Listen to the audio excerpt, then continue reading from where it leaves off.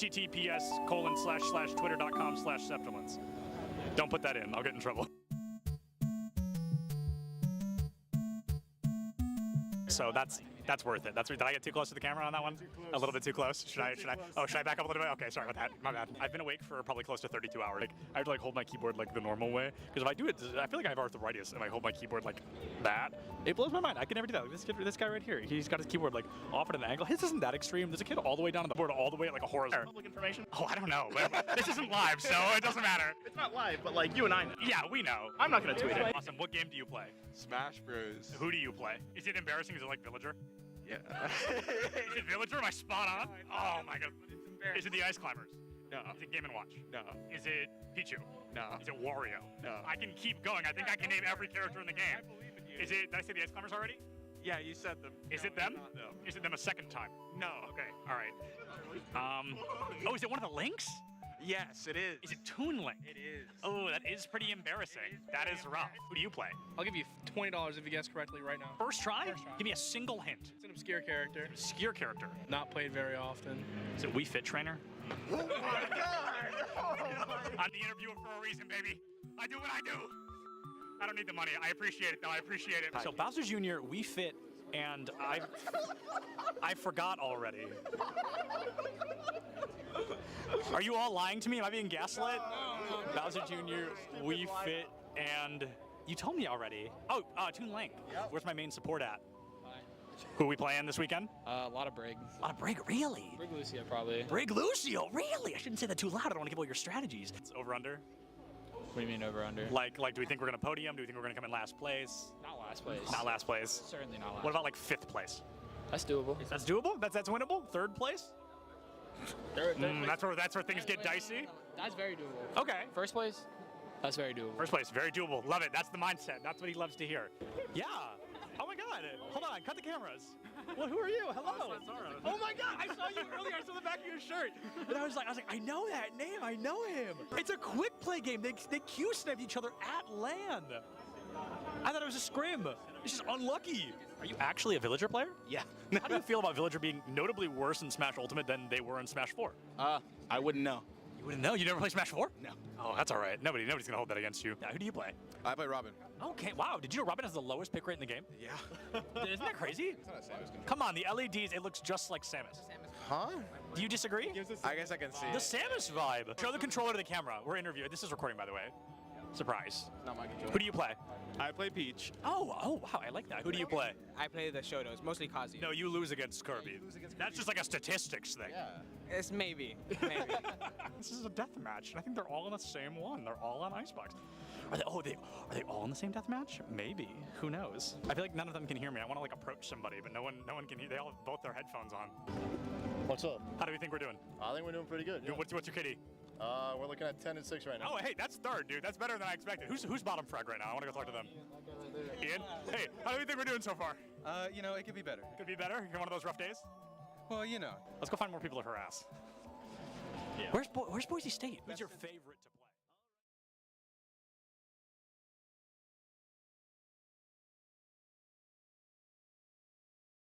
We're at the Collegiate Esports Commissioners Cup. Let's make some noise. Oh, and it's gonna jumped into it. Corner judges go for 1, 2, yeah, he needs more. They're doing even more here. You gotta touch the point. Mr. College walks it in. Toy Boy just gonna drop Knife him. right out in front. Yeah. 3, 2, 1. Running.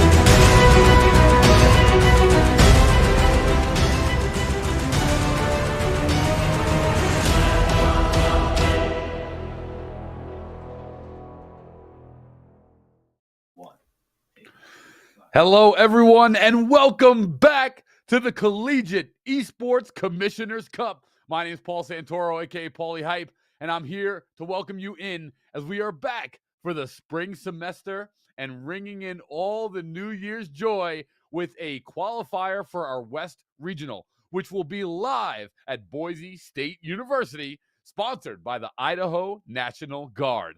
I'm so excited to be back again, once again, here for the spring semester, as we have some of the best Valorant and Overwatch 2 teams across the nation in the West region.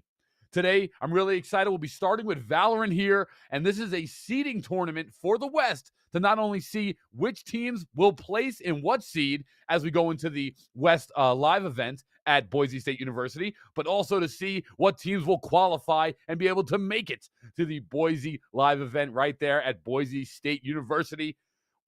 Coached by the amazing Doc Haskell. So happy that he'll be hosting us, and we'll finally get over to go and see some of these prominent teams in the West compete to see who will be the best. Ooh, I like the way that rhymes. Coming up first, of course, we have the two guys I love to hear from, Catinator and Septilence, over on Valorant. They'll be bringing in all the seeding Valorant matches, which will start right here first with San Jose State University versus UNLV Gray. And that's going to be going on right now after this intro. At 3 p.m. PST, 6 p.m. Eastern, we'll be joined by Overwatch 2, which will be casted by the lovely Nerdy Bird and Captain Keys. Really excited to look forward to that as well. So without further ado, I'm loving all this action. I'm so happy to be back here. We had a nice little winter break. We saw some teams qualify at Rutgers at our East Regional LAN. We saw the South Online Qualifier. Now we're going to get to see the West Online Qualifier, and we have the Midwest as well coming up later in the year, as well as the CECC, which will be going down for our May Madness. That is going to be an amazing tournament. I cannot wait to reveal all the details for the CECC later in the year. But for now, let's kick it right off to Catinator and Septilence. But before we do, it's 10 seconds of hype, baby. It's Paulie Hype. Collegiate Esports is back. We are here for CSMG, Esports U, Esports Foundry, to bring to you the best of the best in collegiate esports entertainment. So without further ado, let's do the 10 seconds of hype. I'm hype, baby. Saturday morning. Woo! Paulie is here. Septilence, Catinator, take it away and bring us some collegiate esports. Yeah.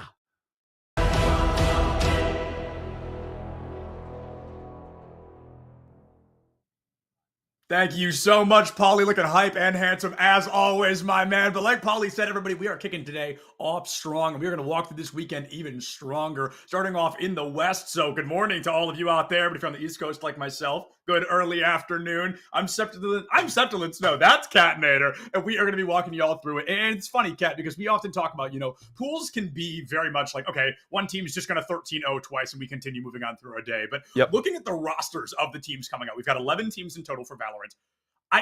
I did not look at anybody and go, okay, that's an easy win. Like, all of these teams have at least 2 people that are immortal or more. Yeah, very, very close when it comes to rankings for these teams. Question will be how these teams look in terms of playing with one another. As mentioned by Paulie Hype, we're starting with UNLV Gray up against San Jose State University. UNLV Gray, this is their second roster in the event. Their main roster is the Scarlet roster, but playing with the Gray roster coming into this one as well. But still, even those squads are pretty close ranking. And I think we talk about a lot of the time how close squads can be, especially when they're able to in-house scrim one another. We know the Gray squad's pretty solid. They're a team that had a run in CVAL. Wasn't the farthest run to be particular, but they did get a run in that event and got that extra bit of collegiate experience against a couple other states of schools. So that experience is going to come in. That's going to come in to help this roster as well. That'll make things interesting. So you mentioned pretty close going into this one, and you really only have to get out of groups here. So the goal is going to be to play through 2 best-of-3s to make it out of groups. And then if it does come to it, we have a group decider tomorrow. But you went through the best-of-3s. You've guaranteed yourself into that top 8. You've guaranteed yourself a trip over to see my boy Doc Haskell. Yeah, and it's fascinating when you look at the statistics of it, right? So there's 11 teams in total.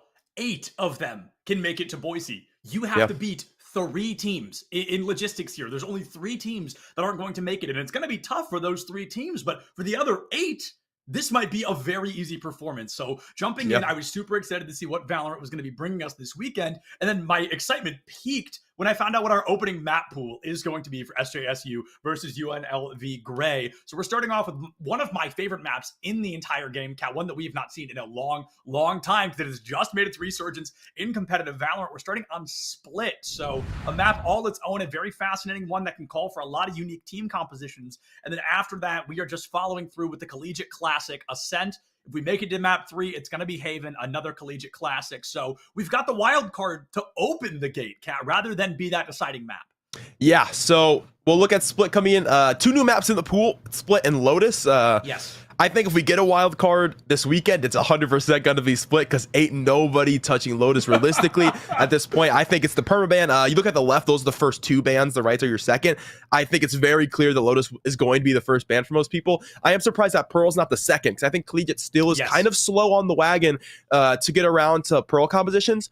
Though I think teams are starting to get a feel, but I think that is like the very upper echelon when it comes to collegiate Valorant. So I don't think that we're going to see Pearl this weekend. If we do, we might see it in seeding a little bit later, but those are best of 1. So I don't know if we'll see it snuck in there. Icebox tends to be a much more mechanical map, a map that really can come down to who is just absolutely insane. And there is one Radiant that goes into this lobby. So I think let's not deal with it. Let's not let the duelists step in and get frags out. Let's skip Icebox. Let's play maps that we know we're going to be able to team up on.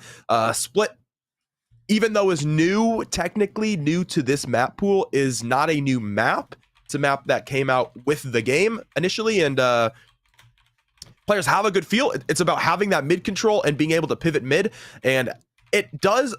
And if you're my ranked teammate, you know this. It plays pretty much the exact same way. Everyone walks into it feeling it's the exact same way. Right. The only real difference is these corridors are a little bit wider now, but the difference isn't enough to change the playstyle of the map. So if you have been around the game, you've been an OG to the game like some of these players have been, you've seen this map before, you know how this map operates. So a wild card, but one that should be comfortable for both of these rosters, to be honest.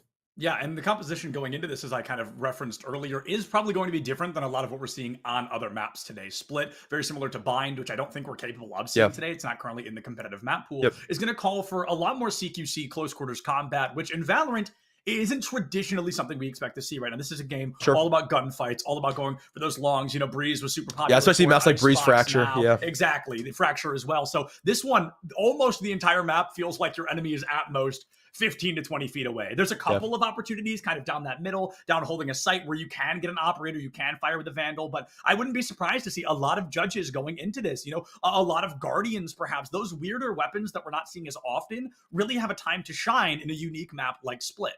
Yeah, a good chance to really get your last stinger kills in before that patch is going to come through here shortly. Finally going to make it more expensive, make it a little bit less accurate. But and stinger, I was going to say, make it a little worse. Yeah, too. It feels like it's almost always good for 1, and that's something that we should expect to see on Split. But let's take a look at the rosters going into this one to see who is matching up in this 10-man. Yeah, this is going to be fascinating as we know there are players a little more than 5 on San Jose. So we're kind of showing you the first 5 early. We might see somebody else in there, but this is the expected starting roster. Khan, Kahim, John Hamm, Chris, and Jarger.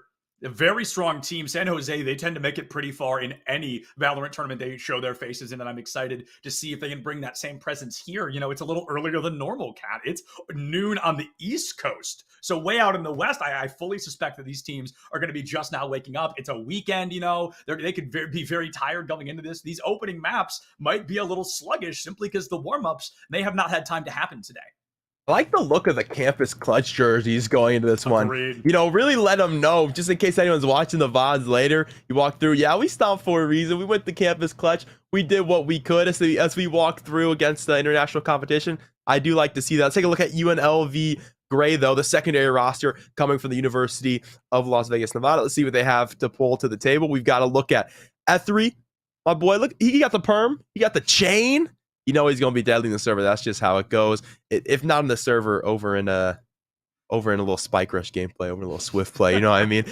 Header will second the team. Joe Schmo pulling in. Not no average Joe, though. Jin and Proton to finish things off. And we got the power of friendship over on this Rebel Gaming squad. Yeah, Proton's real last name, Friendship. Very cool. I was very excited to see that. And another fun fact about Proton, while we're talking about him, an Australian player on this team. That's super exciting. Probably the only Australian player we've got in the CECC West, but that was super cool to find out. And Kat, I think you really brought up an interesting point of looking at these teams. San Jose, very much so, I believe, is the more recognizable team, right? Yeah. I think their outreach has been a little stronger. They've been in larger tournaments, but I think we really cannot write out UNLV Gray because while this may be the secondary roster, it's at the same extent of this is a team where secondary has to be in quotes here. This cannot be called a JV team. That's this pretty is not close. varsity versus JV. These teams duke it out all the time, and there's a very, very real chance that both of them make it out to Boise. But if UNLV Gray wants to make that dream come true, they've got to prove it right here, and they've got to start by taking down the Goliath, known as SJSU on Split. Yep, SJSU ranked on VLR 4th collegiately after their walkthrough of CVal West, winning the whole dang thing. But hey, it's a new day. We'll see how it goes. This is SJSU's map pick, but UNLV Gray, what do we bring to the table? The Astra going to step through. Think about the Harbor as well. I think Harbor's been really interesting to watch play on maps definitely. like Lotus. I think he has impeccable control on Lotus. It's really questionable when Harbor can be useful, but in these close corners, these close hallways, such as we get on Lotus, we get on Split, I think he looks really good due to the fact that he's able to throw these curved walls, right? These curved walls of water can just cover these close quarters in multiple angles to make safe passage possible in a way that Viper can too, but not as well because Viper doesn't have that control over where that toxic screen is going. So we'll get double controller setup from both sides. I'm interested to see the Harbor utilization. If it's played well, I think it looks like a big advantage for UNLV. If it's played poorly, maybe not so much. Yeah, and I think you're running a pretty basic risk versus reward, right? Harbor is newer to the game, but like you said, he can beat Viper out. Those curved walls, it sounds like such a simple thing. You're like, oh, but curved walls. But on a map like Split that's so close quarters, you can really box or create boxes to take down your opponents, and it can help your team incredibly get onto a point that may have been unbreakable beforehand. I think we're going to spend a lot of this map talking about Viper versus Harbor. Harbor, newest agent in the game, really brings a lot of things to the table. A lot of people were ready to write him off when he came out, but slowly, like you said on Pearl, people are trying to play him on Lotus as well, and now it looks like that's extending out to Split. Now all three of those maps do feel like more of those close quarters maps, and it feels like Harbor is getting the Astra treatment. When she came out, she was just completely gone. Nobody cared about her, and then all of a sudden she was one of the most viable characters in the game. Let's see if UNLV Gray can make that same case for Harbor here. Yeah, so usually what happens, you get a new map, players finally step through in theory craft on the newer agents and realize, well, there's versatility here, and this is going to be useful on multiple maps. So it is interesting to see. We will see indeed. Game already going to be up through this heaven spacing, and that toxic screen got him up so far. They've got the room. Now it's to play to sight.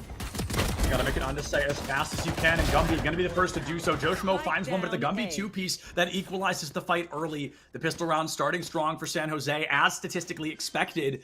But it's not over yet, Kat. If somebody's going to clutch a 2v3, the pistol round is incredibly likely to be able to do so. John Hamm caught out on the corner, and Proton wants to rush window. Is Gumby going to be patient enough? Oh, no, the timing, the wall! So Gumby many knows it timing diffs back-to-back there, but Gumby reclaims this high ground. And UNLV Gray racing the clock to try and find that defuse. Proton catches a bullet to the body and has to Info on just one. Quick. This is close. A lot of damage on both sides. And if San Jose just plays the spike, I think they've got a very real chance of winning this. Jargo come to grab one. Trade's going to be there. Still no defuse just yet, not even halved. And Jargo will sit here on another paint shell. Here's the tap, looks for the swing. No time, regardless of how this one goes. We'll grab the frag as well. 3K for the raise. The pistol round picked up the collegiate unit that is SJSU. And I'll be honest, I'm not usually one to love the pistol round, right? Because it can be pretty boring, and it can be something that just kind of has to happen. It's what happens after the pistol round that can really make or break a team. So we're seeing the Stinger buy up, which makes a lot of sense. UNLV Gray, they want to stall the statistics early, not the statistics, I'm sorry, the economy. They want to wreck the economy early. They want to try to buy up to what they think SJSU is bringing out. Problem is, I saw at least 2 rifles in the hands of SJSU. UNLV Gray is certainly not going to be expecting that in round 2. Yeah, I have really been a strong proponent to the light armor rifle by round 2. As long as you're confident, right? As long as you don't play like an absolute moron.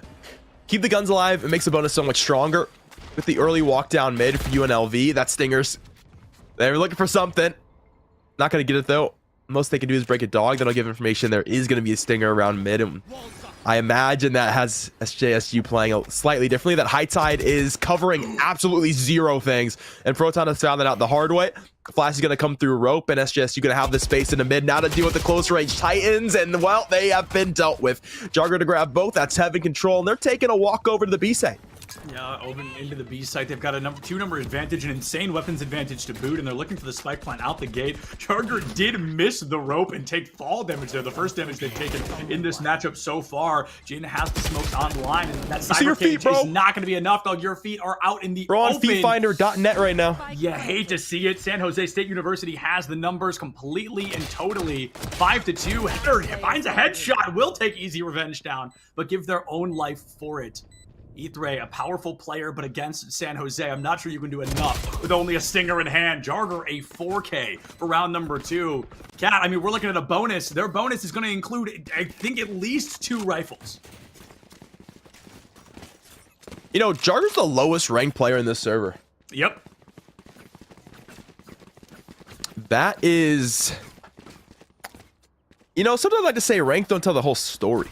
I think it absolutely does. That's what I like I think to say. Valorant in traditional competitive ranked and in a team-based competition like this are 2 completely different games. I really do think that. Well, you think it for good reason. Jugger looking good so far. 7 frags start this one out. And as we mentioned, the rifles coming out into what is the second round buyout means they've got a pretty strong bonus going here. So there's a good chance SJSU take this bonus and they look at what is going to be a swift 3-0 and a swift economic control for them. They all tuck knife. That Stinger has no info. All they have is the dog right now for the defensive side of things. If Gumby can open up the door, there's a big chance they take this. First picked up for the Viper. Gonna be really good at finding those first bloods, but instead going to be the first blood of San Jose. Yeah, I mean, you mimicked the call great there. I'm sure Gumby very confused how Header was able to sneak in on them and find that elimination. It makes it a 4-4. The Viper's gone, and that makes it really difficult for San Jose to get into sight. The wall has fallen. There's no smokes to work with, and you're going to have to rely a lot on these flashes from your sky to try to get some intel to know if a site is safe or not. We hear the Hawk get taken down just as fast as he is a moment later. Proton finds a 2-piece, Revenge being the second. Jarger, the absolute juggernaut in round number 2. Can they mirror it here? Can they give us another 4K? Unfortunately, they fall into the firing squad, and that is a complete Thrifty round win for UNLV Gray. They've stalled out the economy a little bit, Cat, but I think San Jose still going to be in good enough shape to take this round tried and true. Very weird calling that round. Agreed. I think you recognize very early that UNLV does not buy into that round. So we're looking at just the Stinger up into Heaven. And they play still to the close contact angle. They send John Hamm the Astra into mid to basically no information, and they don't bring help either. So one of the controller dies pretty early in towards mid, gives a gun away to 2 sheriffs that just stepped down into mid, and they've stepped down into mid on the eco before, right? The second round they stepped down into mid with 2 players. You should have an inclination that they like to do that. They like to get close contact early. Just feels like a little goofy calling. I don't know. I mean, they had 2 pretty dominant first 2 rounds, so sometimes you do take your foot off the gas. But I think this is a good sign for SJSU not to do so early, as UNLV Gray have given themselves a chance back into the game early. Tasmanian Tiger going to be running up, I believe, Catwalk, but instead it is eliminated quick. No information gained for San Jose. The Sky should really be a great help in this team knowing when a site is or is not safe. Now, unfortunately, in the previous round, it didn't work out well as the Tiger was eliminated early and the Sky fell pretty much right after. I want to take a look at the spike here. As we notice, it is not pushed into the A site yet. It is slowly but surely lining up with the team. They didn't want to overextend and lose it. So the game has been changed a little bit. It's about patience right now. And Gumby might be able to find this first blood once again.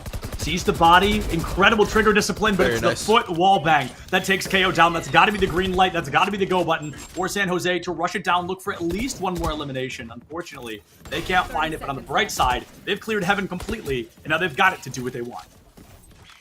Yeah, the issue, right, is they have to still get to sight, and they're going to opt to rather than fight to sight, they'll fight away for B, knowing that the players have all rotated over, so Joe Schmo will fall into B Heaven, and that'll give them the cue to actually go take the sight. Gumby will be here on the lurk as well. Nice as mentioned, this header will fall.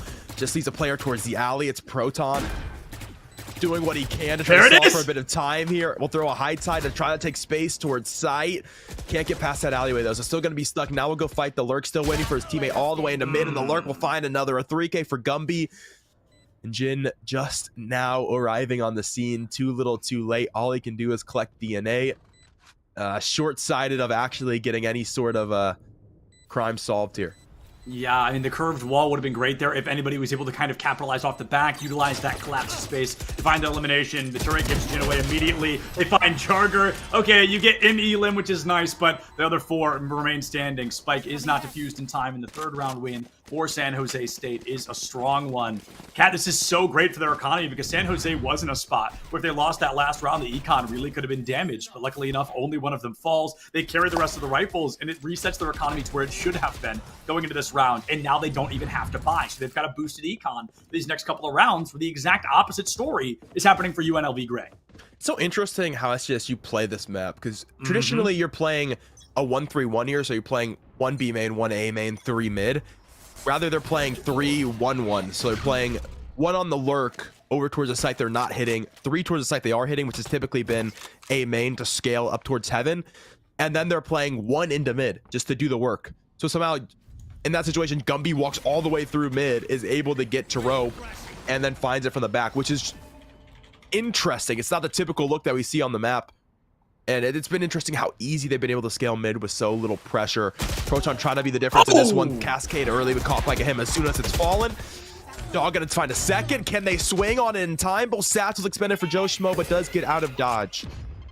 Able to make it back up into heaven, has to use the nade to make space, and you gotta feel a little lucky there. Both blast packs and the nade keep you alive, but unfortunately, that is your entire economy. I mean, that is all of your utility that you had in hand. So you're going to have to play this game a lot slower on that raise. You're going to have to play a corner, wait for somebody to choose to peek it, and try to farm that nade back. Speaking of farming, Jin might be able to get 1 or 2 eliminations if there's a reckless turn on the corner of Garage. Wow. Talk about timing. Checks Garage 4 times, and the time he doesn't, somebody's going to peek that corner. They're both in mid. Spit out into sight, and now it's going to have a little bit of intel, but I don't like how early it comes out. It really doesn't get onto sight. It just opens up that corner of sight. Might be just enough to plant, though. Jin in the corner. Oh, gets caught out by Kahem, and Gumby will find that secondary elimination. The sight wide open. The Viper's Pit is going to be big enough, just barely, to find that spike plant. Seekers out to find the final 2 members. San Jose, they're committing a lot, but they want to take this lead. They want to be as dominant as possible in this first half. Yeah, looking to break eco yet again, so they will expend just a bit extra to make sure that's possible. 2 players left for this retake. Header in first, going to be the bait in the scenario, 11 HP.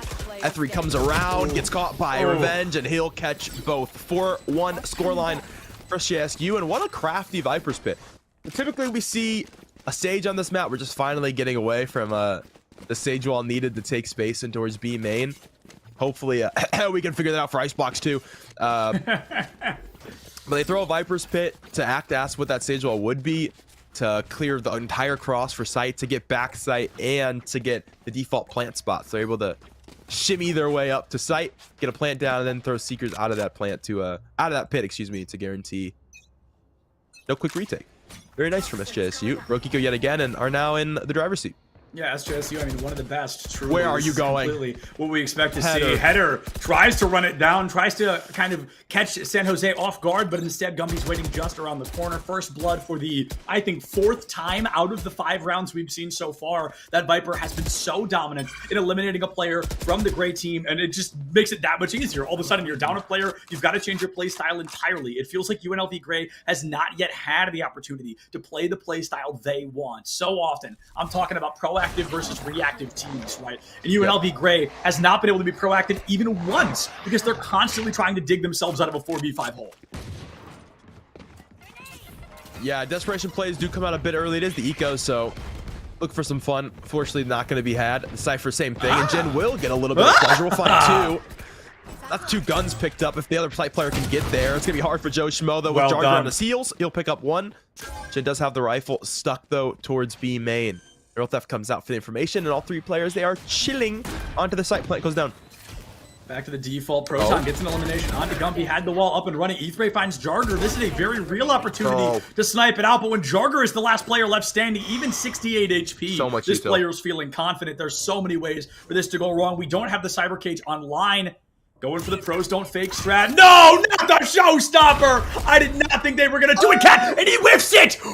He damages. He goes down to half his own HP. The stick will get the job done. Can Jin live to tell the tale? Unfortunately, no, but a round win is a round win regardless. Jarger carries the Phantom into the following round, and Cat, I've got to say that showstopper, absolutely an ultimate. San Jose is going to walk back. He almost killed himself. Truly, he cut his HP in half.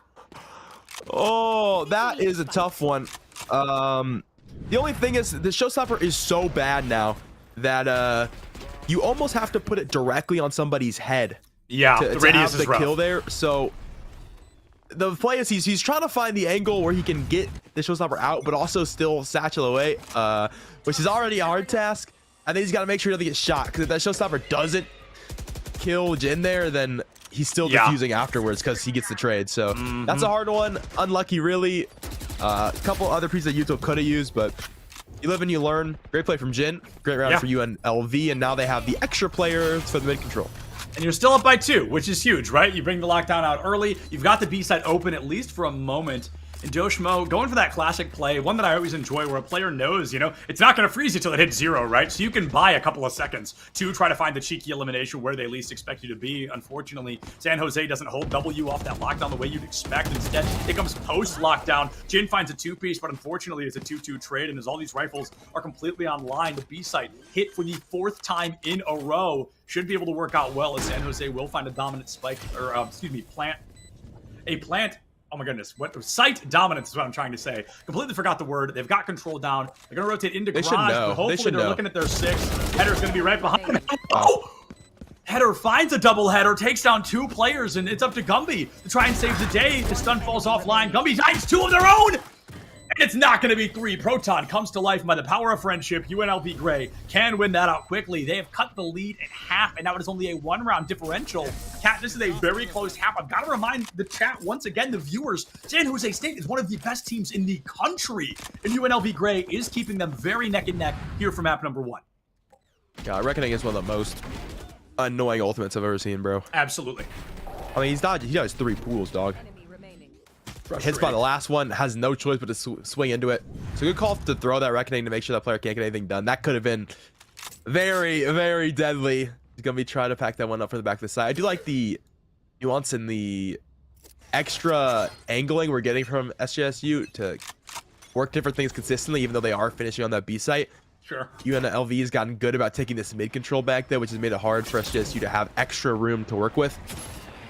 And then throw that lockdown. It doesn't necessarily cover all of mid, it just covers B heaven, so there's still pivot points for UNLV, and they use them quite well that round.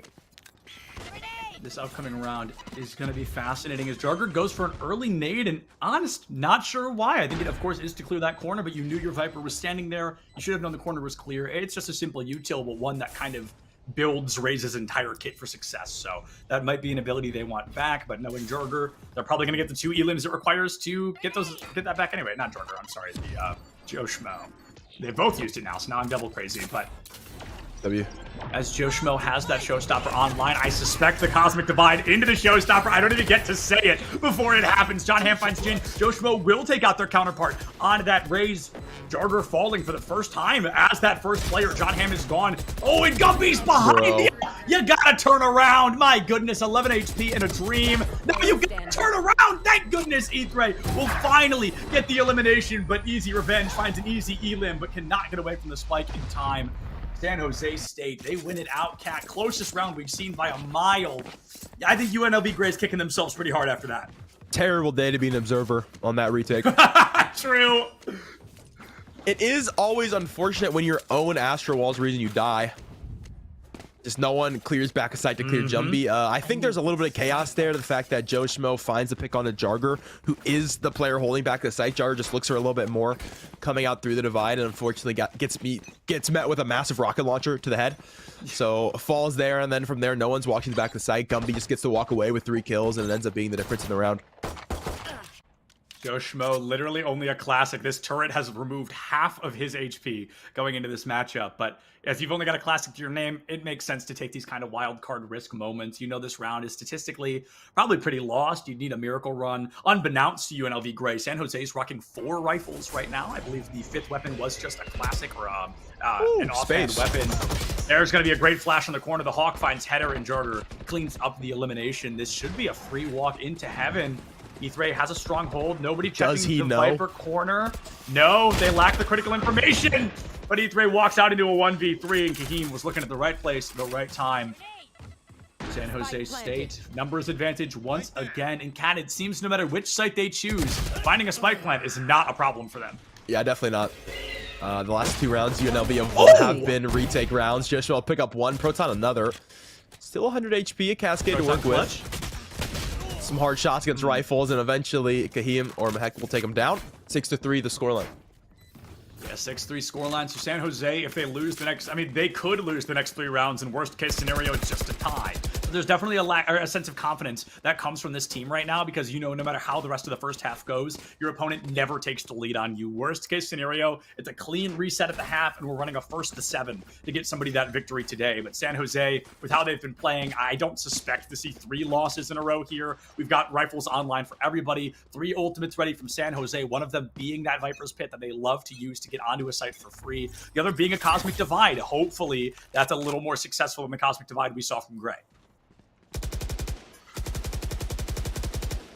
Really spam through. Joshua wants the heat. Ooh, pop flash to get in. Revenge will sneak away in time, though. Swarm broken. Revenge has wasted so much utility over on the B side. Is anchored 2 players, and the actual push comes now on its way towards A. 20 armor and 10 HP offline, but that KJ not even going to be in this upcoming combat. Gumby has to give their life to make sure Header goes down off that high ground, which makes it a little easier for San Jose to run the site like they want to, and Kahem does find it just as quickly. Jin has fallen, a power player off the table. At 36 HP, I'm not even sure how that happened, but it has, and that 36 plummets to 0. Here comes Jarger all over again. Takes a 2-piece out the gate, and it's up to Proton for the 4th round of this half. The last member standing on the side of UNLV Gray. I'm just not sure how this is going to go, Kat. This is going to be a very difficult journey. Something we don't see enough in collegiate that I want to see right now. Save this weapon. And that's exactly why you should have. You're never winning that 4v1. Well, John saved his weapon. You're right. Yeah, you got me there. Does that mean anything? Does that make you feel better? Not quite, unfortunately. Well, yeah. Sorry to see it, really. Stinger's back alive. Probably close contact on this one yet again. It'll be the full stack on its way to the A site for UNLV. They've put poor Ethry, the 2nd lowest ranked player in the lobby, also as Immortal 1, but Jarger has 15 frags, so we've called him the higher ranked Immortal 1. Right. If we look at the RR, he probably is. I don't know. I mean, that's my own discretion. Good Knife has scanned 3. No rotate just yet, though, so still the squad not confident. I don't blame him because SU has done a good job of starting early and being on the other side of the map at the end of the round. Gumby. No, Proton, first time in a long time, not going to take that advantage. Or not that, sorry, not going to take that space to lose advantage. Jarger looking for a high ground opportunity. If they can get into sight, take down E3, they can completely smoke this out, get into heaven, and follow up afterwards. Tasmanian Tiger gets the stun, but the fragment grenade kind of cancels it out. E3 running for their absolute life, and they are going to be able to survive. Proton, a phenomenal flank down onto Hell, and it looks like it will not net them a 2nd elimination, but at least you have found that trade that will not last very long at all. Joshmo equalized once again, a 3v3 weapons disadvantage for UNLV Gray. Might be the reason they lose the round. Kahem finds it. Header on the high ground, puts down 1. There's 2 more left standing. A Phantom in hand for the both of them. You need a miracle run here, Cat. Can't miss a headshot, and Header has not so far, but they cannot get away to reload fast enough. An easy revenge will win the 8th round for San Jose State, looking very, very strong on stage. Yep, just forced the issue that round. No, they got the weapons advantage. Just take it straight to the dome, and they get the job done. Gumby is literal gum on your shoe, by the way. You need a scraper for this lurking Viper, just consistently picking up frags somewhere on the map, whether it be the walk through a rope, the walk through a heaven, or in this round, or the last round, the walk through mid. consistently finding that frag on the rotations for UNLV, making it so hard for them to get the extra member into their retakes, really creating chaos in the comms, and also just frustrating at some point just to always have a fly on the wall right when you're trying to make something happen as a team, right when you're getting that retake util coordinated. To see that util disappear is really difficult. So timeout's going to come through. I think this goes much more to the next half, just the fact that there's one round left, and it's not like there haven't been big SJSU momentum swap rounds already, so I don't think this timeout really goes to speak to this half at all. Yeah, I have to agree. I think not only is this the first matchup of the day, and it's a whopping, what is it, 9:40 for them right now, way out on the West Coast. So it's very early in the morning. I have a suspect that there wasn't a scrim going into this, but not only to kind of take away from San Jose's success, this is just what we're expecting, right? You look at players like Gumby, you look at players like Jarger, and those two have been online this entire half, 17-7 and 15-7 respectively, essentially double what anybody on the side of UNLV Gray has in terms of eliminations. Now, that scoreboard is a little more spread out, 3 players with 8 eliminations instead of 1 or 2 carries, but what I'm saying is San Jose, if Gumby and Jarger are standing, every round is winnable. If UNLV Gray can shake things up and try to find those early elims, there could be a really strong success in picking this team apart one player at a time. Now, speaking of these two, here they go rushing into sight. We saw the Cosmic Divide. It's going to be answered out by a Viper's Pit. San Jose completely locking down the site.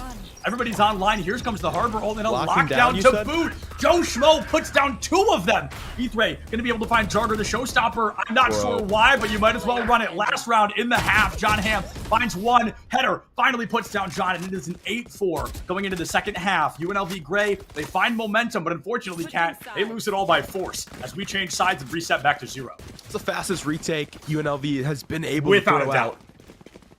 It's been a lot of pre-planning. That's the first time we see SJSU take full contact execute as well. I think you can already tell the implications of why it's important to have at least one player on that alert to guarantee mid control. Why you typically see most players in mid on split.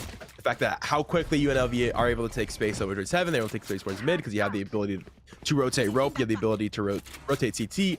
They're immediately there. Immediate retake comes through, and great angle as well from Observer to get the free cam on that, because that was a pure chaos as they stepped their way back in through the ults to make it happen. And Showstopper comes out as well to make sure that lockdown goes away, doesn't get everybody ruined on the side of the site. Cascade gonna guarantee orb control for UNLV early towards B.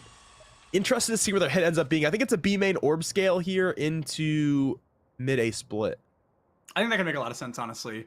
We take a look at where the spike is right now from the side of Gray, and they want to be playing this slow. The pistol round is the last true expected opportunity to turn this around, right? Everybody is set completely back to 0. You're all using the same variations of the same gun.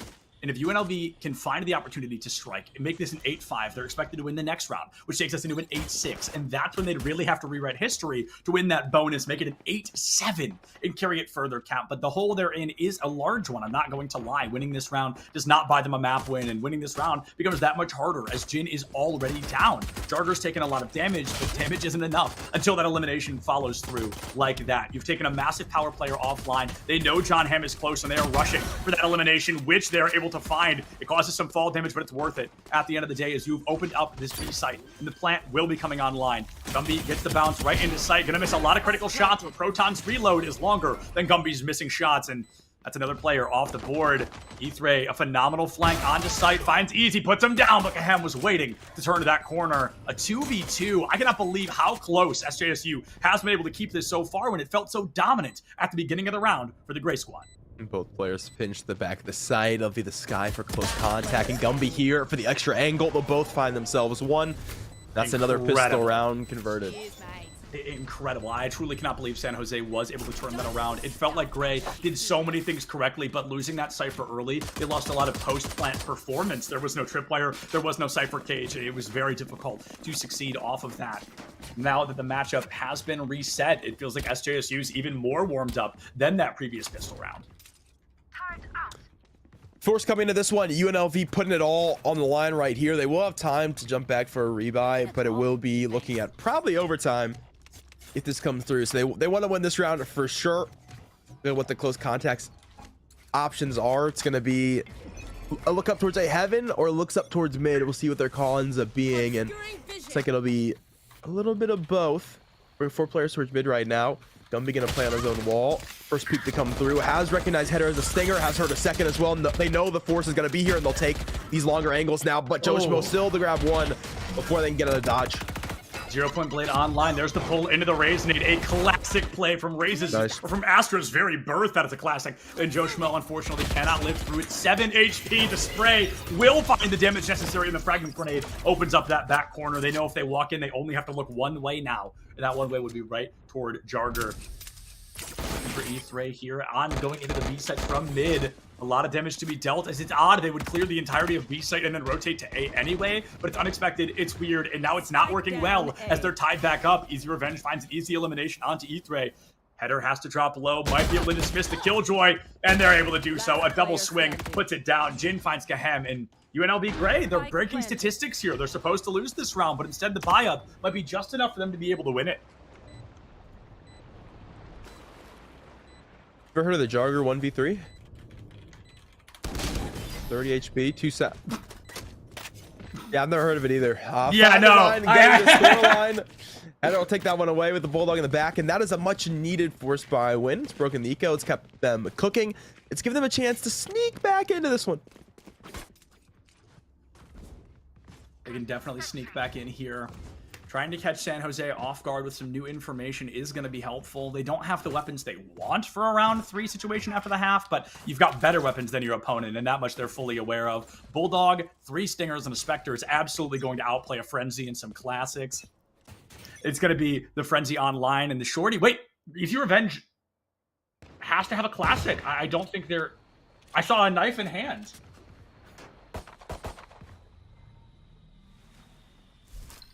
Walk down on its way, this time with a flash involved. This could be big for the eco. 3 players in first. Joe Schmo will take 1 before he's traded by Gumby and John Hamm and get themselves 2. Traded back still, though, for the looks of Ramen. The looks into Sewer. As Header will find another. They've traded it back. They've avoided the guns being picked up. And John Hamm has to leave empty-handed unless he wants another frag. Jin gonna fall. Both players in the bottom side of mid. Both players have been spotted thanks to the KO knife coming out as well as the Astra spotted. And LV gonna step in towards mid. A 2-on-2. Still no gun to be picked up though, because this mid space got taken back so quickly.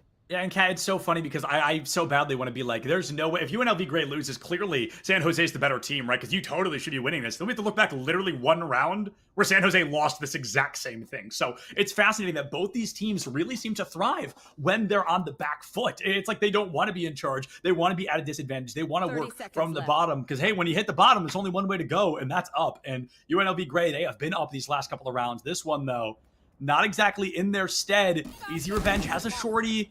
That's an easy 1 elim, but maybe not 2. Easy Revenge is able to get that job done, and UNLV Gray, I mean, Kat, that tilts me in a heartbeat. I can only imagine how they feel.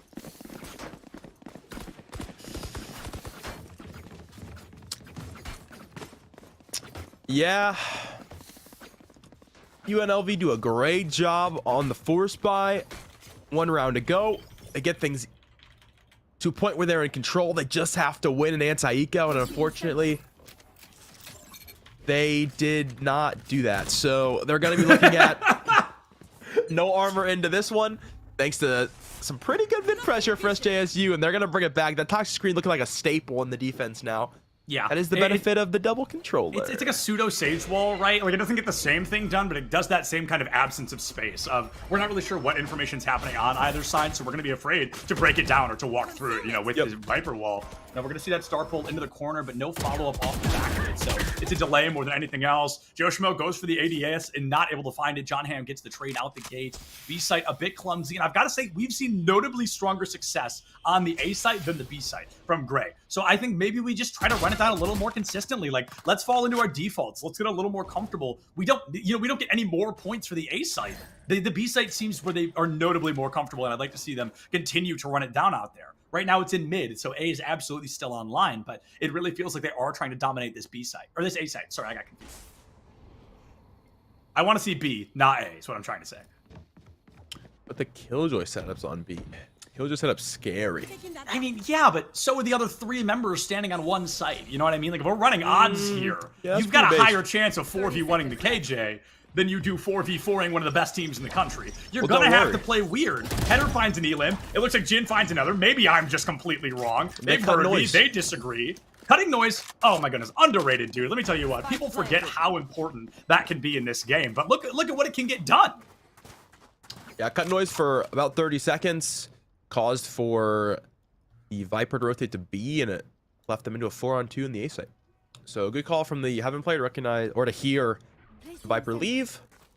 Say we got the numbers advantage. Let's take the fights, and didn't even need the trades. Just won them straight out right. So they've got themselves in the A site. Plant's gone down, and it'll be save city for SJSU.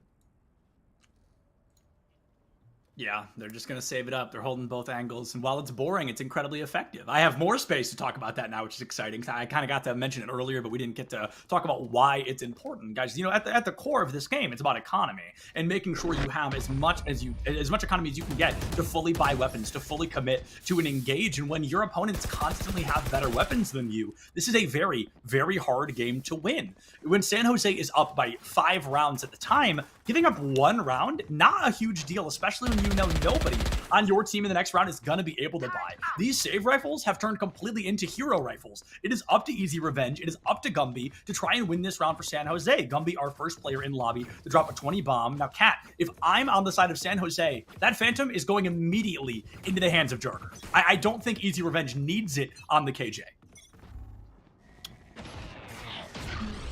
Not a terrible point, not gonna lie. I mean, if you're playing KJ, right, you want to play kind of ratty, you want to play kind of slow. Jarger needs to be in the face, needs to be in the front line on Raze. The Phantom's just going to do Jarger better. The only thing is typically you're leaving your KJ alone, which isn't the case That's in a this great round. point as well. Yeah, that's true. That's very true. Is the typical case. So if they're the site anchor, going to have their best chance of winning what is going to be a disadvantageous fight. All right, goes to clear flower, nothing there. Unlucky, really. Ultimate expended, and they have no real room off of it. They're going to play through B main right now. Johnny has picked up 1 header of the trade. But that means mid space is going to be taken. 2 players have walked away from B, and see how quickly SJSU have realized this. So. Phantom wouldn't have done you much. Yep. Oh, see? And okay, never mind. It does Revenge better. Takes out Jin. The blast pack off the high ground there. They know somebody's up into heaven. And Gumby's rotate's going to help them get onto the low there. Joshmo was taken out directly on the A side, I believe, which is a difficult spot to be in. Not sure how E3 ended up in 1 HP, but by golly, they sure are. So instead of a 2v3, we're looking at a 1v3, no doubt about it. And now it's a 0.1v3 as Kahema lands a phenomenal Hawk. Needs literally a fraction of a bullet to hit, and it will do so. San Jose setting up their 3rd to last round. This upcoming round could very likely be our penultimate round of Split, as it should just be a complete total buy. You know what? Jarger wins that with a Phantom. Jarger wins that with a Phantom, I think. They hit 3 times with the Singer. That's a kill with a Phantom. Well, it's 4, but... Is it 4 this with a Phantom? Yeah, he had a 4-shot body shot. Oh, well. Could be winnable. Hindsight's 20/20. Yeah, could be. The round's still won at the end of the day. Not a big deal. Phantom kickback's pretty hard, though, so he might have headshot That's him. true. That's very true. There's that wall again. What is that? Whoa. I mean, it's the same wall we've been seeing, so the angle's a little steeper, yeah. Very clever. They're going to flash through it. Joshmo's already in front of this, though, so the Viper has... Oh, Gumby's timing is just so lucky sometimes. The ability to walk in and out of that, yeah. Joe, terrified to peek the corner, doesn't know which way to look. Oh, still lands a bullet onto Gumby. 62 HP. Toxin screen has to go up from Gumby to make this really difficult to break through Catwalk. And it's not even the Catwalk push. They're worried about drops down into Flowers. Tries to hit the close corner. I don't think they made enough noise to be heard. This could be a surprise elim. Oh, phenomenal observing from our friend Cool Scoots. It's going to be a 1v1, now a 1v none. Gumby gets it and dips. Jid out the gate. Gone. A lot of information off the table for UNLV Gray. Ooh, almost the head taken off of him, but that will not be the case. But throw everything into this one. Immediately through that harbor. Cascade going to come through as well to clear off screen. John M still doing work from the back of the site. Almost find another Joshua will be there to win that fight, though. So 3-on-3. When the dust does settle, Plan's going to go down inside the cove. I love the cove there. You know, it just buys a little bit of information. It's a bullet shield, makes the spike plan a heck of a lot easier. And Proton finds it, an elimination to boot afterward. 2v2 has not been the name of the game for UNLV Gray so far, and I really do not want to see a push here, Cat. I want to see a hold. I want to see a spike kind of confirmation. Maybe you go down with it, but a round win is so unbelievably important right now. Holding corners and letting them fall into you is exactly what needs to be done for UNLV Gray to win that round, and that's exactly what they did. E-Gray holds it, plays it low and slow, put the 7th on the board.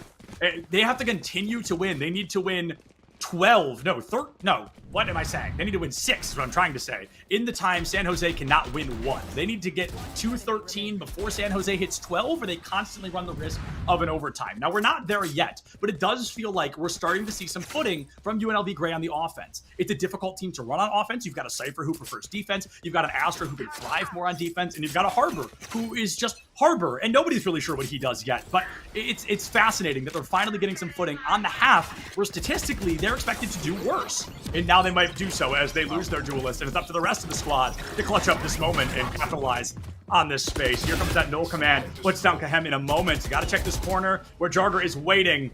And Proton will bite that bullet early on. Very difficult round win for UNLV Gray incoming. Crucial error from Kahem. He tried to walk away. Literally said you couldn't do that. Gumby's still going to hold close B main. Caught by the util, but does have the info first onto Jin. Oh, on land, the crowd is screaming for him to spam through that. Absolutely. Unfortunate, really. F3 will be in the back of sight. But not much to be done. You have to link up with the spike player and see if you can find anything leaving the site. Try to create an opportunity. Oh! Does find Jarger. Does give himself away, though, and there's still 2 players nearby. Somehow F3 can make this one look good. He's got a chance to bring the spike back around. Gumby thinking about it. It went for it. Pits dropped. This is 3 get for the KO, and now his teammates here for a 1v2 on the Astra site. They got to not peek the same angle, though, here, Cat. They've got to just wrap around the pole. John It's M's very killing the easy planner, to do. bro. No. Critical thinking skills 0. Patience They is did a not virtue. clear. They did not clear that part of sight at all, Cat. They could have been on either set of boxes. I don't like what we just saw. Incredibly reckless, and he's not doing it again. Come on! Oh, just I don't know what happened, Cat, but I'm speechless. I mean, fairness, they had there is no fairness. They had that round in the bag for like 40 seconds. But they never checked. They never checked. Yeah, but like that's more a good play from John Hamm than a bad play. To go for a default plant with over 25% of the site uncleared. If you don't have any information, you're supposed to info peek if you're the defensive player, and it's more just John Hamm never peeked. Like he sat there and ratted for 40 seconds. He's literally like Tom and Jerry in the hole of the house. Yeah, I don't know. It's just, in a cheese. 2v2, I don't know. You've got to break expectation. You've at least got to be like near each other or covering each other, which was not happening. It is tough that he didn't clear the second time. That's what I'm talking about. Yeah, exactly. Like it's I don't know. The clears were not where they needed to be for UNLV Gray. That's a really damaging round. This is their last time out. This could be the last round. Their economy gets shattered off of that, Cat. Yeah, that's there's so little to be done here. Yeah, and this time this even their if it map doesn't pick? go to any, no, it's not. Even if this doesn't go towards anything, I mean, at least it's timeout just to try to calm the frustration of both players having to die to a judge on site. So yeah, they'll take a second here in this one. They'll sneak out what they can, which is unfortunately 2 rifles and a lot of stingers. So see if they can find value into this one. It's an offensive round, so they get to at least pick the angles, give these stingers a chance at the round, but this is not going to be one that goes easy. There's going to be that cognitive divide for the retake. There's going to be that showstopper for early damage or for the retake as well for the defensive side of things. And you can't really use a neural theft unless you find a frag, so we'll see what they can do. The Gumby walkdown is going to be here. Just going to take it dry, and we'll pick up 1.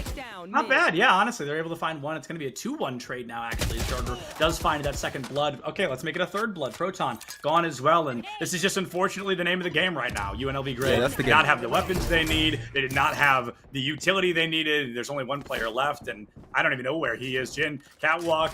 Maybe you go for the hero play ace. Like, it's incredibly unexpected, but it'd be a heck of a watch, that's for sure. The first Vandal we've seen, I believe, on this map so far, Split is like the Phantom map of Valorant. But they'll give him it. Making a lot of noise. They'll give him these 2 first. Oh, through the hawk. Poor Jin caught out, and Jarger, just the juggernaut of San Jose State, leading this team to greatness. 13-7, dominant performance through and through, Cat. Now, bright side, not a BO1. Okay, Split's back. It's weird. It's new. The game has drastically changed. Maybe they're not ready for it. Next is the face of Valorant. I mean, it is Ascent, the map everybody has played hundreds, if not thousands of times. So it's going to be a little more comfortable. And I suspect the compositions we're seeing are a little more comfortable. The further into that game we got, the less and less I liked the comp from UNLV Gray. So hopefully they go for something a little more default this time. I think that could work well for them. I like the usage of the Harbor. I think it looked pretty solid. I think more so there's issues on that attacking side. Excuse me. And the defense side in terms of I just trying to make retake you to look good. Yeah. There's a lot of moments where like those high tides, like covering sight, just aren't really useful. But that also comes to like the team dying in rotation and not being able to play off of them, right? Like the high tide comes out of alley. There's a player to step after. Maybe it does look good to cover your initial points. I thought like the cascade timing was pretty solid going out of heaven. Yes. I think especially where it came through, right? Like it's so misleading sometimes is where that wall of water is going to stop. So it comes so much deeper into sight that a lot of the time the heaven player sneaks away, right, to try to play behind it, thinking it's going heaven. It goes to sight. It ends up just fully baiting them out, putting them off the angle that they should never ever actually leave. I don't know. Very interesting going through the whole thing. I will say, though, I think I'm a supporter of the Harbor, but I don't think I want to see it on a set. But speaking of supporters, the Idaho Army National Guard is a proud supporter of the CECC West qualifier. The Idaho Army National Guard invites you to take your impressive critical thinking skills into real time with more than 10 jobs offering a $20,000 bonus and your degree of choice paid for. The Idaho Army National Guard is the best team out there. You can reach out on Twitch at iGuard Gaming, but for now, we're going to reach you out to a break. Maybe go ahead and talk to them while we're on break, and when we see you, there'll be a cent.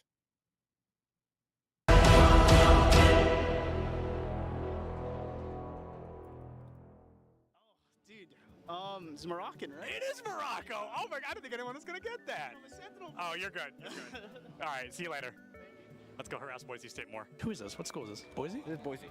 Oh man, that's okay. Boise's still got really good odds. A Large Bagel, one of their tank players, Nerdy Bird, they're off tank. Both of them not here. A little bit scary, if we're being honest. Getting warmed up, getting ready to cast some players. No, okay, not cast, interview. Change your mindset, change your mindset. Words. No, but last words until we come back. Oh, okay. Because we're leaving. Enjoy. Oh, that was good, that was good. Anything from you? How are you doing, Polly? Awesome, thank you so much for your time.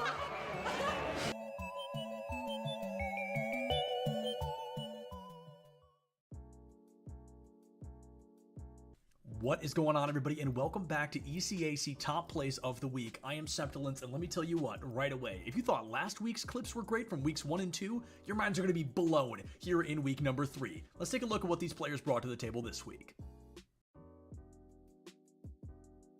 We wanted a banger to kick things off strong in our 8th slot of the week, and let me tell you what, CU definitely coming in clutch. They're already up a couple of points, but they want to make sure they can walk away victorious in game number 1 with a pretty good pinch from Pancake. Yeah. Ooh. Another good shot. Pancake with that shot. Oh, get your syrup and your chocolate chips out, because this pancake is looking tasty. With only 60 seconds on the clock, the University of Kentucky was feeling great. They'd already won a fight, Midtown was within their grasp as they only needed to secure one more fight win to full hold Bryant University. But Klaus knew, sometimes it's not just about winning. Sometimes it's about sending a message. Okay, they've got to move. There's the initial hack. Klaus down like the cat among the pigeons. And there's not a lot of coming back from that one. The fun, it's...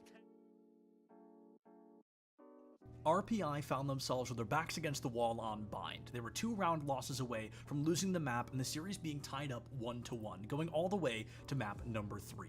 They needed a hero. They needed somebody to guide them to the promised land, and it was Moses with a 3-piece that secured the deal and won them their 9th round. The team, Southern Arkansas, will make a free and clear take on the site unless Moses able to lock it down with a 3K. It's all up to the singular Briani, who's nowhere to be found. That must have been, he just walked through. CU did such a good job this week that we want to highlight them not once, but twice. This time the attention pulling over to Larrick, who gives us a great aerial coast-to-coast play and seals the deal with what looks like a 0-degree goal to put CU just 1 point further in the lead. Oh, that was beautiful. Beautiful aerial goal. Could have said it better myself. Look at how Lyric creates space. And the accuracy. Does it get any better than that? It really doesn't. For this next clip, we're jumping over to a Smash crew battle where things are looking good. All 3 players alive on both sides, and Bounce with 3 stocks against their opponent, Sam Kalta. Bounce finds an amazing snipe off stage to guarantee Sam's first stock be taken off the board, putting Bounce's team in the lead. Unlike but that nice neutral B off beautiful stage. snipe. You love to see that one. Week number 3 was the week of Rocket League, the week of CU in particular. Lyric, just when you think this team can't come out any stronger, finds a 3-second goal against CMCC that just showed the dominance CU was willing to come out with here in week 3. We are 3 Oh my god. seconds into game You don't get number much better 2. than that. That was awesome. Oh man, that was beautiful. Ceramics, pedal to the metal right there. Foot on the gas pedal. With a 1-round lead on Ascent, Suni Canton was feeling a little bit shaky, and it was up to Lil J to make some big moves. You got dash. Not gonna go for it. We get all the way out of that one and fake the dash away, so they know about him close. Well, the room will give it away. Let's tuck the nade though, so definitely gonna stay alive. Party's Okay. over. Good. All right. Spike down B. Jinx, bro. Yummy soda now. Love that. Oh, the timing. I like the gust. One enemy remaining. Ace. Classic Lil J ace on its way. Happy to have it. 5-3. Sunny can't. Things were looking bleak for the University of Kentucky on the 5th and final map, but the momentum started to shift. Now, we were certainly split on who the winner may be before our first map split, but afterwards it was not a surprise who comes out on top. San Jose State University was able to win in a relatively dominant fashion, but Kat, we discussed a lot kind of why split may have gone the way it was. It can go to the success of San Jose, one of the greatest teams in the country. It can go to the defiance of expectation of, playing split, which has recently returned to the competitive scene. But if our friends over at UNLV Gray want to make a statement, it has to be on this next map, the most basic map in the world of Valorant, one we have seen many times. It's going to be Ascent, Cat. So are we going back to basics here? Are we returning to the OG play styles, the safe picks that we expect to see? Or do you think we're seeing some more unconventional picks? It's a guess. It's a wild guess. But, what do you think we're seeing? We're back to the norm, bro. I mean, like, come on. It's tried and true. You know the map.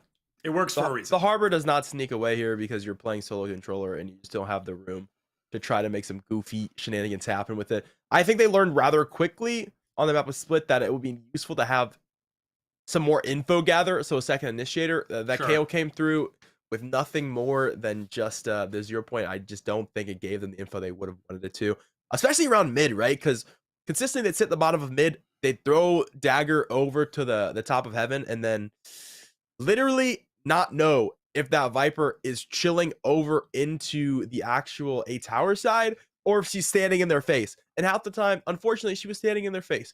Or they had a Skydog, or they had a Fade, immediate. Oh, she's right next to us. You know what I mean? So I think we see something different here on Ascent for sure. What that'll be for UNLV, I don't know. I mean, we'll see what they want to throw to the table. SGSU look pretty good though, and Ascent a map that everybody knows, right? So mechanics are gonna be the look here, but we'll go to Agent Select. We'll see what these teams want to throw at us. Don't think it's anything too unusual.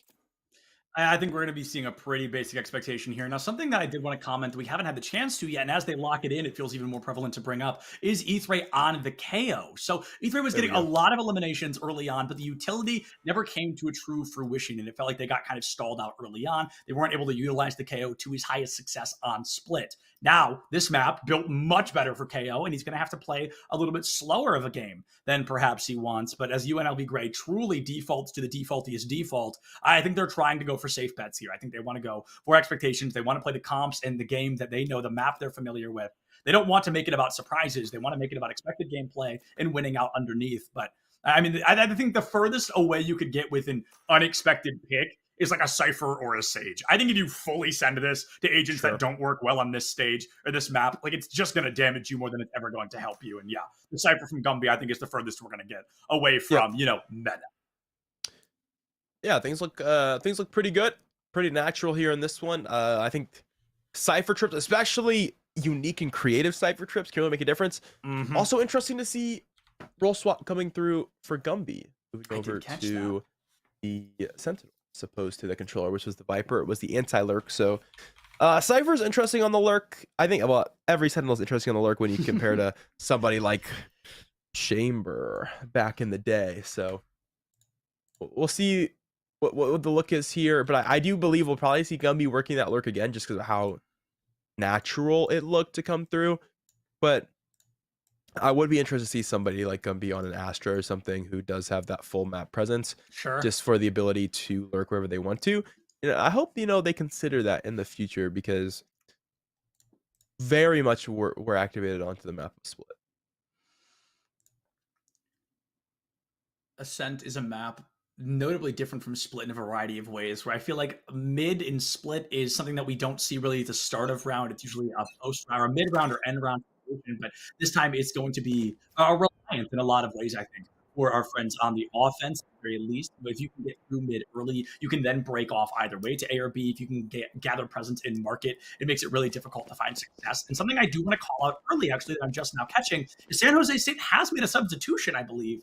Mans is joining the roster, and I believe they are subbing out for Easy Revenge, who was playing on the Killjoy. So Revenge is gone. Mans is in on the Omen. Cat, it's fascinating to take your KJ player out on a map where KJ can work really, really, really well. But you also can't play Cypher and KJ together. So is that what they're going for?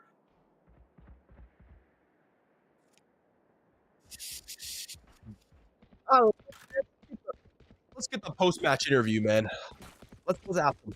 Yeah, I'm truly fascinated. The more I look at this, the more I have to deconstruct it, and I'm very fascinated to see what San Jose is trying to work with. Now, I assume they knew they were going into this on defense, as this is kind of a scripted matchup in the sense of one team picks map, the other picks side. So maybe the Cypher is in an attempt to just win as many defensive rounds as possible and then clean up what you have to on the offense. But at the same time, that is what I think UNLV Gray was trying to do on Split, and they got folded on Split pretty aggressively. The final score being 13-7, I believe. So their defense was not nearly as strong as they wanted it to be. Can San Jose kind of break the curse we've seen so far today, or are they going to get pushed into that same box and have to adapt? Well, forget asking the question. Find out. The tech pause will end, and we'll get started into the game. I do appreciate the tech pause at the very top set list, not going to lie. It's nice. It's much better than kind of mid-game. Yeah, it's nice to get it out of the way, clean things up early, and hopefully everybody's all ready to go. We'll find out how ready UNLV Gray is, though. I like what we're seeing here. It's a risk, but it's reasonable. As you send the Jet out early, she's got her dash online. She's fully prepared to kind of dodge in when she needs to, or dodge out, rather, to stay alive. And the rest of the team wants to play it slow. Now, A-Site is completely wide open, and the timing diff happening toward mid.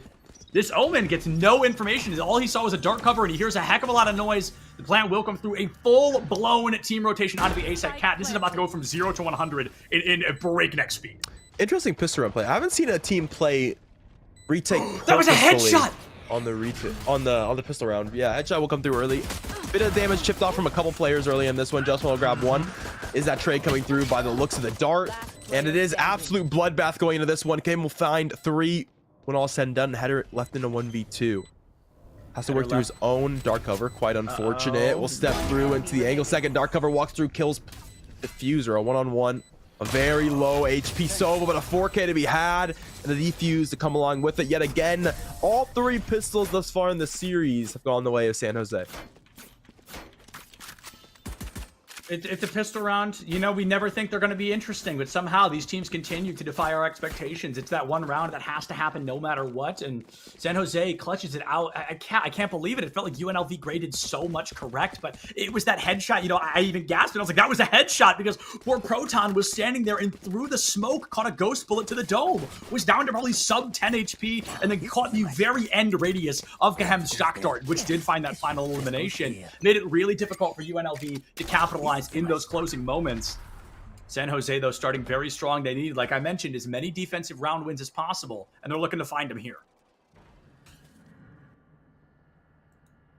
Dart's gonna have information on just the Jet. So I don't really expect anyone to move off of this, and they will not. Be still a 2-1-2 defensively. There is room to work towards a mid. That KJ Util is pretty deep over towards the site, just because they can't buy a... as you'd like to into this round. So we'll see if they'd like to play in that direction.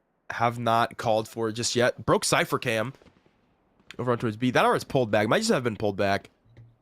See how soon he gets it back up, and we'll know the answer to that question. So sit towards lane right now. No, actually broken. So Gumby without the info. It's going to be the scale for UNLV over towards B. They want to take this exit pretty quickly. That recon is info on 3, though. Does that call them off?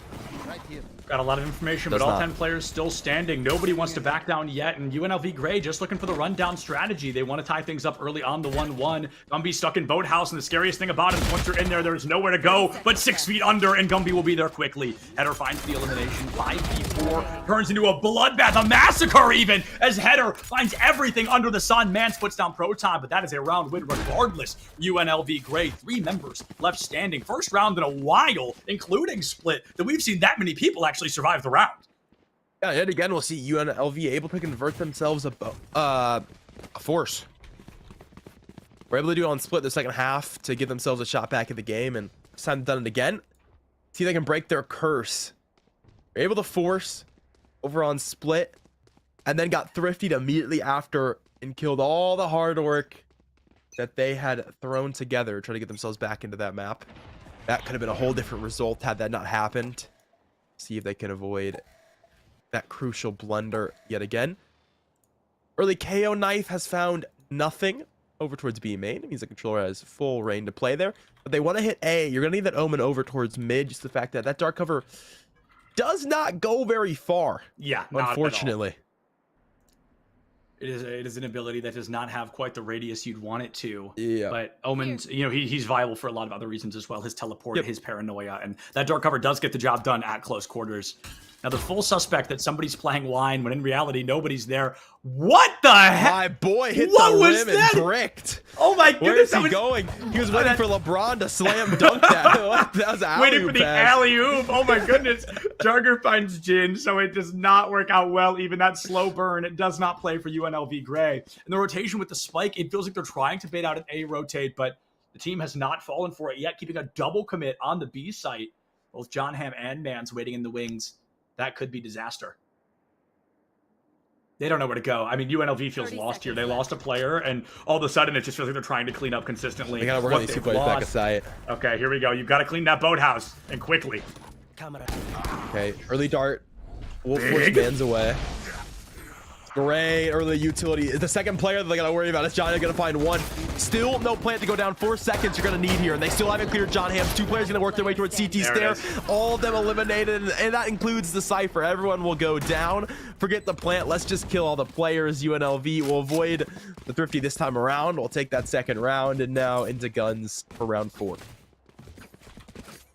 That was a risky one for sure. You know, the double boathouse strategy can be just as damaging as it can be successful. And while it did work out well for the friends of UNLV Gray, it's simply because they had that Sova online. Rewind way back to round number 1, and it's like, dang, they lost him first. No wonder the pistol round fell apart so early. Luckily enough, that round does not take it. And for the first time this entire series, Cat, we got to highlight this. UNLV Gray is in the lead. Sure, it's only a 2-1, yes, but they have taken an advantage over San Jose State, and they're looking to carry it forward. They're already feeling notably stronger on this map than they did, I'm going to be honest, at any moment back on Split. Unfortunately, you jinxed them, but they are in. No, I didn't. They're fine. They've got this. Yeah, you are jinxing them more. No, surely not. I'm knocking on wood. You just can't hear it. Oh, okay. That's... Uh-oh. Juggernaut early towards Cat has cleared the early mid control. Dark cover gonna be expended back 3. That means just 1 for the actual execute. If Joshua gets this space, gonna make things really awkward timing wise. Fortunately, did not peek into the 2 players that would have been close. Dashes away, and that should give the noise away for SJSU that these players are indeed leaving. Joshua gonna come back and try to make an additional contact, probably in like 15-20ish seconds, just to try to give the effect that they are coming back to this A site. But you can see that spike on the minimap has gone all the way over to the outside of B lobby. They're trying to finish this one towards B now. Here. Thank you. Wrapping it up toward B could be Here. choice they choose to make. The Cypher is completely locking that site down, so they're going to have to All right, get here goes Joe themselves away Schmo to try to early. reinitiate, to try to get this extra contact yet again, to try to get players away. But if he doesn't find anything, there's immediately going to be a rotate, and things are going to get super awkward. Didn't find anything. Mans will take him. They see that it's just that one player. Everything over to B now. 17 seconds to fight against full rifles. Going to plant down. John Hamm has the wall bang onto headers. The eliminations coming through for San Jose State. John Hamm cleaning it up, though. Gumby finds Proton. Jin finally gets the counter kill, but with 3 people left, this is tough. I don't think they're going to make the plan in time, Cat. I think it was about survivability, and Jarger does find that elimination. That stinks. It's another round where UNLV just tries to do something, and they fall too little too short. Yeah, so UNLV are doing a great job of trying to work other sides of the map where they recognize the extra defensive pressure. The only issue is, and the issue we see so consistently in collegiate Valorant, is that this late execute comes through, but there is never any working of the site early. So all the utility still stands when they're trying to make this late round execute, which is a big issue when you're playing against big sentinels like a Cypher, like a Killjoy, who have all this extra utility. Back when you played with Chamber, it's just the one piece, it's just the slow. You break the slow and you're in. Done. We've got the site. We're good. But when you have these trips, you have these cages, or when you're playing against a Killjoy, you have all that alarm bot utility, all of that turret utility. You just can't get in. Even if that player isn't close, that player can be all the way out to CT Stair and still has all the B site secured. So you just have to do the extra work on the default, and that's just not something we see that round. It ends up being a big issue for them as they're now back to the eco. The eco is a tough spot to dig yourselves out of. UNLV did it successfully twice on Split, but essentially, like we talked about earlier, a completely different map, one where the angles aren't as free. You can't hold as close as you want to. Yoshimo looks for the corner peek, tries to get the pre-fire, but just can't line it up. They were in line this time, and nobody remembered to check. The dash does fall down, and Proton gets traded out early, so at least it is a half-half on the board, and that might catch John Hamm. It does a lot of damage, but only the one going to hit, so the elimination not a guarantee in the slightest. Committing an ultimate in that circumstance is a tough spot to be in, and I'm now realizing that was their own teammates, Hunter's Fury, that did damage to John Hamm. Kahim is going to be able to find Proton. 4v3 on the board. They've got the B site locked down. 30 seconds left in the slow play style for UNLV, working, stacking against them again. They aren't able to get into the site in time, and then they have to work against the clock quickly. Null Command online. They can't clear Boathouse in time. Kahim tries to rotate out with the dark cover and successfully does so. Can't put Jin down in time. Jin finds a 2-piece to open the gate. The spike plant trying to happen, and it's Jin cleaning house right now. 3 on the board. John Hamm takes down Jin, and it's Ithray in the corner. Needs to win it. Will win it, and will finally put UNLV back in the lead. Cat, they win the round, but holy cow, was that expensive for everybody. This is why we never learn, man. Because yet again, late round execute, haven't cleared the utility. But then Jin says, what if I just kill everyone? Oh, it don't matter. Forget the utility. I am the utility. I am the danger. That's how kills 3 people. Gives them the site control back. Guarantees the plant goes down and puts Ethray in a perfect position to grab the last. They walk out of CT Stair. So even though, technically speaking, the round call isn't where it needs to be, the frag call is exactly where it needs to be as Jin picks up the phone and finds all the frags. So gets him in nonetheless, and it doesn't even matter. UNLV back to the lead. The lockdown, the A site here, and they don't walk away. They don't walk away. Yeah, Surely no, they don't walk not. away. There's no way they do. I think it's kind of a bait out there waiting to hear the footsteps, and it looks like San Jose reading this like a book.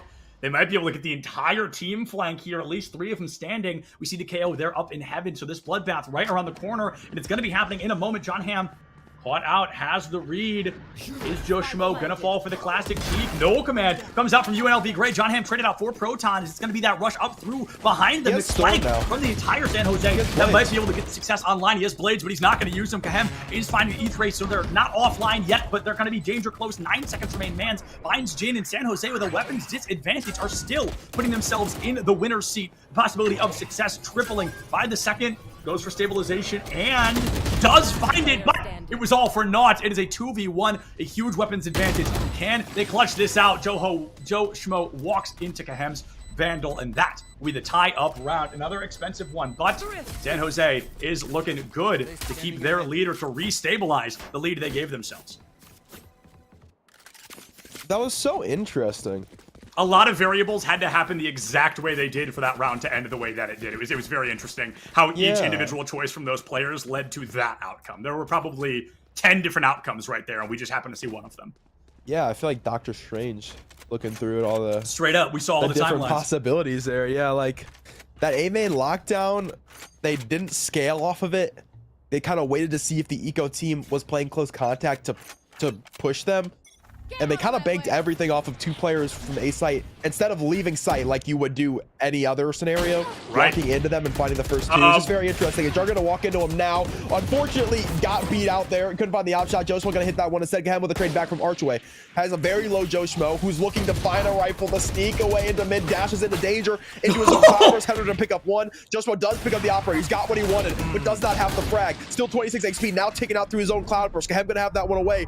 That leaves 2 players here for UNLV, and they are not re-peeking this. They see that is not a place they'd like to be. The Marshall shot gonna come through the wall, will not find anything. Gumby will find Ethray. That's just 1 player now into spawn. Gumby has the space, is clear top of mid. Header 5 HP in spawn, spike in hand.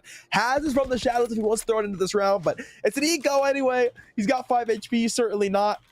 50 seconds left on the round, 3 players to find. Everybody back turned right now, except for the Cypher, which was just in time, and Gumby will take a second look on the flank, has that one as well. 4-3. San Jose will take the lead back.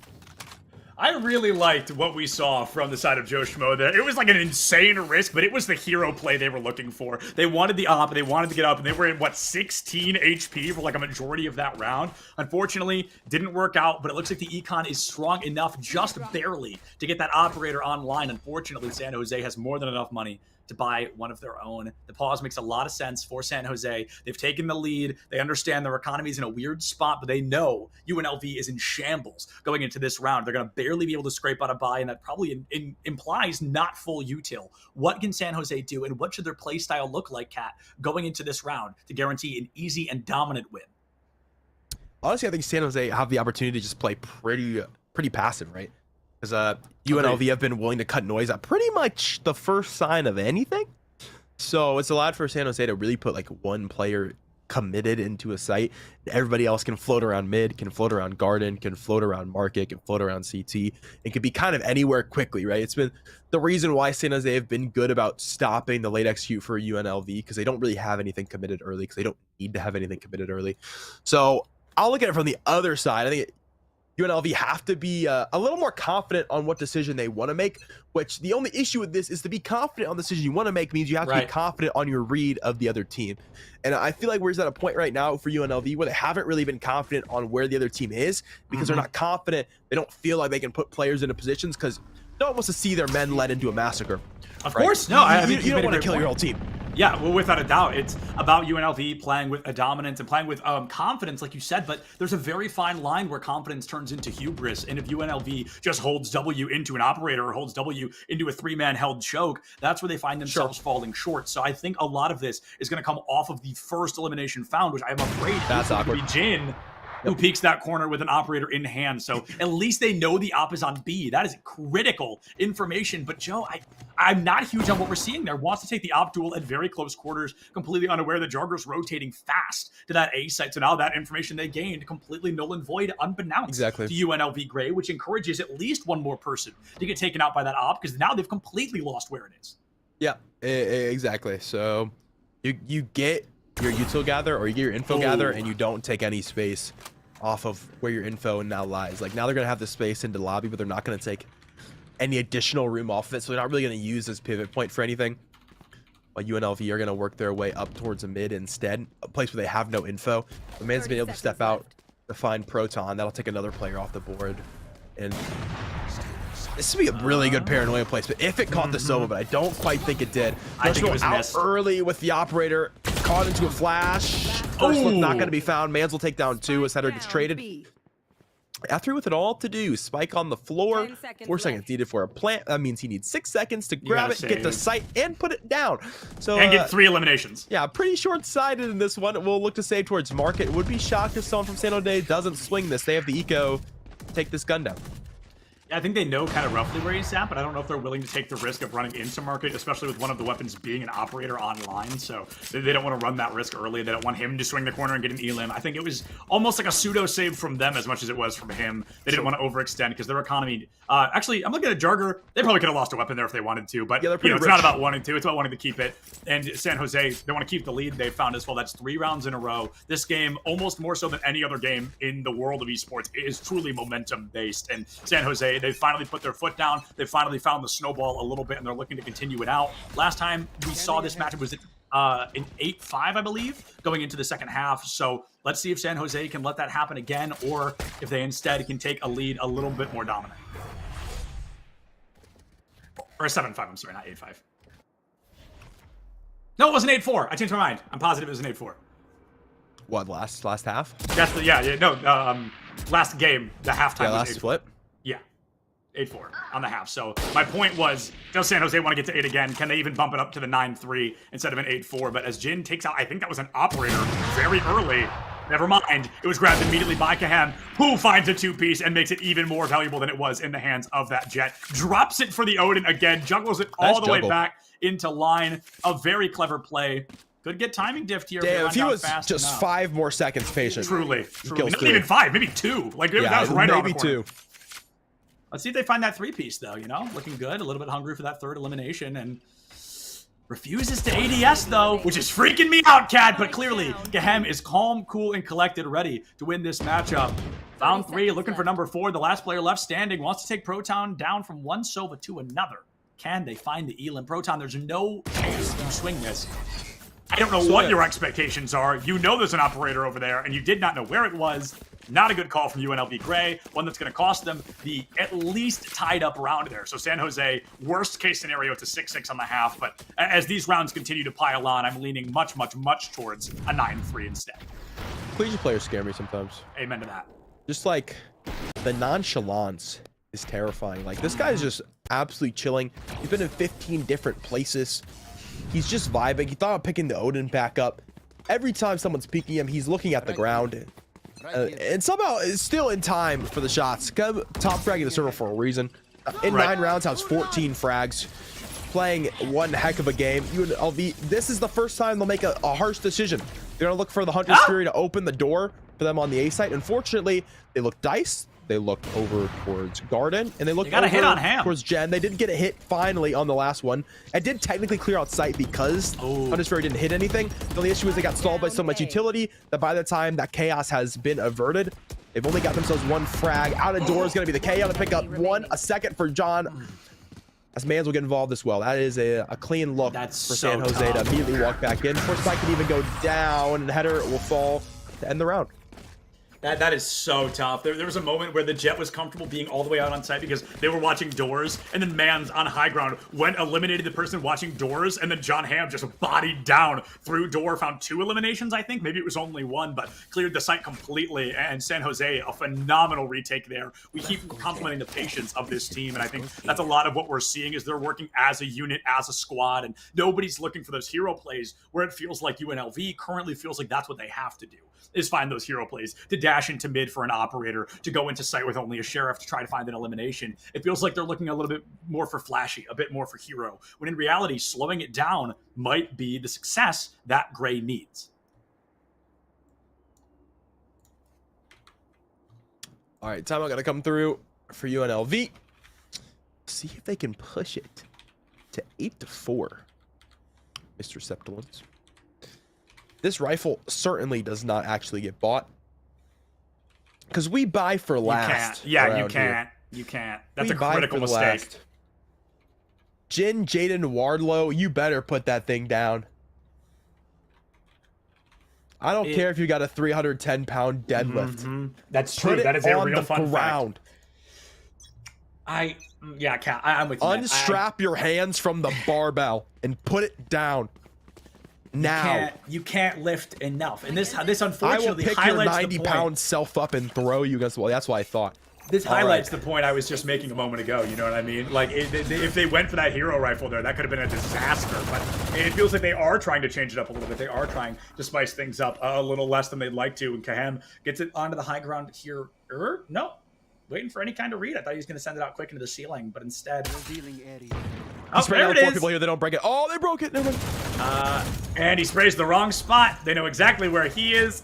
That's fine. I don't see a world in which Gahem wins this 1v4, especially now at 29 HP or less.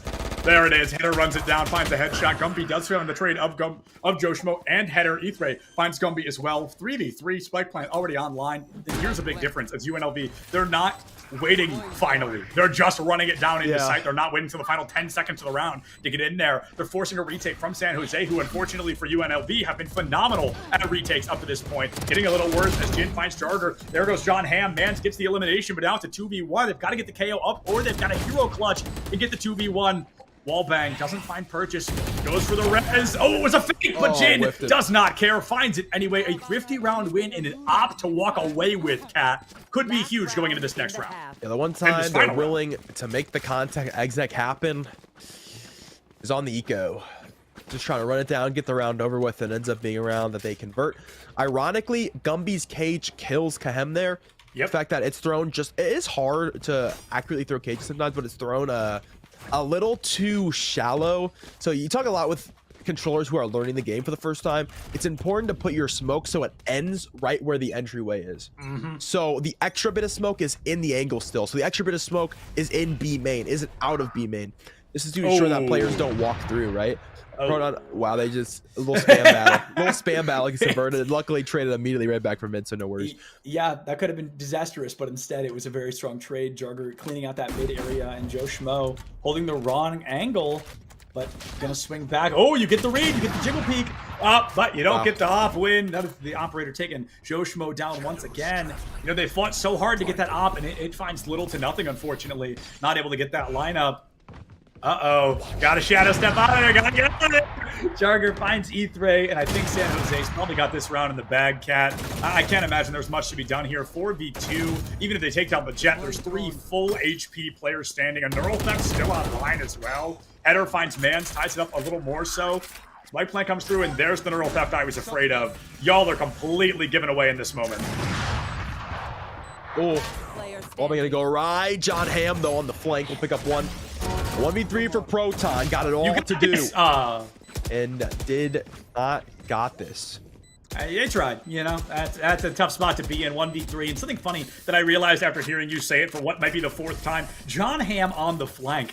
That's been happening a lot more than I think I realized until this play right here, where that KO continues to find himself behind the team, and that's been really easy in helping them clear that site a lot. I mean, I complimented it back when they took over door control and they took over tree, and this time they come up from line and they're able to find an elimination, just dominate the A site for San Jose. And that's going to be a lot harder to do on offense than it is defense, so let's see if John Hamm can capitalize with that KO flank more so.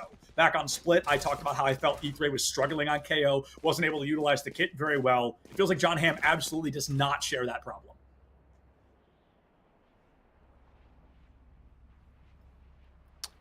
Yeah, John Hamm gets around.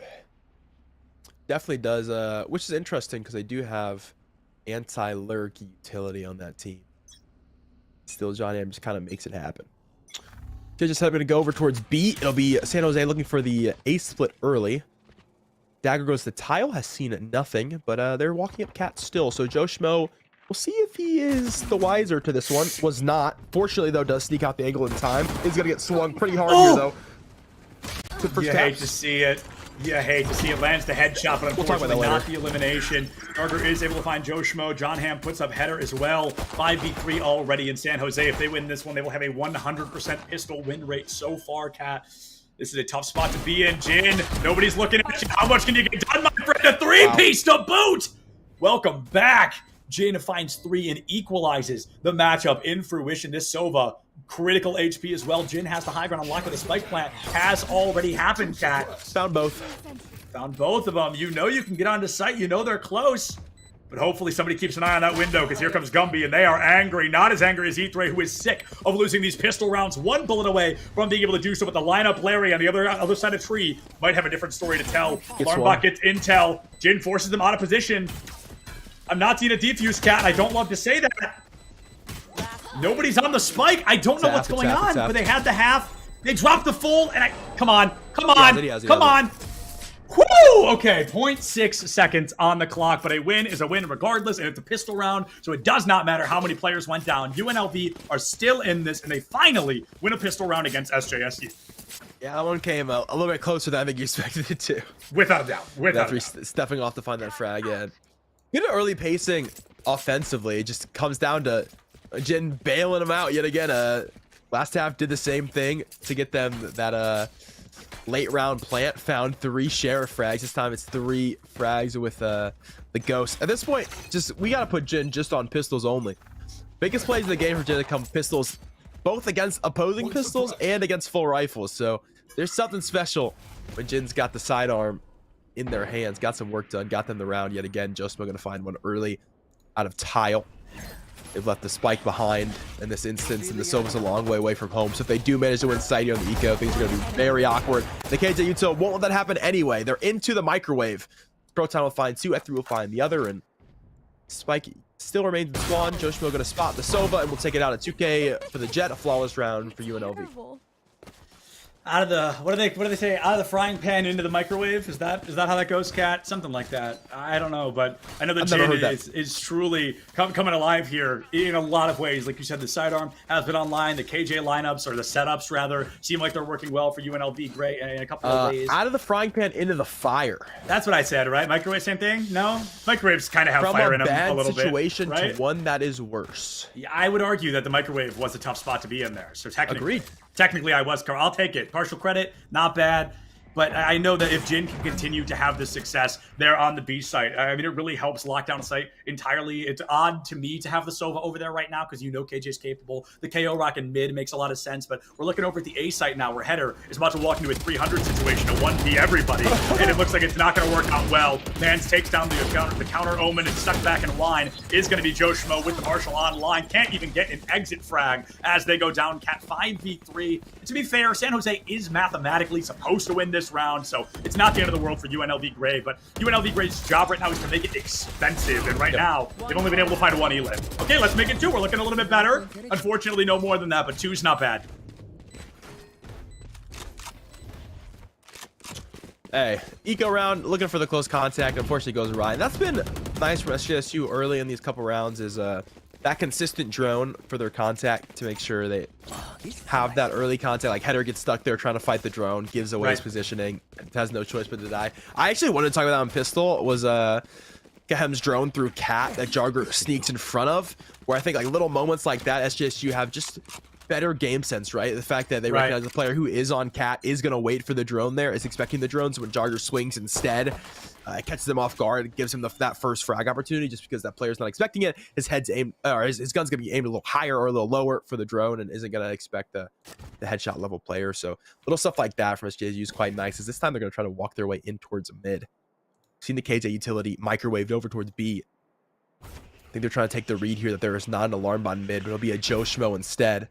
Working as a much stronger alarm bot, looking for an operator shot here early.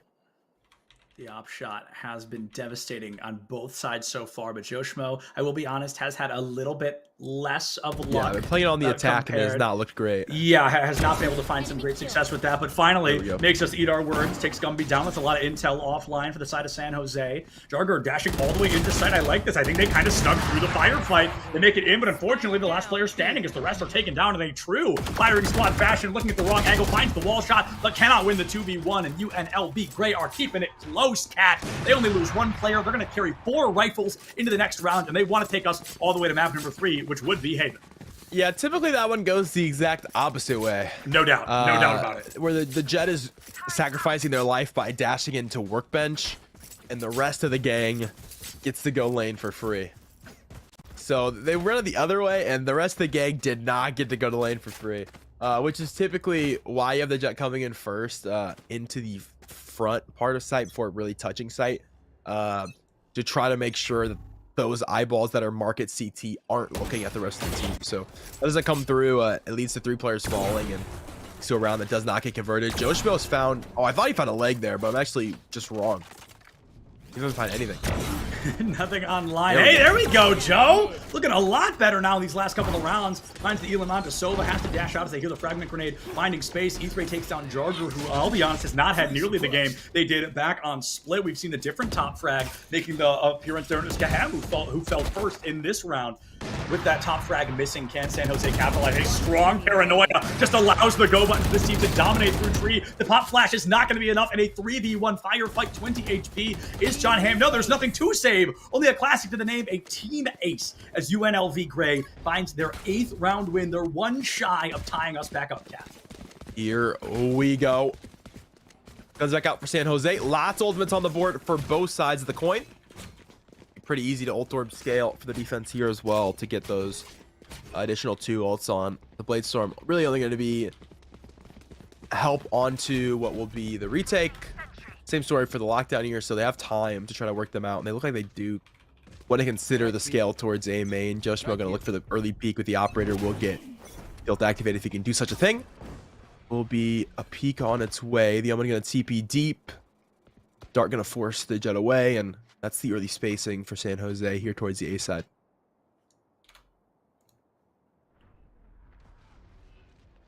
$80 seconds on the clock, so the round truly has just begun. We know that there's going to be 10 players left standing. Let's make it 9. But instead, that flick was so hard, my computer lagged a little bit. Like, genuinely, my feed lagged for a moment on that flick, but it does miss. And here's Kaham, that top frag I was talking about earlier from SJSU. They're going to try to get a lot of space. Now, you get a lot of intel. They get up and over Dice and Gen. They know nobody's there. They don't make it all the way up to heaven, but they know a majority of this site should be open. It forces a pinch approach from the defending side. A Hunter's Fury is a fascinating choice from Gray, but I think it is going to be able to get a lot of information, hitting their own teammate in the process. Joshmo gets the weapon out, gets the blade kill onto Mans, and Gehem will trade it out. 3v3. This could be a wall banger, I guess a floor bang from Jarger. They've got the intel that at least 1 or possibly even 2 members are standing up there, but as Jarger is lit up like a Christmas tree, this is going to be a very difficult spot to be in. 3 HP in a dream. Gehem finds header, and somehow Gray has not lost this round. But this may finally be over. Gumby has the flank. Oh! Ogen sends out the Jin sight. clutch? Picks up 1. I'm gonna be close. Oh no! Shotgun Whoa! Whoa! Running guns and finds the second. Finds Gumby 180s for Kahem. Oh my grab goodness. the defuse to go with it. What a clutch. Jin yet again bails this team out. It's a 3K to get them a plant into the last half. It's a 3K on the pistol round, and now it's a 2-piece with the 180 turn to 1v2 clutch and win them yet another round that just looks like it's going to get away from them. I am very, very, very impressed that that was turned around by UNLV Gray. It was expensive, but luckily enough, their economy is so good right now, it does not matter at all. They can buy an op and not even blink at it. But on the side of San Jose, they're taking an incredible risk here, Cat. I'm not sure Gumby's going to stick to it, and it looks like they're going to change their mind at the last moment. Makes a lot of sense. Going to stick to the Sheriff, commit this to a full team short buy round. Gonna try to win out the Thrifty, and with the Blade Storm in hand, especially with Jarger behind the wheel, this feels very possible to win, as long as they don't go down in a moment. Paranoid out the gate. Operator somehow misses his Joshmo as the free limb, but just can't find the right click to happen, I presume, but no, instead it's the Stinger who takes Joe off the table. Oh, no command! That's huge, but the operator is in hand. Oh, Jarger finds it early out the gate. Let's see, Cat, how many more they can put down. At least 1. Let's find 2, but the wall bang headshot puts him down. E3 finally coming to life like I've wanted for nearly 2 maps. At this point, the KO getting the value he deserves. We are tied up 2-2, 2-1, 1-1. Gumby with the Sheriff, the Neural Theft online. And this is going to be a tough spot for our friend KO, as they are completely out in the open. 0 point up and over, but there's no util left to be used. E3 gets the read, a 4K to boot, and UNLV have dug themselves completely out of the hole and have now gone as far as taking the lead here on the set. They can't keep getting away with this, man. Truly, truly. Every round, it seems UNLV one player steps up in a massive way. This time it's E3. San Jose start to swarm the sites, and E3 shoots fish in a barrel. Steps out, grabs a 4-piece, or an early 3-piece from Scaffold, and the 4th to come in the 1v1. To bring the round right back on its head, but UNLV back within the lead. Full guns into this one. San Jose loses. They break eco. They're looking at overtime to try to play back for.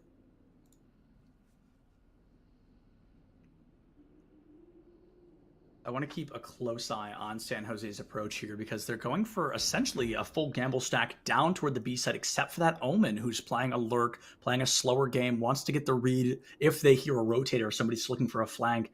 This is so risky to bring the spike with you for a push like this, Cat, because when San Jose gets the action early, they might be able to win it, but if spike falls out in the open and nobody's there to clutch it, they're essentially handing a round over.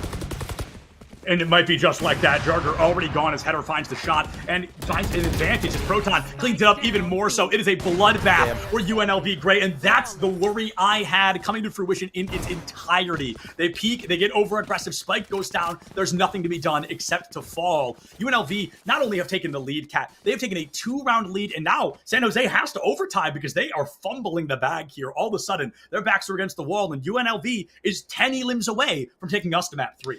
Yeah, they very much forced them to play for the OT here. They just do not have the money to realistically buy for this one. We'll see if they want to force anyway. A lot of teams you're going to see do like to force anyway, just they don't like to play with that 12th round directly in their face. We'll see their call ends up being. The issue is if they force into this one and they do win it, they're probably going to lose next round. Yep. Because UNLV will walk right back out with a bye unless they play flawlessly. So we'll take a time out here to talk about it. Very interesting last round for them. They've been consistently trying to work strats, has been working, say, okay, let's just contact B. Let's go back to the basics. We're making the game too complicated. We just need to make it simple. They take B, get absolutely slaughtered. Yeah. And that's got to change things for them. So I expect to see this round come back into a much slower pacing. But still, the issue is, how do we win a round, bro? The last 5 rounds we've lost. We got a couple of them incredibly close. We almost won a thrifty 2 rounds ago. Just barely got outdone by the KO's 4K. What can we do to win this one? This will be, yeah, the light buy going into this one. Gumby probably can't really afford the rifle, but if they do lose this round, it's max loss bonus. It's 2,900, and they will be able to sneak away with enough to buy into the next round. So they'll get a rifle light armor next round, and they'll head back to the close contact B. Here we go. Close contact B is the name of the game. The dash up and over does nothing. Joshua has the perfect angle to take Jarger out of the match. John Hamm close behind, and UNLV Gray dominating this round already. It's been not even 15 seconds, but when you open the gates like that, you didn't open them. You ripped them clean off the hinges and guaranteed a round win for your team when those 2 eliminations happen as fast as they did. UNLV, Cat, I don't know if their non-sponsored Gamer Liquid has kicked in or what, man, but 6 rounds in a row is insane. Nah, everyone be quiet. I want that Joshua shot 25% speed now. I want it now. I want to see it again. I need to see it again. That is ridiculous from the Jet and Market. Truly baffling. Catches Jarger on the top, and there's only 1 player on site there. So if they get in, if Jarger can get in here, dude, he probably gets that rifle, and this round looks a lot different. Joshua ruined this round. Single-handedly ruined this round. That is ridiculous. I can't believe he hit that. That is crazy. Thank you, production, very much. San Jose now playing with what they can. 22 people are gone. The spawn wall is just another for Joe Schmo. He ain't done just yet. He's having a field day. Trying to turn this back around. And who better than Joe Schmo? A 3K for the Jet. Dog. For UNLV, the underdogs in this game. The secondary roster from this school have turned things around. They are looking at a 1-1 series score. I got so hyped, I pulled my mic out the freaking arm, dude. It's in my hands now. Dude, wow. Like, wow, dude, that's insane. 7 rounds in a row. You do not see that. You do not see that in this game. That is incredible that they just woke up and dominated like that. I'm baffled. I'm bamboozled. I'm flabbergasted. I'm whatever word you want to use. But truly, I am stoked because our first series of the CECC West Qualifier 2023 is going all the way the extra mile to that 3rd map, Cat, and it's Haven. Another, I kept calling it collegiate classic, one these teams are going to know very well. And if Ascent is any dictator of what we're going to be seeing from these teams, it feels like when UNLV knows what they're doing, that is an indomitable team. Hey, they came out and they showed us the Harbor game 1 and said, you know, we'll see how this looks. And maybe they go back to the classics here. Went back to the classics, and man, there's a reason why we love the oldies. Let's just say that. They came back to what works, and well, did it ever work? JSU just barely sniffled out. And man, UNLV's potential just to have one player step up so consistently is absolutely insane. Joe Schmiltor is the back half, of course. being seen that 3K in the last round, that 2-piece to shut things down. But the looks from the likes of the KO, right? Yes. To shut down 4 for E3 going into sight to guarantee they win a round that would have otherwise been a thrifty for SJSU that would have completely turned both economy and momentum. And then we get 3 insane rounds from Jin. We get a look for a 3K to hold down the back of the site to guarantee a plant goes down to get them around on what was their attacking side. Defensively, a 3K to come through to completely shut down the game, and that comes with a 1v2 clutch towards the back half of the second half as well. So ridiculous stuff from this team. Hopefully they don't cool off over the break, but we'll see when we come back. It's Haven. It's map number 3.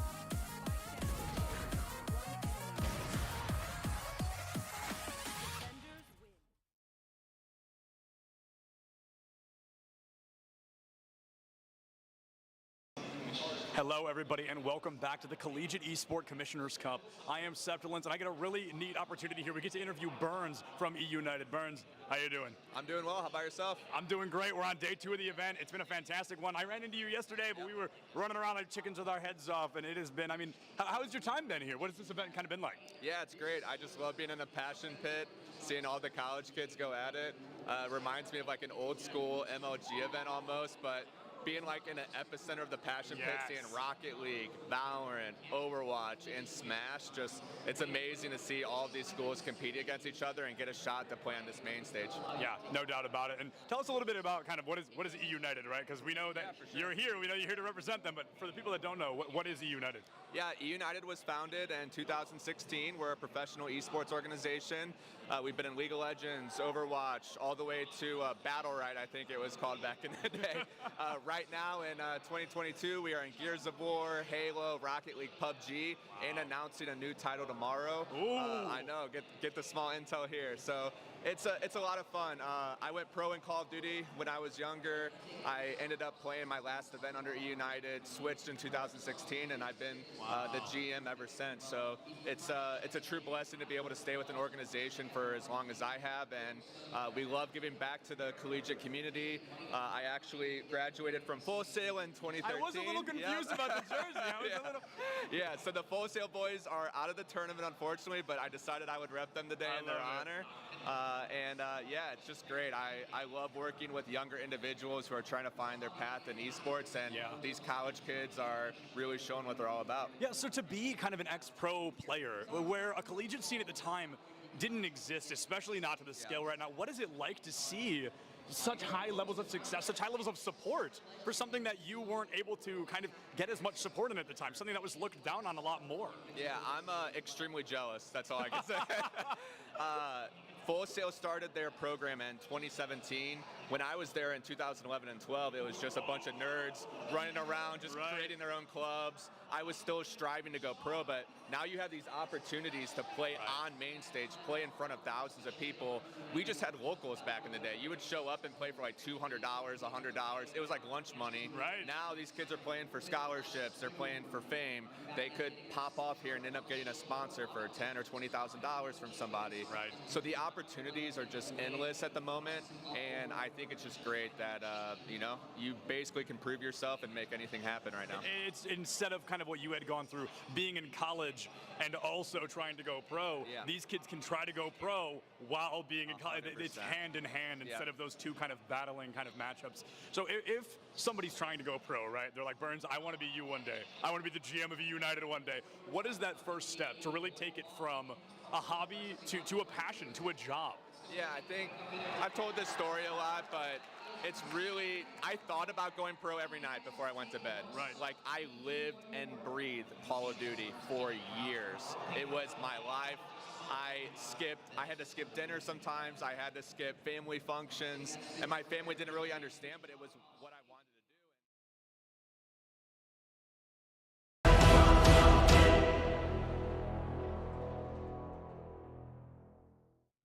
Now, we are definitely back to being split here on the desk after UNLV Gray ascended on Ascent, tying the series up 1-1. And this, Cat, is a guaranteed final map of this series. It is a best of 3 after all. And now, I mean, going into that second map, I thought, okay, 2-0 out the gate here. If San Jose can keep this up, they're feeling good, they're feeling comfy. But UNLV, I don't know if they finally woke up or what, but holy cow, what a completely different team than what we saw back in map number 1. Yeah, really, and a lot of it comes through mechanically, right? So the team absolutely. just looks better hitting shots. I think that really surprised SJSU. I mean, they're a team that is ranked 4th in the nation. A lot of people consider them to be one of the best collegiate teams that plays this game, and to come through and look at what is the secondary roster of UNLV and take down a whole map off of them and get pretty close to map number 1 of Split, I think surprised SJSU a lot. I think we see a lot of interesting decision making right towards the second half of that game.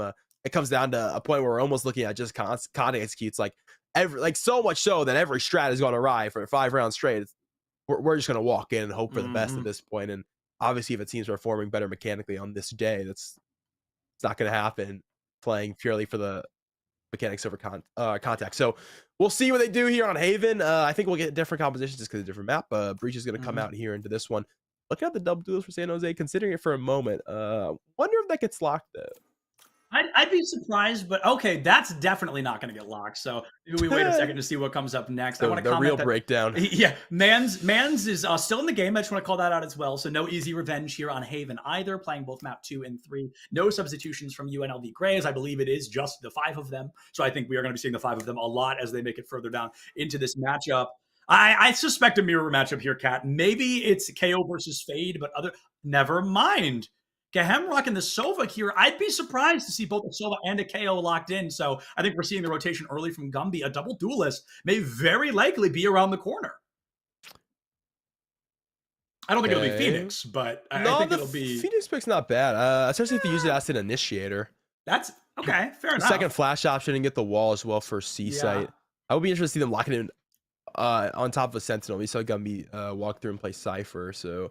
has the opportunity to play Sentinel clearly after the initial role swap, which came through off of the Viper. But the Viper was double controller, so that speaks more to being a flex player than being a true controller player. So yeah, probably going to be the Sentinel lock-in to come through. I think Fade slowly deteriorating. Interesting stat line. In the first 10 maps that we've seen in NA Challengers League, we haven't seen a single Fade pick. Wow. I didn't even know. Yeah, no, that's very fascinating because she is really like... she was, I guess, a very contended player. But I know that here on Haven, Cat, we would often see her with a Raze accomplice, right? And they would kind of go for that Raze Fade combination. So now it's not only odd that we're seeing Fade, but it's twice as odd that there's no Raze to accompany. So this is going to really rely on the FaZe's unique kit. And this is hard to explain, so I hope what I'm going to say next makes sense. But it's like you almost have to play her in the way you would play a Skye, but without the flashes. You know what I mean? Like, you've got to play kind of that close quarters. Somebody's always there to you. Yeah. Want to be the hero one. No, absolutely. You definitely play her to be a more supporting piece of utility, especially with the Prowler coming in first, just being that bit of extra health when compared to the Skydog. So we'll see if we can open up opportunity. I really like the double initiator in general. I think the Sova's kind of fallen off as well to this map, who fell off for Fade initially, and now we're finally seeing that Sova walk back in, which Sova does look very good on this map. It originally was the map that you're playing Sova on outside of Ascent. Gumby gonna find that first look over to the B side, so Joshua dashes in straight into trouble, and Gumby back to form at the very least. See if that holds true for the rest of the team here on Pistol. Holding Garage is our friend John Hamm once again. Oh, gonna overextend just a bit. Find out they're staring a 2v1 in the face. Gonna tuck tail and try to get out of dodge as fast as possible. Will be able to do so. Nobody wants to chase into Garage. Very dangerous place to be. But the spike itself rotating around to the A site. So they got the information they needed. They said, okay, there's at least 2 people rocking between B link to C. That means A site's got to be somewhat open, and they're willing to take that risk here, Cat. Now, unfortunately, there is a breach on the other side who's very strong at preventing plant or preventing defuse, respectively. So luckily enough, the breaches kind of cancel each other out. But for the time being, is San Jose going to play that breach play style of trying to prevent the plant or trying to make the space to get the defuse? To heaven does give some room to work off of. 30 seconds left. I gotta pick up one. Fault line will be there. See if they take the quick retake off it. That they do. Flank gonna be interesting timing over towards B. They're gonna pick up one on the Jarger. Dart broken late, so it does have information where these players are holding on to the back of side. Mans is gonna cover the flank, so no worries there. It'll be a 3-on-3 when the dust is settled. It's about the timing for the retake now.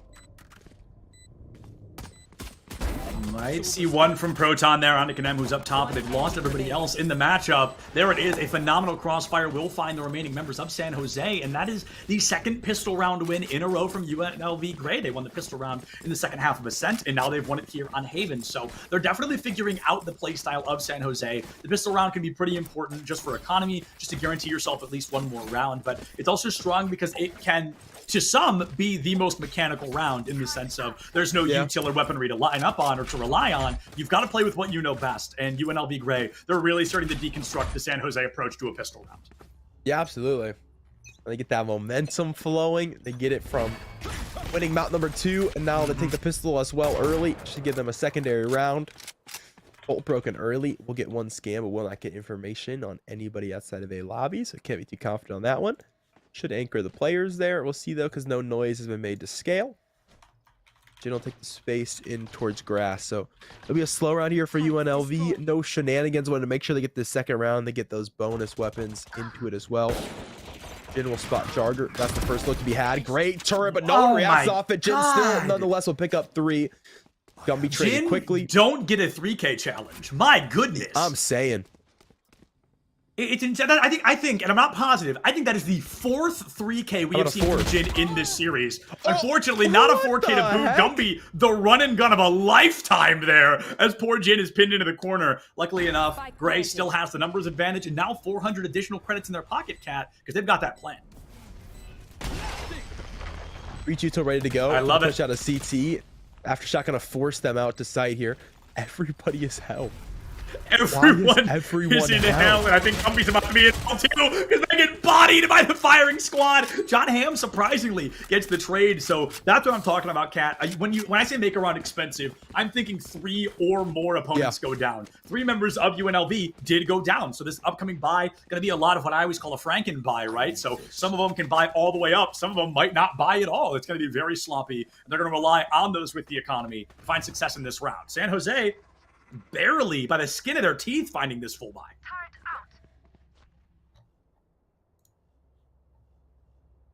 Yeah, so it is a bit skin of the teethy.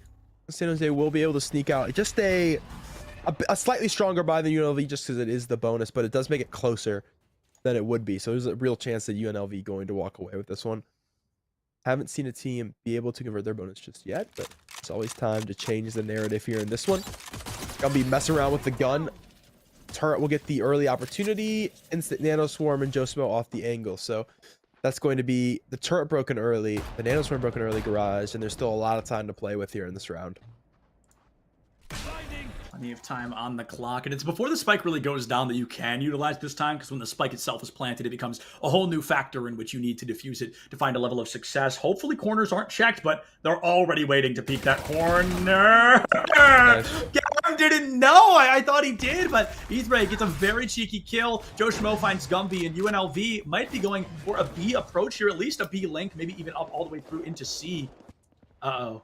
We see John Hamm out of the seaside by himself. Oh, Jin! Definitely going to be wishing for a better outcome next time. Come on! Header falls as well. There's no way John Hamm bodies the entire Gray squad right now. Come on, dude!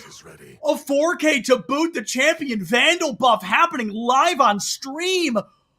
Oh, that should have been a free win, but John Hamm destroys. Or a free plant, excuse me. Yeah. Yeah, immaculate isolation there from John Hamm. Finds the first coming out of CT, able to use the box to his favor to get behind here. Paranoia only catches one. Ironically, catches the player that he did not blind, but it gives him an extra one-on-one, right? Because Proton gets blinded, leaves to go behind the box, and then never swings to help his team, ironically. Sits there out of the Paranoia, which allows for John Hamm to take another 1v1 with Joshimo down into Garage. And then finally, the fight comes for Proton, but he's already low HP. It's so much later to have an opportunity for the trade. It's always so risky to play up right there, and I couldn't even finish the thought before two of them go down, because once you're in, unless you've got a smoke, a flash, or a dash, you are not getting out of there, as those two learn way too quickly. UNLV Gray has the 5-3 advantage once again. They said, you know what, C-side didn't work? A-side's already worked twice. Let's go ahead, let's try it a third time to put another point on the board, and they've got to feel comfortable, Cat. I think the lockdown wouldn't be a surprise to see this round, but I think they definitely want to try to win it high and dry, and it becomes that much easier as Mans peeks the corner. John Hamm, a real hero player, but you can't take them both down, can you, John? Joe Schmo already bites the bullet, gets the Paranoia on the corner. No way! Header just stands there and takes it. John TP's right into Proton's LOS, and UNLV Gray win their third round on Haven today, looking very strong. I mean, this is surprising. San Jose, fourth best team in the country. UNLV Gray looking to knock them down a bit. Did not TP as far as he was hoping. Trying to get that dark cover, did not make it all the way. So yeah, gets directly under Proton, but another very clean take for UNLV, just pushing that tempo.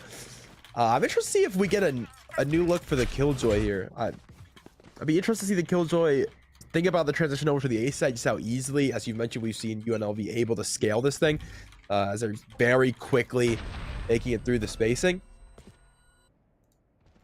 This round they play a lot slower though. It'll be an early fault line. It's against the eco, so I like the way that UNLV has been working the anti-eco. I've been playing pretty much 5 to spawn, looking for San Jose to push up. Because I mean, if San Jose are pushing up on their rifle rounds, surely they'll push on the eco, which is a pretty solid logic.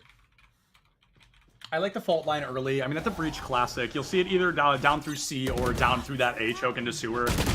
They will check the corner. Support Gumby. Definitely not the new sheriff in town. And all of a sudden, it's bouncy time as the Rolling Thunder clears the C site entirely. Now, unbeknownst to them, a worthless ultimate as no one was there. But it's about clearing the site, not actually finding the people with it. So that has been done. 400 more credits in the pocket. Spike plant came to fruition. And last time they lost the C site, it's because they couldn't even get in without going down. But this time they're able to make it. You see some shocks, some flashes, and Jarger has to smoke quick, but just can't get out of the way fast enough. Cat 4v3. UNLV Gray looking for their 4th round win. That much more likely, as there is only one person left standing.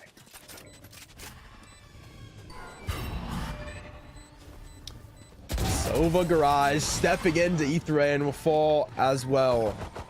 Eagle round done and dusted, almost in flawless fashion. Bring on round number 6. San Jose going to put rifles back in their hands. Ultimates to work with for both sides of the table, so that shouldn't really be the telltale on this one. See which one wants to play. I need to see a new A setup. It needs to. I'm down. Yeah, I'm down for that for sure. I think the A has been pretty vulnerable, but there's this weird sense, and I think it's interesting that you only see this in Haven, the only 3-set map in the game, is how it's tough because if you hard set up A or C respectively, and they go to the other one, then you're in pretty hot water. So I think San Jose is definitely trying to figure out this 2-2-1 situation, or maybe 3-2 none, or whatever they'd like to run. I think it hasn't been happening to fruition yet. it feels like a little bit of a fumble on the defense as they're still definitely trying to find their sea legs in this circumstance. It's definitely rocky waters so far, and it looks like it's not going to get much better here on round number 6. A Nightfall to boot. Might just barely catch somebody, but that KJ, I think she's just out of the radius. Yeah, Gumby is not going to get caught by that and gets onto the site. Cancels out Fade early, but the numbers still for our friends, UNLV. Gonna be hugging close sight, timing gap. Unfortunate, really tried to turn the flash. Ends up stepping in the header and dying. Jin will find the last 2. And yet again, it's a walk into the A side, and it is a win into the A side for UNLV. They'll take their 5th round win attacking side. And yeah, it just looks like, there's a weak link. Definitely. And I think it relies on just the A side in general, not necessarily a certain player. Yeah, it seems to be like almost like a bad luck curse. Whoever's on the A site, unfortunately, just hasn't been able to make it work so far. And I want to point out, Cav, really quickly, that each game we've seen a top frag on the side of San Jose that's never been the same person. It was Gumby, then it was Kahem, then it was Jarger, now it's John Hamm. So it's really interesting that this is not a team being carried by a single player, but they've each individually had their time to shine. Now, unfortunately, they haven't been able to shine bright enough. It's a 5-1 on Haven, but as they go for an insane connection here through A-Lane, A-Site, it might be a little bit of action here, a 1-1 trade. Not what you want to see when you full commit a series like that, but it's not the end of the world either. A lot of damage dealt. You can definitely walk away proud from a 1-1.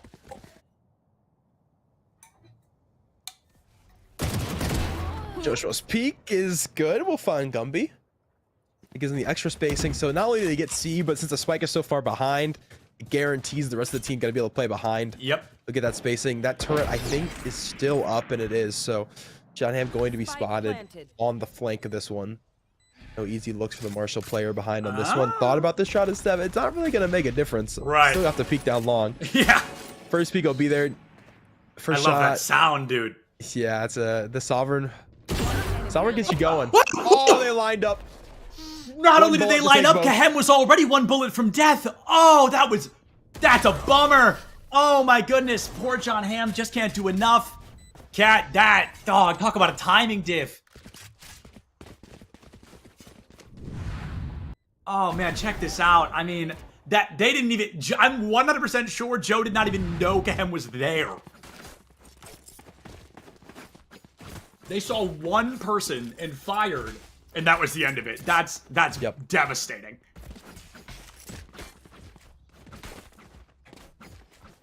Yeah, and insult to injury, even if he isn't 1 HP, bro hits him in the head. Uh-huh. So what out of both anyway? That is ridiculous coming through. Counter strafe on point, shots on point, and yet another point added to the scoreline of UNLV, who are making San Jose look like the underdog the whole time in this series. Joshua yet again gonna go work towards garage. Has been great about killing the early KJ utility. This time it'll be playing over towards B, so he's looking for a frag instead, and we'll catch Man's arm, and then we'll read Man's walk through the wall to find the wall bang as well. So that's one dead early for SJSU. It means the B-site player has instead opted to head towards garage, and UNLV gonna have a wide open look if they want to go over to the A-site. A lockdown comes out early. There's not going to be a counter one, so unfortunately no Killjoy Venn diagrams today. But the B site's relatively locked down after this. No pun intended on that. It's difficult to get in to make that space. So have you guaranteed a slow push through A or a slow push around through garage to C? And I think as we can see, it looks like they are going to go for that garage debate instead. Possibly C link to B. Kahem finds Yoshimo in spawn. Header does get the equalizer, but finds themselves in a notably riskier spot. Paranoia into the backside. Jin on as well. Finally going to have a 2v1, but they're both looking the wrong way as they're unaware as the rotations from San Jose State have made it onto B-site, Cat. This is going to be a surprise round if I've ever seen one. Jin puts down John Hamm. Gumby. Somebody look at Gumby. Somebody look at Gumby. A 2-piece as they come in through C-Link to B. Or B-site to C-Link, rather. Kahem and Gumby, they've got real potential to win this one, Cat, especially as that lockdown comes out. They force the gotta win this fight. Into garage. Taking it down. Proton gone. Kahem 2-piece? No! One and done. UNLV Gray with the 7th round win. I feel like I'm at elementary school recess, and For real. I'm on the blacktop and I'm drawing. This one looks almost chalked up. Back to the drawing board for sure, I think. San Jose State finding themselves for the first time in a long time. I've seen this team a lot. I'm quite familiar with them. I can't remember a time I've seen them down 7-1. I mean, this is definitely some new waters for them. And luckily enough, it's not the end of the map by any means. But if this ends up being an 11-1 half, I mean, it's going to be really hard to dig yourselves out of that hole. We saw UNLV Gray successfully do that with a 5-round deficit, but we're already at the 6th round, and San Jose State can't even commit a full buy here.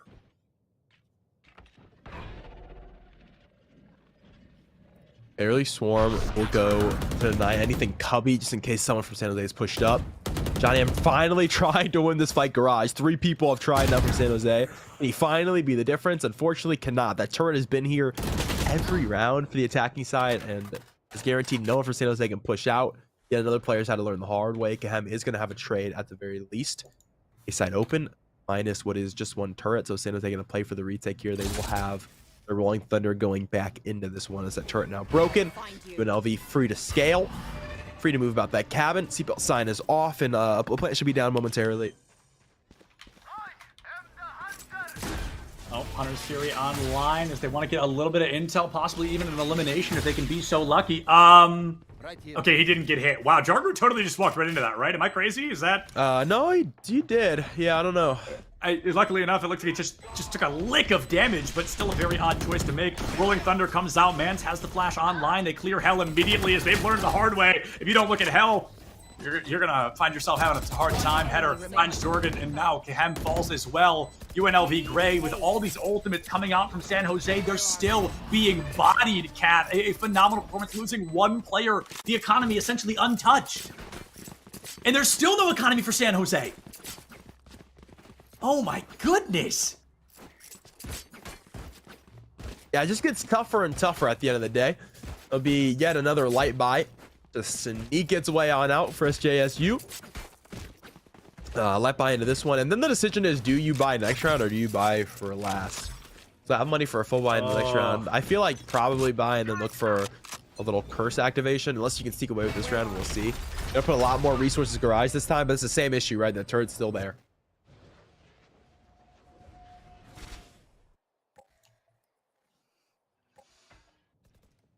This game of chicken that continues to happen on Garage has really not net anyone anything for a while. The first blood finally comes through, and there we go. Taken down by John Hamm.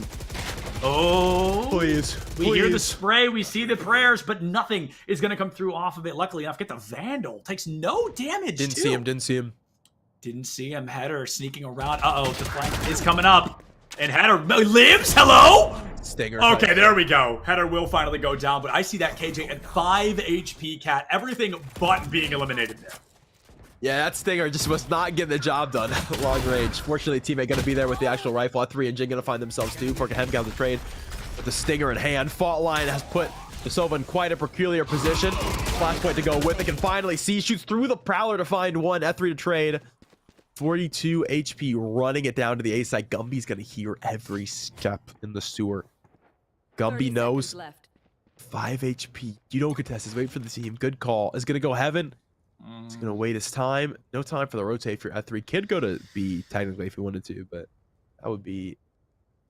This is so It's going to go to B. He might have to. I mean, he doesn't know the KJ's there, but I think it's just running the risk. You've got a 33% chance of them being near you. No way! No way! He fell off! Spike's planted. Nightfall doesn't have the information, so they have no idea where his Owen is on the flank right now in a one-on-one. John Hamm has all the space in the world, should have the recognition that he is going to be hell here. The advantage is going to be in his favor. Hun has nothing to peek for F3, and John Hamm will bring it back. Wow, that could have been disastrous. Gumby is stoked right now, fighting for his life in the voice chat right now. I mean, just gives away the rifle, dies to fall damage, misses the elim, but luckily enough, my man John Hamm, thank God for our production team here, just misses 7 bullets on the way down, and you hate to see it, but John Hamm clutches it out. Doesn't even take damage for his efforts there, so carries a rifle into the next round for free. Still has the light armor if they choose to keep it, but of course you upgrade if you can afford it. Cat, could that be the beginning of San Jose's return to greatness here on Haven? It depends on what side of the round you're talking about. If you're talking about winning it, yes. If you're talking about falling off, no. Fair enough. Fair enough. Can't argue with that, Cat. You got me there, man. I think You know, the next half, as we go into the next half, we could be seeing a 9-3, an 8-4 if San Jose can clutch out. But the half coming up is so important because, like we keep saying, that's like the last time the cards really all get played the same. You know what I mean? Like, everyone's got the same weapons. You've got your very base util. You've only got armor if you're sticking to choose with the classic, which rarely happens at this rank. So it's going to be the mechanical opportunity for that team to answer back. Header finds John Hamm early on. That clutch player off the table. One Omen found another. 2 ultimates in the pocket of UNLV Gray. Kat, what are we looking at here from San Jose to try to win with a 1-player deficit? Oh, look at that. Heck of a retake here, and unfortunately not going to have much going into the actual retake of it. Steve Proton has his frag. His timing is just so abysmal. But Kevin's able to pick up one. It's going to be hard to find anything else in the back of things, but it has put his whole team in because the rest of the grass players are now looking for the fight on the flank. That's put them all to the front of the site. They've got no actual coverage, though. They have to take the fight. They have no choice to work it down grass. But they found the first 2. Gumby looking to start this defuse. Man's killed his teammate. That is unfortunate, really. Header going to pick up one on the Jarger. Mans is now fallen, and everything picked up for Header. A 4K to be had. The 9-2 scoreline. As the woes continue. First, it's fall damage. Then it's an aftershock to your 5 HP Sova. Kat, it's hard to leave me speechless, man. It really is. But 2 rounds in a row, somebody has accidentally taken part in eliminating their own teammate. Now, to be fair, John Hamm could have done nothing to save Gumby in that moment. So it's truly not Gumby or John Hamm's fault. But Hamm fully falling to the aftershock of Mans. I don't know if it's a win or loss. Yes, he was at 5 HP, but it's a different story. It's possibly a different timeline than we could have been in. And it's a loss. They're going to have to beat themselves up over a little bit. They're down 9-2 on the board. They could win this third one, make it a 9-3, win the 2 pistol rounds. They're still down by 4, but it's doable. If UNLV Gray walks away, if they hit double digits in the first half, Kat, it's going to be very near impossible for San Jose to clutch that back. Yeah, agreed. Very much agreed. And they've had this momentum just the entire time to say, now that for a 5-round streak over onto a set, John Hamm will take Joe Smo, Header will trade. The Rolling Thunder are going to come out here to clear the back of side. It's just Gumby, 25 HP, doing what they can, and well, no longer. There has the second frag going into sight. Plant's going to go down, and it's going to be a hard post plant to overthrow, especially when you get the lockdown considered.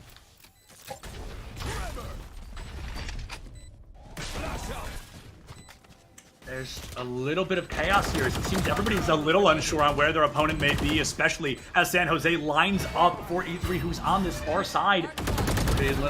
It is going to be the fight win. Jarger cannot do enough, and UNLV Gray will find a double-digit round win going into the second half. Kat, they literally need to win 3 times. I have not seen a scoreboard of this one-sided in a while. Yeah, if they win the pistol round, in a row, it might be 3 in a row. Yeah, genuinely. Yeah, take a third pistol here. I think we look at San Jose on the force, and I don't know if that'll be favorable for them. So, yeah, this pistol round could mean it all. It definitely could, as this ball almost dropped 20 seconds away. San Jose a chance to make a decision on this one. Looks like they're going to go for the old school Eco Classic on Haven. They want to take the rundown over towards B for the plant. Only thing is B is the world's easiest retake site. You got 2 rushing C-long for UNLV. They win this fight on John Hamm. The controller's dead, and they've got flank opportunity for the B plant. Got to play it low and slow here. We talked earlier, you know, there's a difference between confidence and hubris. You've been mechanically reset to the same level, the same weapons, and this utility so far has made it tough for San Jose to really know what's going to be hitting them. Poor Jin might get caught by the entire firing squad if they don't watch their step. They go underneath. Can Jin find even one to seal it out? There it is, already 1 and done, possibly 2. Not today. Jarger will find the trade. Joe Schmo and Kahem, a trade of their own. So we're on a 3-3 trade, but look at the damage San Jose has sustained in this fight. 2 of them already in the red. Yeah, this first thing gets very difficult. The low Silva, the low Jet. Silva still sitting to the B site looking for the lurk. There will be nothing there, so they'll get to play the back of CT. They're going to break turret early. Joe Schmo's walked all the way up. Has found 1, has found the second as well. Now it's all up to the lurk of the Sova, who just got caught out, trying to take the fade in the back of the head. Prowler's through, and F3 has the frag. Yeah, let's know about it, fans. Not only his ghost bullets, but his opponent's ghost bullets as well. Thin line between hubris and confidence. That's all I'm saying. I have seen a team, this has happened one time. I watched a team go 12-0 in a half and lose that map 14-12. I have seen it happen. Wow. It is absolutely possible for San Jose to come back. This is the 4th best team in the country, Pat. If someone's gonna clutch this weekend, there's a very high chance it's San Jose. All right, here's the force buy. As mentioned, they lose the pistol. They probably force into this one. They lose this one. Eco's broken. Game's over. They have to win this round. This is it. All the cards on the table right here, right now. And already, that Haunt able to find some action. San Jose State backs against the wall. It is now or never. And unfortunately, it's looking like it might be never for game number 1. Proton found 1, but Jin has fallen, and Jin has been really strong at finding the eliminations necessary for UNLV to find their success. A double weapon spam through that door cannot find the wall bang, but it's actually the A site that's under lock. So now the defending members who are on B and C have to rotate out a little bit and possibly change their game plan to switch this approach. Either way, still in heaven. Oh, and they're caught out by Mans. You got to win the firefighter. You got to get out of the way. And it looks like they're going to get out of the way by force. Yeah, Shockbolt will take down the fade. Spotline looking to go for the graffiti player. Get the team out. Recon Bolt. Tuck for a moment. Joshua will break it now. Doesn't see John Hammond. So 2 stinger frags picked up. Header with a fake TP. Time runs low. You have to make an opportunity here. You gotta do something. The fall will come through and Kahem will find the frag. San Jose have been able to sneak away the bonus, or the force buy that they needed to come out with. We got economic control for just a moment here. A little bit of breathing room. A little bit of breathing room, Cat. Kind of in a sense of like you're being crushed by a steel beam, but it moves just a little and you can inhale a little bit more. You know what I mean? Like, they're breathing, but they're certainly not out of the fire. Not quite yet. It's going to find themselves back against the wall until this game is over. Whether it's a win or loss, every round could possibly be their last, because with the economy they have right now, if this is lost at a thrifty, like you said, game's over. If they can win this one, stall us up to 11-4, possibly a bonus follows through, possibly a buy-up follows through, and they try to clutch off of UNLV's overzealousness to succeed. Paranoia a bit early. There comes a shotgun in the corner. Every bit of util they have, he TPs right into Jarger. Jump scare warning, as Jet is going to take you down in the blink of an eye. San Jose, complete control of C-site, even more so as Joshimo's been eliminated.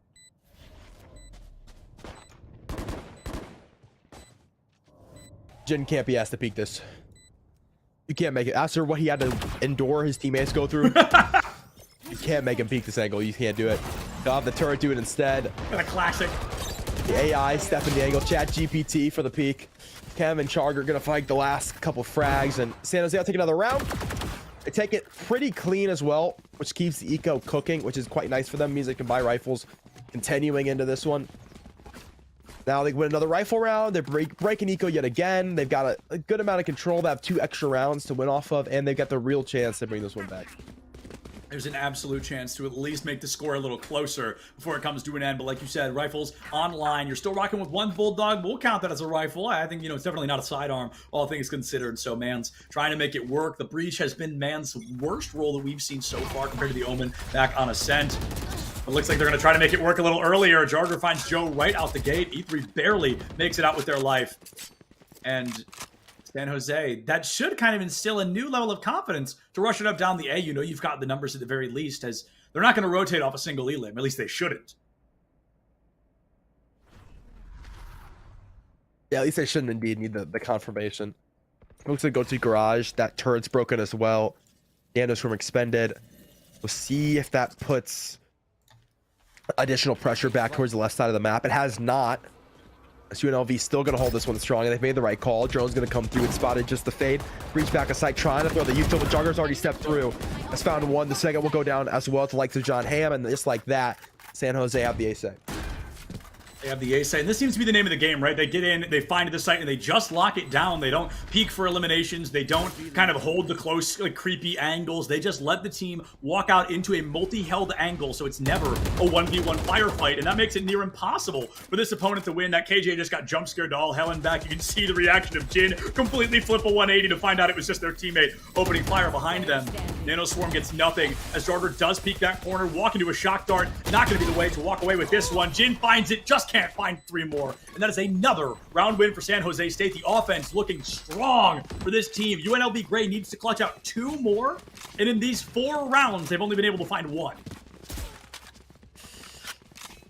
Yeah, suddenly San Jose State looking like they might stick their way back in the scoreline. They've broken the economy. UNLV playing with what is Stingers and Sheriffs into this round. San Jose will be full rifles. They've guaranteed themselves rebuys for at least the next 2 or 3 rounds. Just quite nice for them, and they're going to look to take this one slow. They'll play a pretty smart anti-eco here. They'll look for the fight early out of garage. We're going to hear all this noise C-long, but they do get pinched pretty quickly. Yoshimo flanking deep into the back line. Might be able to catch somebody off guard, but has to really extend outward. Kahem is the one to fall. Nobody's checked window, and I saw a body in there, but it looks like Gumby is going to become a body indeed. They get taken out by Proton's headshot. They have 3 rifles now. 3 rifles, a Blade Storm online, and just a general numbers advantage. Yeah, it's going to be really fascinating. If San Jose pops their own Blade Storm, I suspect we're going to be keeping the rifle for this round, possibly a Blade Storm in the next, possibly final round, if UNLV Gray can clutch this out. But I suspect we're going to be seeing that same story of the double crossfire blocking the spike angle, because that's what's been so successful for this team. But it looks like they're trying to break the conditioning. They're going to shake it up and possibly look for a flank. Yeah, I feel like... I don't like this. I don't know. I feel like you should have just had so much extra information there. Double shot's going to come through, acknowledging there's nobody on site, so UNLV know they can scale. It's no controller, though, so they do still have to play off with the close contact. Paranoia is found. That's going to be huge, especially when Holding is not looking where they need. Proton finds Jarger the spike, running out of time. 84 HP. Do you go for it? You do, and John finds it. That is another round win for San Jose State. I cannot believe the capability of this team to clutch out in those moments, Cat. No ultimates used. 1 rifle makes it out, and the economy is still looking good. UNLV Gray, I mean, it's their turn to have their back against the wall. That's a 4-round loss streak. 4 rounds, and they do start to continue stringing them together. Joe Smo going to finally throw an operator. His defensive operator looked pretty good when it came to Ascent. Yeah. So you can find that same value here over towards the likes of A-Long, as San Jose do look to scale this direction. They're a team that does typically play with the util in first. We'll see if they make that point usable here in this round. They'll be the turret first. They don't know. They don't know what's in his hands. They found out the hard way. Gumby going to take the first. Oh, I just can't quite finish him through the smoke. 16 HP, but the cloud burst is enough to act as a shield to get Joe Schmo out of dodge. So he's gone back to the site. Mans, I do not like what you're doing.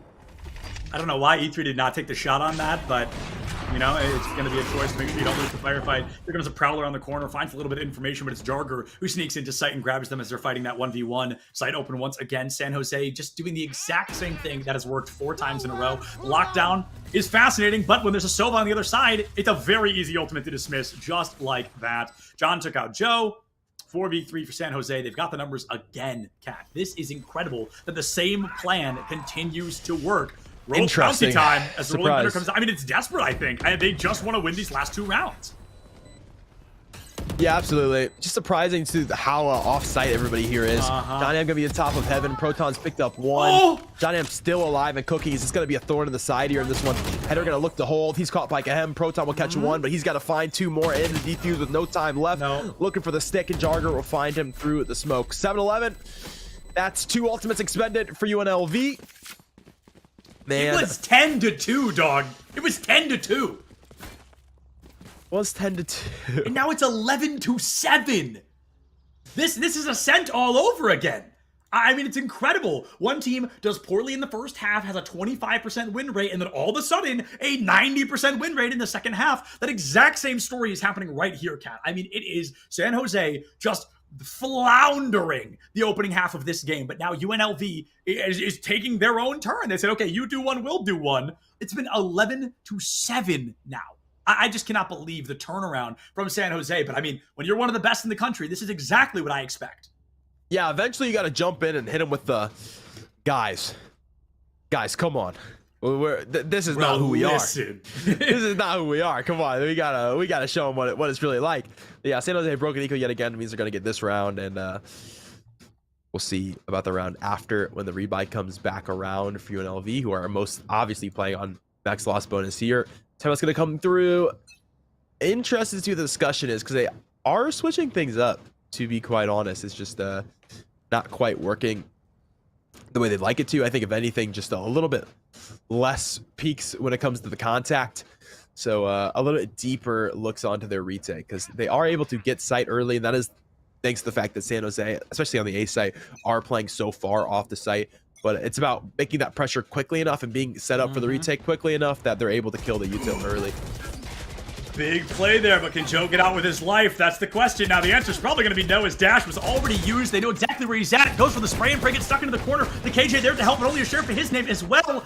Oh my goodness, I cannot believe anybody is still standing after that bloodbath. Nobody falls, and Jarger will finally take Jin out of the equation. The lockdown completely prepared, but they're going to hold on to it for just a little longer. There it is. No Venn diagram in sight as Jin has already fallen. Proton finds Mans, and the numbers advantage is for UNLV Gray right now. They could put themselves on a penultimate round win, but with 3 members left standing, Cat, it is not a guaranteed win, not even close. Uh-oh, here's a great bait on the corner. Aftershock gets a little bit of info. They can't watch both corners at once. The flash into Nightfall. Holy cow, they're desperate for these elims. But they're going to use everything they have to find them. Jarg is absolutely melted by Header. UNLV holds strong on the back end of things. Either going to be caught by, or either going to catch Gumby on that flank, and that leaves John M 1-on-4. This 1-on-4, and they're all right there. Yeah, this is not looking very plausible, is it? A second dark cover can come through if John M wants to throw his smoke in the mix. Has opted to do so. Will step into trouble, and well, that is a pool full of sharks. Thrift round picked up for UNLV. That might just be the momentum they need to finish it off. That could possibly be it, Cat. Now, the economy definitely not broken for San Jose, so I think we're just running it for, like, a decent kind of full buy scenario, which feels like the first one of a while, if we're being honest. It has felt very much like we have weapons you don't, you have weapons we don't, over and over. But this time, it's going to be that breakthrough. All 10 rifles online, all 10 full armors, and only 2 ultimates in the mix. Now, Cat, one of them is the Omen ultimate, so it's basically just one ult, and that's Jarger's Blade Storm at the ready from San Jose. I think they've got better odds with the rifle, though, so this might be an ult we don't see at all. Turret broken quickly by Kahem as they're going to scale hard in towards C. Jin's going to find that first look. That could be the shutdown needed. A second to have as well. Gumby finally going to have it on the flank. So it'll be a 2-on-2 trade when all things are considered. Plant will go down on the C site. Here comes that post plant. 2 on the lurk. 3v3. UNLV Gray, they know it's all on the line, baby. And Joe Schmo is ready to snap the line in half. A 3-piece to seal the deal, and that will be a 2-1 victory for UNLV Gray against San Jose State today. I cannot believe what we're seeing. I went into this with an expectation, Cat, as most people probably did, and it was shattered. You do not see the 4th best team in the country lose very often. All I want to say is game ends 13-7, which is quite poetic because that is the scoreline of the first game. And on top of that, it ends with a Joe Schmo 3K, which is how the second map ended. It all really comes together in the end, doesn't it? Yet again, it is a big step-up moment from a UNLV player. And this time it's Joe Schmo yet again to close out a game.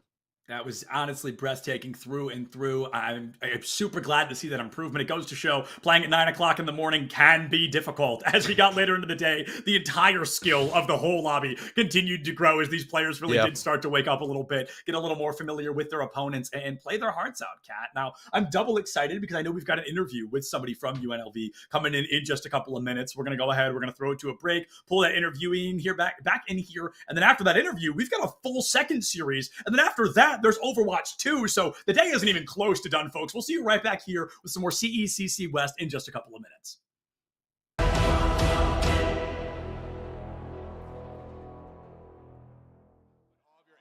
Basket. So even though it worked out for me, there are so many opportunities in esports. There's being a caster or interviewing people. There's working in production. There's helping people get waters. Like literally, there are so many opportunities. So, oh, this crowd's awesome. They're going crazy, dude. Bay State on their last life right now. Off subject smash, regardless if it's middle school, high school, college, it pops off all the time. I love it. Well, Burns, thank you so much, man. I really appreciate it. Yeah, no worries. Thank you guys.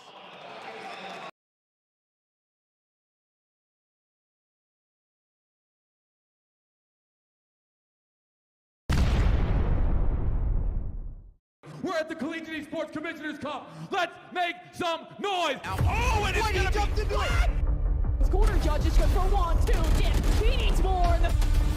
They're doing even more here. You gotta touch the point. Mr. Collins walks it in.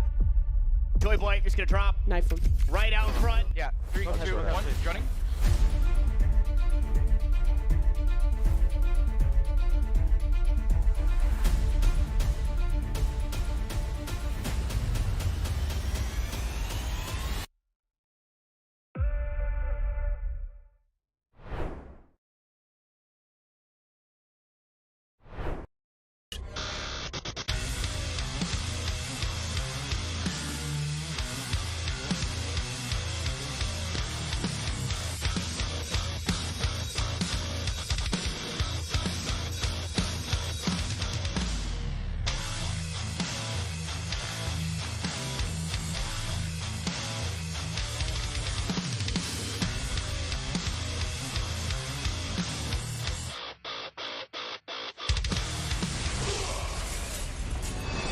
Visit NationalGuard.com to begin your guard adventure. What is going on, everybody, and welcome to the ECAC Top Plays of the Week. I am Septilance, and I'm super excited to walk through these with you so you can see all of the great moments we are getting out of collegiate esports. One of my favorite things about these seasons is as they go on, as the years continue to pass, the skill ceiling just gets higher and higher, and the teams get better and better. Starting things off in Week 1 and 2, these teams came out the gate swinging. Let's take a look at what they were ready to bring out in these early weeks. Valorant is a game all about risk versus reward, and Sin from NYIT wanted to show us just how much he was willing to risk to get that great reward of a round win. Sort of forced to pop off, maybe get a little bit more sniper play, but these direct, tight angles make it tough. You have Axeris that actually gets a wall bang headshot onto Prime. Oh, that timing on the paranoia works so well. Yo, give it up for the Util, bro. Sin's gonna pick up 3 into the site. It's a lurk on its way from the chamber, but unless you're going to spam through this box, you're not getting anything done, and Panda won't even let him get that far. Super Smash Bros. Ultimate is a game that can be decided in milliseconds, and Waka, one of the best players from SUNY Canton A Squad, wanted to show us just what they can do with only a second and a single stock on the board. Cena, Sledge option going to be charging forward smash, going a little early. They're not quite getting what you want. Drop shield after first hit, and Pin getting hit by the kick. High percent. There is the stun into Claw. That clock will be charged for a lot longer. Oh my goodness, that's a forwarder into stage with the stage spike and then upping immediately after. What a sick.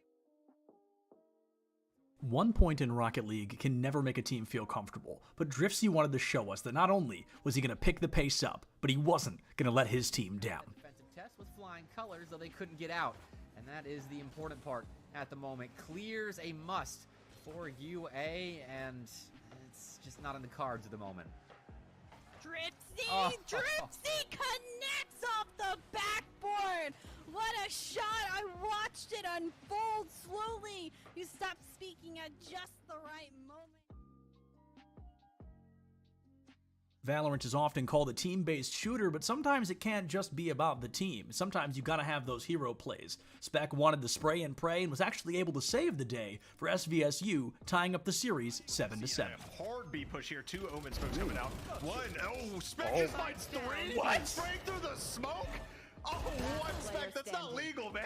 That's not legal. This is match day 2 of the ECAC League. You can't be doing that right now. Spec just goes with the call. Here in this clip, Fanshawe finds themselves with their backs against the wall, 20 seconds left on the clock, and they're desperate to take down Wake Forest. They don't have anything to get through this team, they don't have any weapons on the field, but with Jackie Moon in the wings, at least they had a sniper. Apparently. Guys gonna believe all the shots. Oh, a sniper! Jackie Moon from about midway through. What a shot right here from Jackie. Wow, good eye sniper. Yes, sir. Jackie Moon puts us on the right side. A little bit more to the left. This one would have been...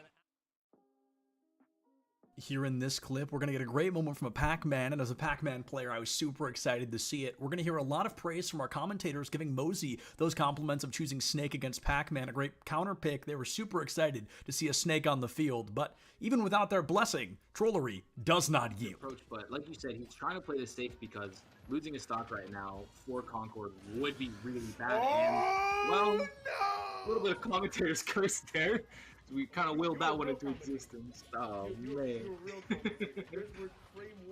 Oh my goodness! What? Now I know what you're thinking. Oh, Septilance, how could that be all we got from weeks number 1 and 2? Please tell me there's more. If you like what you saw, you've got to go check out ECAC Esports on all social media platforms. Please see what they're bringing to the table. It is great collegiate esports week after week. On the bright side, folks, this is just the beginning. We've got the whole rest of what is guaranteed to be a great season ahead of us. Thank you so much for joining me for this recap, and I'll see you on the next one.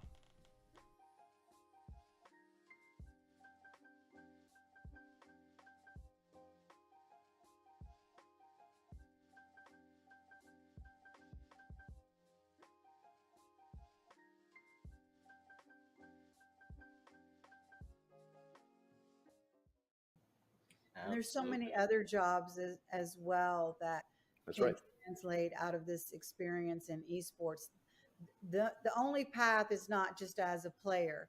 I think all of us are representative of jobs in esports, but it mirrors traditional sports in pretty much the same way. You've got, broadcasters, you've got production people, you've got marketing and sales, and now NIL and things like that. But really, esports is kind of a great accelerator for a lot of new businesses that are coming up in the metaverse and Web3, and there's a lot of new technology that is going to be needed. And so these STEM students that are also esports athletes are really the future workforce and leaders of tomorrow. And us, as well as all of our brand partners that we work with, really recognize this.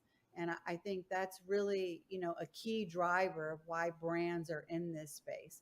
They want to be part of building that future workforce and leadership and shaping it and supporting it. So yeah, it's been a very interesting space to watch.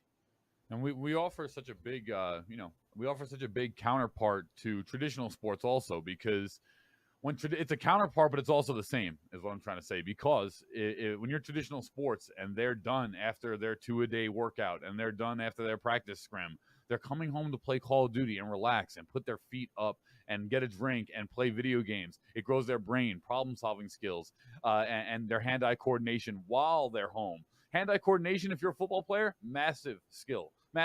So it helps build those things while they're off the field. And then for us, vice versa, if you're an esports athlete, one of the errors I had growing up when I was competing in esports is that I was not active enough. I played sports, I competed a little bit, but I wasn't active enough truly when I look at it. So that's one area that esports players can learn from in terms of activity and physical and the marrying of both. People say, oh, sports and esports, video games. Not really. We're just kind of the tech industry's competitive form of competition, as to where traditional sports are more physical, hands-on. So I believe in the marrying of these two sectors and that they actually live together while also being counterparts.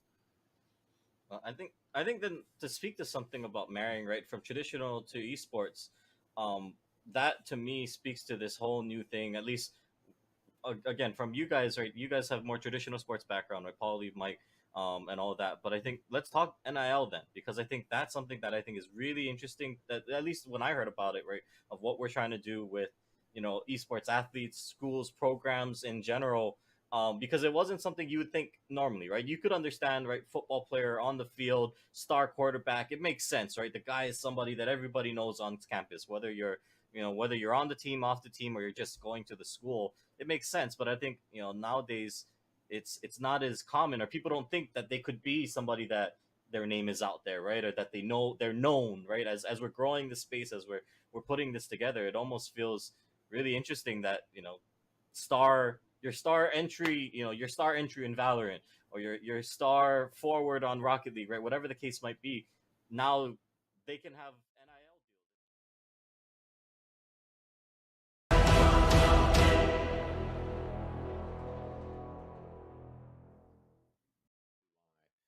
I forgot to. Back to the CECC West Online Qualifier 2023, Septilins and Catinator. We just wrapped up UNLV Gray versus SJSU, and it was, I will be honest, a defied expectation with UNLV Gray coming out on top, a 2-1 series. We actually get the chance to interview Proton, the Sova/Breach/ Harbor player, which, spoiler alert, Proton, one of my questions does have to do with that. But before we get into the analysis here, how does this win feel? Going up against a dominant team like SJSU, do you guys feel like you really had to extra prepare, or was it about taking every round as they came to you? Yeah, I think we knew they were a good team, but we just went out and did what we were ready to do. You love to hear it. Yeah. Yeah, so I do want to ask, I just kind of hinted to, Harbor. Something we're not seeing super often, a very unique pick. And if you can kind of explain, without giving your whole strategy away, of course, what was it about that character on that map that made you guys want to play him today? Yeah, we like to take space with Habo. I know even my teammates, some people don't like Habo, but I think there's a lot of value there that people don't see. Sure. Yeah. Yeah, so speaking on the Harbor pick, I think we got to see Harbor kind of step back into compositions thanks to maps like Lotus, which we're looking at a new map pool, right? Coming through. Bind and Breeze are gone. We've got Split, we've got Lotus. We got to see Split play today. What are your thoughts on this new map pool, and how has that shifted up training, especially for the second half of the season, now that this new semester comes with a new patch? Yeah. We've been preparing the new maps, but it's definitely a big shift. There's a lot of different agents we have to use, but we're getting used to it slowly over time, and we'll get better at it as we play. Perfect. And I gotta ask you about the wall. We got like a lot of musical instruments hanging up behind you. You wanna give us a little tour? Tell us what's back there. Tell us what you play. Oh, just a couple of guitars. Nothing much. I play a bit in my spare time, but that's all. Not very good, but not very good. Yeah, 5. Yeah, so you got 5 of them, dog. You got to be at least a little good. They're like passed down through the family, Okay. Well, they look nice on the wall. Yeah. Hey, Proton, just one more quick question for you, man, and we'll let you hit the road. Is there anybody you'd like to give a thank you or a shout out to just while you're here with us? Oh, just UNLV and my teammates and everyone that supports us. Perfect. Well, thanks, hey, guys. Yeah, of course. Thank you. Huge congrats on the upset. Yeah. And with that, folks, I do think we're going to go ahead and throw it to a mild break. I know our next matchup is slated to start around 3 p.m., but of course, we have to go track down 2 teams and 10 players and make sure they're all ready and whatnot. So we'll be right back with the CECC West Valorant in just a little bit.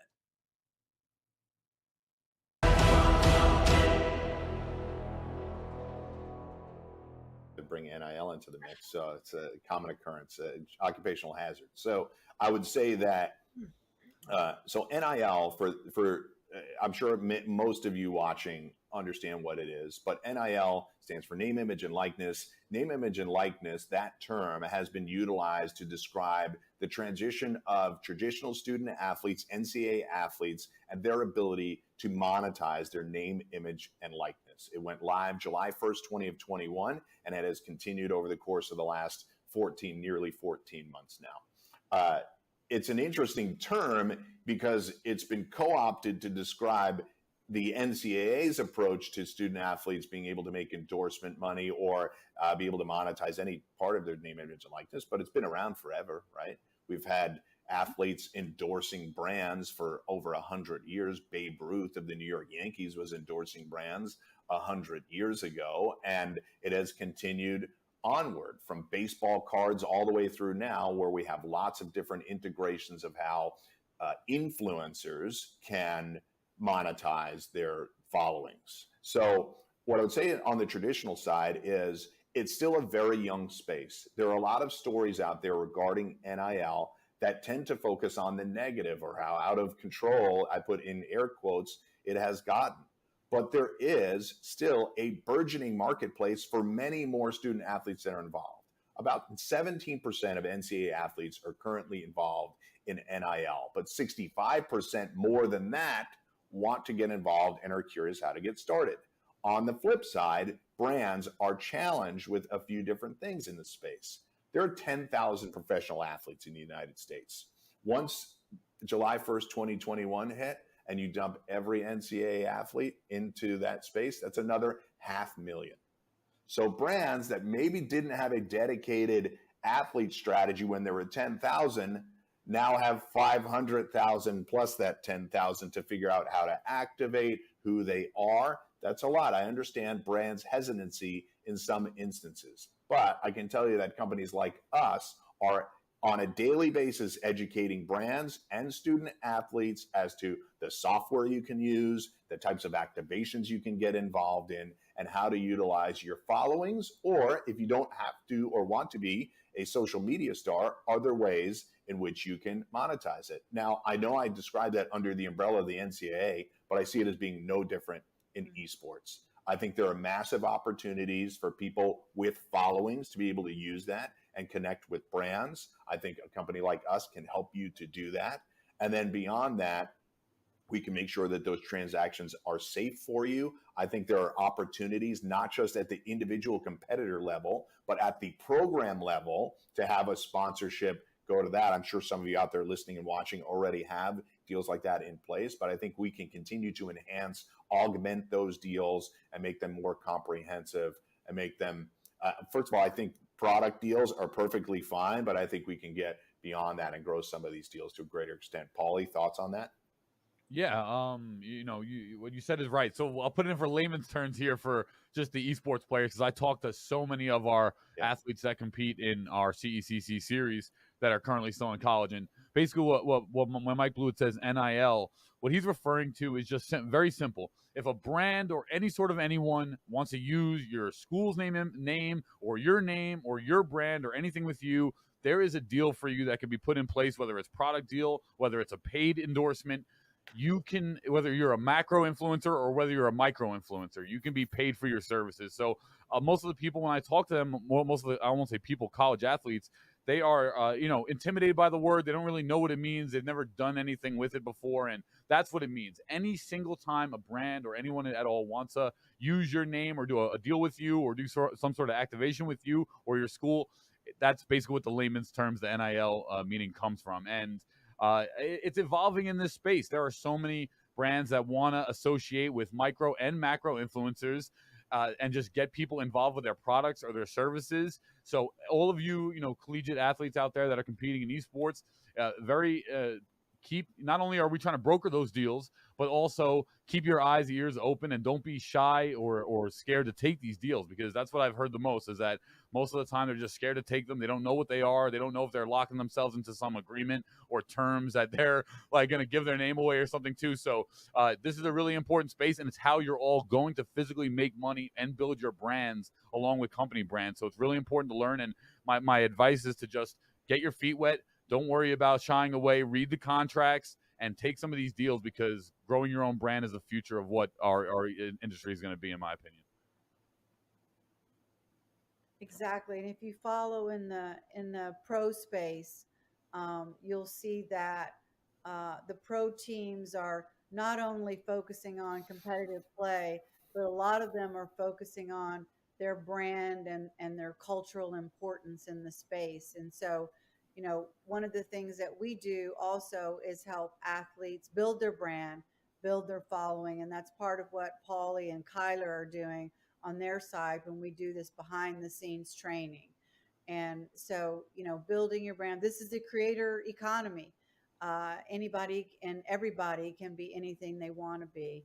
And so we just really want to be the conduit that supports that across the board. Absolutely. Yeah, I think so. With that said, thank you everyone for, I think, great insights in terms of, for any of you that were watching this and maybe had questions about, what is Esports U, what is CSMG, who are they, what are they doing, what are our plans, right? Well, we know we kind of tried to make a bigger splash in the spring, and we're excited to bring more stuff with you guys for the next year. But I think maybe as we close out here, I know we're slowly approaching on time then, but maybe let's go around the room with everyone here of just what's one thing that we're all excited for this next upcoming year. I know we touched on our plans and a lot of things, but if anyone had to speak, if you had to speak to just one thing of just what has you excited for us as a company, for us as the collegiate or college esports space, right? What's one thing that has all of you guys excited? And maybe we'll start with Mike, since our traditional sports guy, and we'll let Mike speak first. Sure. So I would say many things on the traditional side, but I'll focus on esports. And I'd say the thing that I'm most excited about going forward is, after yet another year of us doing a round of events, I'm excited that more schools will understand exactly what we're doing with our regional events and culminating in CECC and getting more schools involved. I think schools will be more excited to compete in our events because we've established it over the course of a year, and I welcome any and all conversations with getting people involved. I think for me, I'm most excited about like the schools and conferences. Mike, that's amazing. That's so exciting. I'm also excited about the brands that we're starting to be able to get involved in this. In our Commissioner's Cup in last May, we had over 14 brands, blue chip brands, participating in our event. Barbasol, Microsoft, CDW, Morgan Stanley, New Street, Air Force. And so I think brands are really starting to get excited about being involved in college esports, and we're offering them a platform that not only gives them, a big event, a big yearly event, but also regular daily programming where they can have exposure in front of this audience. that they want to build affinity for with their brand. So I'm super excited about seeing the brands get on board and help grow the space along with us. A rising tide lifts all boats, and I think that's probably one of our mottos here at CSMG and Esports U. We're growing our brand, but at the same time, we're also really growing the college esports space as a whole. And that's our goal, for it to be a healthy ecosystem for all parties involved. Yeah, I agree there. And I guess for me, obviously always, seeing the collegiate esports space elevate, coming from competing, this didn't exist when I was competing. And just to see it now in literally within the last 5 years, probably really come to fruition and start just blossomed out of nowhere, and now becoming a space and seeing everyone, schools, players, productions, companies all elevate together has been really, really nice to see. But if I was the most excited for one thing, it would probably be the city where we're going to land for CECC 23. I'm really excited to know where we're going to be. There's a lot of great cities. I mean, I personally would love for it to come to New York, despite whether we got a positive bid or not. I want it to come to New York, but I just think the atmosphere in New York when you throw an event here is just super magical, especially in the summertime.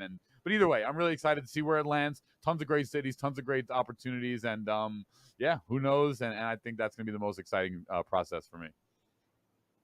Absolutely. I won't speak to anything. I think I'm filling Paulie's job on this one because Paulie's more a panelist than this one. So, you know.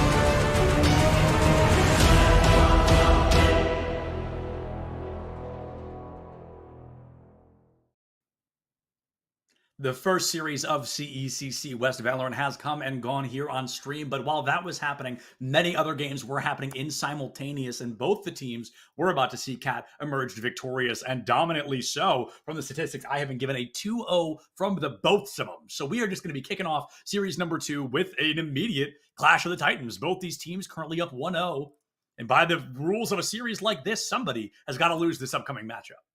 Yeah, let's take things a little deeper. You say it was 2-0. Let me raise you this, Septulence. Oregon State takes down Arizona 13-2 and 13-2. You say, well, you can't beat a team worse than that. It's not possible. It's not possible. Surely. That's where you're wrong. The University of California Riverside Blue, they take down the squad 13-2 to 13-1.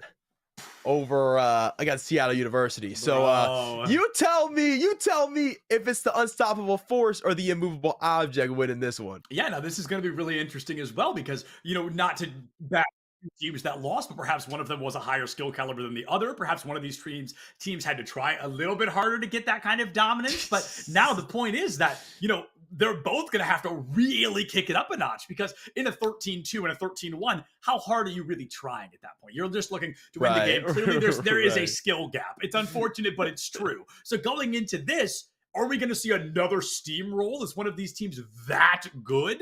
Or is it instead going to be these two 13-2 demons just immediately clashing time and time again? Are we going all the way to map number 3? And speaking of maps, well, folks, honestly, I hope you liked the few we saw because we're just seeing them again. This time the order is a little bit different. We're going to run it right back to Haven, the only 3-side map in the game. Ascent being that middleman once again, and this time Split. That wild card map is our tiebreaker if we get that far. Yeah, so we'll just we'll flip it on its head. Why not? We'll start with a very familiar to you folks at home. We'll go back to Haven for a bit of a field day. This time, though, we'll be this in the game. Let's check out those faces now. Let's start over at Highlander Gaming, University of California, Riverside. Let's see who they've got bringing to the server. They've got a couple options here listed for the event today. Final 5 going to be Jason, their newfound IGL half content creator. Vix, the original player. He's been here since the beginning of this Valorant roster and will continue to be here today. Soup, Andrew, and Azalite going to finish off that roster. Yeah, this roster working with a lot of new things. We've got a player that just joined this quarter, being Azulite, a new IGL, like you mentioned, but they've got a couple players that have been around for a while. Vix being that OG, being kind of a natural leader to the team, having been through many variations of it, and they're hoping this one is the best, Cat, but we got to remind everybody, they're going up against the Oregon State University squad, a very strong one at that. They're bringing in just a main 5, many of them coming from other games and kind of defaulting now into Valorant. We've got Rio, we've got Dragonfly, Neon, Walt, and Blarps, and this squad has been together for a little while, made almost entirely of juniors and seniors. So a lot of them trying to go out on their last hurrah here at CECC West. They want to make it all the way to the end. I'm terrified of Blarpson, dog. One, he looks mean. He looks angry. You got that game face. And just the name. Imagine Blarpson pulls out with the 4K, bro. Like, I'm leaving the server. It's over. It's wraps for me. That's an alt F4, baby. I'm saying without a doubt, bro's a business major. Bro's got the emphasis in financials. Bro's economy going to be on point, September. He's going to have the mathematics to it at least. You know, maybe they're going to be running really like number crunched specific runs here of like, we can buy up this round. You can exactly buy up next round, or maybe something crazy like that. But I'm very excited to see what these teams are going to do on, because we don't know their team comps. We're seeing them for the first time. You know, we got the info of the maps, but we didn't get the specific rosters they ran, yada, yada. We're going to get a couple of surprises here, but I suspect Haven in particular, we talked about this earlier, there are comps that work here, and I doubt we're going to be seeing anything too far outside of that echelon. And right now it seems like that story is telling true. This is lining up to possibly be a complete mirror matchup, Cat. I haven't seen this in a minute. I haven't seen Astra and Haven in a while. And then both might do it. Yeah, when we got the initial Astra nerf, there's a lot of conversation of like, man, Astra's just not good anymore. A lot of people said, well, Astra's good on Haven because Haven's the biggest map and Astra has the biggest map presence. So obviously we should run the Astra on Haven. But most of the time it was like the Omen, right? For the paranoia, for the extra flashes, which is really beneficial when you go over to places like Garage. Also for the rechargeable. So you can get like 5 or 6 smokes out if you throw them early enough to where Astra's getting 4 and only 4 be that star limit. But it is going to have the potential to lurk, because you can throw those smokes from anywhere. It also means your Omen doesn't have to just sit on the B site forever or sit over towards Garage forever, because he can only throw the smoke so far. So we get that extra bit of to the teams. But yeah, as you mentioned, it'll be a mirror match all the way around everywhere else. It'll be the double initiator composition. Look at the Sova, look at the Breach, we'll get the extra flashes. We'll look at the Jet. Chamber left, Jet came back in. That's about how simple it is. Yep. And Kat, there's something I always say about mirror matchups, because I really do believe it in my heart of hearts, is there's this weird sense of a mirror matchup of it's no longer one team versus one team, and it falls a lot more down into 5 1v1s, because you have to be individually outplaying the person who's playing the same agent as you. You're going to have the same strategies. You're going to have the same utilities. You're going to have the same rotations. You need to constantly be one step ahead of them without accidentally putting yourself one step behind. It's this weird cat and mouse game, and I feel like we're going to be seeing a lot of 1v1s. The Breaches in particular. One needs to get rid of the other, or it's going to be a constant game of I'm flashing, you're flashing, I'm flashing, you're flashing, and it's going to be a really difficult challenge for these teams to capitalize on that breach, because there's somebody on the other side ready to do the exact same thing to them, and that spans out to all 5 characters. It's always a really difficult match. To be very clear, the exact same thing you're trying to make work. All right, 5 1v1s, or we can view it as a 1 5-on-5. Which team runs the composition better? Let's find out. Let's witness whose strats are better, whose Valor plant's going just a little bit harder, who paid for premium. We'll also find the first look. Soup will have a trade. Back of the site, still continue that fight, and Dragonfly gonna swing out to grab 2 looks. And Jason suddenly wondering, where did my team go, as he recovers from the lurk? Yeah, the team completely vanishing from the site, and poor Jason caught out in Garage by their lonesome, has nothing online to help except a Frenzy. You're looking for an exit frag, maybe just to farm the ult a little bit, but 50 HP, a Frenzy, and not nearly close enough to do the damage. Dragonfly will go down. I suspect we're not seeing a 3v1 clutch at 9 HP, but you get the ult, or at the very least, you get the boost to your ultimate, and Oregon State wins round number 1. Cat, it was a really strong lead from Riverside. I really liked what they did of the hard rush down to get into sight, to kind of shake up Oregon, to force them to adapt. Oregon just did that, though. They adapted fast enough to win out that round. Yeah, absolutely. That help coming through way sooner, CT, than I think the offensive side expected it to, so... definitely had its value, definitely shut things down pretty early. Will be full saves all around. Just Andrew going to buy up a Sheriff into this one. Not really expecting much if you are UCR. And not much off of the default for them either. Just playing pretty deep to spawn. Recon out early, has spotted Jason, but just Jason, typically the lurk agent, should see a player move off of this. Buying up the Sheriff can always be a risk because it does kind of dig into your economy a little bit more than any other sidearm. So you want to get value with it. You want to make it worth the purchase. But when you're expecting to lose the round and you should have enough econ to buy up in the next one, it's not as damaging here to the econ as it may be later in game. Blarpson, danger close to his own death and has no idea that there's somebody just hovering around the corner. Dragonfly playing in the smoke, doesn't want to overextend as they hear way more than 2 footsteps. Neon finds one, Blarpson another, Waltz comes in for the third, and Oregon State, just like an assassination on this squad, takes them all down almost in the same moment. Oh! They line up for it, and Andrew finds an equalizer. The Ares online, can't find the lineup, 28 HP, sprays to prey, but just can't line up that third headshot, and Waltz will break it. If you're Riverside, at least you made it expensive. Wow, that was almost winnable. That was the only weapon they brought into the round, is just that Sheriff, and almost ends up being what takes them out of it victorious. So very close, but not quite. Rifles into this one, bonus on its way for Oregon State. See if they want to buy extra bonus weaponry. Probably not. Maybe a couple of Sheriffs. They got the eco to spare, but we'll see if they want to throw it out. That's crazy. Oh, I think they were both full HP too. That was just a collab headshot. Like, it's just insane to get that. And you know, they made it expensive. The round's going to be a little clunky for Oregon, but Riverside, if it's the full buy, this is what they're supposed to do. They need to rewrite that momentum right now, because if Oregon wins this, they can carry it into like 2 or 3 more rounds.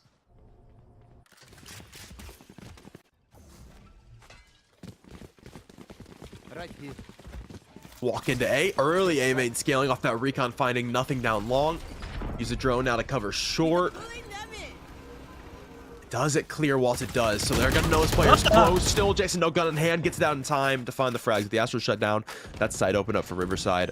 Not going to go down, and now they got the advantage, even though it wasn't necessarily via the guns. Yeah, Walt's got a small chunk of damage in, but it's not nearly enough to make that kind of pushable, if you will. Jason finds a 2-piece onto Blarpson. Vix gotta find an elimination of their own. And, you know, you gotta wonder if the Astro would have won that fight against Jason. That story could have been way different, but Riverside, they dominate the round when they get those rifles online. Only one of them goes down. The expenses are looking great, and they're looking to make this a 2-2 gap.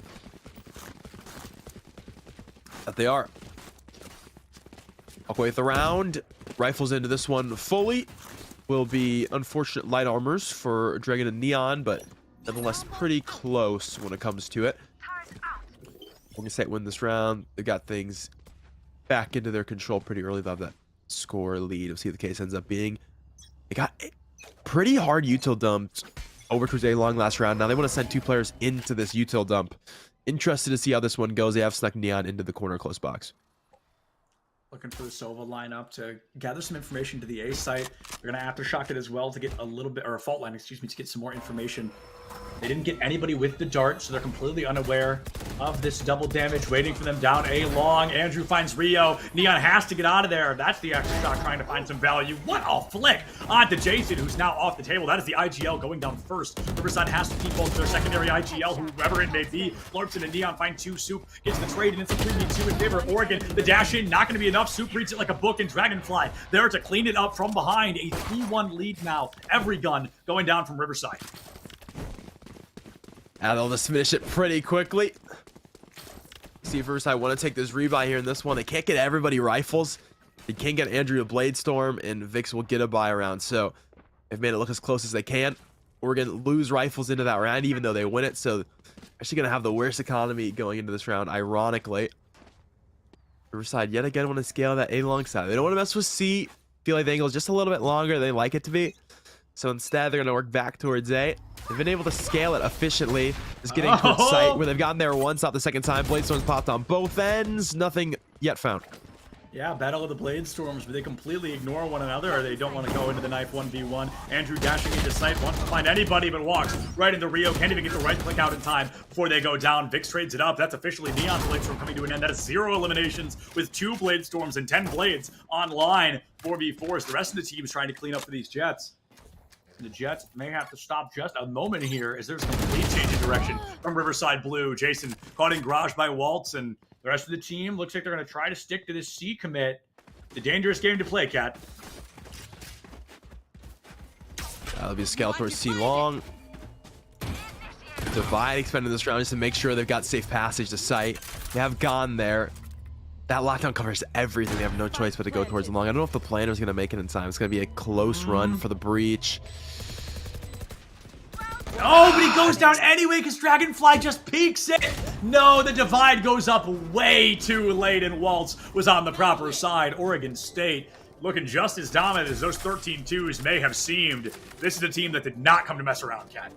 Yeah, I don't know if they needed the divide there. I mean, good reassurance, I guess, but already had all the frags by the time the wall was up, so didn't even need it for the retake. They just got there quick enough. Dragonfly, as you mentioned, with the spacing, make sure the breach goes down. And I really do like the call for the lockdown there. Gets everybody off of sight. Next thing's awkward. Allows for them all to transition quickly for the retake. Don't really even have to do the work. Just that one piece of util is enough to cover it. Riverside Eco broken. Looking at the upgraded Chico, if you will. It used to be just the Sheriff economy, but not thanks to these Stingers. They've slid their way into it as well. Yeah, that'll be a little more expensive than just the 900. Oh, Hunter's Fury from Rio. Whoa, a two-piece to boot. Now that is not something you see very often, but if Oregon wants to clean up a round, that's the way to do it. Only a single ult used. Oh, basically half the team down. Andrew finds Blurpson out the gate, puts down Dragonfly, and equalizes both Jets. It's sub 10 HP right now. This forces out a lockdown from Riverside as they want to make sure they walk away with this round. It's been expensive, Cat. Waltz finds Soup, who already found Jason. Andrew, a three-piece out the gate. 1 HP in a dream here, but Rio, could they be the hero Oregon needs to keep this round alive? Low Andrew, just gotta find the Astros, holding all the way to the back of C-Link. He'll make the footsteps, so we'll be known about to the back of the site. Now walking into a crossfire. Walks into the concussion, a free pick for Andrew. A 4K for the Jet, who just brute forces the way in the back of the B site. They'll take a second round. That's insane. We took down 4 people at 8 HP because they took that damage in their first fight. I mean, it's baffling they were able to find such a strong success, but that's why these teams are 1-0 right now. That's why these teams were out there 13-1ing, 13-2ing people, because they have the unbreakable spirit like that, an incredible gameplay. When they need to clutch up, you can rely on them to do so. Andrew just taking the charge as this duel is trying to put Riverside back on the board. All right, get a bit more even in terms of the buys here in this round. Door's broken pretty early. And Andrew gonna try to play off this flash. Has broken the KJ utility. They just want to swarm through this.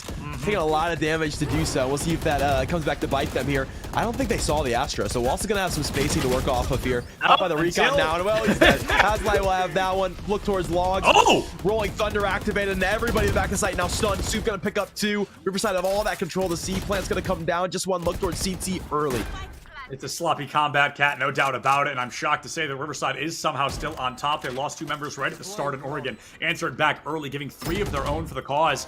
Rio gives themselves away, tried and true. They know the garage is the location to be, but it's Rio that has the crossfire to keep them alive. Oregon State, talk about a clean execution. I mean, they are like they're like the Navy SEALs the way they come into this. It's incredible. Yeah, great teamwork. Without a doubt. Great teamwork, great timing out of Garage and out of CT to isolate those first 2 fights. I mean, you see Rio go for the spray transfer out of Garage. Doesn't even need to. Teammate already has it covered. They'll find one. They can work that back to the side together. Very cleanly played. Keeps them both alive as well. So those guns will come back into this round. And now I think we can finally say they have an economic advantage. It's taking a bit, right? We're going back and forth. That loss bonus definitely helping as well to get buys back on the table. But finally, Oregon State going to have a comfortable buy over the top of Riverside. I will say, though, 2 rounds ago, they had a much stronger buy, and then Andrew Sheriff opened the door for 2 frags, and suddenly they looked at a round win. So I wouldn't call things out the woodwork just yet. Riverside showing us a bit of magic.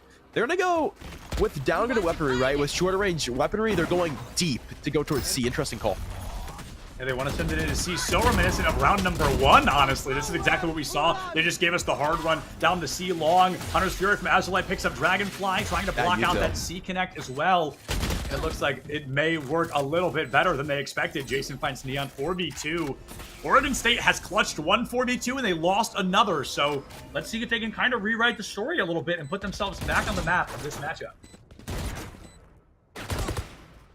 Turret broken. Chance for the retake. It's got to be a very clean 2-man retake here in this one. Rio going to find the first. Fix will trade, though. Bucks in 1v2. First 1v1 with Soup on its way. Didn't get the full commit to the peak. Has found one.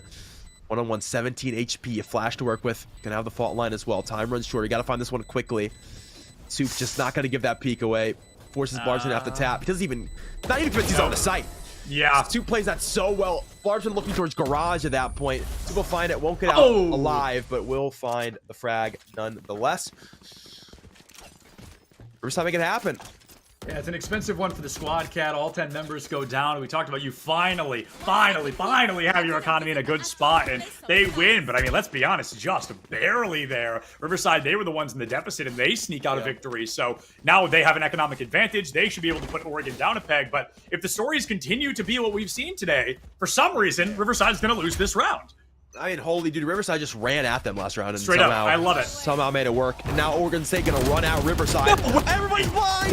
Neon whiffs every single knife! There were too many targets to choose from. Andrew whiffs every knife of their own. Rio picks up Jason. Here comes an aftershock on the corner. They want the C-long pick, and they're gonna be able to find it. Just a bloodbath out the gate. Damage done to every member. Dragonfly sneaking up on you, the silent wings, and able to take them both down in the blink. Oregon State's dominance continues. 6-3 on the board. Okay, that play was absolutely fantastic, though. I loved it. I loved every second. That flash is phenomenal. It puts Neon into... Well, you're not expecting 5 to be there, but... It puts Neon in a chance where he really can have a field day. Unfortunately, sometimes there's just too many targets to choose from. And the moment is just a little too chaotic, so fortunately nothing gets found off of it. But like, look how well this is played. That fault line for the other concussion into everybody being flashed. And just unfortunately, the opportunity a little bit too big, the moment too big. So nothing going to be found there. So that on the round, yet again, we've got a team that is lower economy somehow winning the day. So Andrew gonna find the first frag.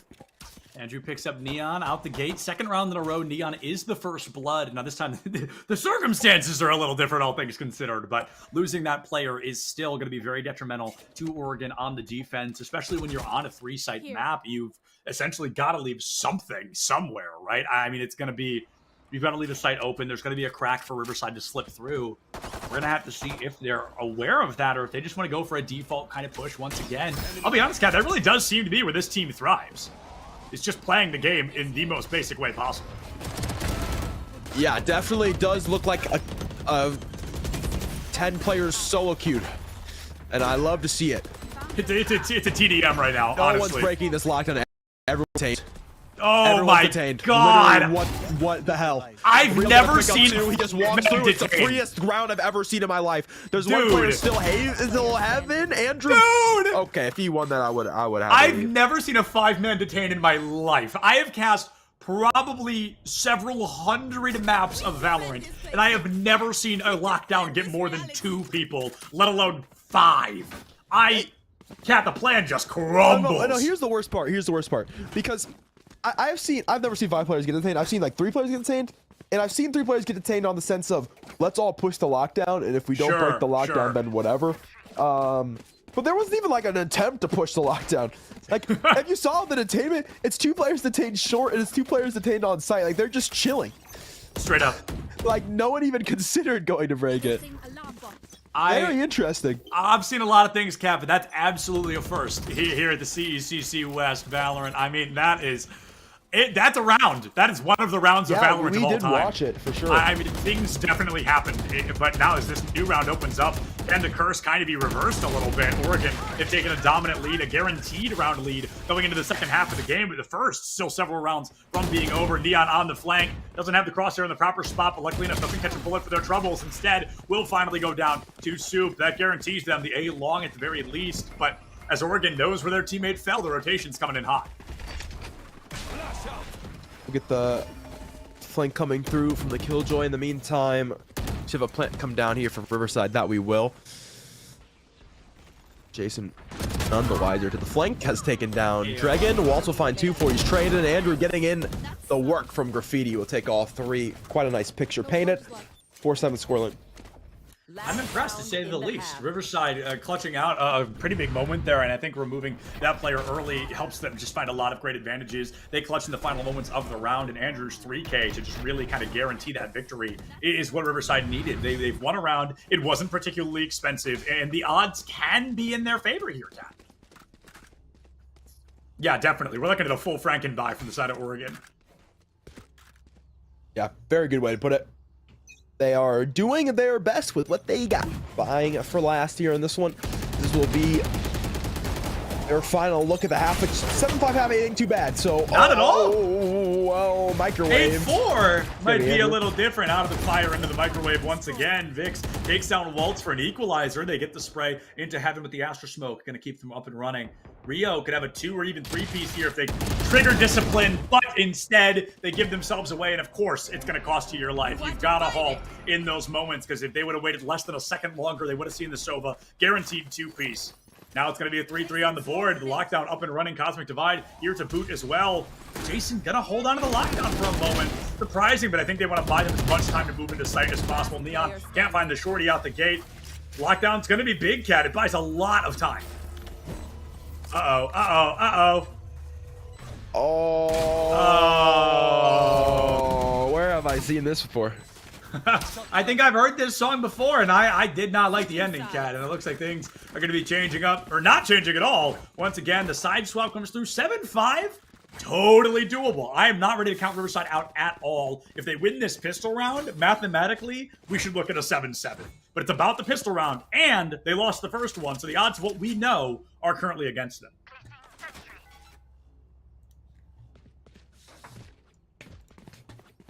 You know, I'm just happy to have that half gone. Let's get into the next half of Valorant. I'm excited to see what these two teams have to bring to the table. In my book, it's 0-0. And it's a first to 12. Except it's 2-0.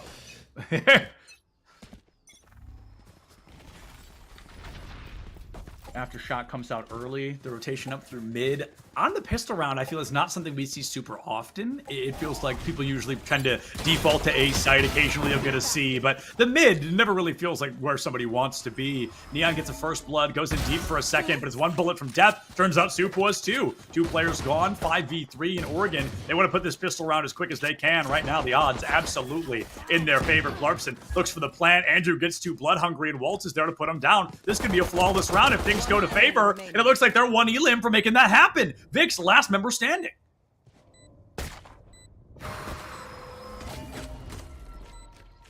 Can he make some magic happen? Got his full kit to work with, 2 low players.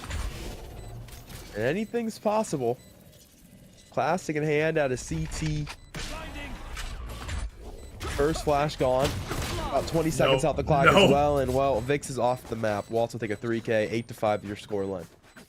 That's a strong score line at that. You start the pistol round mathematically, and of course this is always, subject to change, but we do expect this following round to be one as well. I'd like to see Riverside not buying up. We saw that a lot in our first series, and there's always just, I never feel like the risk is really worth the reward in this early kind of portion of the game. Buying up later makes sense, but it's the second round after the pistol. You can lose it. You're not going to lose the game because of it, and you can try to answer back with a full buy next round.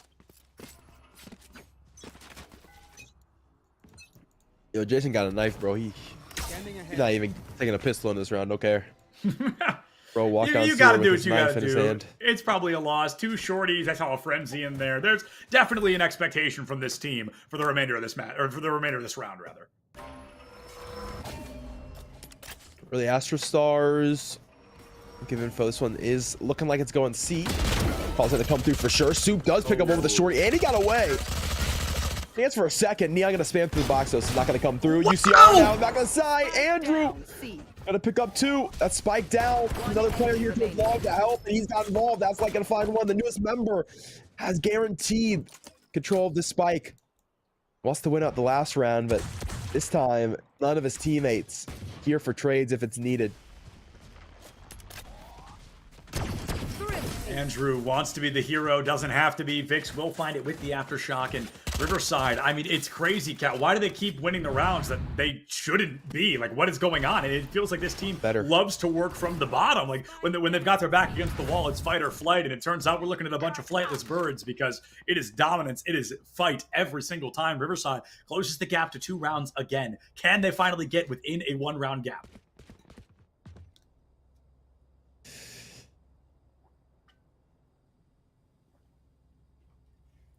Stingers on display. Forget the armor.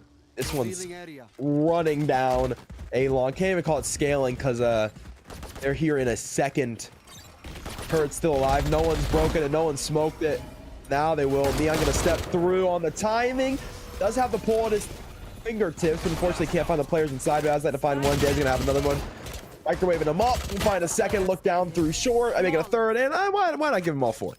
Hey, why not, right? What the heck? Let's let Jason have a little bit of fun out here. The curse has been reversed. They've been able to break that 1-round gap, and as the pressure stacks, I mean, Cat, Oregon had a pretty dominant lead in that first half. They had a really, let me look at what I wrote down here. They had a 58% win rate, so they were winning out pretty consistently against Riverside, but the second half feels harder. And Haven is a map that, while I don't personally agree with this, a lot of people say it's an offensive-sided map. So this is where you're technically supposed to do better. Yep.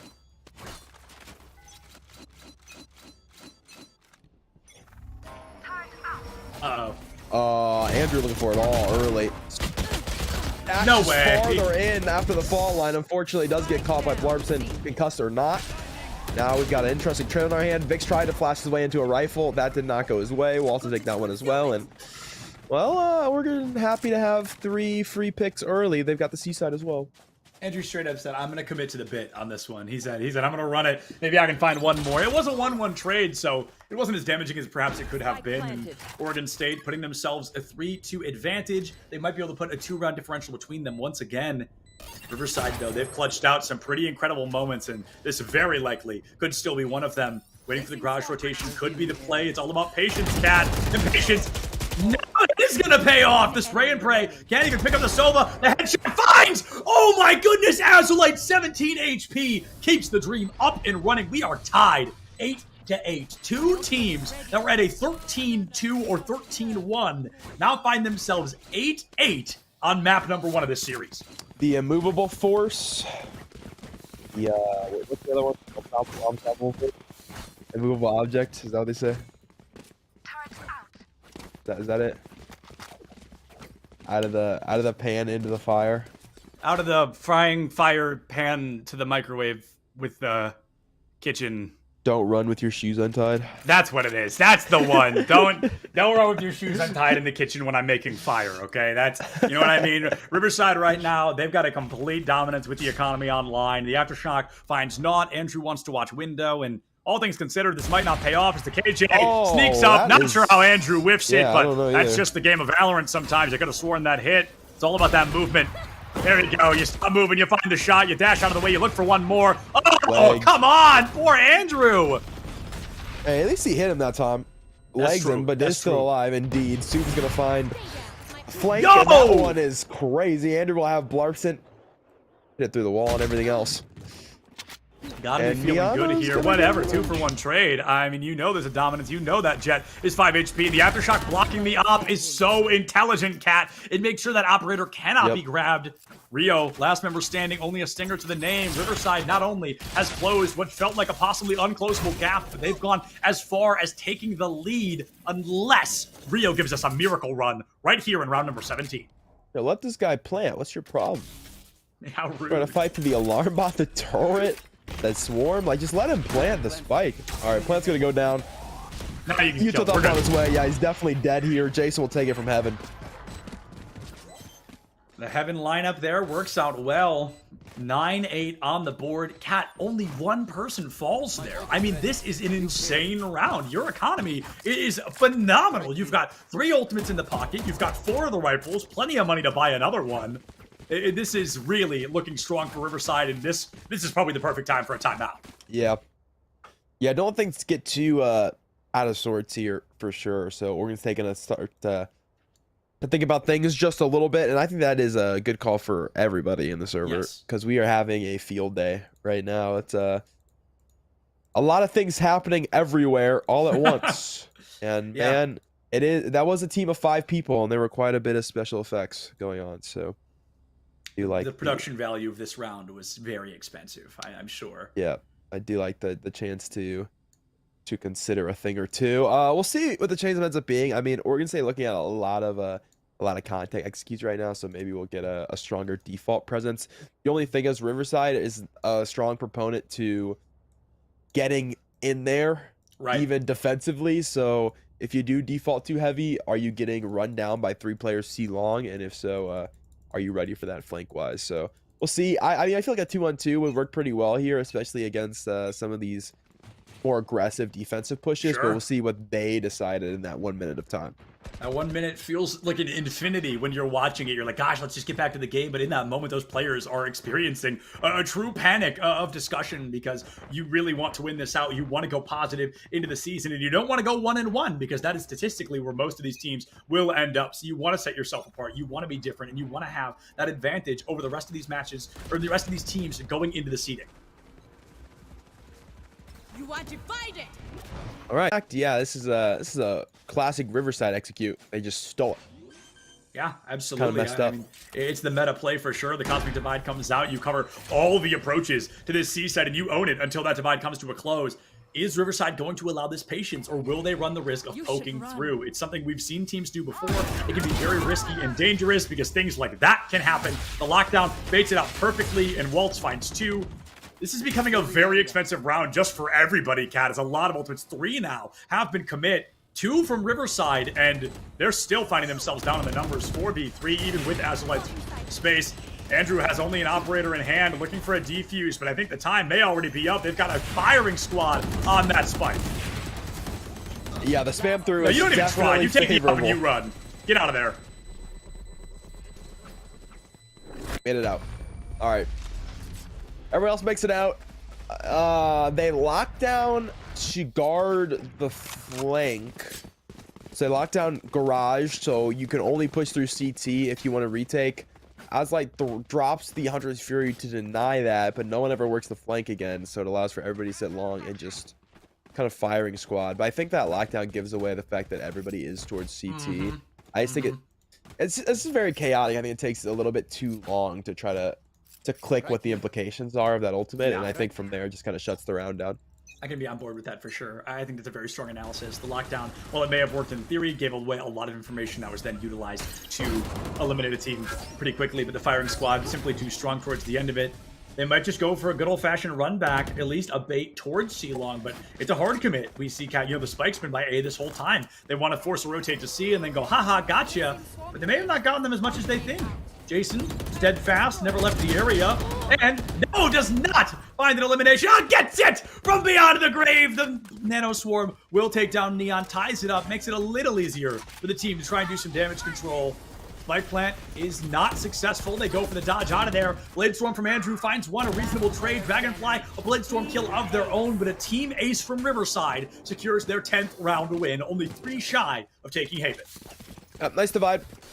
Get back in on the retake, forces those players that are holding long and short to make a decision on whether they want to play through and risk not hearing the tap, risk letting the defuse come through, or if they want to try to make the contact, and they opt to play with the rest of their team who's cut off from the wall towards site, and unfortunately they just get outgunned going in. The Utah looked pretty solid from the Killjoy initially for the post plant, but just was not quite enough to guard off the CT. Neon gonna go ahead and pop blades here. This one, so it still looks like a full buy for Oregon State. With that blade star, I wouldn't be surprised to see him take it pretty quick. I have to agree. They want to go fast. They want to get this Bladestorm, but Neon's Bladestorms, unfortunately, have not been that impressive so far. I don't believe we've seen even in a Bladestorm elimination from this player up to this point.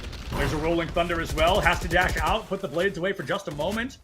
That's 1 ultimate baited traded now as the Bladestorm for the Rolling Thunder. Oregon State's pockets run much deeper than what Riverside can afford to bring to the table right now.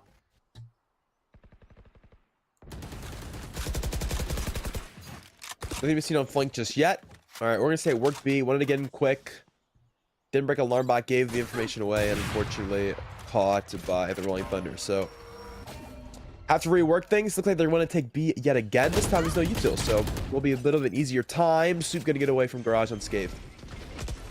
Makes it out 51 HP. Neon, who's at 88, goes for a B spike plant finally and will get it. It's a lot of rotations, it's a lot of fakes, and it's a lot of looking right behind you as Jason, execution style, takes Neon out of the fight. Lockdown might fully be destroyed by that aftershock, and for Hunter's Fury from Rio as well. A Rolling Thunder to boot. Every ultimate under the sun being thrown at the wall, but nothing can stick right now. 3v3 and all those ults for Nods. 1 player left in window. Dragonfly gone, Rio gone, and Riverside back on top, looking for their 11th round win, and that will do it. Vix finds the headshot kill. Riverside Blue 11-9, 2 rounds away. The pockets run dry for both these sides.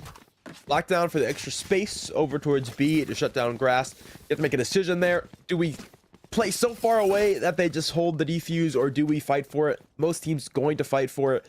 Forces them in a very awkward situation to where Blarpson has to run out of a smoke, try to shut it down.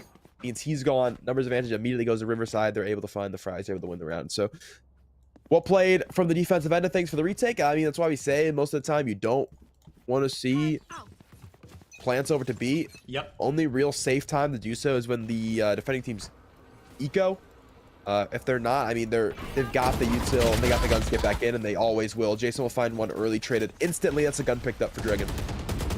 Gun picked up should make the difference here. Vix with the aftershock takes Blarpson down 4v3. Riverside on the numbers, but they can't prevent the spike plan, at least not for the time being. Comes to fruition. Waltz, an amazing flick onto Soup. Goes to set up a star, makes it that much harder for the approach. They never expect two from Garage. Nobody's looking behind him, but Waltz doesn't even need to appear as Vix overextends. Falls into the hands of Dragonfly. Azulite clearly not far behind. Wow. Oh, you've got to be kidding me, dude. Phenomenal. But Cat, right now, it's not about winning. It's about saving that operator. But Andrew, watch that hero play. Do it with honor, die with glory, or to a shock dart. Up to you. Rio finds the E-Live in Oregon with a thrifty round. Brings us back to a one-round differential. Didn't find the app. So we'll come back to the attacking side at the very least. But yeah, that one does come down to the wire just a little bit. Crazy no scope to come through to find Waltz. If you could have found Rio there, maybe, just maybe, because Dragonfly was already pretty low. But nonetheless, it will be Oregon State finding another round. They can win this one. They'll tie things up. Tying it up might be exactly what they're looking to do. It's tough, though. The pockets ran deep enough for Riverside where even a dominant round loss like that isn't enough to halt this team and their progress for the time being. A full ride on the board. They've got the operator in hand, ready for a C-site approach, but a Cosmic Divide separates the team in the blink of an eye. Here comes that fault line as well. A lot of panic, a lot of choices have to be made right now. And it looks like Riverside's ready to put it all on the line. A 2-2 trade ends in favor of Oregon as Waltz picks up just one more. Hunter's Fury, it's a blind fire, but hopefully you can hit anything, make it that much easier for your team to succeed. But it is all for naught. Maybe one hit onto Blarpson. Andrew falls, and Azulite. This has got to be your hero play, my friend. Oregon has a very real chance of 13-11ing this matchup. Aftershock gonna stall for space. Bolt will reconfirm positioning. Comes out, has nothing off of it, unfortunately, and Waltz will find a 3K. Things are indeed tied up. Oregon State have walked it back. 11-11 going to be the score into this one.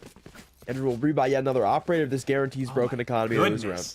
Yeah, this is maybe a bit of desperation coming from Andrew. Had a lot of great plays with the op today. We certainly can't take that away from them. But in a moment like this, buying something else in the heavy armor could make or break your success going into this round. I think off the top of my head, I can think of 4 different times this map alone we have seen somebody at sub 10 HP.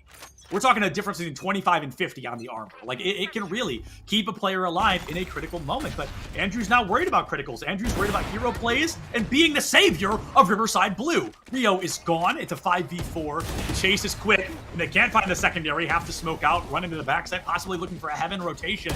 But whiffing that shot, Cat gives Oregon State the space they need to take this site essentially for free.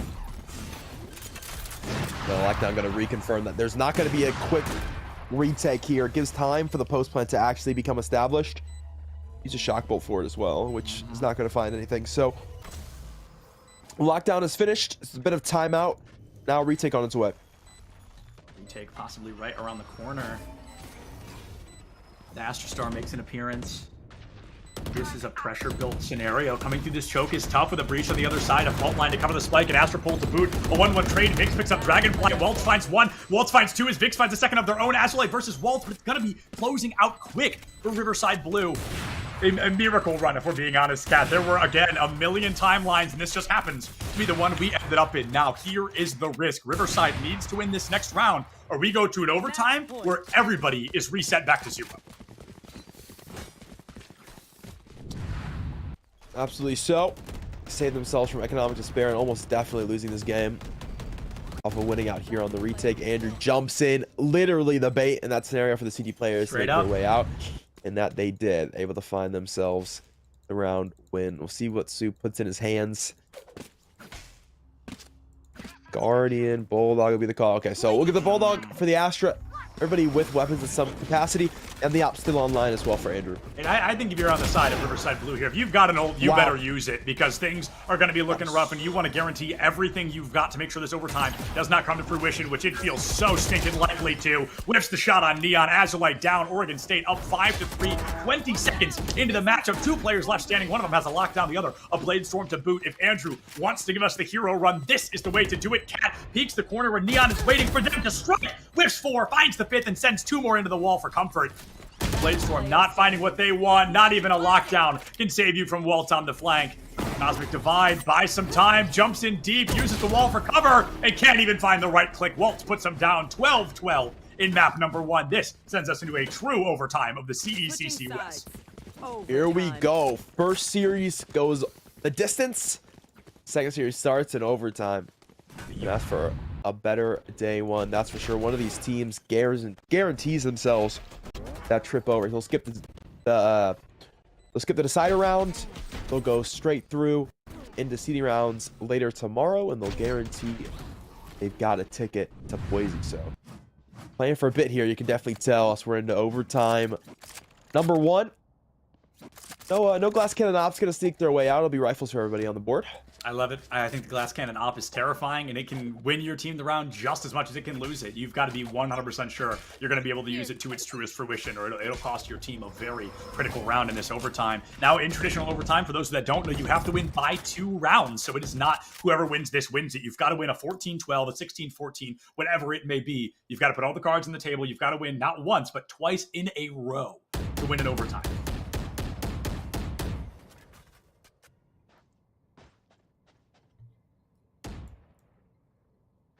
Nobody wants to be the first to make that mistake, Cat. Oh, that shock's supposed to go to break the alarm bot. It hasn't quite hit the target, so that's still going to sit here onto the B site. Still going to be fragile for the players that want to step their way in. They've broken it now. How to do it physically. They'll walk away from the angle. It does guarantee that Blarson will continue to hold here towards the B site. It doesn't pull an extra player, so there's still going to be 2-2 capacity on the other side of the map. 10 players left standing, 45 seconds remain for Riverside to plant this, and they don't even have a spike preference. I mean, they're just looking for an opportunity. Nanoswarm does get popped, but Andrew lands that 1 bullet headshot, gets rid of Dragonfly, fault line, finds you dash, already used to survive, and Waltz knows exactly where that jet's gonna be. Puts down Vix, but the trade will fall from Jason. They've got to triple commit here, push. They've got to get somebody behind this boxer. Blarpson will land that fault line, forces the flash out. Now it's gonna be that overshock to get a little bit more damage. Azulite and Blarpson a trade of their own. 2-2 turns to 1-2, turns to 1-1, turns to 1-0. Soup 30 HP can't land it, and Oregon takes the 1-round lead. Cat, they win on the defense. Now it's time to do it again on the offense. Down to the wire in that round. No doubt about it. Into the one-on-one. They make it out of garage just barely. Blarps is on site so early, but it ends up being enough. Just that stop potential to allow for the rest of the team to get involved. Wonder if he'd try to step out for the retake. I like the call there. Just recognize he just doesn't have enough time to get out of dodge, but it's successful in the util just to solve for a little bit of spacing. Allows the end to take that last one. We want to win it out. 13-12 now. 1 round offensively needed for Oregon. They want to take this one straight down C-long. Yeah, you want to run it high and dry. They've found a lot of really good success here, but often complemented by a Cosmic Divide, which they do not have this time. So the playstyle changes. The smoke onto the high ground, they missed the updraft dash. Jet falls onto low there, and no, they're not able to capitalize off that moment. Rotation around box, a 2-for-1 trade already in favor of Riverside Blue, but Soup does as much as they can do. Walt and Dragonfly cleaned it up. Going to be Waltz left on point, and if somebody's going to clutch, it's absolutely going to be Astra on this Waltz. Has no idea. Wait, no, that's not what I meant to say. Has no idea they are walking into a crossfire operator to boot. And Andrew puts them down. We are going into an extended overtime. We're looking for a 15-3 victory. Switching sides. Overtime number 2 on the way. Let's keep things cooking here. So, okay. See if Neon wanted to play a little glass cannon too after seeing Andrew finish around with it, but decides not to. Thought about it for a moment, hesitated for a little bit, but we'll make the safer call, especially when you see him win their last overtime round, the likes of retake, and can't really retake with an operator. Well, you can't. It's just hard. So yeah, it's just really difficult. Won't do it. Back towards C for another round. Riverside looking to take this one down C long. They see Waltz early. Waltz might get out of this. Should be able to survive unless Andrew kind of Batman style assassinates you from above. Waltz falls early, and Waltz has been a power player against Riverside so far. Oregon State puts themselves in a disadvantageous position, losing the Astra. I love this. It's so simple, but it's so unbelievably effective unless you don't turn around. Neon and Dragonfly sneak up behind, get a 1-1 trade, but it's still a numbers advantage for Riverside Blue. Aftershock into the cubby. Yep, you can't peek it with a flash waiting on you. Rio gone. 2 members left standing. Neon tries to play the high ground. Wants to chuck the dash without losing it, but you got to use it or you got to lose it, and lose it. They certainly shall. Fakes it. Astrostar pull into the stun. Blarpson finds Jason. Vix finds that counter breach. And it's up to Neon to be the hero. These Jets always want to be a full rolling thunder. If you're going to get reset, you might as well pop it. And Azurlight finds it. Riverside wins the one both teams lost, and now it's on the defense of Riverside. Win this map in overtime. So hard to get ults activated in overtime, but they do make such a difference when they do. Seriously. Guarantees that there is no shenanigans to be had. Neon clutch once, not able to do it again there. So now the tides do shift. Oregon State had a chance. Had match point in overtime 1. Now it's a match point for Riverside in overtime 2. Can they be the team to finish the job? Andrew yet again going to go to the operator. Put it on the top of the B site. Oregon yet again. They're going straight back to C. East side seems to be what everybody loves in this overtime, but a rotation up through Garden is definitely a defiance of expectation. A hard commit into Garage. The KJ not there this time. The Owl Drum, though, gonna ruin every plan you had around the corner. Wallbang gets a lot of intel, but nobody falls for it yet. Andrew's still holding B-side, and it's a fascinating play by Riverside. Soup makes it an equalizer, so it's a 4-4. Now a 5-4. Now it's a 5-3. Against Oregon State in a round where if they lose it, Cat, map number 1 comes to a close. We're going to Ascent no matter what happens. Larson's picked up 1 from Garage. Andrew's operator spotted and dead. Dashes back into trouble. He'll fall as B-site room to be opened up. Jason, though, takes the 2 frags back. That's a low HP Blarpson with it all to do, and it'll be the nanoswarm from Jason to finish the game. 15-13. Riverside will take map number 1. Boy, does it come ever so close. Close, but no cigar, Cat. You know what they say, close only counts in hand horse and shoe grenades, but it's not going to help this team out here today. 15-13, our second overtime comes to a close, and map number 1 does as well. We're going to throw it to a very quick break here because that's a long map for the players. We want to let them get water, use the restroom, do whatever they got to do. But we'll be right back here with map number 2 of this series in just a bit.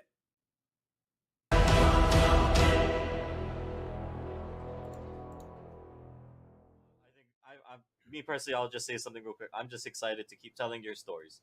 If you're a student, if you're a program, let me know. Let us, reach out to us. We just ultimately, at the end of the day, we want to tell your story. And I think that's what has me most excited, because now I think we're getting to a point where people know us. I hope you guys trust us, and and we just want to keep expanding and growing the space. So with that, Paulie, I won't make you do the weird thing where you got to toss to yourself. Unless you want to do you might have a few way of doing this. Let's test it. Yeah, okay. Right, how do you want to throw yourself here? Well, that's going to conclude here the future of collegiate with CSMG and Esports U. Thank you so much to Angela, Mike Blewett, and Kyler Tandle for hosting our panel. And now back to myself for the day 3 of the CSMG Coaches and Director Summit 2022. What is going on, everybody, and welcome back for week number 4 of the ECAC Top 8 Plays of the Week. Now, at this point, you're probably realizing 2 things. 1, that's right, I'm going to be with you all season long as we jump through the best moments of every week. And number 2, wow, Septilence really only wears one thing when he's not on the clock. And I can't even defend myself. It's a comfortable outfit. Anyway, without further ado, let's jump into week number 4 and see what these players brought to the table to beat out their opponents and be victorious. Wake Forest was already up a game, there were 4 minutes left on the clock, and they just couldn't find that first point to take the lead and put them up 2-0 in the series. But in a final moment of success, Malone clears it from one coast to another and finds an open goal, giving Wake Forest the lead once again. These Champ 3 and Champ 2 is doing. I mean, seriously, look at Malone making advantages for himself. Wow. And he will put Wake Forest on the map. This game number 5 could just go their way. I just want to say Malone just said, I'm going to show you what a Champ 3 can do. All right, buddy? On a control map in Overwatch, your team must capture 100% of a point to succeed. 99 just won't cut it. King Rock from Keene University was fully aware of that and didn't just find a Death Blossom. He found a full-blown Death Garden to keep his team alive. Sound barrier to go away as well, especially now that you have your own. It's going to be a little bit more breathing room. Doesn't look like the one. Okay, there we are. Now it's coming up big. This Reaper has bloomed. That was just gorgeous amount of patience. Coming. GVSU Blue found themselves up by 5 rounds, and it's always better to turn that 5 into a 6. It's incredible, however, that this team doesn't always need all 5. It can come down to just one player and how much they can really GVS do. An Illusion delivers with efficiency. 3 in a row. No time left, even if they had the chance at Orbital Strike out of the last. This battle between Muskingum and St. Francis was insanely close. Only 3 players in a round, and there were 1 player left on both sides, both down to their final stock. Things were looking pretty strong for St. Francis, their Luigi only at 40%, but it was up to Splat to do anything but. Just keep him off stage with that Zair. Oh! If that spot didn't- right here if for that- Teo. If that block didn't disappear, Oh! No way. Oh! Just steps on the pressure plate. A tale as old as time, Pace White versus Pace Gold, and Pace White's morale was through the roof as they won a fight, but little did they know, this was Lofi's world, and they wouldn't be living in it for much longer. Going in with the blade. Uh-oh, Blade is out. It's hacked. It doesn't matter, though. Slashes away for 2. Looking for a 3rd. Looking for 4. Won't get it just yet on the Blade. However, the slash and dash works out. Lofi's got 3. Looking for everybody else on this team. It's a white. The Inkling versus Ganondorf matchup is not very good for Ganondorf, but let's be honest, which matchups are? In this clip we're going to be watching as JD from Fisher learns the hard way that you never really want to meet an Inkling off stage. Sooner if you don't find that kill confirm or that kill or a bomb off stage like that. That Caduceus bomb edge angle. guarding is so good today. Yeah, that bomb angle was beautiful. Week 4 of ECAC Rocket League was absolutely insane. CMU and FC were tied up 0-0, but it was Gand who told FC they shall not pass game number 2. Side of FC, they've only got 1 player for a moment there. They're trying to recollect, they're trying to reposition, but how do you position around a pinpoint accurate shot like this? Gand goes crossbar down for the first goal. Adams in reverse. Backed the defense off with that. Whenever I'm on the mic for Valorant, you'll often hear the line, check your corners, repeated over and over and over again. And even with me not on the mic to tell them, I have a feeling this team may have learned that lesson. Nah, he's got to take the shot. Take it. Oh yeah, just sounds of teammates running on through and come on dive. The 4K on a completely unaware trio. And it's 11-0 right now. And those are the top 8 moments we thought deserved just a little bit more time.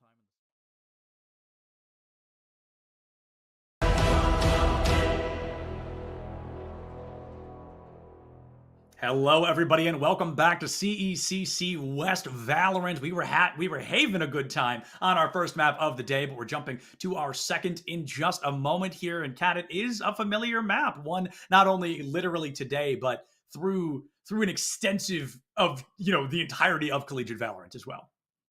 How'd you get here? You were just on the Crazy. And I moved my entire bookshelf as well. Yeah, what? How'd you, dude? I'm magical. You are so fast. I'm That's a quick crazy. changer. That's immaculate speed. It's actually a just green like, screen. There's nothing behind me. It's all a green screen. It's like the fridge is a live video. Yes, absolutely. Don't worry, Semblance is fast. Just somehow, I don't know how you got back here that quickly, but that game, even though it went all the way to overtime number 2, it went by incredibly quickly because these teams are the 2 fastest playing teams I think I've ever seen. I would say in the region, but I'm going to give that to the entire game of Valorant. These guys just play so incredibly quickly. Tons of content executes. The default is a myth. I don't even know what that concept means anymore after that game. So I'm excited for what game number 2 has on the horizon. We started off with Haven. We'll go over to Ascent, our map 2 from last series as well. And the interesting horizons on our way. Let's, we'll Well, let's be fast too. Let's keep with the theme of the thing. Let's hop our way towards the agents, like, you know, see what comes to the table, Zeppelins, because this one is a speed run. Yeah, a speed run indeed, Kat. I think you bring up a lot of great points. Very fast teams, very they ignore default a lot. They just kind of do what they want. They make the space they think they need, and they capitalize off the back of it to the point of a 15-13. So it's working for both of them. These are teams that, for those that might just be joining us, they 13-1 and 13-2'd into their first matchups respectively. So they're both 1-0 on the board right now, and then just barely we see University of California Riverside Blue win 15-13 on Haven. Hopefully this one does not take us as far. Maybe one of these teams can establish a bit more of a dominance. But as Oregon defaults to the defaultiest default team comp, they are bringing out the Ascent, just A squad right now. You've got to wonder if Riverside's going to do the same. I see Soup hovering that Astra. I really like Astra. I think she works on for Ascent. I really like Astra on Ascent. I just think her stall potential is immaculate. I think a lot of people will tell you need the Omen for the one ways, but all those people are wrong, so don't listen to them talk anymore, because you can get rid of one ways and trade them for the Astra defensive utility. The suck, the pull's worth it. It's worth also, it, Cosmic Divide's just a better ult. I mean, Omen has one of the worst ultimates in the game. So it's a mirror matchup, except Omen versus Astra. So this is going to be a great kind of an experiment to see if those Omen one-ways can make up for the differential. It's going to be if this Astra can take the charge, if Soup can be an incredibly dominant force and just mow through their opponents on the side of Oregon State University, we can say tried and true Astra clearly works better. But if we get the answer back and the Omen seems to be doing numbers, seems to be getting the paranoias of their life, then the Omen could prove his own worth. It's really going to be fascinating, Kat, as the rest of them are staying to that mirror match. These two, they've got to prove themselves. Listen, the Astra's better. I'm going to let California Riverside show you why. The only thing, though, I will say about this matchup in particulars, the way, like the speed at which they're playing, the Omen might look better. He's got a little bit extra offensive utility. That's a good point. And the Astra's main purpose is going to be to slow pushes. So it depends on how you utilize her, really. Yeah, I think that's a really strong point. We'll find out. If you save stars, she's good for the retake if you want to play fast. If you don't save stars, she doesn't get as much done. So we'll find out. It's like lottery winners. They get the choice of whether they take all the money outright or they get the payment over 30 years. Right, yeah. So absolutely. You play Omen, you get it in checks. And you actually get more money if you take it over the 30 years. A fun fact, if anybody's winning the lottery anytime soon. You don't get all the taxes out of it. Yeah, I mean, it pays off. Also, you still get like over $1 million. Anyway, okay. Riverside Blue, they're going to be taking a slower push already, and it's funny that it just started, and I can confidently say that. Because they're not immediately running it down into sight. Yeah. You can't the same way, right? You got to figure out where the Killjoy is. At the very least, don't do yourself the disservice of running into 15 nanoswarms. Yeah. I mean, the microwave, it was made famous on this map. Like, it is truly where a Killjoy can find her value. She can thrive in a lot of exciting ways like that. Jason finds the right click, puts down Neon, and should slow the momentum of Oregon State's rotations a little bit more. Now, the interesting thing of jumping from Haven to Ascent is we're down a site, right? From A, B, and C, we're down to just A and B. So the probability of where they're going is a little more predictable as well. There's this weird kind of infinity of possibility that we're seeing. The dash through, Dragonfly gonna miss it, gets counter Nano Swarm, forces them out of position. The Astra Smoke makes the space, and here's Astra really working well. Waltz, though, working even better. Puts down Jason, finds a lot of damage onto Azulite. Shock Dart to boot. KJ still standing in Riverside Blue. Gets themselves those 400 credits going into round number 2. Little rhyme.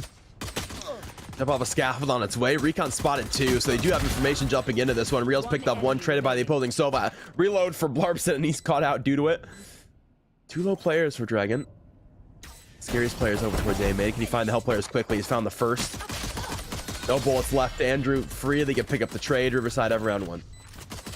Riverside get round 1 as the cards seemed like they were going to fall. The pistol round in a strong start. Riverside already up 1-0 on the series, so dominating this quickly into the second map is a strong sign that they are definitely not looking to play around. They are here to win, and they're going to do it by any means necessary. At the same time, it's only a pistol round. You've got to win 12 more. So it's going to be if they can keep the momentum rocking. But as I see 2 sheriffs already from Oregon State, that's a one-tap potential.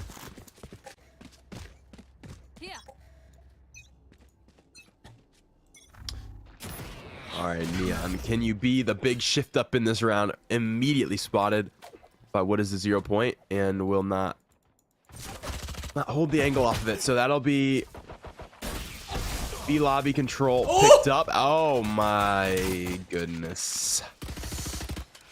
That's not how that was supposed to go. I don't Hey, if think. you and Archway, it's all yours.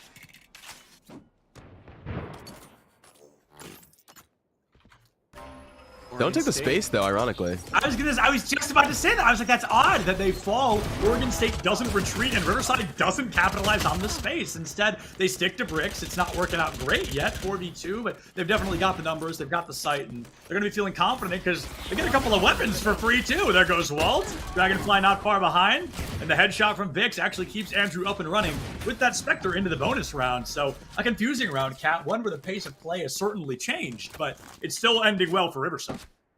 Yeah, I'm interested to see this continuation throughout the rest of the map as well, because it really is a much slower pace going into Ascent.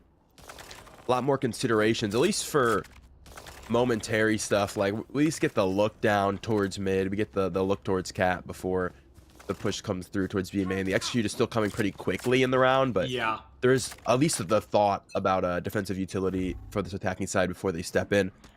While it's going to be close to the A main angle. Little bit of shenanigans going on with the KO right now. See if you can bait players. And Kat, something I just want to point out that I've noticed in this moment is we're actually seeing everybody run the same agent that they played in map number 1, except for Vix and Waltz. They're the only two that have swapped. And it's fascinating that we're focusing so much kind of on their performances. Waltz in particular has not been able to find the cleanest run, but the rest of these players are particularly warmed up on these agents, especially with how long Haven was. So I don't know, I wanted to bring that up because I thought that was an interesting situation to find these players in.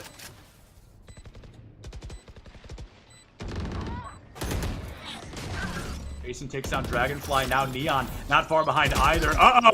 Andrew goes for the knife. I think they had run out of bullets, and Blarbson gets the 180 spin, lockdown from Jason, gonna clear sight a bit. Soup going for a rotate out. I like what we're seeing. It's a bit of a pinch maneuver, but at only 44 HP, it's tough for Jason to peek this corner.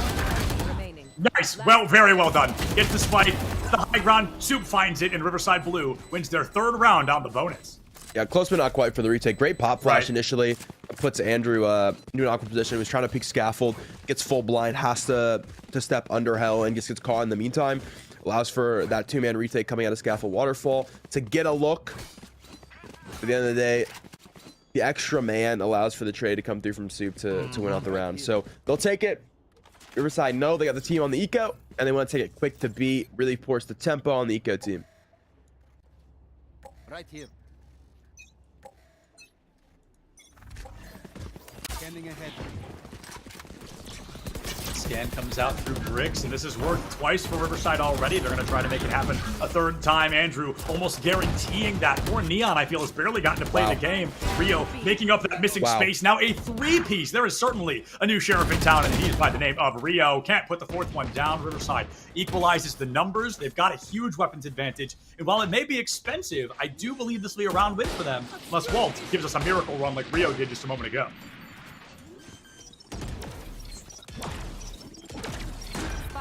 Okay, Fragment will go towards lane to kill some time. Guarantees that a plant does come down here for Riverside. 2 rifles picked up for the eco team. They're going to turn the flash. Get that turned out just before he suppressed, but unfortunately suppression means he can't use it. Watts, what in the world? Finds the first out of CT stairs, swings for the second on a Vix, and just barely does his aim peek up through the box. He's able to find the wallbang for the second. So it's an eco round converted for Oregon. Very much off the back of Rio. 3 sheriff frags as Riverside enter the site. It's not something you see often, Cat, but it's something that can absolutely happen. One player finding the exact lineup, the exact ADS they need to get those double eliminations. The 3rd time we've seen someone pick up an Elim back-to-back like that today. Waltz, I mean, it's so funny. I said we need a hero run from Waltz, and certainly we got one. But it's the 1st round win for Oregon on the board.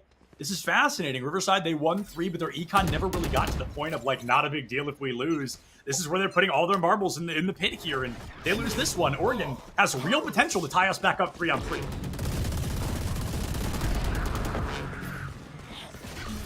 Action pack coming out the gate. We see that Hunter's Fury online, but not going to be used. Rio falls early. That power player out the gate. Neon with their elimination. Answered by Vix finding that Vandal Elim back off of it. Clearing Boathouse, a genius play. Something teams forget to do way more often than they'd like to admit. And Jason guaranteeing that spike plant. This is a tough spot. Oregon finding themselves on the retake. And Cat, they've struggled pretty consistently on the retake so far. Yep. See if they can make something happen here in this one. We're able to find last retake this time. Yeah, shut down. Very much so by Riverside, so they don't have to worry about a lack of a rebuy. They're able to win this one out. At least they got a rebuy in the next round. They've got a vow for economic control yet again. Let's see if Oregon State want to buy back into this one. It'll be 50-50, probably a half buy the call made. So yeah, it will be the control of Riverside here into this one. They're able to avoid danger. Oregon State won a big thrifty round, had a chance to get back into the game, couldn't win that round, and now things right back where they started.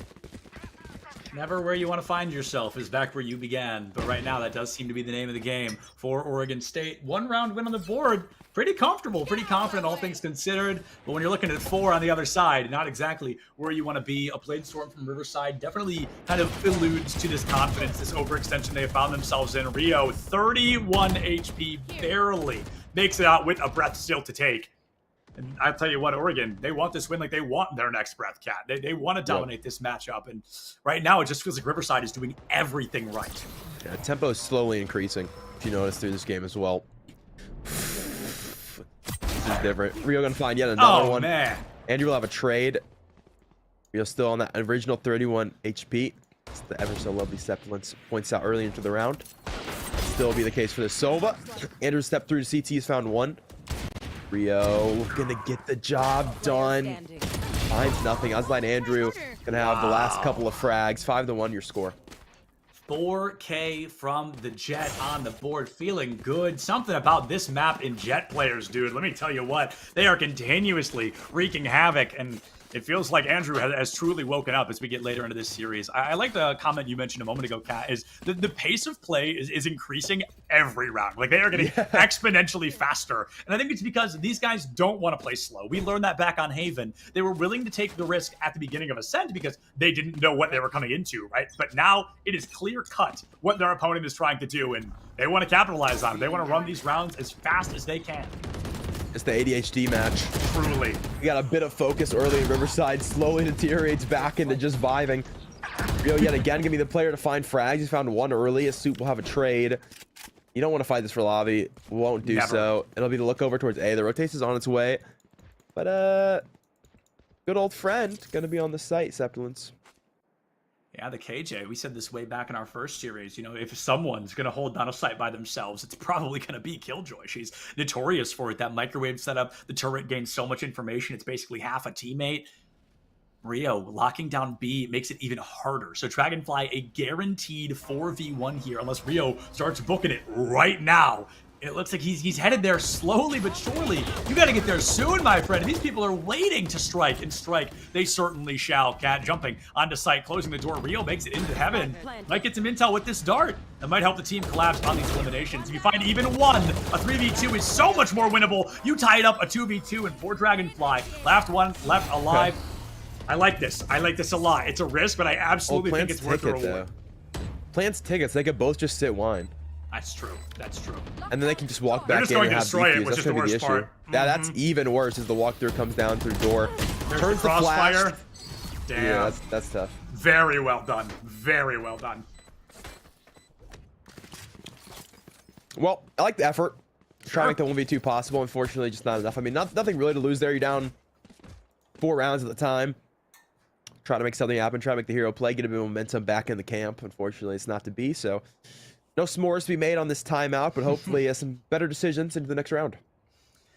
Calling this timeout makes a lot of sense. Your opponent has officially reached the threshold that I always point out because it's so important to acknowledge that if they lose 5 rounds in a row, you're never taking the lead. And that's a colossal problem. That best case scenario, you're lucky to get a draw going into the second half. And with the way Riverside is playing, I mean, they're 6-1 on the board. It's not like we're looking at a 6-4. This is a 6-1 Cat. So I truly believe we're seeing minimum 9-3. Minimum. This may be 11-1 if Riverside can continue this momentum. Oh, Sepulence. Not a believer? I gotta say it, man. I like Wow. to call it. Like to call it like I see it, and I think Wow. I see one timeline right now. So perhaps Oregon can upset this. Septi, they could 7-5 it. You never know, It's Cap. It's not too late. No, they cannot. Oh wait, yes, they can. They Riverside can, can. they can. They can I thought lose you this meant Oregon eco, could. and I got then 7-5. confused. I thought you. Okay, I got confused. No, I mean it's possible, Cat. But Come Riverside, on. they've got a strategy, and it has worked almost every time, except for a fluke round win where Wolt accidentally got a 2K. Do they have a strategy, or are they just killing them? Hey, that's a strategy. You know what I mean? Based, yeah. I'll give it to you. Nobody to kill you if they're all already dead. You know what I mean? Like, no, that's scientific. That checks out. I like that, Kong. I just hope that Oregon can do something, or this could be our fastest map of the day. Right now, it Yeah. is a truly established dominance from Riverside. And on the, we did see something similar back in our last series where it was, it was a 90% win rate for one of the teams. Yeah, a 10-2. And then all of a sudden it was a 13-11, I think, was the final score. I mean, there's a lot on the line, and it continues to be shaken up as these matchups get closer and closer. But Riverside, they haven't really shown a sign of fear yet. Yeah. Very true. You should run. 0 point is caught too early here in this one. Lockdown's going to go towards B. I thought maybe they'd fake this. Yeah. But I think this is actually, I think Oregon reads this as a fake because of the early contact over towards Cat, which anchors those 3 players towards A. So not only does the lockdown come through to force Dragon to the back of B site here, but it's also giving them space into B. So they're going to be your early Dragon stuck with nothing to do and is dead. The counter in Nano Swarm there was so fascinating. They both had so little room to move because somebody was waiting with a Nano Swarm to take them down. The KJ matchup was won by Jason with the help of the team. Andrew gets the showboat Elim onto Neon. Shorty into Bladestorm. 7th round win for our friends at Riverside. And that 7-5 has to start now, Cat. Look, don't get me wrong, right? I think strategically, that's a great round. A look up towards Cat, the early KO utility towards the garden split to try to anchor players towards the A site while you through the lockdown. So even still with that utility gone, it doesn't cause for rotation and allows you to look into the B site is great. The divide later in, once you have anchored players long enough to confirm it to A to take the Kali divide to get into B site is great, but it's against an eco. Did you need all that? I don't know, man. Probably not. Yeah, probably not. It's just that overzealousness, that overconfidence perhaps of trying to change what's going on, trying to really help yourself take a dominant lead. Yeah, for sure. It can be expensive. We're in a moment where it's kind of like, I don't want to call it panic, but overextension really may be the word for it. Coming out the timeout, no shenanigans, sure. Yeah, just trying to really flip the script, and it doesn't work. The weapons just weren't where they needed them to be. See a 0 point come on late. Oh, that was a full flashbang. I'm sorry. Neon does find Jason and lives. That's a neat play. I like that a lot. Yeah, it's a great pop flash out of Archway to give the look for the Cat player to step out. Neon going to take a little bit extra off of it as well. Found a second, looking to get out of door for more. The other Jet going to find themselves too. They cross in the smoke. Victus has the awareness. Now they touch the smoke, turns around, realizes I'm not on the wall, I'm on a player, turns and finds the frag. Victus will find another to go with it. A 2K for the KO now. Has shut down the round for Oregon State. It's just Rail left alive. Throws 100's Fury, does not have tags. So it's going to have everything to do. Recon both at his disposal. Nice wallbang. Rio's been good, but we need Rio to be great here. I mean, this is a tough spot to be in. 1v3, 2 of them holding a crossfire, the other possibly flanking you up through 3. Got the intel on 1, the wallbang finds it, and Azulite seals the deal against Rio. 8-4 is the best case scenario for Oregon State right now, and Riverside would have to basically unplug their mouse and keyboard to let that happen because this team has been ruthless against anything Oregon wants to do. Yeah, I love all the ults going forward now too as well. Lockdown will be back on its way soon. They scale A main here pretty early, so they'll put that on 2 points instead of the 3 away that the gap currently sits on. It's an eco round, so you can put your Killjoy towards the front of the team. There's a chance for extra frags to go with it. Yeah, this is a tough one. It's going to be the eco push, though, from Oregon. Damn. Damn indeed, Cat. This is Oregon State versus Riverside, and Riverside just taking just control. Every single moment of this has been Riverside making a play. Neon gets it, trade falls through from Vix, and even with a classic in hand, that Elim is tabooed. Rio finds Jason. We're not even a lead. Oh! Nano Swarm moment, I guess. Just obliterated. Shock dart onto Vix. Doesn't find much, but it finds something, and that helps the bullets later down the line. Possibly waiting for a wall bang. And I think you gave yourself away with that shock dart. Vix knew where you were. They're going to guess where Dragonfly is. They played tree every time. The rotation isn't quite there. Dragonfly finds Soup. Up to Vix to save it. Could go for the spike defuse. Ah! Vix, come on, man. Ain't no way. You've had the lead this whole time. You've been in charge, but they saw you, and it's going to be a tough one to turn around. Dragonfly with a stinger puts a 2-piece on the board for Oregon State. A tough one to find, but possibly a 10-2 incoming again?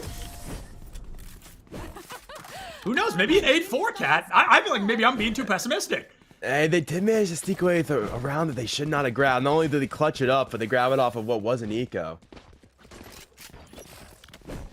There is a chance for this one. I'm not gonna lie, because now that Rifle's back into this one, they've got themselves a bye, which is hard to do without the max loss bonus coming after winning a clutch like that. So sometimes on the eco, it's better not to clutch just for that. You know, have your blabble on Reddit, but be what it will be. So Rifle's going into this one. Yeah, they win this Rifle round, come the next round after, and then suddenly things could look a little bit better for Oregon.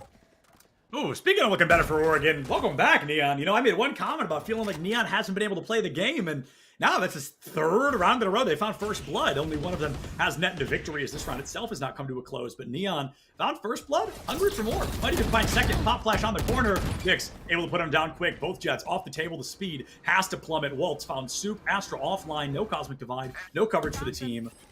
Gotta win this one high and dry. Intel on the KJ. Nanoswarm online. Azulite puts Dragonfly to sleep. And Riverside tied numbers up again.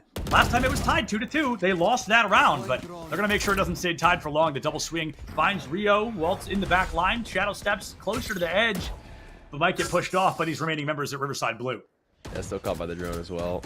Larson's been spotted mid-market. Oh, these headshot angles are so very difficult. Hit one, you open the gap though. As a locked in Hunter's Fury online, we'll see if Riverside want to throw either of them out. One flash left to work off of the KO here. One flash is all it takes. Doesn't break the Nanoswarm. But it's a whiff one. Yeah, Nanoswarm boxes you out. Your Omen's at 30 HP. 3 members left standing. I think Oregon's best play is not that, Cat. Maybe I'll just wait till this is over to discuss what I wanted to see. There it is. Jason finds Blorpson. But what I wanted there, not even exit frags, the existence of you existing could scare that team into going down to Spike.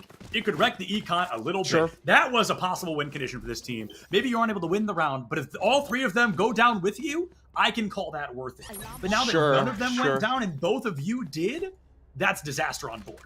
Yeah, it's such a hard call in the moment, right? Because absolutely, I think your point definitely makes sense in the sense of at least we can kill their econ and make their rebuy really expensive here. Because if you look at it, they're either, well, I don't know, they might have been able to buy 2 players, so it might not even matter in the first place. But the concept of, in that moment, I feel like the calls, we just need a round. Like we need rounds to round in this half. That's really true. Yeah, let's go 50-50. I think the round would have came through regardless. But yeah, interesting to think about. Dragon's gonna sneak all the way out, caught by the alarm bot, but does get a little bit of damage on the players that are tile. Great 0 point coming through to get that information. Andrew shot a little bit better though down mid. Here we go. Both KOs offline, so a lot of information in that Null command also going to fall. Null and Void. Waltz picks up Jason and Oregon. They need a win, my man. You said it best, Cat. They are just looking for that round on the board, and a 9-3 could be huge. It could certainly help them flip the momentum and turn this map on its head. We saw it go all the way to overtime last time. We used to say that very same can't happen here. 4v2. Remaining members of Riverside are power players, no doubt, but this is just an awkward situation to be in. Bright side, Hunter's Fury is online. Will break locked. All right, so lockdown killed. Still stuck towards main nonetheless, though. Drone's out. Spotted the diffuser. He's off the spike for now. Back on it. Azlai has to kill the diffuser. He's killed 2, but Dragonfly will step off. We'll find the headshot, and we'll guarantee a curse activated, perhaps. Oh boy, does that make things interesting as Dragon guards what could have been a 10-2. Speaking of which, the Idaho Army National Guard is a proud supporter of the CECC West Qualifier. The Idaho Army National Guard invites you to take your impressive critical thinking skills into real time with more than 10 jobs, offering a $20,000 bonus. Ain't no eco round for you. And your degree of choice paid for. The Army Idaho National Guard is the best team out there, Scepterlands. You can reach out to them on Twitch at iGuard Gaming. It was all about guarding that scoreline, Cat, like you mentioned, and now as Riverside Blue finds themselves with 3 on the opposing side, You've got to wonder if they're ready to shake up this new half. The offense started very strong. They've got a 75% win rate, but the defense has to be just as strong moving into this, or it can spell disaster. And strong, it's starting off for sure. The pull into the flash, into a three-piece, out the gate, and a flawless round right around the corner. That is, without a doubt in my mind, the fastest round we have seen today.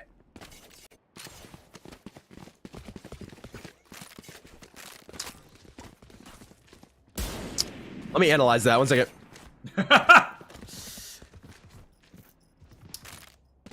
Kat, it's also important to note. Yeah, all I needed to say.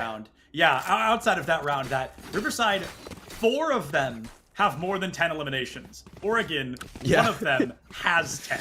So we are very much in a one-sided matchup for the time being. And if that pistol round is any iota of an indication of how the rest of this is going to go, this could be a wash for Riverside. And Jason wants to clean up indeed, trying to get this team out the gate. Neon puts it down, Blurbson finds the trade, and all of a sudden a 3-3 on the board. It's almost a mirror, as it's the Jets, the KOs, and the Astra versus Omen. We wanted to see this highlighted. We might finally get it. Jumps into Boathouse, clears it quick, and Oregon State has the spike plant in success. I feel bad for making the washcloth sound effects now. They grab 2 picks back the other way, so this one is pretty close. Stinger's good for 1 most of the time. Now you can refresh the counter because it came back on close contact, so it could be good for 2 in this round. Andrew's gonna have the angling, but caught by the paranoia. Vix is out early. Soup's gonna pick up 1. That just leaves a backside player. Pop flash is good to give Blurbson 1 pick. Has to reload the thing though. There's no bullets in the damn gun, so Andrew's gonna have the frag. Instead, it's 11-3 when the dust does settle. Stinger, it's good for 1, but it is good for 1. So yeah, for real. I mean, that's how it works. Good for 1, and he means it when he says 1. You know, it's like you're not gonna get much more out of that without really putting the work down on it, or if they line up perfectly. You gotta live way longer. Seen in a moment. Also, not being cornered in a boathouse like that helps. But hindsight's 20/20 after all. So Riverside 2 rounds shy. A series that I want to remind you all again, just in case we forgot, went to double overtime in map number 1. Might be a 13-3 in map number 2. All right, so the call yet again gets to come through. Do we force this, or do we play for overtime where we have to win 9 rounds in a row? And we've got a weird mix of the two. A couple players bought to where I don't think they're gonna get a comfortable buy next round, but yeah, this is a weird buy. I think we had a hard time in the comms about what decision we're gonna make. Oh, Rio changes things up a little bit, puts down Vix, and I feel like Rio has been most successful with that. 2 rifles. That's absolutely insane. 2 rifles in the hands of Oregon State. How well are they going to be able to use it? One of them's a Bulldog, so it's like 1.5 rifles, but we'll take it. Base.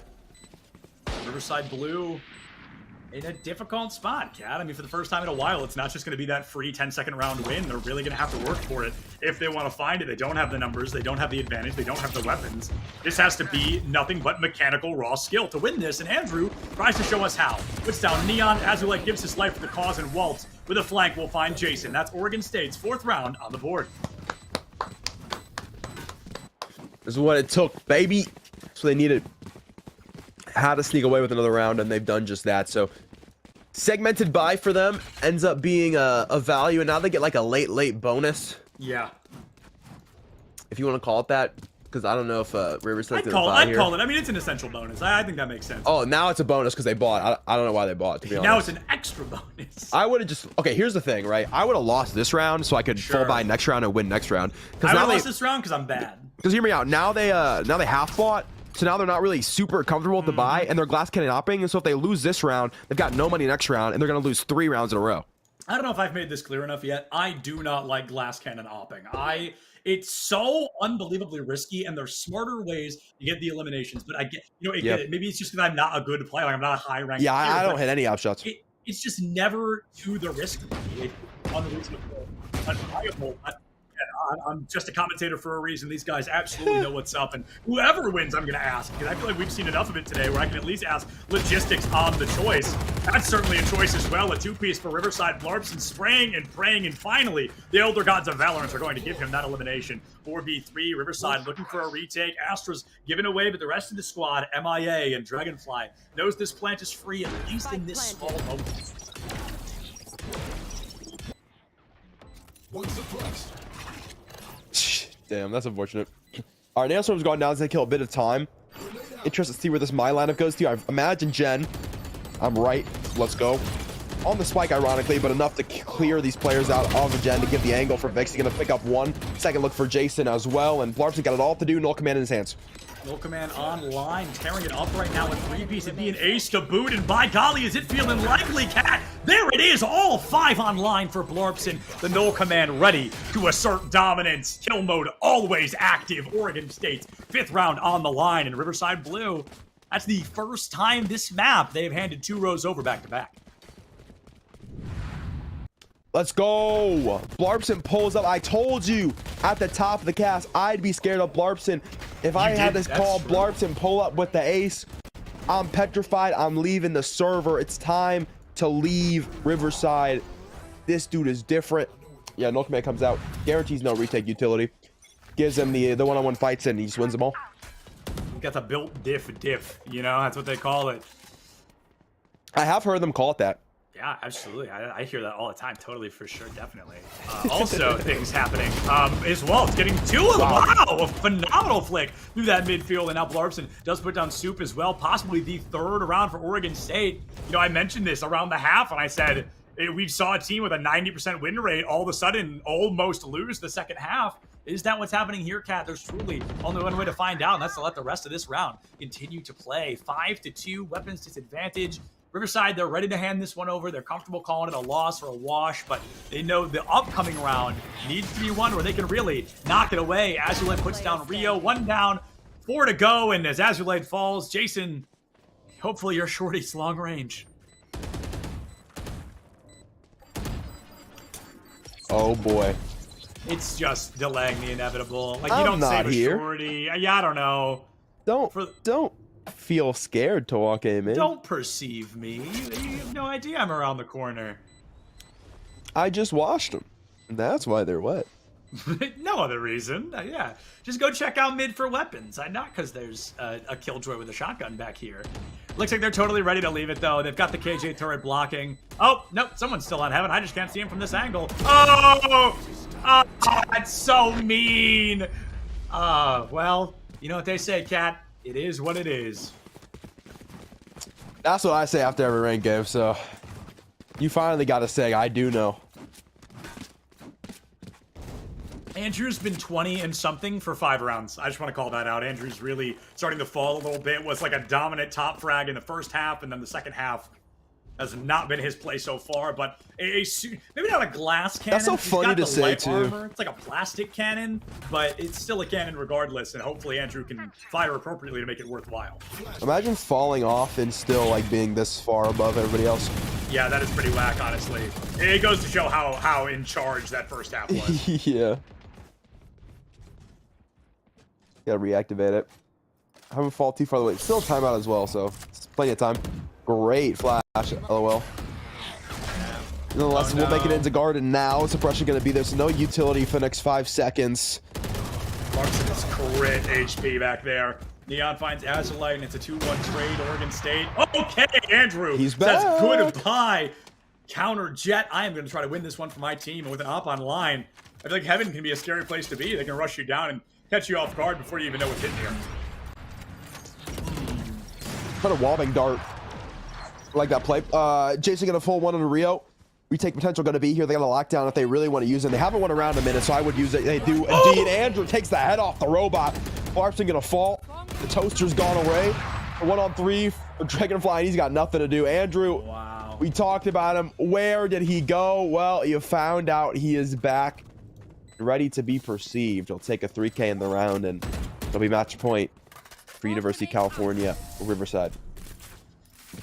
That was a very dominant showing of force, like you mentioned. Andrew just needed a few rounds to get an off, but once it was in hand, things were looking good. Even the Killjoy Venn diagram wasn't enough to win that 1v4, and with match point just around the corner, I assume this operator is going to be a scary one. 9,000 credits belong to Blarpson, so they were able to buy the weapons for those team members that were not able to afford them a moment ago, and Kat, it's a full buy for everybody here, so we're going to have to see, can Riverside catch that early op shot again and hand themselves the win, or is Oregon going to clap back like they have several times already?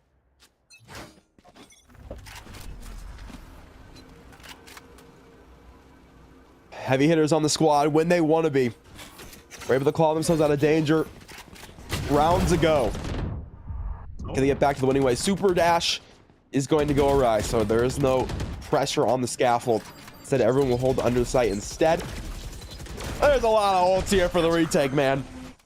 Yeah, certainly a lot of ultimates to be used. That's going to be the first, predicts the default plant, and actually prevents it, which is phenomenal for this team. Andrew on the B site, maybe a little confused how much is going on over here, but definitely wants to hold it down to prevent a flank or a fake or a rotate or whatever it may be. Finally going for a rotation, but peeking heaven with the op. I talked about how hard that can be earlier. It might even be better to just go down toward tree. Try to catch somebody off guard like that. Vix finds Waltz, 5v4, no command. Pop trying to get all the hack they can. There's Andrew with one. Blurbson finds Jason. Vix goes down as well. The shot is whiffed and the Blade Storm online. Looking for the read. 2 players left standing, and one of them in tree, one in hell. And that's exactly where Andrew wants to send them, but it's Dragonfly's 3K that wins Oregon the round. A lot of ults thrown at the wall, and nothing going to stick, Cat. Phenomenal. Phenomenal. They get all the ults expended from UCR, and somehow they still won the round. They dealt with the Cosmic Divide null command combination, meant no post-plant utility, and no looks from main. And still they walk out victorious. This Look squad. at the econ now, dude. Yep. Another round to be expended here for them.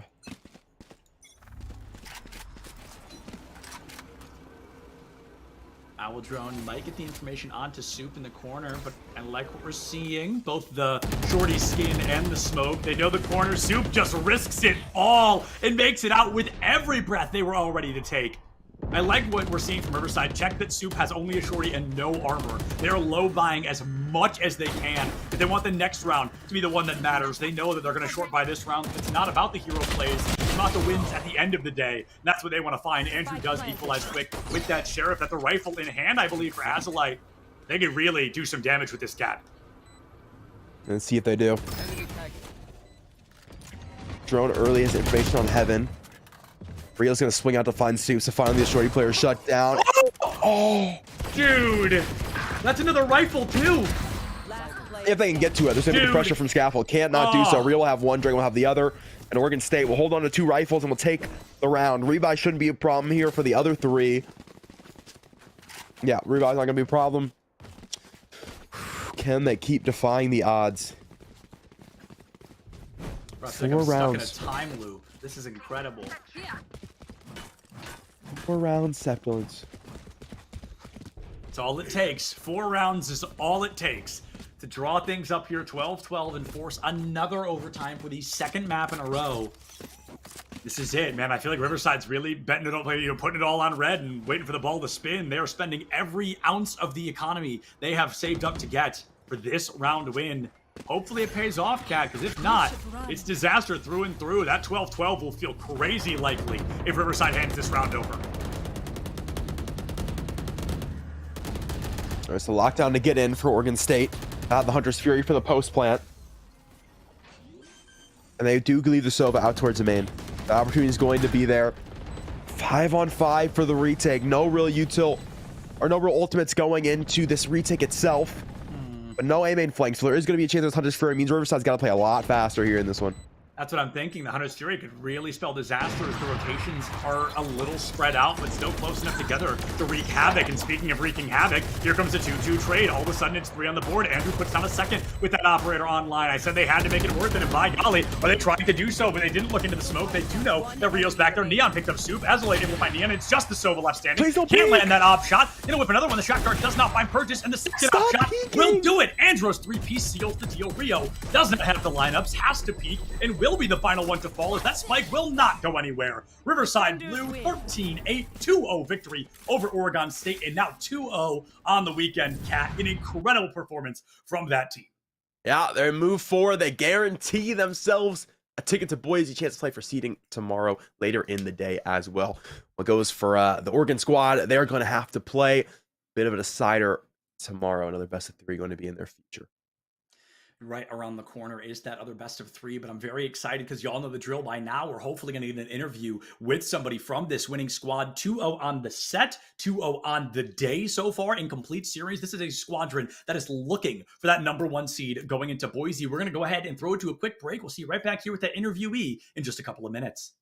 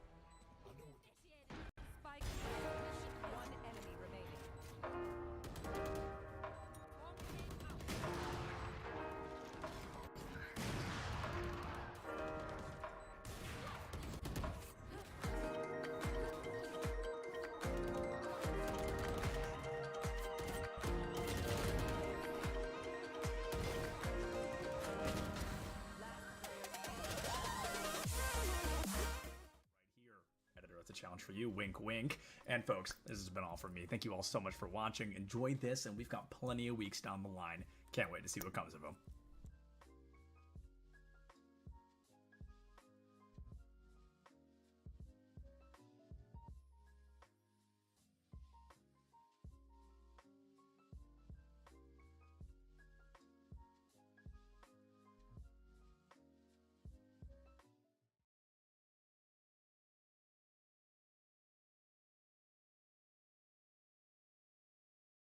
Hello, everybody, and welcome back to the Collegiate Esport Commissioners Cup 2022. I am Septilent, joined by Ethan, another cancer survivor and esports enjoyer, brought to us by the Leukemia and Lymphoma Society. So, Ethan, of course, if you're comfortable, can you kind of walk us through what cancer you had and how long you were battling it for?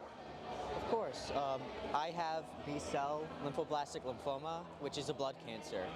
And I was diagnosed in March of 2017, and the day after we started treatment.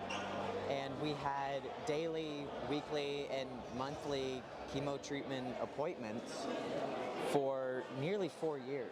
Wow. And then of June of 2020, I finally took my last dose of chemo meds and finished, and I was in remission. That's wonderful.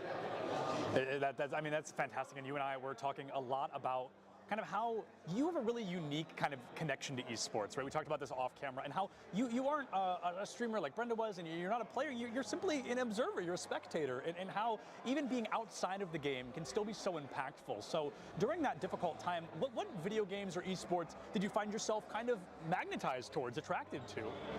Esports have always been something that has been close to me, and video games have always been close to me.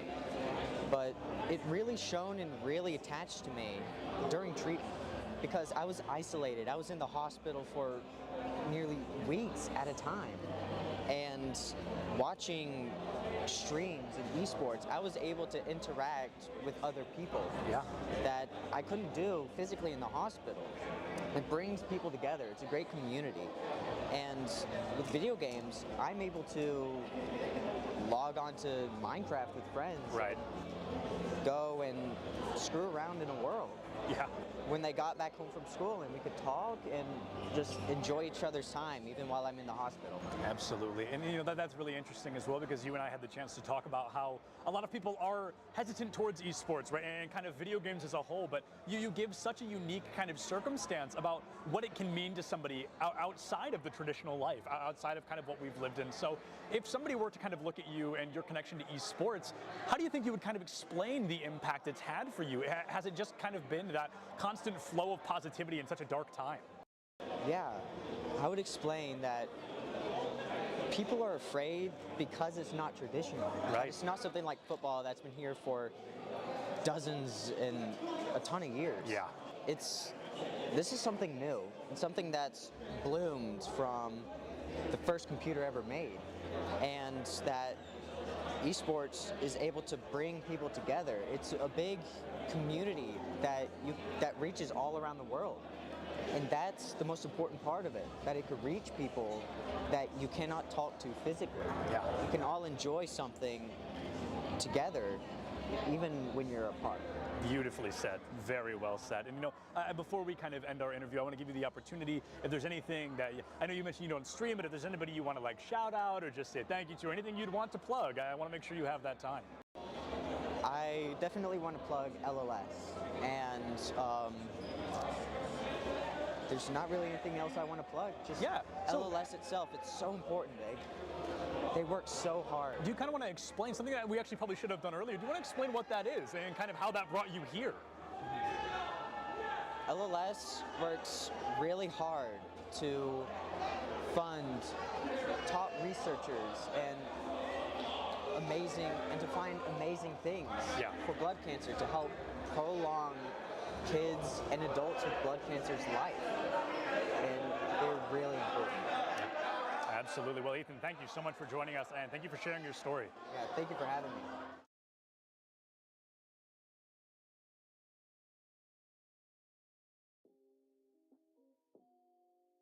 Hey everybody, and welcome back to another ECAC weekly highlight clips. Now I feel like I've been saying this every week, but this week in particular is full of some really unique kind of once in a lifetime plays and clips and moments, so I'm super excited to jump into it with all of you.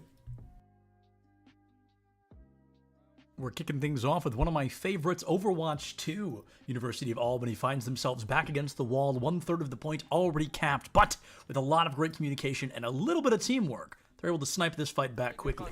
Controlling these fights, and now are able just to go with the blade. It's gonna get one, gonna be able to get a few with the cleanup as well. It's just near team kill gonna come out. There it is, Moose Milk getting taken down. Clip number 7 almost takes us back in time to Super Smash Bros. Brawl, where we would see Diddy Kong versus Meta Knight all the time. But unfortunately, EJJ from St. John's is about to find out that Benedictine was not kidding around. Great catches dealing with the Gary, dude. Oh, almost gets the near up shield. Oh, 5. Yo. Oh my god! Ooh, and not enough height. Yep, that was really well done by Kid there. Number 6 here in week 5 is going to be an amazing play from Wayne State. Amatsugachi finds a huge needle thread and guarantees the first point goal for Wayne State against their opponents. I've seen this play before. Amatsugachi just waiting for the ball to plummet down in the zone, the scoring zone. That is massive dunk to get Wayne State on the right foot. I'm super excited about clip number 5 because it feels like the first Valorant clip we've had in a while. It's coming out from our friend Doodle V on the side of SFU. Uses every single knife in a Blitzstorm. It just can't find that elimination, but luckily enough, still had one knife in the chamber. Linking it from the backside, they're going to be able to swing on this one. They do have a sage that's behind them as well. EK is going to be able to give big value. They are able to maybe get the defusal. It's still beeping. They're still dropping. They have the right click. Trying to knife them. Oh, they jumped them like a ninja in the night. Oath is put on their back, and it's jetted. Sometimes as casters, we get a cool opportunity where a player's name matches up really well with what they're about to do, and I can't think of a better example than Bad News being the one to deliver that game-winning goal against Keen Blue in the 4th game on the side of Wayne State. For him, double tap every time. Massive goal for Wayne State.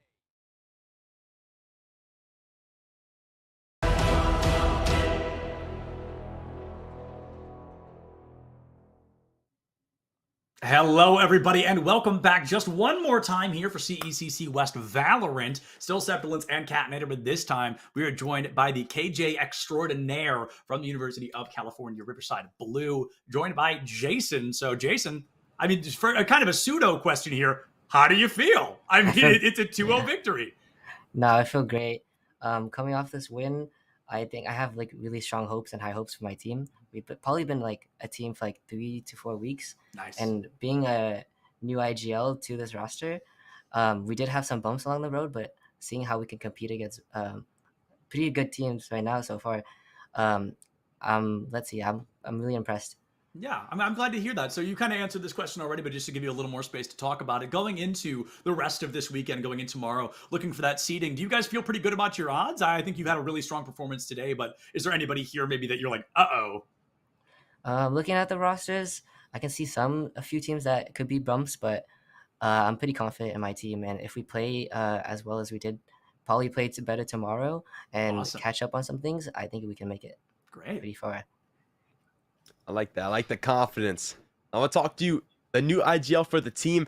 You guys are calling the fastest strats I've ever seen. The speed of play is so very quick compared to some of the other teams we get to watch. Talk to me about your form of calling. Now, don't give me too much, right? Just because anyone watches this, don't give me too much. Talk to me about your speed of calling and what makes it different. So I like to go for our team. For the past few days, we've been like working on how we should call and kind of basically go off our opponent's tendencies, but also since we are really explosive and I think we all have the micro, as long as we have the fundamentals, we have the mechanics, but eventually once we get the cart rolling, we have so much momentum, so we can abuse that and actually just destroy teams. For sure, absolutely, and we definitely got to see elements of that throughout these rounds. Now I'll switch the gear just a little bit away from your team play. So you're the IGL for the team, but you're also in your spare time a content creator. So Yeah. you want to talk a little bit about that? You know, maybe plug the socials a little bit. What is your content? So I make TikToks. Probably I have like 25K right now on TikTok. That Wow. Yeah, basically I just go in, play ranked, and clip streamers and get their reactions, and a lot of people love it. That's just it. People know me for UCR Jason. That's like they just see me ranked to be like, oh, I'm gonna get put on TikTok. Like the first match that we had, I got an ace, and they're typing in chat, this is definitely going on TikTok. That's awesome. That's such a fun like legacy to have. I love that. But Jason, just one more question, and then we will let you go celebrate with the team or do whatever you got to do today. But is there anybody you would like to just give a thank you or a shout out to while you're here with us? I like to shout out my team and how hard they're working. I think they're really dedicated, and also I like to shout out to my staff, my managers, and all that kind of stuff that provide what we do, basically take care of us and stuff. Awesome. You love to hear it. Well, hey, Jason, a huge congrats going 2-0 in the series and on the day, and best of luck tomorrow. I appreciate it.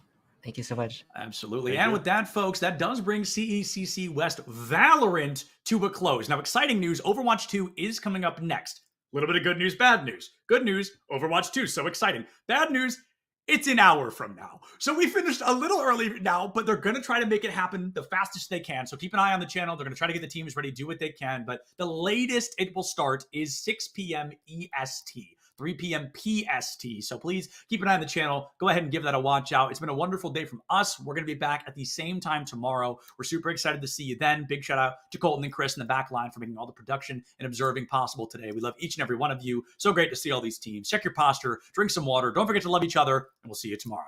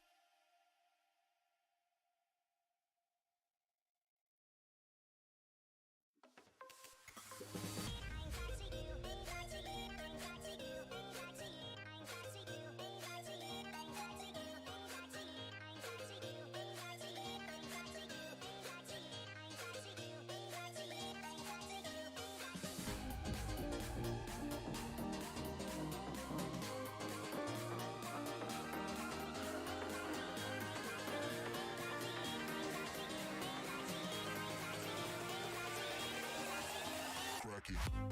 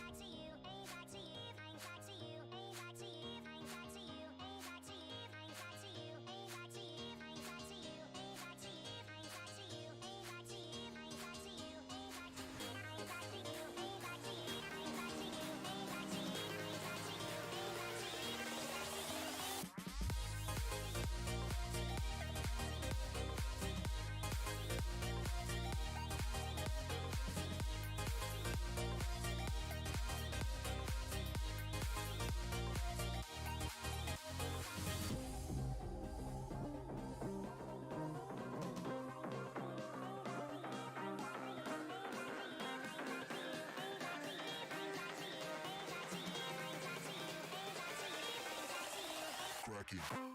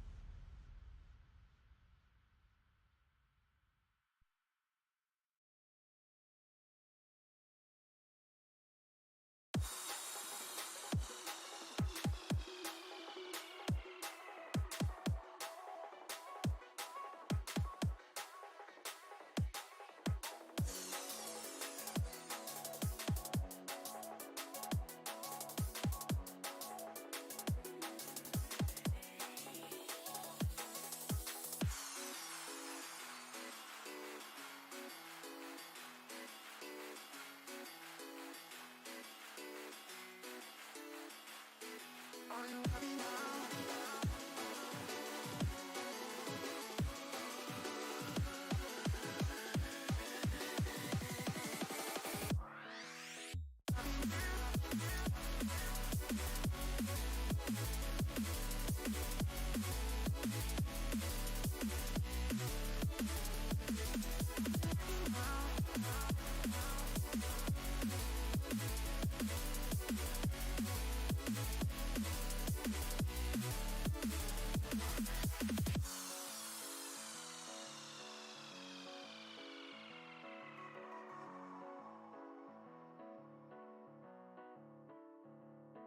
Are you happy now?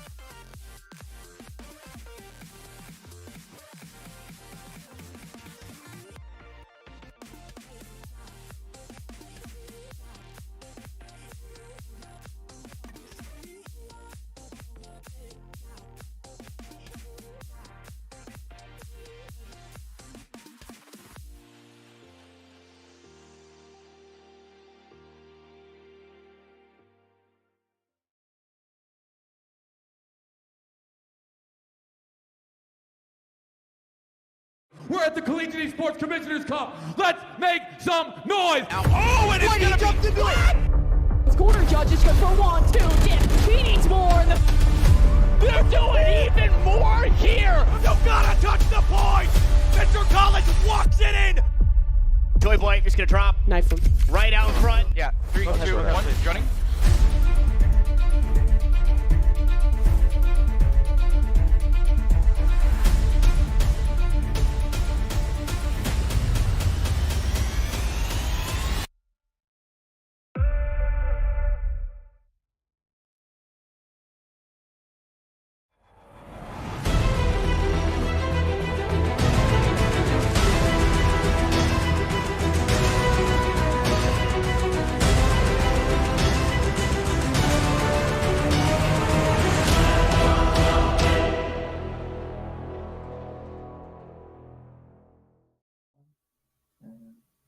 Hello, everyone, and welcome back to the Collegiate Esports Commissioners Cup West Online Qualifier presented by Idaho National Guard.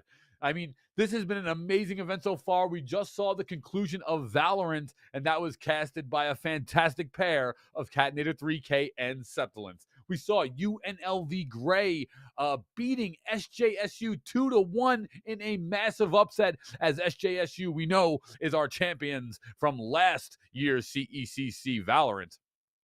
We saw UC Riverside Blue beat Oregon State 2-0, another monumental match. Well done, UC Riverside.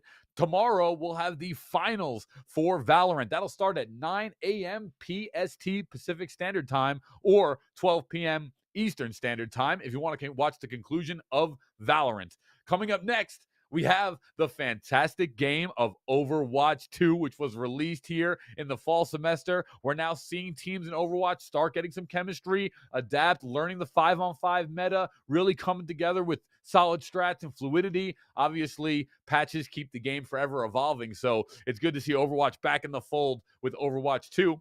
And all the action will be casted by Clutch Key and the Nerdy Birdie. So this is fantastic. Nerdy Bird and Clutch Key on the call for that one. And our first game, we're going to see, I know the production guys are going to like this one, it'll be the University of Hawaii taking on the University of Arizona in Overwatch 2. So without further ado, let's throw it over to Clutch Key and Nerdy Bird. 3 seconds of hype this time. Woo! Overwatch 2 is back. It's time for the action and the West qualifier to see who will be joining us at Boise State University. Clutch Key, Nerdy Bird, over to you.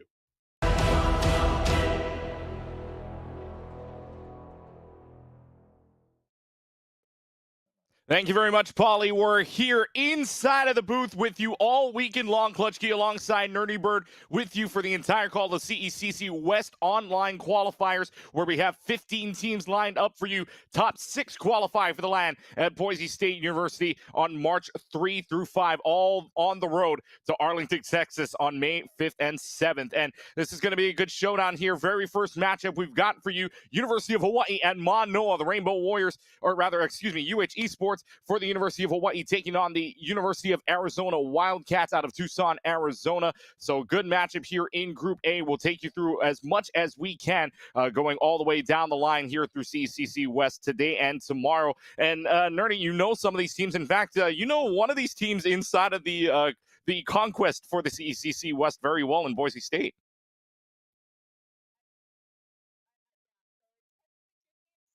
Mm-hmm.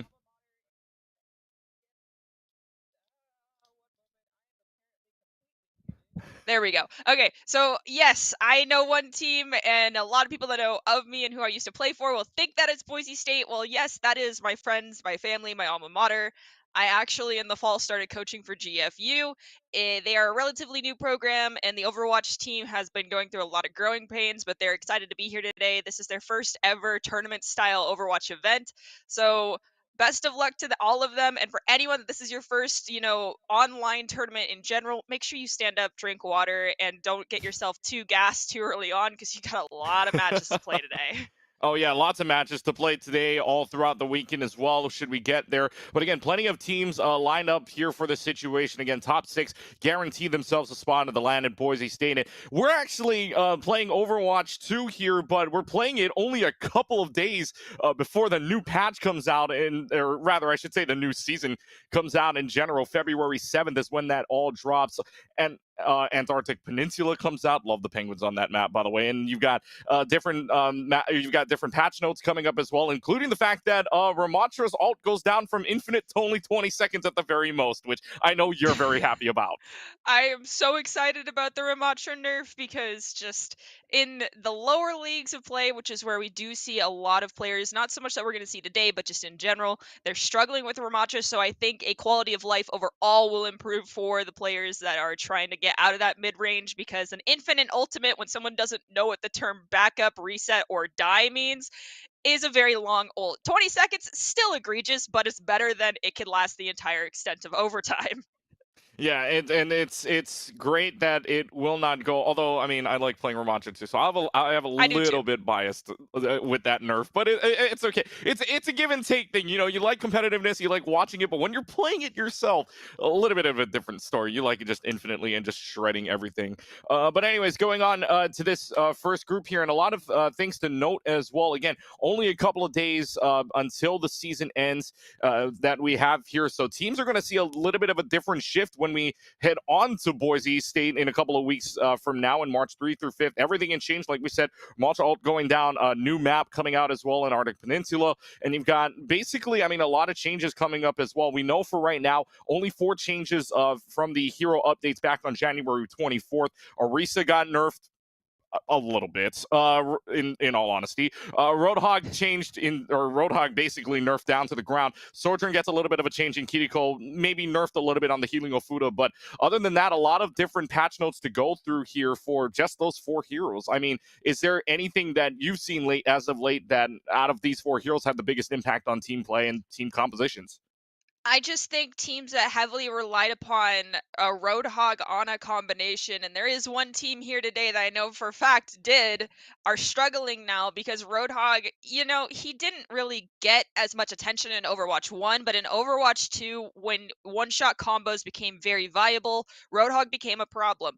And the way that you typically support a Roadhog is you have an Ana, or you have to have another Ana on the enemy team who's capable of sleeping that Hog, because they just live way too long with their own self-sustain. Now that Hog's been nerfed into the ground, similar to Genji, but Hog will probably come back sooner, he's not as viable, especially because a team can easily turn Focus and Punish a Roadhog out of position now.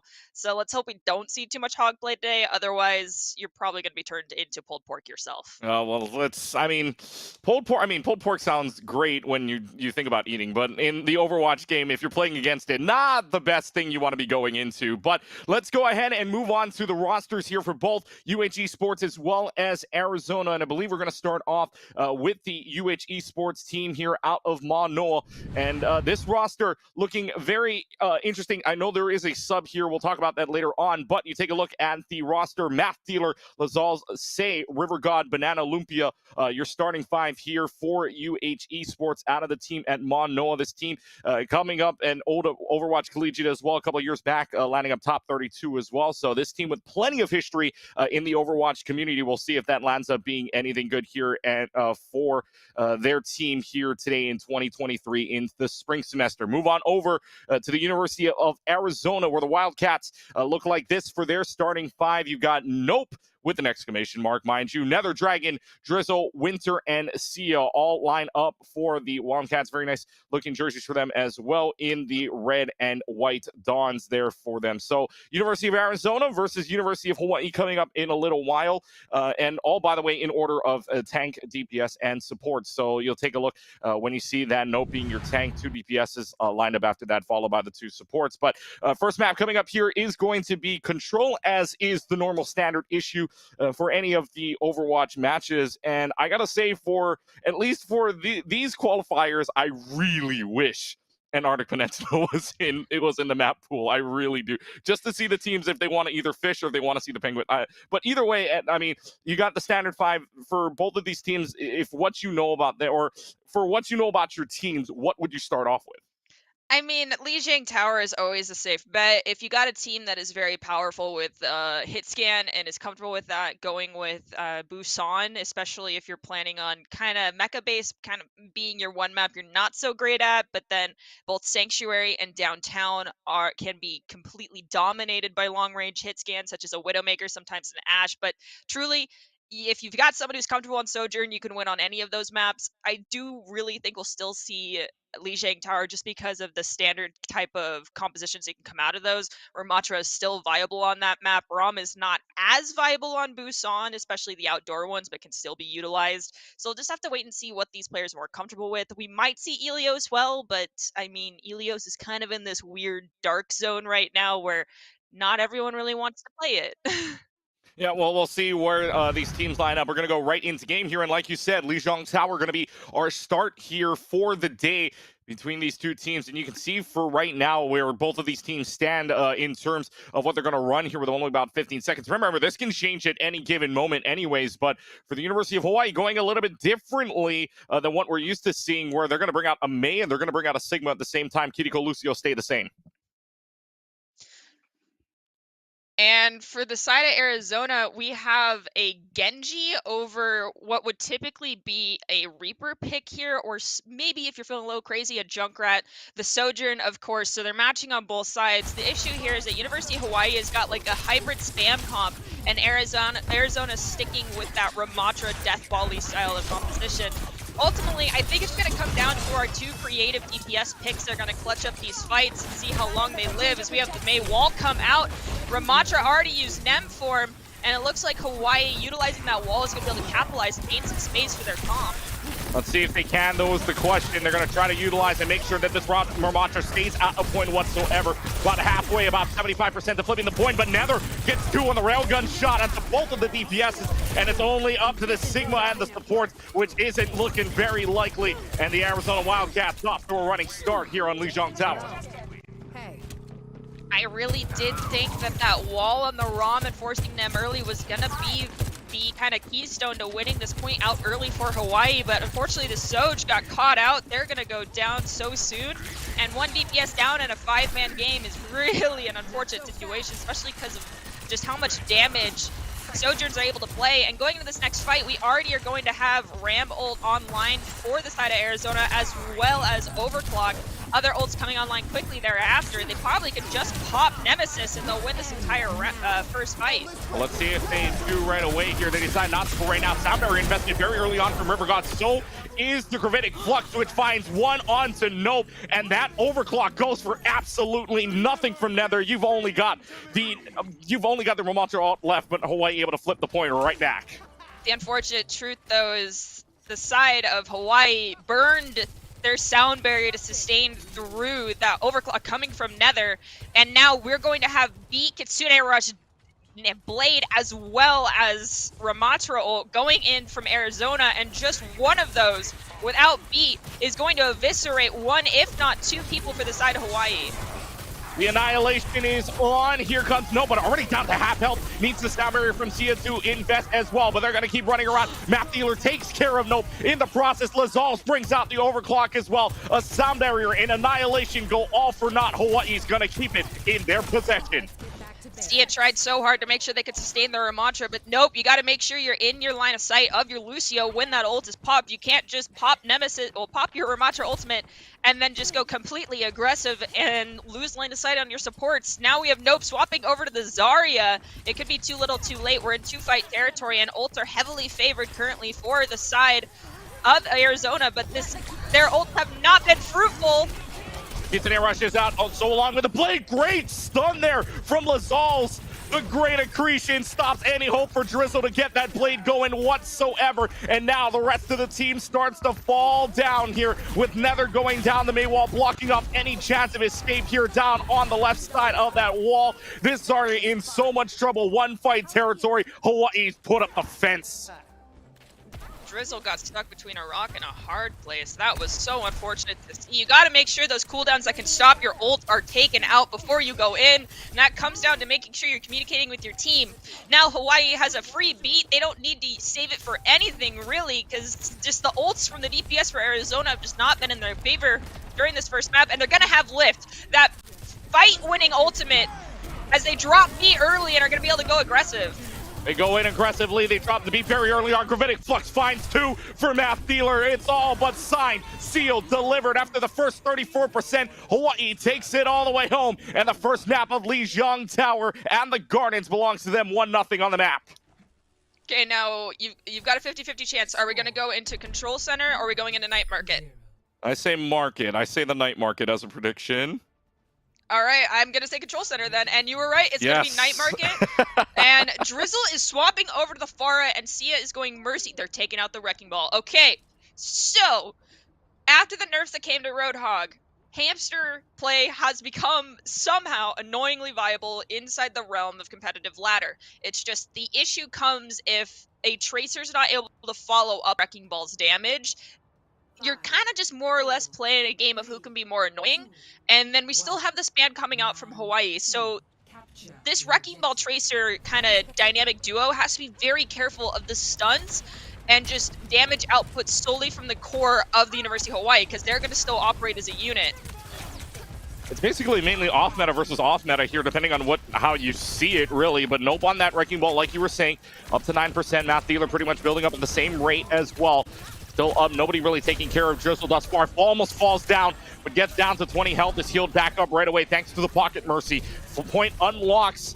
The Tracer in a little bit of trouble, so is Save on that May, but Lazal's able to find a pick onto Nether, which traded out right away DPS for DPS. However, when a Kiriko goes down, that's a big source of healing down, and when you only have a Pocket Mercy on the far, you're not going to get a lot of healing done on the point. So that's why this Wrecking Ball is in so much trouble. So is the Mercy who is attached to it, and right now this Wrecking Ball is just getting so damaged by everybody else, and with that slow burn, UH is able to take first path. As much as I love off meta and I love having a Kiriko Mercy, I've definitely been guilty of doing it myself. Your Kiriko has to be 100% capable of self-sustaining and understanding when they are needed mid-fight and living to not take damage in rotation. The issue with the comp that has to surround and conquer someone is that you are in a lot of open area.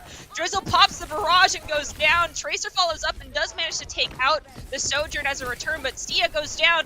Now we are down our Mercy and our Pharah. A lot of damage is gone for University of Arizona. Can they focus up and take someone down? Winter goes down. This is most likely a lost fight. They actually are going to drop mines as well, so possibly a comp swap coming up if they're willing to expel an ult so late in that fight. Well, and a big thing there for the University of Hawaii too, motion, huge on the protection Suzu there to save Lazals for a little while, which allowed the team to get that one pick before Lazals fell down. Doesn't really matter after that because Hawaii was able to find picks after that. So a big protection Suzu for motion there. But coming up now, Nope switching on over from the Wrecking Ball into the Doomfist. We'll see if this Doomfist makes any difference. But for UH, 4 ultimates coming up on a 5th online. Nether misses wide with the Pulse Bomb. However, Lazal's able to take down Nope in the meanwhile. It's only 28% while they have to back up already, and 78% not looking great. And we're still chilling out on Math Dealer's Lift. The one thing that I will say is it's not going to be as easy to get a multi-kill through Lift with this one, just because of the sheer nature of this comp. But however, they've gone to double splash damage for the DPS. So it's Junkrat Pharah range, but a lot of damage if they can land them on the same target. We'll have to wait and see what happens. They're definitely forcing the side of Hawaii to back up. They do lose one. They lose one, but they're able to trade that out. DPS for DPS, and there's 2 on the lift. It's not easy, but they got it. Math Dealer's gonna slam down with another double kill on the Gravitic Flux. He's trapped inside for a little while. Sound Barrier saves him for just a couple of moments, but this Junkrat pouring out so much damage in the process. Pizza and Air Rush having to be invested, as is his possibly last fight territory, but Math Dealer just making sure that this could end right here, right now on this Junkrat. Lazal's pops the overclock to make sure that they can go for a big amount of damage. Nether gets Lazal's on the trade though, and that's full DPS down for U8. Comebackable here for UA. The Wildcats still in a position where they could win this out. Nope is back on the point here, trying to burn the overtime clock in their favor. And now it's a Pocket Mercy having to use the Valkyrie to invest in to make sure this is going well still. Protection Suzu was used, which means this Ritzar could find at least one. It does on promotion for right now. The fight still continues on, crazily enough, in a 99-0 for right now for UH, just trying to build up an ult, but in the process, you lose Lazals, you lose Math Dealer. This is probably back off situation here for them. you've already got 99%. Doesn't mean you need to keep playing this point. They're just building up it right now, and they're just maybe stalling this out. River doing such a great job at doing that. However, it's finally a backup situation as Arizona flips it back. Arizona may flip it, but the unfortunate thing, you mentioned it earlier, you don't need to keep stalling, but the one thing Hawaii did was they forced out Tyre, and they forced out a Mercy Valk near the end. So Mercy's low on ultimate charge, Nether is low on ult charge, and they were just able to continuously charge theirs. River with that insane stall is already 83 on their next beat, and we have Math Dealer 83 on their next Graphitic Flux. So the question is, how does University of Arizona intend to survive? They do lose their Soj, but Echo is hot on this Mercy's tail, looking for an opportunity to pick off this one support, make things equal. They microwave him down, and that is an opportunity now for University of Hawaii to engage. Oh, the lift up again. This is right on the Doomfist and the Kiriko yet again, and the Kiriko does go down. Sound Barrier is going to go invest right away here. Meteor Strike's going to drop by absolutely nothing. It is the punch that is still active. However, this might go all for nothing. You get rid of the Pharah, and now all that's left is one Lucio to try and stall the point as long as it possibly can. But when you go down that quickly, and the overtime clock is going to start to bleed off as well, no chance to touch the point. It's the University of Hawaii that's going to take a 1-0 lead in the series here against the University of Arizona. I mean, the question here is whose off-meta comp is stronger, and right now it's looking like it's Hawaii's. Arizona had some moments in the sun, but there's just some things that need to be kind of cleaned up. Pharmacy and Wrecking Ball Tracer is great, but Math Dealer was able to shut down almost every attempt to use an ultimate, as well as the Lucio just looking and focusing down Afara in ultimate. It was just an unfortunate circumstance for the ults being used from the DPS for Arizona. I think possibly game 2, when they get to pick the map, might play more into their kind of surround and conquer play style. That was control points as well, and this, again, another great accretion here from Math Dealer to absolutely make sure that that went all for nothing. And again, another big play for Math Dealer here. That's 2 on the Sojourn as well as the Kiriko to allow them to win this overtime fight and basically take it all away here. And I mean, yet again, the Sigma, again, you said it, off meta picks who's is stronger. Right now it's UH's on the Sigma, and really for the University of Arizona, no answer whatsoever that they had. So either way, it's looking like a good start for UH, up 1-0 in the series. They go 134 on the Gardens and win ultimately on the night market here. So next map coming up is going to be Escort. Now, again, we only saw control points here, obviously, since map number 1 was Control. Does it change when we change the Streets mode that is Escort the entire way through? And you saw what the comps of the University of Arizona pulled out. They pulled the Doomfist, they pulled a Wrecking Ball, they pulled the Pharmacy, they pulled out the Junkrat. It shows that they've got flexibility, but as to which map that brings out the best in, I'm not too sure. I mean, they were doing a lot of more projectile, not so much hit scan DPS, it seems like what they're comfortable on. So that probably means Junkertown is out. Dorado, if they want to stick with the Wrecking Ball, can work. So can Route 66. The issue with Dorado is, unless they're most likely going to attack first because they're going to choose map, getting to high ground, other than the Pharmacy, Junkrat can really struggle. Your supports have to make sure they get to high grounds quickly, otherwise they can get eviscerated trying to push that cart. It really comes down to a lot of great timing and a lot of, synchronized ability usage and capitalizing on tempo control, but not over aggressing out of line of sight of whomever's pushing carts. Yeah, and so we'll see what map those come out. In fact, we just got word that the next map is going to be Junkertown. So you're right, projectiles out for Junkertown coming up next. Also, University of Arizona is going to go ahead and swap 2 in here.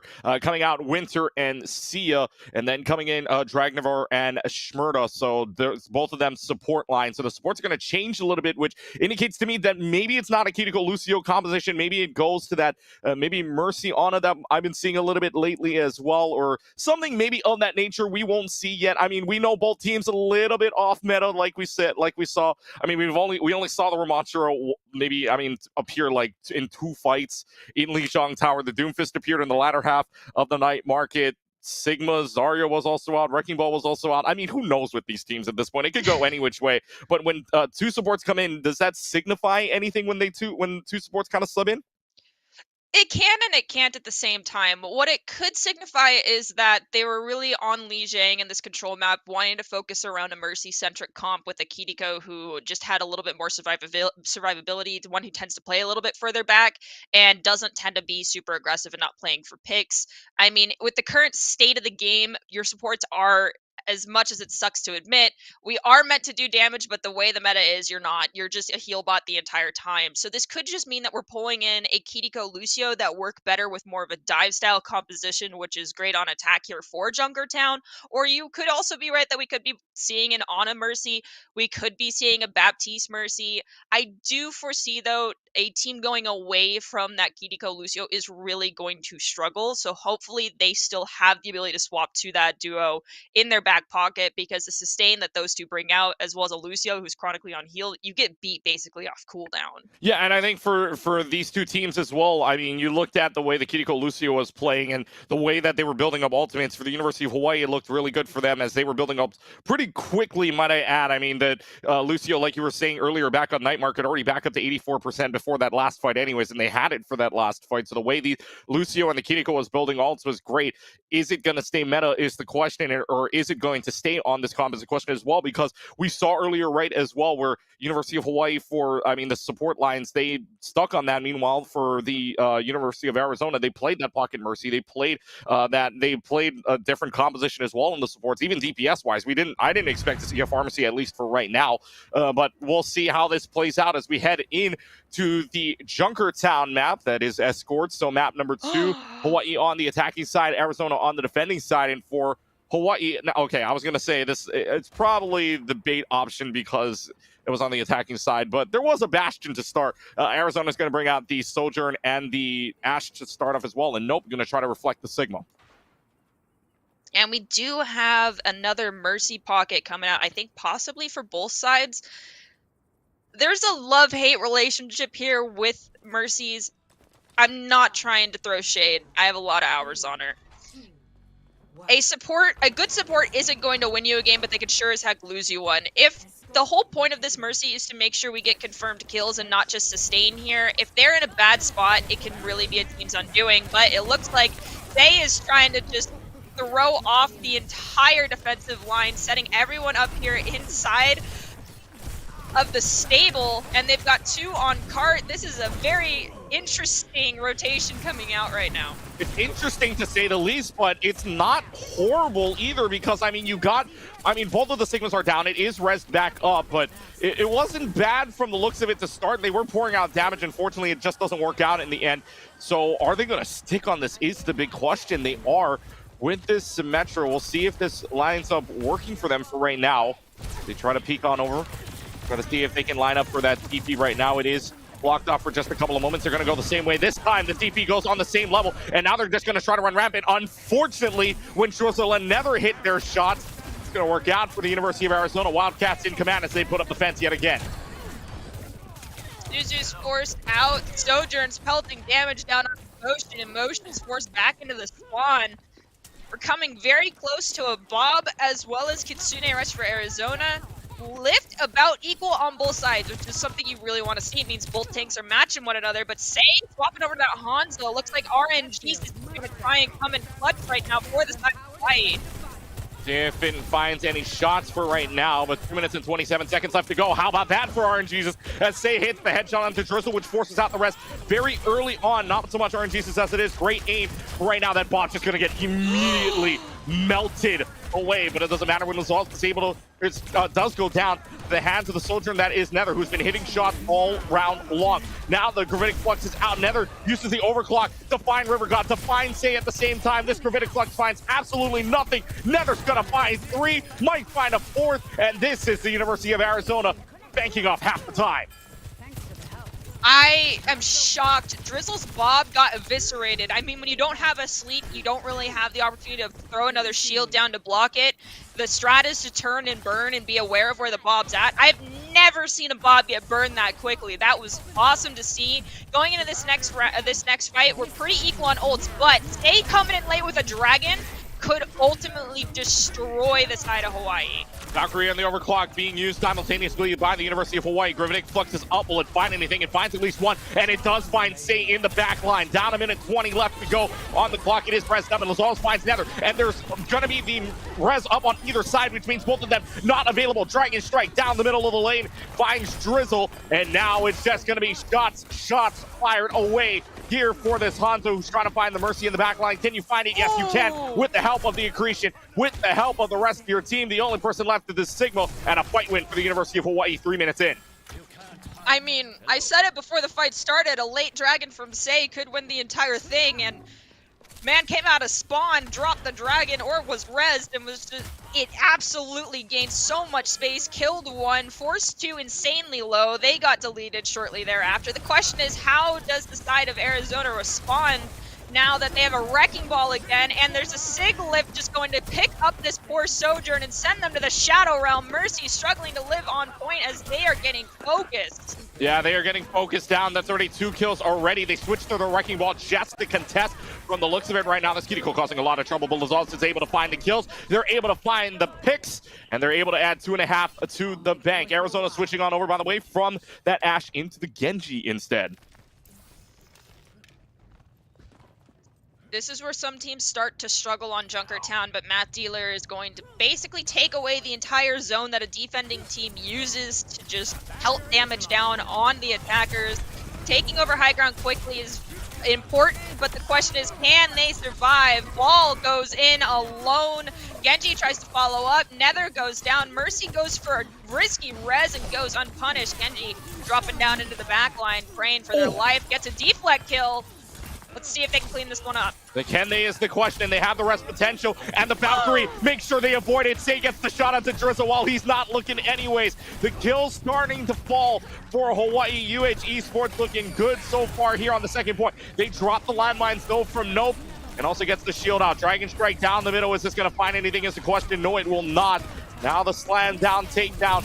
It's going to be a lot of ultimates being used simultaneously here. Lazals is going to pull out the overclock. Same thing with Nether to see whose overclock goes down better. It doesn't look like either of them will find anything. Here's the blade out with the Kitsune Rush alongside of it from motion, but Drizzle's going to go ahead and dash, slash away for 3 kills, and it's going to be Arizona that puts up the fence here on point 2. Drizzle, you've redeemed yourself from taking the Accretion to the face on Lijiang Tower. The question is, are they going to let you get away with it twice now since you deleted 3 people in that blade? Well, look, that would be the big question here. Coming up now for Hawaii, you still have a Gravitic Flux, and now they're going to switch on over from the Hanzo in to the Cassidy, so this will be an interesting console swap still. Projectiles, a lot of them hit scans mainly for the University of Hawaii. Well, hit scan plus projectile from that Lazals as well, and Math Dealer at the same time. So question is, they're going to use this very early on, maybe to catch out the Sojourn, which they're looking at, but misses everything. That Sojourn finds a way to slide away in time, and the Gravitic Flux goes for absolutely 0. So a great slide away and a little bit, maybe too much patience from Math Dealer to try to find anything going there. However, picks starting to fall. Math Dealer dies upstairs, and Nether is going to be able to get res up from Dragnever. So it's part for the University of Arizona, who finds the kill onto the Mercy, and now no more healers left except for motion to try to stay alive. Say can only have to find headshots here.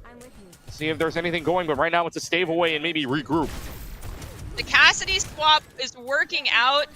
I mean, lots of people will say it's just, it shouldn't have been put in the game, but that the homing grenade can insta-kill a squishy if you get a little bit of damage on them. So for the ability to prevent people from going after your backline is huge.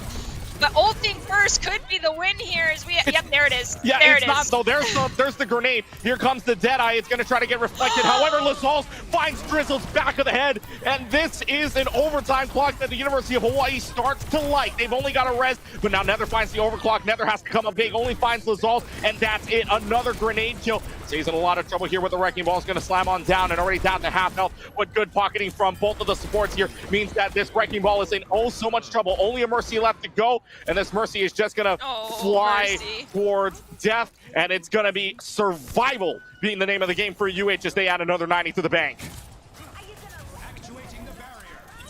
The question is, can they secure this 3rd point? I mean, playing for overtime, both points. Now you have a minute and 15 seconds to round around this corner and get onto that final checkpoint. And pushing with one person because you need this high ground control could mean they automatically force overtime. Now they've got two. Genji pushed in, is very low, goes down. Ball's gonna play the annoying card and just go to card a little bit. Well, they tried to, but I mean, they got pushed down from that accretion very early on, which allowed UH to kind of move in on that upper area and make themselves some space themselves without even needing the tank. Meanwhile, Matthew out with a gravitic flux yet again. Nether, meanwhile, Lazal's lifted up. Nether finds the kill onto Lazal's. So now the Deadeye is out on the backline. Is this going to find anything? It doesn't. No skulls on the board. However, now you've got Say in their backline, but Nope finds two on the landmines in 28 seconds. It's got to be a fast regroup here as Arizona shuts the door on them. Okay, so I thought I saw a skull on that Kiriko, and I think Say might have just been affected by one of the huge bugs that currently exists on Cassidy, which is for some reason you could get a skull on someone in Deadeye and they still won't die. I'm 90% positive that Kiriko should have gone down. I am very sorry, Say, but now they're going to take away the cooldowns of this Wrecking Ball and play for a late EMP. And with the way that this side of Hawaii has been playing, a late EMP could be all they need. Go time in prime time for Drizzle, however, as he gets two on the slash and dash away on the blade. This monkey's in a lot of trouble. It's a 2-on-5 situation. It's a clutch-up situation for Hawaii that will never come in this fight. Arizona's going to be able to shut the door on their face in 60.17 meters on the second point. That's all they need to do to get the win and tie up the series. The question is now, are they going to stick with this Wrecking Ball composition? It relies on a lot of well-timed disruption play, and I'm not saying they weren't doing that perfectly here. It's just the side of Hawaii has the ability to make swaps to counter the Wrecking Ball and force them to not find as much value. So we'll have to wait and see what the answer is. We'll wait and see here, but the question now becomes, for UH, can you shut the door on them? Can you slam the door like Arizona did on your second point? Can you do that the entire way through? Because look, the offensive side, you're a little bit melting away the time there with that Symmetra that wasn't really working out because Nether and Drizzle were hitting their shots on both the Ashe and the Soldier, and then you finally were able to push through on that Hanzo. So Hawaii's going to stick to what they know on for at least the defensive side. We're saying on the Hanzo, Lazal's on the Soldier, and meanwhile Matt Dealer sticking to that Sigma, sticking to what they know so far. But with the way it's looking on Drizzle, I mean, Drizzle got a couple of good clips in that last round. Can Drizzle do it again? Oh, Nether's going with to the Widowmaker pick. Oh, interesting. Nether goes to the Widow, but they may not go out of main here. They may go out of the side door from the looks of it. Drizzle might be the only one going down main. Nether immediately looking down to the standard Widow spot on the far oh, right. What a shot! Oh, River God on the Zenyatta. I understand the play, but my friend, you are the squishiest support that exists.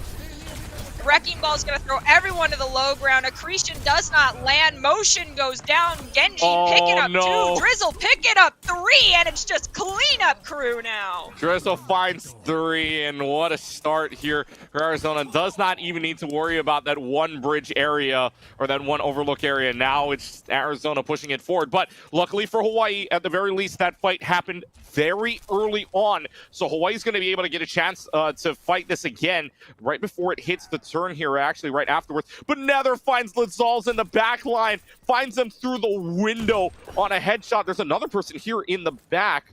I believe that might be the Tracer here that is in the back line, and it is. Say is in the back with this Tracer. At least they have that calmed down for right now if you're Arizona. So, you know, there's a Tracer in the back line. It could be a 3v5 situation for the current moment. However, now you have the protection. Suzu already out. You have a blade. Drizzle could use this right away. No immortality field. No protection. No. Suzu doesn't even have to use it because there's just so much damage being poured into that little room. And Arizona, the Wildcats, are going to be able to push this one right through. Oh my and we goodness. have Say making a Junkrat swap. You know, Drizzle, you are a unicorn right now, because Genji, as I said at the start of the broadcast, you got the light shined on you, and Blizzard said, okay, now back in your cave for the next year to year and a half. But somehow you're getting the right amount of support, the right amount of damage boost, and you are popping off. And we have another Blade online. Math Dealer probably is trying to get Flux up just to pull you in that to prevent your Blade from getting value. You might live if you have a Mercy pocket. The question is, do you live though? Well, that would if you be, do, yeah. If you do, you're successful. But if not, Motion's in a lot of trouble here, just like that. However, Drizzle does go down. Switched out though. That's a DPS for support. I mean, if you're Arizona, you take that any day of the week. Now you're stuck in a Junkrat trap. However, the Junkrat does go down, so really no worry in the process here. Only going to be the Kiriko left to go along. And now Math Dealer's going to go ahead for a very gravitic Flux that, I mean, was very risky from the backline, and it finds absolutely nothing, which means another ult for Math Dealer here that goes absolutely for nothing. And Arizona is going to get yet another free push, and it's looking like they may even get another 90 seconds here without another fight happening. I think Nether popping it on this Widowmaker was kind of the clutch that the side of Arizona was banking on for, you know, Junkertown. It's a map that heavily favors a good Widow, and this Widow, though they're missing some shots, they're finding the ones that are important. They just choose to completely wall off Widow with the Mei, and that means the side of Hawaii needs to gain space and gain it quickly, but they've got a VAP as opposed to a Lucio, and that makes things a little more difficult. They have 3 ultimates online. Arizona has 1. That's the Kitsune Rush online. Hawaii's got Overclock, the Amplification Matrix, and the Kitsune Rush. They use the Amp Matrix and they use the Overclock very early on. Motion having to use that Immortality field, but it's going to be for good use here as Motion takes down Drizzle, and 2 DPS is down, a support down as well. Only a Mercy left that you could stall, but they decide to take her out right away. And what could be the first time this round, Hawaii's got a fight win, but they still got to defend it for another 4.5. The important thing about this fight win for Hawaii is that it's right at the doorway, so they're in an enclosed, smaller space. This is where making it a lot of value using their walls at the right moments. We could possibly see Kitsune Rush in exchange for a Kitsune Rush, resulting in both tanks getting their ult. But now we've got a Brigida coming out from Hawaii, which is going to be a little rough. However, the Genji that could be their problem has already gone down, as does the Mercy, and then they find the Kiriko as well. Oh, that's a Kitsune Rush also invested from Smurda, so now they have no ultimates coming up here for the support side, and you've really only got an Infrasight, if that. And so now Drizzle's just out here by themselves, and look how close they are to the spawn room. They could really stall them out if they wanted to, but they back off for right now, knowing that the Wrecking Ball is back to cause some damage. So 3 minutes and 35 seconds left to go. They motion switches on over from that map to the Brigida, and like you said, they want to take up space. They want to make sure that they've got enough damage poured out and make sure maybe they can stop this Wrecking Ball or even that Genji to go as well. They have the landmines out in the back line, and a great slap. Finds 3. Protection Suzu immediately used right away, but now Drizzle's going to bring out the Blade. Finds 1, might find a second. No, Lizos gets the headshot. It's a trade-off right now, and now Battle Mercy is out as well. Gets the res off from Drizzle. Valkyrie is out. Now they've got the Critic Flux out. Finds the Kiriko. Math Dealer's got 2. Could clutch this up. It's Drag Never versus Ant versus the world alongside Drizzle. It's a 3v2 situation, but now this Genji finding no way out. The Mercy cannot find a way out. Either has to fly away. What a clutch from Math Dealer to save the round. This is both horrifying and I love seeing it. The intro with the mines, knowing it wasn't going to find anything with the follow-up Blade, but Hawaii kept their heads cool and clutched it up. Splitting the team is exactly what their composition relies on. They find River God, though, from Hawaii, so down goes their main support. They're at 70 to rally. If they can sustain long enough, they can split this entire fight with just rally. Can they do it, though, is the question. No rally just yet. Lazals finds the head of Drag Never, though, so you're not going to get a res up. And now Nether's going to have to run away for their life. They switch on over to the Orisa from the Wrecking Ball. Lazals going to run rampant and run right up to the ramp here on side of their spawn room. And 2 minutes left, mind you. 5.5 to start, 3.5 have been wasted. If I were Arizona right now, I would just be fighting for the last fight, and that is basically we're going to charge all of our ultimates, and we're going to drop 2, and then we're going to drop 3 to round out the corner and clutch into that last payload objective. Trying to just force the ult out of Hawaii, knowing that they do have almost every ult online at this point. So this has got to be a long fight or a very, very quick one, as we see Kitsune Rush, Overclock, both committed. See if this finds anything is the question, though. Motion does find Drag Never, and this is going to be a good fight here for the University of Hawaii as they find the Lucio, they find the Reaper, and now this Marisa in the backline. Nope does have the Terror Surge, isn't going to use it for right now. Protection Suit for right now, but decides not to use it, knowing that the fight was lost already from the very get-go. Down to the last 30 meters, but potentially down to the last fight. Hawaii's up 3 ults to 2 right now. I see Say they're playing in this back little area, asking their team not to reveal them, and they're gonna drop a Mayblizz from behind. But there's a rotation from Arizona that could thwart that. They just need to go all the way to the high ground here. So get out of the area. No, they're not. That May's still going to drop it. They drop. Nope is going to drop the Terror Surge, which isn't going to find anything, but the Rip Tire's out for Motion as well. Motion, or onto Motion, I should say. So the Junkrat able to find a kill for right now. Now they're going to surround River God and Lazals, and now all that's left is this main to stall for right now for just a little while before they go down. Nathealer getting trapped as well, down to 31 meters. It's going to have to be a fast retake here. Say is gone, and so now the payload starts to move a little bit more. It's down to the final 20 meters. The question is, will it be fast enough for Hawaii to regroup? Down to the final 10 meters. It's fast now or never. Rally is out to speed them in. Lazals has to rewind back out. We will get one more fight here left to go. Will this find anything is the question. The Granite Flux is up. It finds 2. Sound Barrier needed to be vested very early on in this fight. And now they've got the Junkrat trapped. However, you also have a Death Blossom from Drizzle. Is it going to find anything is the question. Will it? It doesn't find a single thing. That's a Tracer traded out for Lucio at the same time, though. Juicer finds Matt Dealer, and this looks to be a fight win here for Arizona and Hawaii on the brink of defeat, and this game being tied up, and they leave the point, and Arizona finds a way to bring it all the way back home. Had 5.5, just enough to make sure that this series is tied up at 1 apiece. I think that game was too close for both teams' comfort, but either way, Hawaii did great swaps. Stalling out for over 5 minutes is a hard task for any team. Typically booms a lot of teams' mentals, but they focused up quite nicely. The May swap was incredible. The Brigida swap, unfortunately, when you don't have your front line, which is one person, your tank, rallying in, I understand they needed it, but got way too aggressive and therefore almost deleted immediately. So that's just something to watch out for.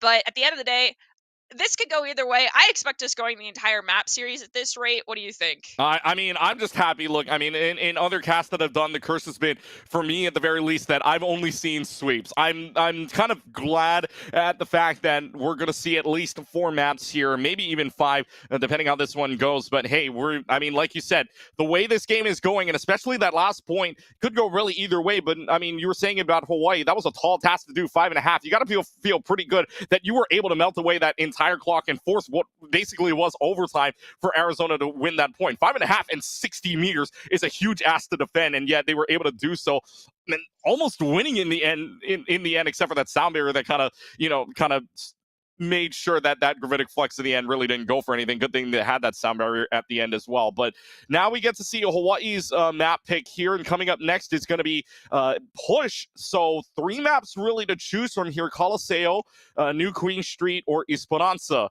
For Hawaii, though, I mean, they like playing close up, so the question is where we're going to go. By the way, coming up here for the support line, rather, you're going to have another switch off where Shmurda is out. Sia comes back into the game, and I believe Dragnever is going to stay in here. Winter will stay out for on the bench for right now, but Shmurda out, Sia is in, and as I say that, we also get our next map roll.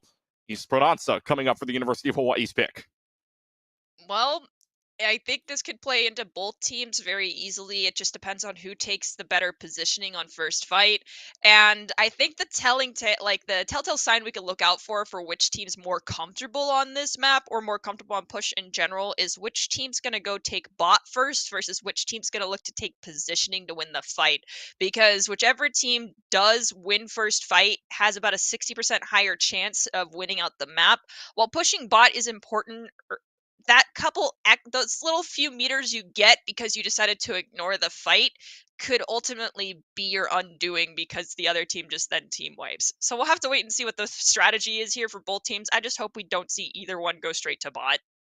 Yeah, I mean, this is going to be interesting to look at to see what these teams pull out, especially on the fact that, again, it is a push map. Like you were saying, the statistics show if you get the first fight win, you're going to be able to have a better shot at winning the game entirely. Although that's not to say, I mean, we've seen this in the Overwatch League. We've seen this in Collegiate before. Even if you lose that first fight, you can make it all the way back down about 80 meters and still have a chance to win this. And to no avail, Esperanza is not exempt from that map pool or from that statistic either. So we'll find out what comes up here as for the team compositions. Although the big question now is, I mean, Matt Dealer has been playing the Sigma, and although it didn't really work out, missed, I believe it was 2 ultimates there on the defensive, or rather on both ends, really missing 2 times on that ultimate. But do you stick with the Sigma here? I mean, I know it's an off-meta pick, but is the Sigma really the answer here going forward, especially on a push map? Okay, so Sigma, we got to give credit here. Sigma is kind of a niche pick, not so much entirely off meta. You can force Sig on a lot of maps. It's just the question is, are you zoning off the right damage? And if there's a lot of splash damage, like you got a Junkrat and a Reaper as opposed to any form of hit scan coming out from the other team, it's going to be really hard to block off that damage because they'll just go past it. Whereas if you're able to block off a hit scan and you anticipate blocking off a hit scan, then using your shield wisely to allow your team to rotate is really important. But it looks like Matt Dealer is comfortable on that Sigma, is sticking with it, is going to have the Mei in their back pocket to allow for extra protection, and they're going to look for walling off either damage or walling off someone who overextends. It's just that type of strategy does not work when there's this much mobility coming out from the side of Arizona. And Arizona's also flying up in the air as well. Nether on the Echo at the same time. Drizzle stays on the Genji. Genji was looking good so far. Hawaii's going to take a different angle here. They're not going to, I mean, they're fighting here in the smallest room possible, and this is good if you're the Wrecking Ball right now, although Say on this Mei, make sure that this Wrecking Ball can go absolutely nowhere, but you also have an Echo and a Mercy to worry about, but they're traded out right away. Drizzle and Say both go down. That's the Genji and the Mei both out for right now. 9 minutes and 20 seconds. Again, like you were saying, just because you leave that bot for a fight doesn't mean that it's going to go unpunished here, which means both teams going to go off the bot for a fight here, and it's going to be Hawaii that gets 2 and a 3rd pick as well, and they're going to win the first fight. They're going to get the first distance. Arizona, you're playing a surround and conquer comp. Why would you put yourself in a tiny little alleyway where there's just straightaway damage being pelted down on you? That is just not capitalizing on how your composition plays. Hawaii, well, they do have like a slight spam hybrid, was prepared for it and punished you for the poor positioning. Well, they punished them for poor positioning. They're able to get the first at least 30 meters here and ready to go. Nether in the back line, though, already putting down that Sigma down to half, but good shield there from the Sigma of Matt Dealer. Now, good freeze there from Say just in time. However, Drizzle able to find Lazals in the back line means it's starting to back up for the University of Hawaii. Here, the Wrecking Ball still causing a lot of problems. Protection Suzu having to be used, and now you've got the duplicate Nether on the Mei right now, but can you take care of the Mei is the question. Right now, Nether having to use that freeze or icicle block right away, so just hold on for just a couple of moments. Still, the robot frozen in place at 37.85 meters, or just a little bit behind that. Drag never able to find out motion, and now a great blizzard here from that duplicated Mei is good for the University of Arizona. Say having to use that blizzard at the same time, but it's Arizona, the Wildcats on the move. Going in the next fight, Hawaii gonna have that Graphitic Flux beat as well as Kitsune Rush. Arizona, a little bit behind on the Kitsune Rush, but can probably get it so long as they're heal botting a little strong here during the poke phase. We're gonna have another Blade online. So Matt Dealer might be looking to respond to Blade with Lift, unless we see Drizzle pop it early and in a position where Matt Dealer cannot cope with it, which happened before. We'll have to see. They use both abilities very quick and are forced back into this little alcove. Blade goes out. Suzu, we hear beat to sustain, and that might be enough. Is it enough, though? No, it's not. Drizzle slashes and dashes away for 2 kills. Waits out the sound barrier, waits out the protection, Suzu, and Drizzle finds 3. Nether Drag never clear up the rest. It's a team kill, and Arizona will take the lead. Holy cow, Drizzle. It's unbelievable. Yeah, you also should definitely give your support either a coffee, a cookie, a pizza, a hug, all of the above, because your Mercy has been pocketing you through thick and thin to make sure you're able to pull off these Genji blades. And this Mei going for stall might not live too long, but the rush is going to come through and allow them to gain some space as Nope is getting the Overwatch experience. That was such a huge stall from Say to make sure that they don't get the first checkpoint, and the front checkpoint at that. They're able to find Nope, they're able to find Nether. What a great play there from Say to make sure that this team plays up. And the University of Hawaii makes sure that Arizona can't get first checkpoint. It's all the way to the back spawn for them. And what a play there from the May to keep them in. Greetings. Hello. Yeah, Say definitely has been clutching a lot of fights for the side of Hawaii, but that could also mean that the side of Arizona is starting to recognize that and will be looking for them more. They have Mailts online that can block off an entire lane. And it looks like most of Arizona is looking to come in through main, so this is an opportunity now for May to just force the fight away from the payload, away from bot. Yes, that's exactly what they're going to do. But Nether duplicates into the Sigma, and that's all the way up above as well. So Nether's almost got a Gravitic Flux to use, which they will use right away. Finds the Lucio, is going to find the May up as well, but that Lucio doesn't go down just yet, but River God does get taken down in the process. Drizzle again finds another pair here in the ultimate process. All the Sigma can do is watch as the rest of his team dies, and 3 meters is the difference, but Arizona takes back control. The clutch combo that they had previously of the Kitsune Rush with the May just icing on point for Hawaii may not be able to work out here. They don't have Kitsune Rush. They will have the ability to amp speed in and just gain space and prey on Math Dealer to use that Graphitic Flux early on to snag whomever's on bot, but I don't think they're going to get the chance to touch. They will not, but we'll see if they give up space to get Archway control.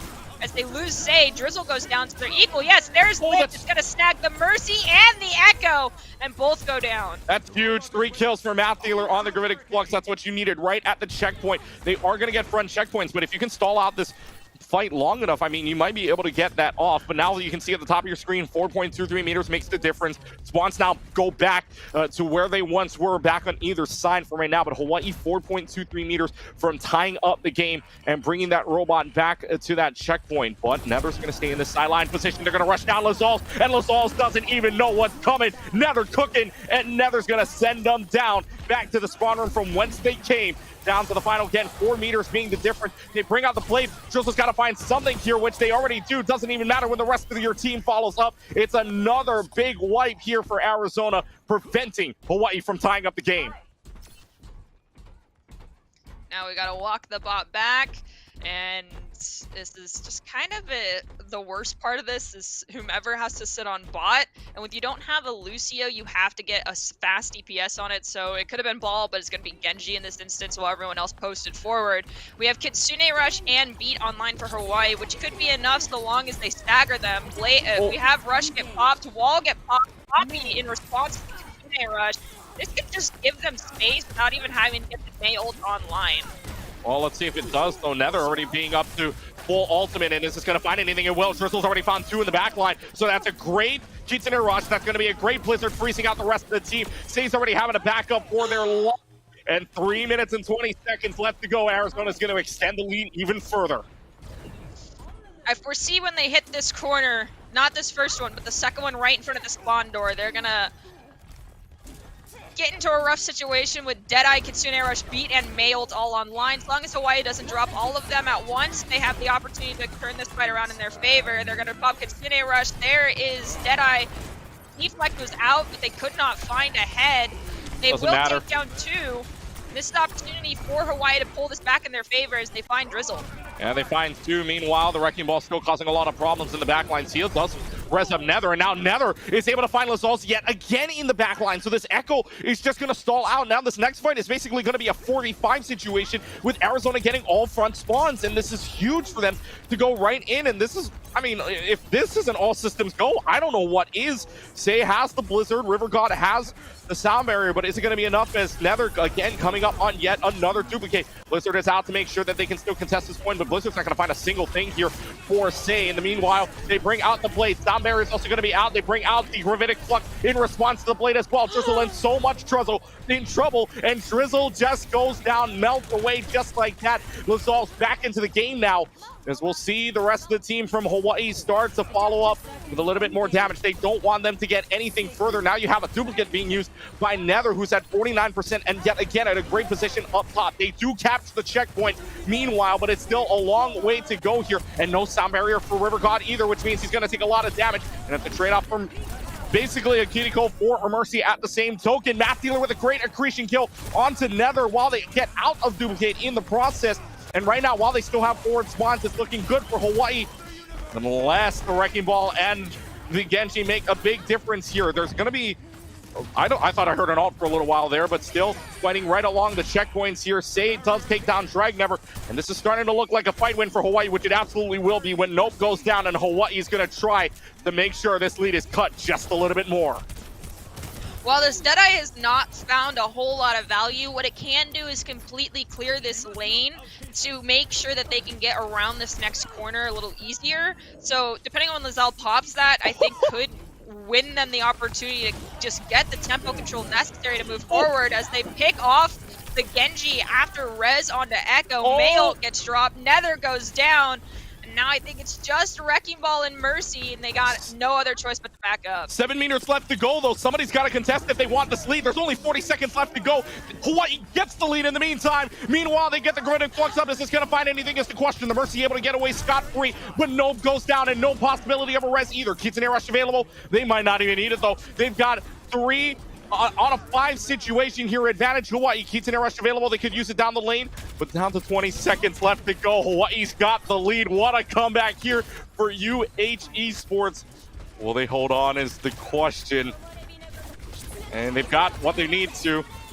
They're going to try to make a comeback here with the Kitsune Rushes. Blade is also available. Protection 2 used at the same time. RiverGod has the sound barrier, which he won't use at all. RiverGod does not use the sound barrier. Maybe a smart play here, knowing that Arizona has to use every single ult possible. But it's the 3-on-5 situation, down to a 3v3 now, as Nope takes down Lazals, takes down Faye. Matt Dealer wins the trade fight on the tanks. Meanwhile, those spawn room still in favor of the University of Arizona, but they're able to take down Sia. This Sojourner in a lot of trouble now, has to slide away for right now, just trying to clear the point in a 1v1 situation. Hideko was out, so is the Sojourn out, and now they've got the Reaper to contest the point. RiverGod still holding on to the sound barrier. I don't know if they want to try to win this right here, right now, because they do have the lead, and they still have 1 fight territory left to play. Matt Dealer is gone, which means this should be a fight win for Arizona, but they got to bring it back. 40 meters for the win here with overtime clock still online. You called it earlier, holding on to those ults for the side of Hawaii, I think is the clutch play here. Now they have Lift, which in combo with Deadeye can be absolutely deadly. They're going to have Beat and then a late Mayult, whereas the side of Arizona, they've only got Overclock, which can gain them some space down a lane, because Nether, it has been a dominant force on most of the hit scan heroes. So we'll see how that works out.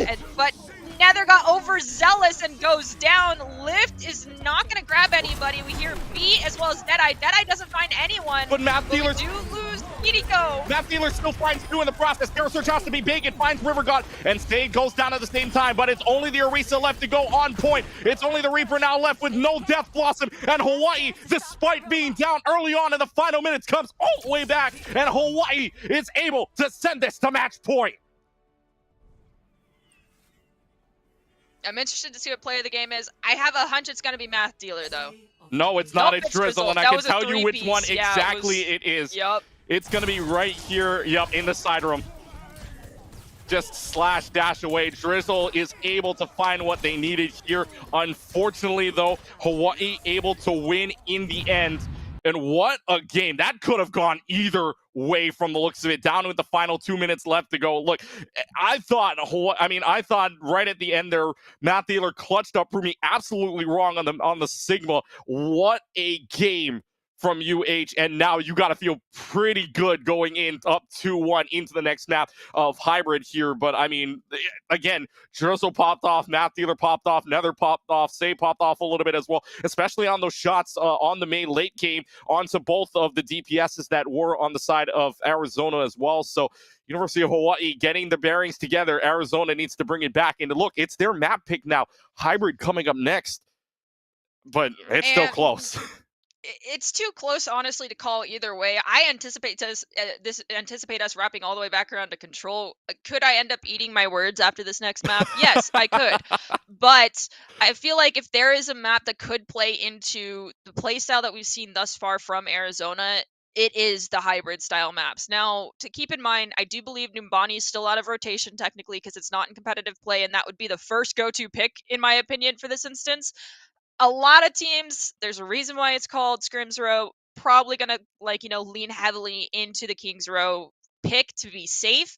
But if I were Arizona, I'd go Blizzard World. Oh, Blizzard World. Wow.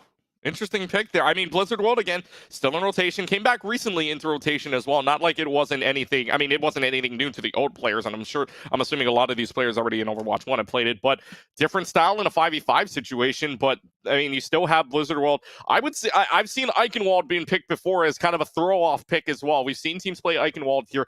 Now, the question will be what they go for here as the teams decide, or at least for the Wildcats, they'll decide what to pick here as well as the subs at the same time, because we know that 2 out of these 3 maps so far or actually 2 maps in a row we've had that sub, the only 2 maps that could have had a sub. So Winter and Sia came out, Dragnever and Schmurder came in, and this time now it's not just going to be a little bit of a rotation of support. It's going to be a role rotation at the same time. In fact, the next map we're going to see is not Eichenwald, it's not Blizzard World, it's not Kings Row. We're headed to New York. We're headed to Midtown coming up next here for the next map. And in fact, talk about the role swaps, if you will. Drizzle now out, going onto the bench. Schmurda in for support. Dragnever now switched from support to DPS.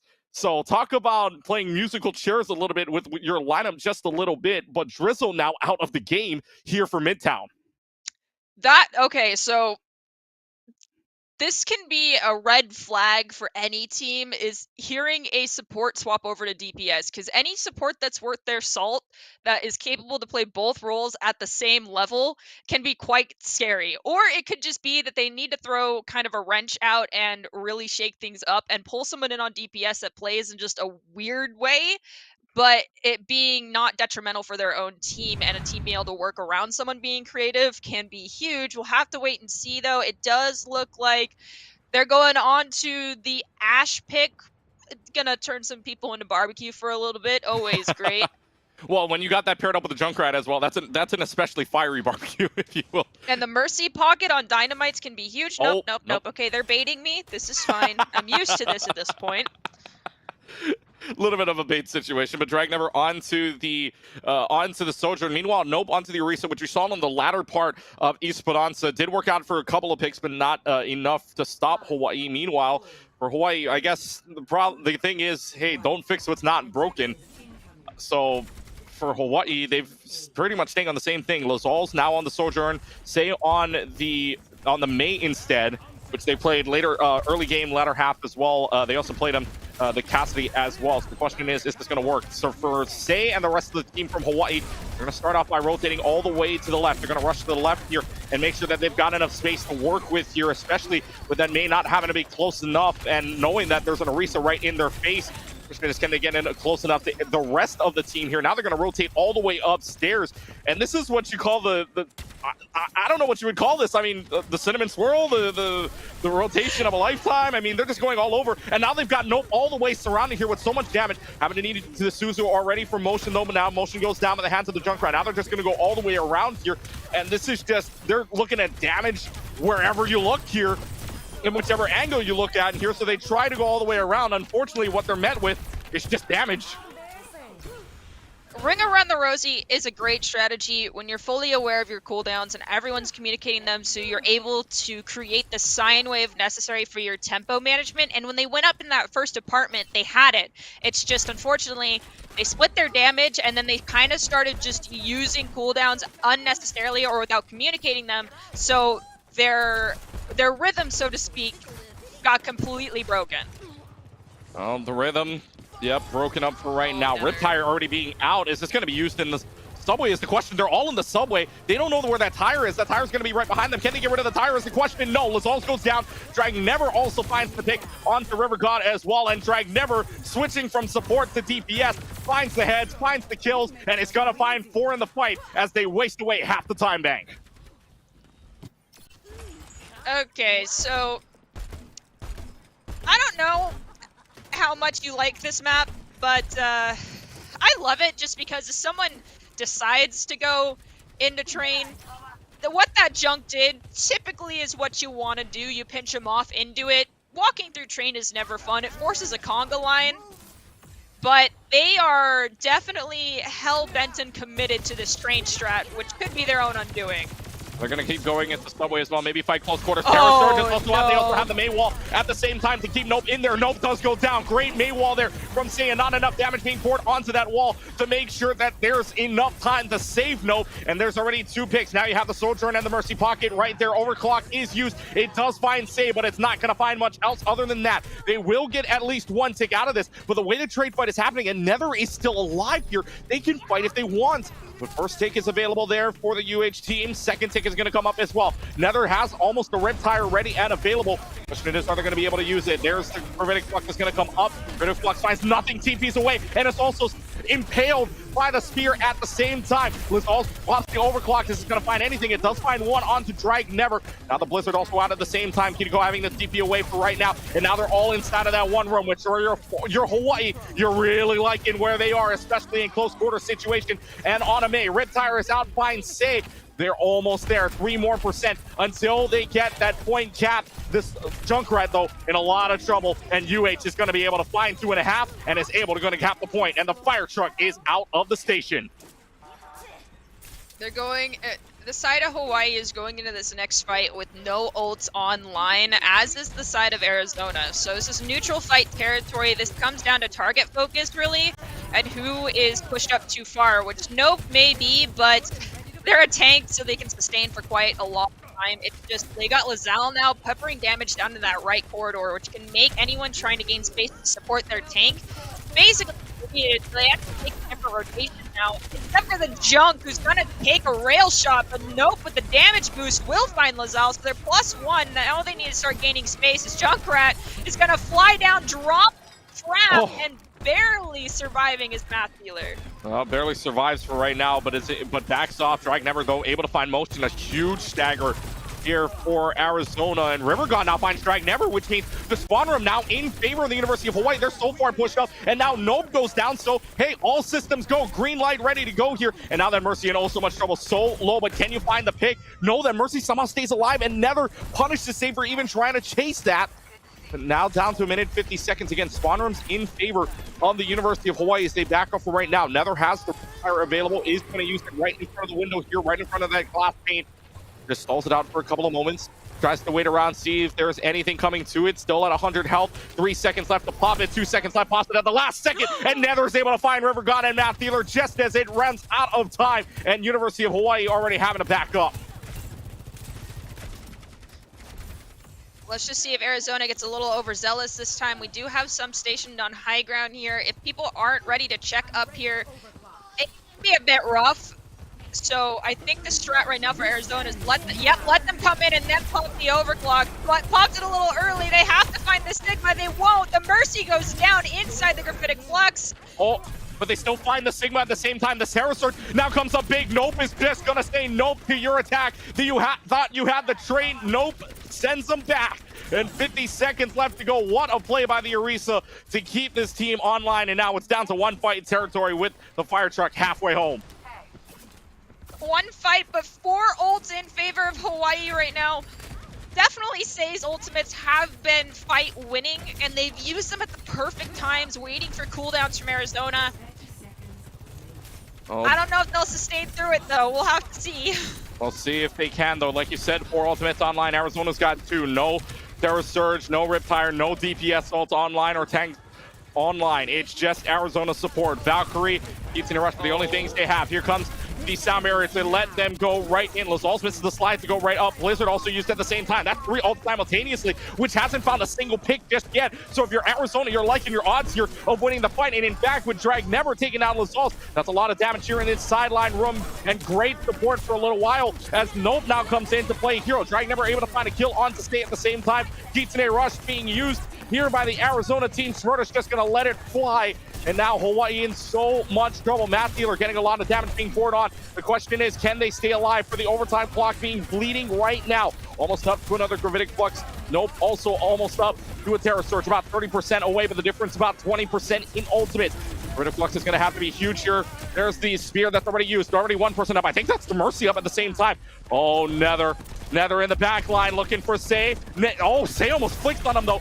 Drag Never's going to pop the overclock at the same time, though, and finds Lazals on there, and there's the Riptire that finds both of the supports. It's all falling apart for the University of Hawaii. Arizona's going to find a way to win this one out, and in the long fight, the long time, overtime haul, it will be Arizona that only gives up a point in 89 meters, and they are that much away from sending us to game 5. Okay, so you were talking about tank ultimates and how like waiting on when they were going to use those. Truth be told, I was staring at the Junkrat because Junk had Tire, and when they got that high ground, just had to just not even kill that Soldier 76, but get them out of the danger zone for the Rat to be able to survive through their ultimate. I knew that was it. It was over. Even if they pop both DPS ults at the same time, Nether's Tires have picked up 2 almost every single time, and all hope was lost at that moment. Yeah, all hope was lost there for UH. But again, this is Midtown. We've seen teams full hold at this point. We've seen teams just rush through. I mean, in fact, I can tell you one team pushed through in 30 seconds. Maybe then, I mean, we'll see if this is, I mean, this is Arizona's map pick. Let's put it that way. So they know what's up. They know how to play this map. We'll see if Hawaii can counter, but Hawaii's going to go basically the same thing as they have been. However, what could be one of the few times we see it, River God, instead of the Lucio, picking the Zenyatta instead, maybe to make sure that Discord stays on to Nope or really anything for Arizona that's causing them a lot of problems. But Dragnever now, this might be good for them. There's really nothing that can, I mean, there's no hit scans. So for, I mean, except for Lazals that can basically pick them out of the air. But other than that, this pharmacy combo looking pretty good for Arizona to start.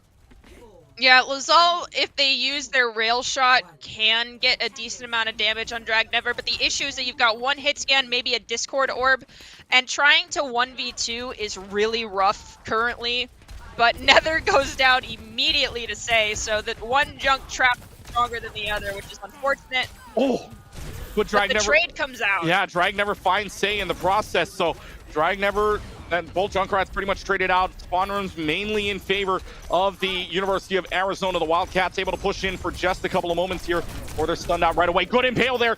River God somehow stays alive and finds the health back to stay up for just a little while. There's a great accretion onto the farm, but it's not going to find enough damage to the Bucket Mercy. Just a little bit too strong. Orisa's going to go right in again. Lazal's just targeted out, and great focus fire here from the University of Arizona. Now Matt Dealer going down. Not a great start here for Hawaii. Do they want to recontest this? Down a tank, down potentially another Zenyatta as well. The Zenyatta finds Nope in the process, and this Zenyatta is finding River God finds 2 somehow, some way.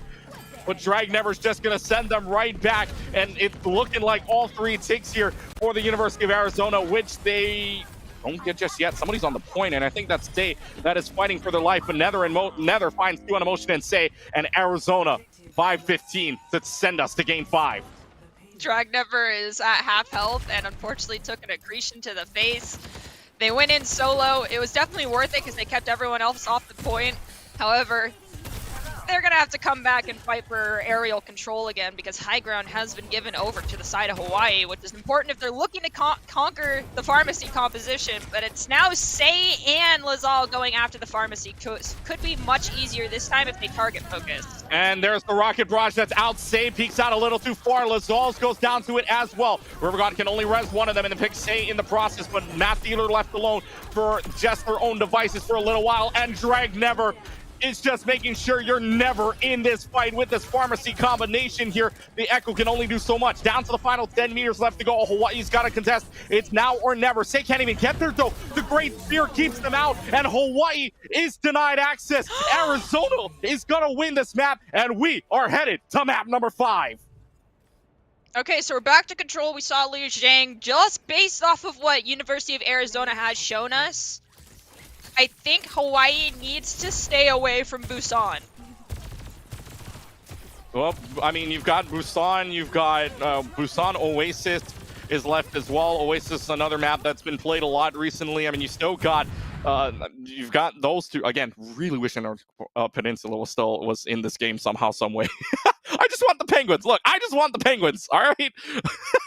Imagine going into a qualifier tournament, a new map is announced, and somehow production gets the rights to it, and it's just thrown in. I can't imagine how tilted any of these players would be. I mean, look, I just want a couple weeks from now, it might be in the rotation. I just want to see the Penguins. But anyways, you still got, I mean, you've still got Oasis, Busan as well.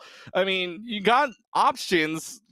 But You got staying away, Ilios. you got Ilios as well. I mean, Ilios, although against that pharmacy combination, if you go to the well, I don't know if that's a pick you really want. I mean, even on Ruins too. I don't know if Ilios is your pick here, but I think Oasis. I think Oasis has to be the the pick, right? I mean, that's really the one and only option you got if you're UH. I mean, you've got enough room there. You've got enough time to, I mean, even if you wanted to change comps there, especially going against this pharmacy combo. Look, if Drag never stays on the DPS side, Drizzle could come back in at the same time as well. So if they know what swaps are coming in before the subs, I mean, before the map pick, you might have a chance at knowing what you are, but right now, no subs in play. So Dragnever's going to stay on the DPS side. Lineups stay the way they are, but the next map coming up is Ilios. The final map of the series is going to head on over to Ilios, which an interesting pick for map number 5, although Nerdy Bird has a little bit of different opinion, if you will.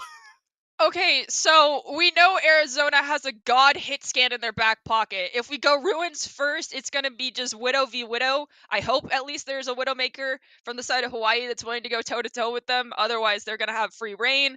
If you go to Well, you have to fight for cage control first. Otherwise, you're most likely going to be spending most of your time at the bottom of the well because there's a Pharah. And then, I mean, Lighthouse, you really got to pray that Lighthouse is the first one. Well, yes, Pharah gets a lot of free spam. So long as you shut down angles and shut down lanes, you can survive and destroy that composition afterwards, so to speak, after you take care of the core group. But Ilios is just going to be a tough ass going into a pharmacy that really almost went entirely untouched on Midtown. Yeah, I mean, this is going to have to be an insane game here from, I mean, really either side. For what you're talking about. Arizona, I mean, this has been back and forth as much as you can, folks. It's not a reverse sweep. It's been one punch after the other. Lijiang Tower 1-1 or went to UH cleanly 2-0. Junkertown 3-2 for Arizona. Esperanza, UH having to make the comeback but able to win it 1-0. Midtown 2-1 in favor of Arizona. And now the decider right here. What a banger of a game for game number 1 of the day for Overwatch 2. We're headed to the Ruins to start, like you were saying. It's Hitscan versus Hitscan. It's Lazals versus Nether. Widow versus Widow. Who's going to win the trade fight here on top of the Parthenon? Question is, who's going to peek first? Jump shot there. Lazals does get body shotted first by Nether. So Nether's going to drop for right now onto a different angle.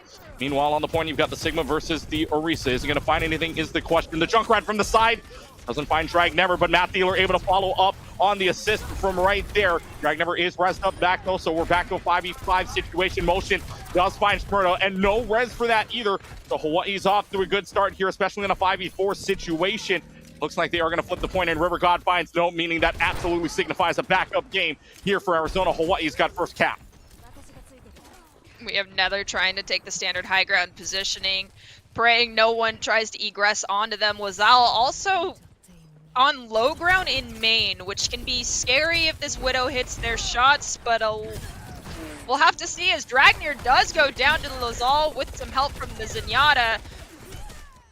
But it's going to get rezzed up right away. Say gets the kill run into Dragnever. Dragnever couldn't even blink before he's rezzed, and back off and back to the spawn room they go. So 27% you lose yet again your Sojourn, and now the Sojourn only at 45%. Meanwhile, Hawaii coming up on 70% on their ultimates. At the same time, Matt Thielen needed to back away. Nope. Switches on over to the Wrecking Ball, which finds Lazals in the back line. Say almost has that ready to go. Say finds Dragnever yet again. This Junkrat causing so much problems and has the Wrecking Ball at the same time. Can only res one of them. You find the res up onto the Sojourn, but halfway home, Hawaii's forcing them all the way back. Finds one DPS, or finds the second DPS. Gosh. Are they going to find a Kiriko or a Mercy? The 3-piece combo? No, ball comes in to save them. Matt Dealer, I definitely nod my head in respect to you and picking up both of them, trying to go for the supports as well. Had you gotten it, it would have been amazing, but getting 2 is still great. And getting 2 is still amazing as well, but for Hawaii, they just got to hold on at this point. Trying to hold on, and you have the ultimate to use as well. Riptire available, but Dragnever finally gets the revenge that they wanted onto Arizona. Matt Dealer is able to find 2 inside of that room. Can't find Shorter down those.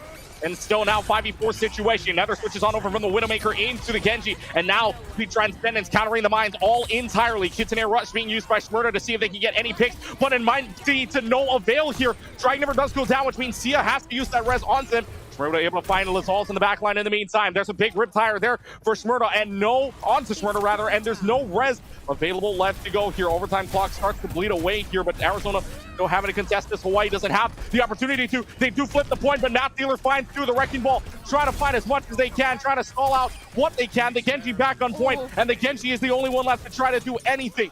The point will flip back to the University of Hawaii for right now, but can you stop the Genji? The Genji is stalling as long as they possibly can. Protection Susu used very early on. Overtime clock starting to be used, and there's the Lucio out from Sia, who was on that Mercy earlier on, so no Mercy pocket here for either Drag Never or Nether in the process, but still the fight continues on. Drag Never able to find River God in the back line. Now, again, still a trade fight. Great stall from the Genji, great stall from the Kiriko, and Hawaii looks like they're going to be forced back unless Math Dealer back in the game now. You have the slam out, and now the Junkrat in a lot of trouble. Here comes the dash away from Nether. Finds one, is going to find a second, and Nether's just going to try to end this right away. There's a Clutch being forced out from Math Dealer. Question is, does it find anything? It does. The fight still continues. This is insane. Credit where it's due. Arizona's composition does allow for them to surround and like poke onto point, but they unfortunately just couldn't confirm kills, and that comes down to target focus and making sure that you're getting out essential cooldowns. So let's see if they fix that in this next one.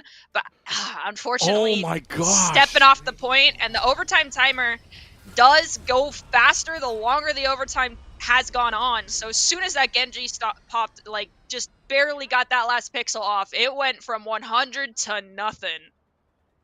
Wow. Now Hawaii winning that big map there on the Ruins. The Lighthouse could be the final map of the series, or will it be? Arizona needed to make the comeback, gave up the point 113%.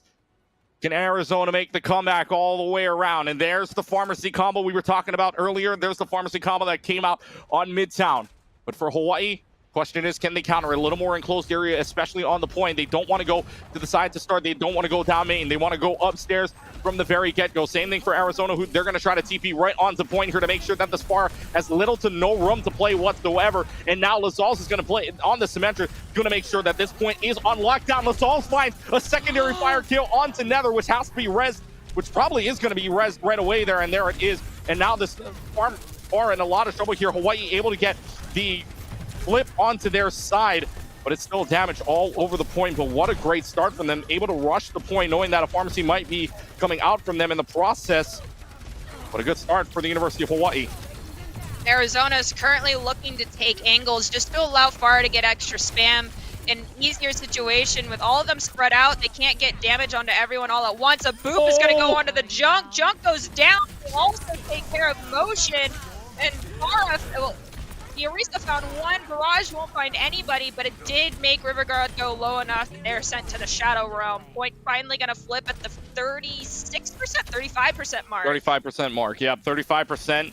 Arizona, now they have that pharmacy combo online, already having that Rocket Barrage ready. Riverguard's also got the Amplification Matrix ready to go now. Lazal switching on over from the Sojourn, or rather from the Symmetra on to the Cassidy now. We'll see if that gives them any opportunity to win out and hit that pharmacy combination, but it's so far away now for them. Here comes the fight. Application Matrix being used very early on and not even in the spawn point here, but Drag Never takes down River God, which means that App Matrix not going to be used by the Baptiste anytime soon. Drag Never still pulling away at the Spara, gets 2 picks already, stay in a lot of trouble here in close quarters. Can't find a pick, is just spinning around to save his life, and now Drag Never's just going to go all the way to the spawn room and look at the doors. They're going to have Graphitic Flux online, as well as very close to a Deadeye. Say is going to pick up the mantle of the Echo. Echo, with some help with the Cassidy, can take care of this pharmacy combo, but they have to make sure that they focus down one at a time. Otherwise, the damage will be too split.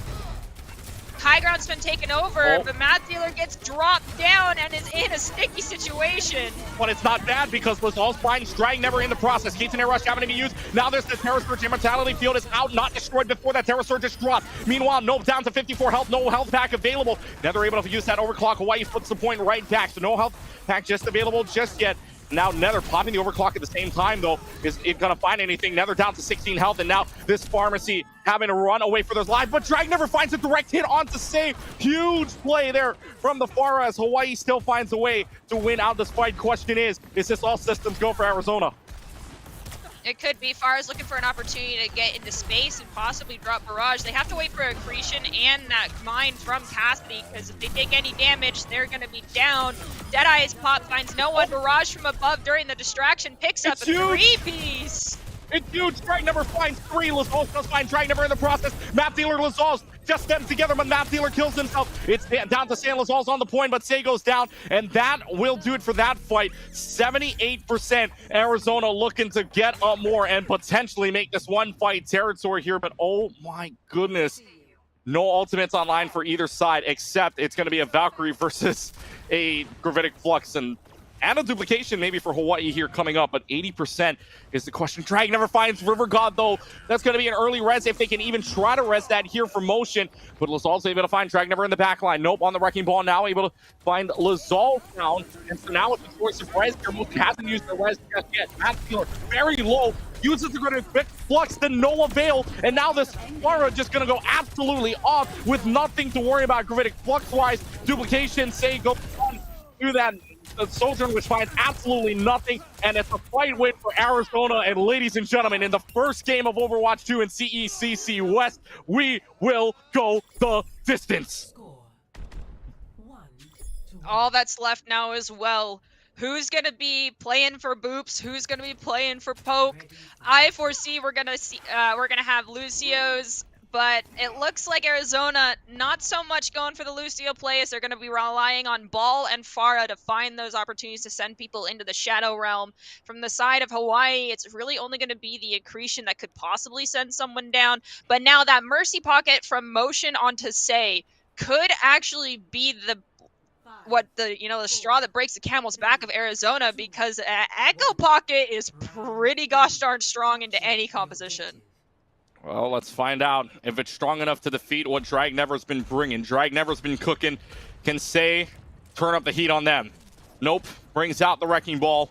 He's going to go right on the flank right around here. It's going to be Pharmacy versus the Echo Mercy. Can't really come up with a good name for it, but still, it's going to be on the side of the Lighthouse. Meanwhile, still a 3v3 situation. Look where Map Dealer is. Map Dealer is all the way behind, and now Nob is also in the back line as well. So, I mean, this is, any way you look at it, this is just a disregarded fight. Not disregarded, but this is just a sporadic fight here. Say finds 2. Nob is able, or Motion is able to get the res up onto Lazals, who was killed by Nob in the process, but now it's just scattering all around this Wrecking Ball and the rest of the team, and Hawaii on that Echo Mercy winning the fight and eventually getting first cap. So the chaos strategy from Hawaii worked out, with Math Dealer just pulling attention and damage away to allow their Echo Mercy to do some damage. That was incredible, but insanely risky. Stay does go down. They should have res online relatively soon because they used it so early at the beginning of the last fight, but they're going to not have the space to do it freely as the Dynamite gets dropped. Stay is going to be coming back from spawn, but is very close to that copy. Map Dealer surrounded, though, with a lot of damage being dealt. Meanwhile, Lazals and River God being kept out of line. The Soldier and make sure that that res doesn't happen. And it's going to be a quick fight and a quick win here for the University of Arizona. The Wildcats flip it at 31%. Very similar to what we saw earlier in map 2. Say, though, is going to be the first with ult online with that copy. We'll have to see who they end up copying. If it's not the Orisa or Nether, I'll be shocked. Oh, let's see.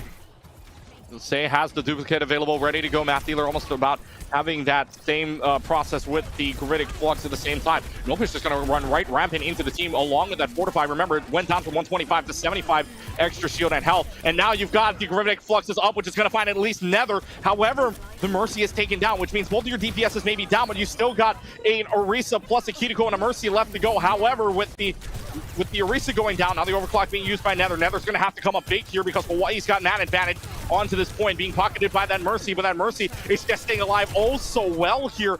And that Mercy, now out in the open, but Mercy able to get away from right now. Still point being held on by the University of Arizona, 51% and rolling halfway home. And now just trying to find this Kitiko, which they do. Hawaii able to flip it back, and it looks like they're going to be able to get the fight win as well as Arizona backs off. Nether popping that rail was... It may have seemed a little strange, but they really just did it to hold on to the little foothold they had on point for as long as possible, and I think it got them at least an extra 10%, which was huge. However, Copy still has yet to be popped, and now there's 4 ults on the side of Hawaii here. Arizona is going to be at 3 by the time this full fight starts, so it comes down to who pops their ult first. I think that'll win this one, as we have Bob in response to Window. But Bob is taken down immediately with the amplification matrix plus the overclock. So now Lazal's going down at the same time, makes this a 1v1 situation. University of Arizona just pushing them all the way back. This Baptiste is in a lot of trouble. Is brought down, no way more field either. But it's still good for right now. There, nobody dies to that. Now Save duplicates into the Eraser at the same time. Greater Clutch being used by Map Dealer. Is this going to find anything as you question it? It does in the process. That Dragon Never does go down. There's the Terror Surge. This is going to find an Eraser. It does. 87%. And now Hawaii on the verge of taking this one into the winner's bracket. 92%. The team kill is on. Nobody is going to be able to reach the point in time unless it's this Tracer, but not enough time to reach it. Hawaii takes this to distance all the way to map 3, and Hawaii, Lana Kilo, a great win for the Esports program. Oh my goodness, what a game. I mean, the first game on broadcast, we get a full 5-map series going constantly back and forth. If that's not a good omen, I don't know what is. What a game. There's not much more you can say about this game. 5 maps going back and forth all the way through. Oh my God. I mean, I'm out of breath just watching that, and I'm out of breath for that one game. And we still got a couple left to go. I mean, we still got 2 more games, a lot more maps left to go. But, I mean, we still have a whole weekend, and that was just game number 1. I mean, the West is showing up. I saw a little bit of the Valorant earlier on as well in the West Division. I mean, West is the best region thus far in terms of qualifying online games because, I mean, what a series we just had. And coming up next, we're going from the University of Hawaii and Arizona to Boise State, in fact, the host of the lands coming up next, which means it'll be the winner of USC and the University of San Francisco. The Trojans and the Dons fighting it out in map number 5 as well. Winner taking on Boise State, which we will have coming up next here. But, I mean, wow, what a game we just watched. I think the next game's going to be a little bit different. I know for a fact Boise State tends to play pretty hard meta, but if they get a little creative, I'm sure it'll make things exciting. I'm not going to go either way on that one, though, because I've not seen San Fran. I've not been able to cast them, so I also have not scouted them. I'm interested to see what they pull out for going into the game against Boise State, because that is David versus Goliath if I've ever seen it. That is not going to be easy by any means, but a war of attrition definitely tends to work very, very well against the Broncos. If you force them onto a map 5, they ain't going to be happy about it, so tilting is great. Yeah. Well, it will be an award that was, and we're going to take a short break. We're going to see if we can get an interview with the winning team of the University of Hawaii. We'll take a short break. You're watching the CECC West Online Qualifiers. Hawaii wins 3-2. We'll be right back.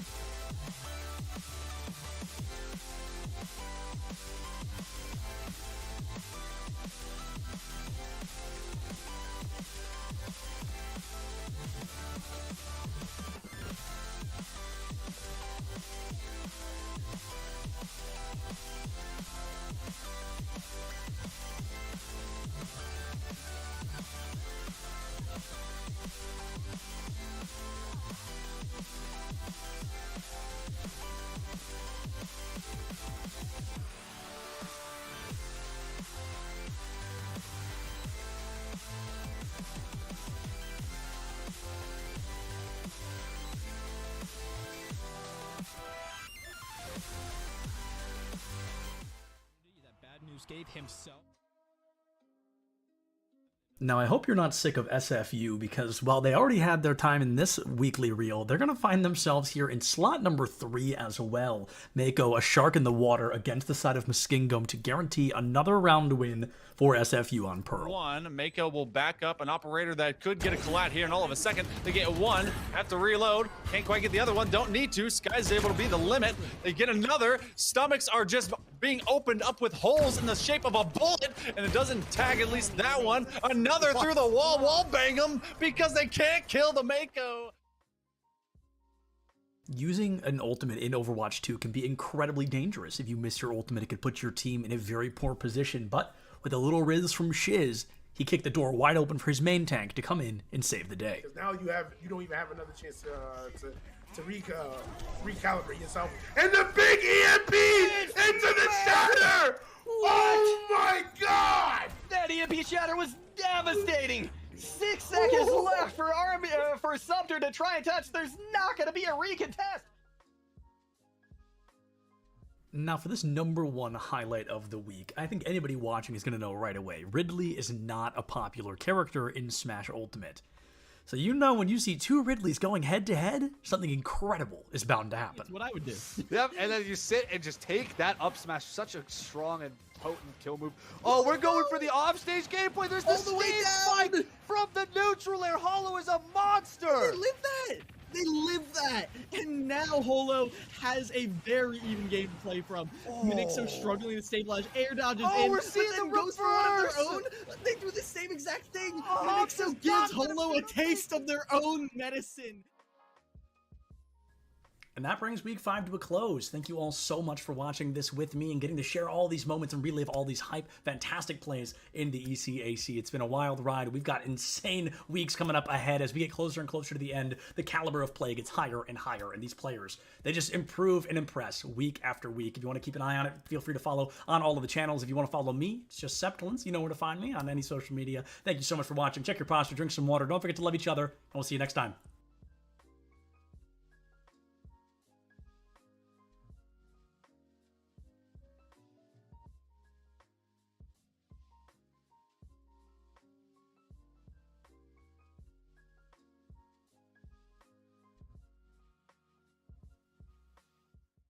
Is that we don't have these preconceived notions, and we're willing to listen to our membership and read the room, read college athletics and how it's connected and how it's not, and take what we have expertise in championships, but also throw out some of the other stuff. I remember when we first started, there were some conferences were applying their amateurism rules to all of their esports competitors, and I think we knew enough to know that no, that's not going to work in an esports culture. It's got to be very different. And by the way, the NCAA was going in a different direction. You could see that Train had already left the station on that, and so it's an incredibly dynamic area and ever changing, and will continue to change. And just as we didn't know when we started what it's going to be looking like, I think similarly we still don't know what it's going to be in another 5 years.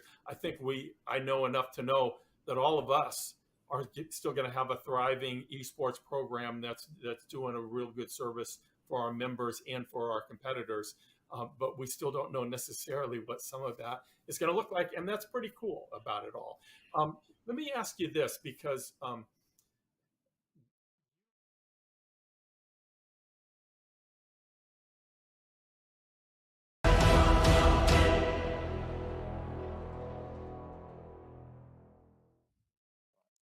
Welcome back, everybody, inside of the booth. Clutch Key alongside Nerdy Bird with you, and cut the timer just a little bit short because we got ourselves an interview from the winning team of the University of Hawaii. He was playing Sigma for a good chunk of actually pretty much the entire match, really. We welcome into the booth here Math Dealer from the UH Esports program. And so, Math Dealer, a great win for you guys, and very first game of the online qualifiers to win game number 5. How does that feel for you and the rest of the team?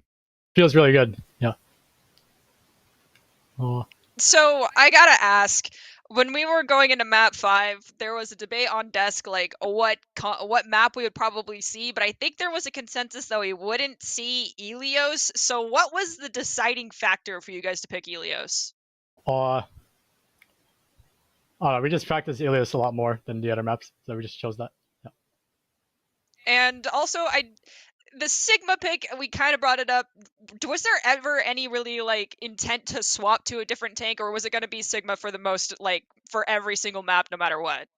Yeah, that was the plan, to pick Sigma all the time, pretty much.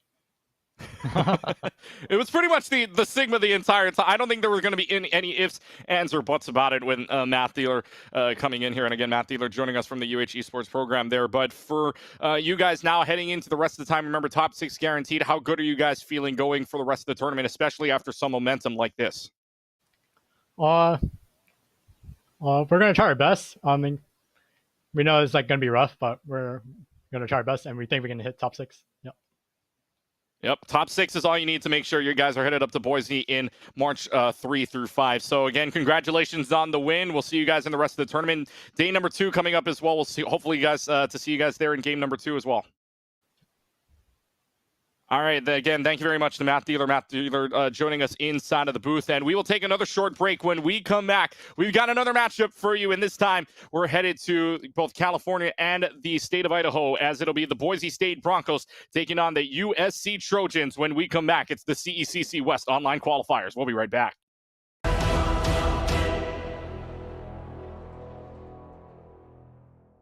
least some of your schools are, this is not necessarily operating within the athletic department. And can you talk about how you navigate that in a conference office, and maybe the best way to handle that, or do you have preferences? Do you try to steer them one way or the other? And just talk a little bit about that, if you don't mind.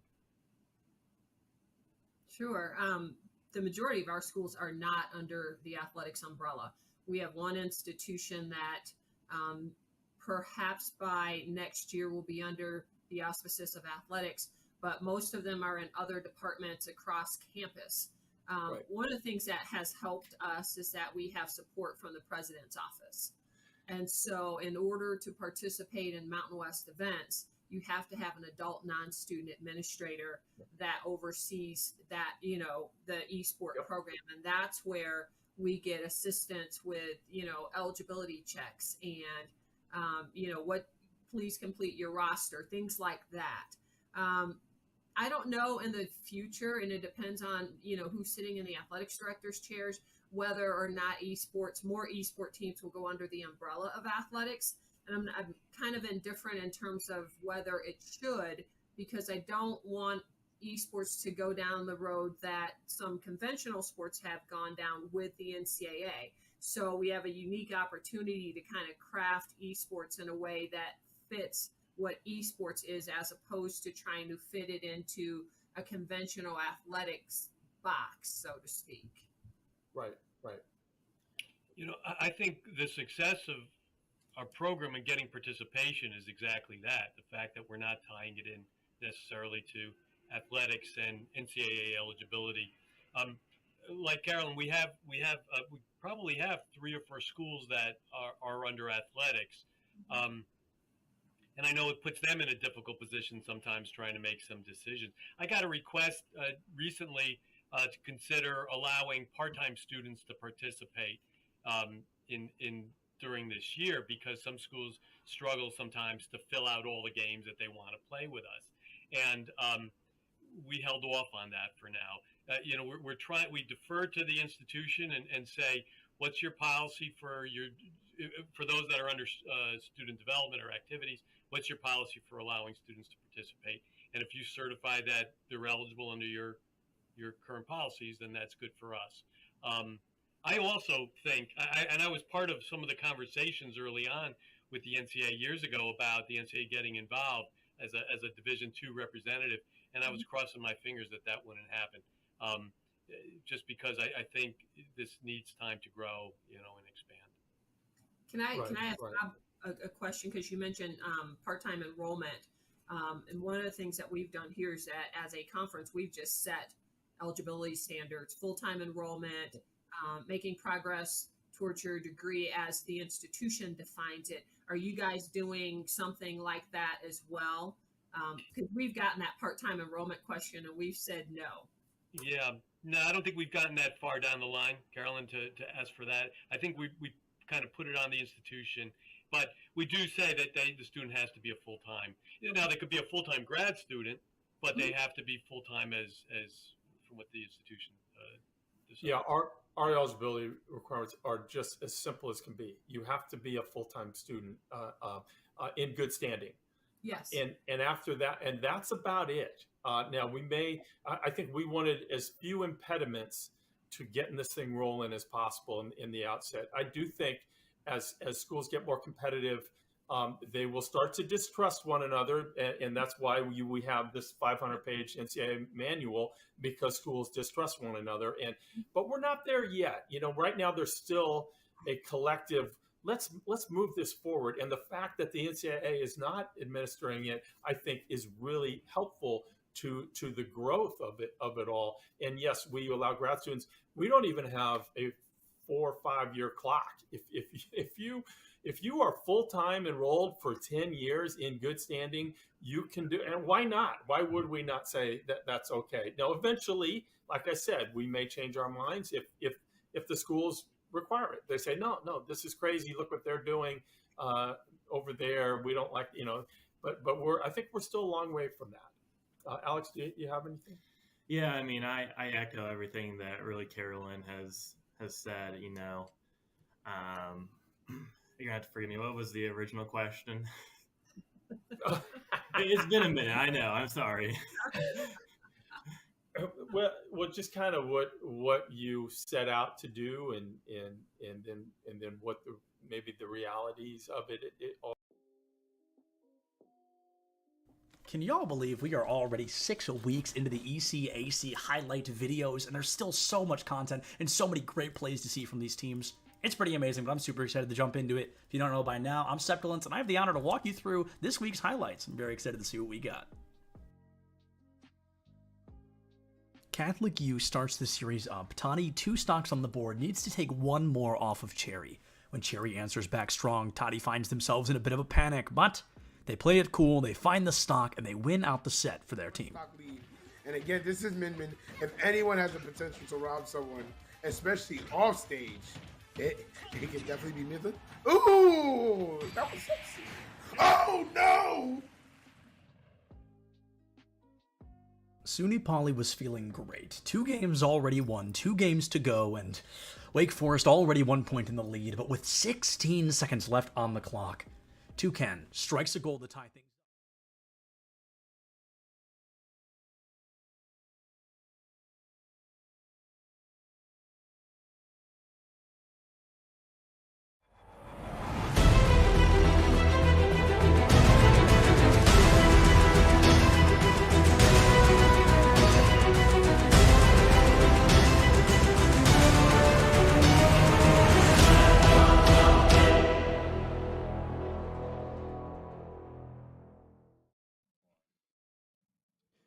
Welcome back inside of the booth, everybody. Clutch Key alongside Nerdy Bird here. We just saw a great 5-map game between the University of Hawaii and University of Arizona, but now we go on into round number 2. This is the upper bracket round, and we're not going to Group A. There's 4 different groups. We were in Group A just now. We're now headed to Group B, where we've got in the upper bracket round the Boise State Broncos, who defeated George Fox University 3-0 earlier today, taking on the USC Trojans, who defeated USFCA, or rather the University of San Francisco, 3-2. So now USC coming off a 5-map win as well. Boise State coming off a sweep. One of these teams is going to have the momentum and is going to guarantee themselves a spot into tomorrow, as well as guarantee themselves maybe even have a good shot of getting into the Atlanta and Boise State coming up in early March. So hey, this game is very, very big for both sides. Most definitely. The only thing that is kind of a slight concern is the Broncos winning on a 3-0 sweep. Their egos could get the better of them, and there could be a lot of mess ups early on here on map 1, and it could result in their own loss. You can't let your head get too inflated. With that being said, of course, if I come off biased towards the Broncos, I apologize in advance. Of course, Clutch Key will clean things up and make sure that we keep it fair. But I promise you this much: if they screw up, I'm gonna be roasting them. So I may love those players, but I'm gonna call them out on anything that I see that is like, why did you do that? And I will question it heavily. So even if I'm biased, I promise it's not gonna be just me loving on them the entire time. Boise State alma mater, by the way, for Nerdy Bird here, just as a reasoning for any of the roasting and or the bias. But anyways, we go into this next game here, Boise State versus USC. Like you were saying, Boise State coming off a 3-0 momentum here. But meanwhile, again, USC, you go into the lower bracket here, the Dons losing or rather the Trojans defeating the Dons 3-2. Dons now into the lower bracket to face on GFU. But in the process here for USC, again, 5 maps can do wonders when we go into the case of momentum. So now, I mean, the question will be, which momentum is going to be better? So let's go ahead and turn into our rosters here, and we'll take a look at both of the rosters for these two teams. We will start off with Boise State University here, and for Boise State, I mean, like you said, you know these guys pretty well, but this is your starting roster for the Broncos here. Clear, Matt, Merck, Kel, Lyric, and Chosen in for your starting 5 for Boise State. And again, you know these guys pretty well. I do, and so if anyone follows the contenders scene, Matt Mercadante is typically a tank player, but since Clear got signed on to the Broncos in the fall, he's actually picked up the mantle of playing that tank, allowing Matt Merck to fall into the support role, which is what Matt spent the majority of the summer playing actually in contenders versus the previous years when he was on tank. And then Kel is also a player who started out on tank, was the off-tank player for Overwatch 1 when he joined the Broncos squad, and is now playing more of that DPS role. Lyric and Chosen, both fabulous support players. If you see a Zenyatta come out from the Broncos, it's most likely going to be Chosen, and in which case I say watch your heads. Well, let's see if the heads will roll or if the USC Trojans will be able to defer that. And right now we'll take a look at the Trojans of USC out of LA. And for them, it looks like this for their starting 5. You're going to have Tsubasa to start us off, Siwa, Orange Streak, Vigon, and Junior Jellybop. So Junior Jellybop to line out the rest of the roster there for the USC Trojans. And again, for these guys, I mean, you know Boise State. Well, do you know anything on USC? Actually, Orange Streak is a friend of mine. We have played in ladder before. Typically, they are on a support role, but now they're moving into that DPS, which is kind of nice the way that Overwatch 2 has balanced out the system a bit. If you're good at playing some supports and you're good at positioning on supports, you can typically learn where specific DPS are supposed to be going and where they're looking to lock down lanes. And that can transition very nicely into playing hit scan style heroes, as well as some projectiles. So I'm really excited to see what Orange Streak brings to the table. It's been a long time since I've been able to even cast a game for Orange. So super excited for you, my friend. Best of luck. All right, well, let's see if if the friendship, it'll be the friendship or the alma matership that wins here for Nerdy Bird. Who do you cheer? I mean, I know we have to stay biased as forecasting wise, but Nerdy Bird's going to have a little bit of fight in their head, in your head. You're going to have a little bit of a fight in your head when we get down to things to see who you're actually like mentally cheering for. I know I had a little bit of a problem earlier on as well, but for Boise State, again, you're looking at the lineup here. Those lineups were not in order, by the way. So here's your final standings. For Boise State. Boise State's going to put Clear on the tank side, Goblin, Kel on the DPS, Lyric, and Chosen your supports. Meanwhile, for USC, you can see it in your top right corner. Junior Jellybop on tank, Tsubasa Vigon on your DPS, and Orange Streak Siwa on the support side. So we will see how this lines up against Trojans taking on the Broncos. And right now on Lijiang Tower, first map is going to be the night market here. So for these guys, we saw earlier on, we didn't see Ramatra earlier on here for this map when we saw it against the University of Hawaii and Arizona. But we're going to see a Junker Queen and we're going to see an Orisa to start this very one off. Two very different tanks altogether.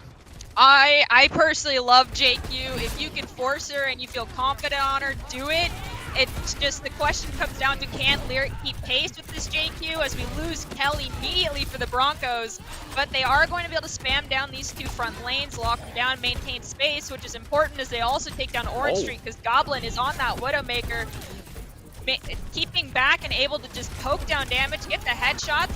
Now Broncos are able to use Yell and Amp to get in. There's bleed, the spear comes out, and I do think that the axe did miss. However, Jelly will go down, as does Tsubasa. Good cleanup there. 3 kills already for the Boise State Broncos. Now they're just going to fall off the map. However, Clear still finds a way to get big on while they were trying to fall off the map. Orange Streak able to fall off successfully. But for USC now, coming up on halfway to an ultimate on Terra Surge. Meanwhile, the differential in the ultimate percentage, Boise State's already got 67. And look, they're playing what I would assume would be old style here. They've got Lucio and Brigida to start off the game. Usually see Lucio Kiyoko, not the Lucio Brigida. So an interesting pick here. But for Boise State, hey, working out so far. You know, USC was the first ones on point, but Boise State able to flip it right back, and now they can't even contest this Widowmaker right now. Chosen able to get the whip onto Tsubasa, and now this Arisa just in so much trouble. You talk about Boise State's momentum after a sweep, it's looking pretty clear right about now. I know Brig isn't the standard pick. We saw her earlier on Junkertown as well. The thing you got to keep in mind, though, is that Yell provides a speed as well as armor, and then Brigida, so long as they're getting flail, does stack armor out as well on top of their armor packs. And playing as a group with a Goblin able to stay back and forcing the side of University of Southern California into lanes like they are, gives Goblin free range from a safe distance. I mean, I think he's taken barely any damage thus far. I think the only thing he's had to go for is a mini health pack thus far, but I mean, really, not a lot of damage being poured out, especially when you got a Junker Queen right in your face. Rampage available here for Boise State. Will Clear use it is the question. Terra Search is going to be used. That's a few people in. Clear finds Tsubasa. What a shot there from that, or Sojourn finds a shot, but it's not going to be enough there. And now you're going to have the Kitsune Rush out. Here comes the Rampage, which finds, I believe it finds 2 people in the process. Protection Suzu able to be used on Orange Streak only, but Seawall not caught inside of it. So now Goblin takes care of Seawall, 88%, but USC trying to find a flip. However, it's starting to look clean for Boise State. The Broncos are on a roll here. They're going to rampage right over the rest of the team. Nobody else is looking like they're going to be able to touch.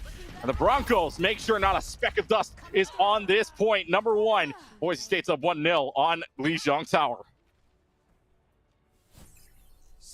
Going into that, if the Broncos don't make any comp swaps, especially if we go into Garden, I think they'll have a little bit of a rougher time. And yes, it is Garden. I'm hoping I don't see a repeat just from a different Lucio player from the Broncos here, which is a team decides to TP onto point, but TP's window. Thankfully, I'm not seeing a sim pick, so we shouldn't see an instant play of the game from any Lucios here. But we have Tsubasa making a swap over to the Tracer, which means their job is going to be harassing Goblin to make sure they don't just get free line of sight. Oh, nope. Okay, so it's probably going to be Symmetra and then maybe a swap over to Tracer. We'll have to see as they do also pull out the Winston. Clear is also going to go Winston. They just TP'd to get some space and then swap Tracer. So they've got the entirety of Bridge locked down. Lucio goes in for the boop, can't find it though, and is forced back. Now we've got a battle of the Winstons here at the edge of the bridge. Another boop. Clear goes down to Tsubasa, so Broncos are down their front line. Broncos down their front line, but it's traded out right away as Kel goes right into the face of Junior Jellybob. Meanwhile, again, another trade fight, but this time it's Chosen and Kel that both go down for a 2-for-1. And now Goblin still on the Widowmaker, finding a pick. USC, again, we saw this before in the very first round where they were able to take first cap. See what goes down thanks to the boop of Lyric. And oh my goodness, heads are rolling. Goblin's finding them all, and it's first flip to Boise State. Now Goblin just gets to lock down this entire angle into the spawn door archway, meaning they have to use amp speed safely and try not to expel Winston Bubble while they do this rotation. Otherwise, Winston Bubble going down is the green button, well, the green light for the entirety of the Broncos to jump onto that back line. It's just they can't go too far or they'll lose healing from the Brigida. Well, Wrecking Ball all over the place here, and there is the landmines coming out from Clear in the wall room. You can't find an escape. You can only find death on your way from Clear and Kel, and this is going to be a fight win here for you, for Boise State. All of it just on 1 landmines.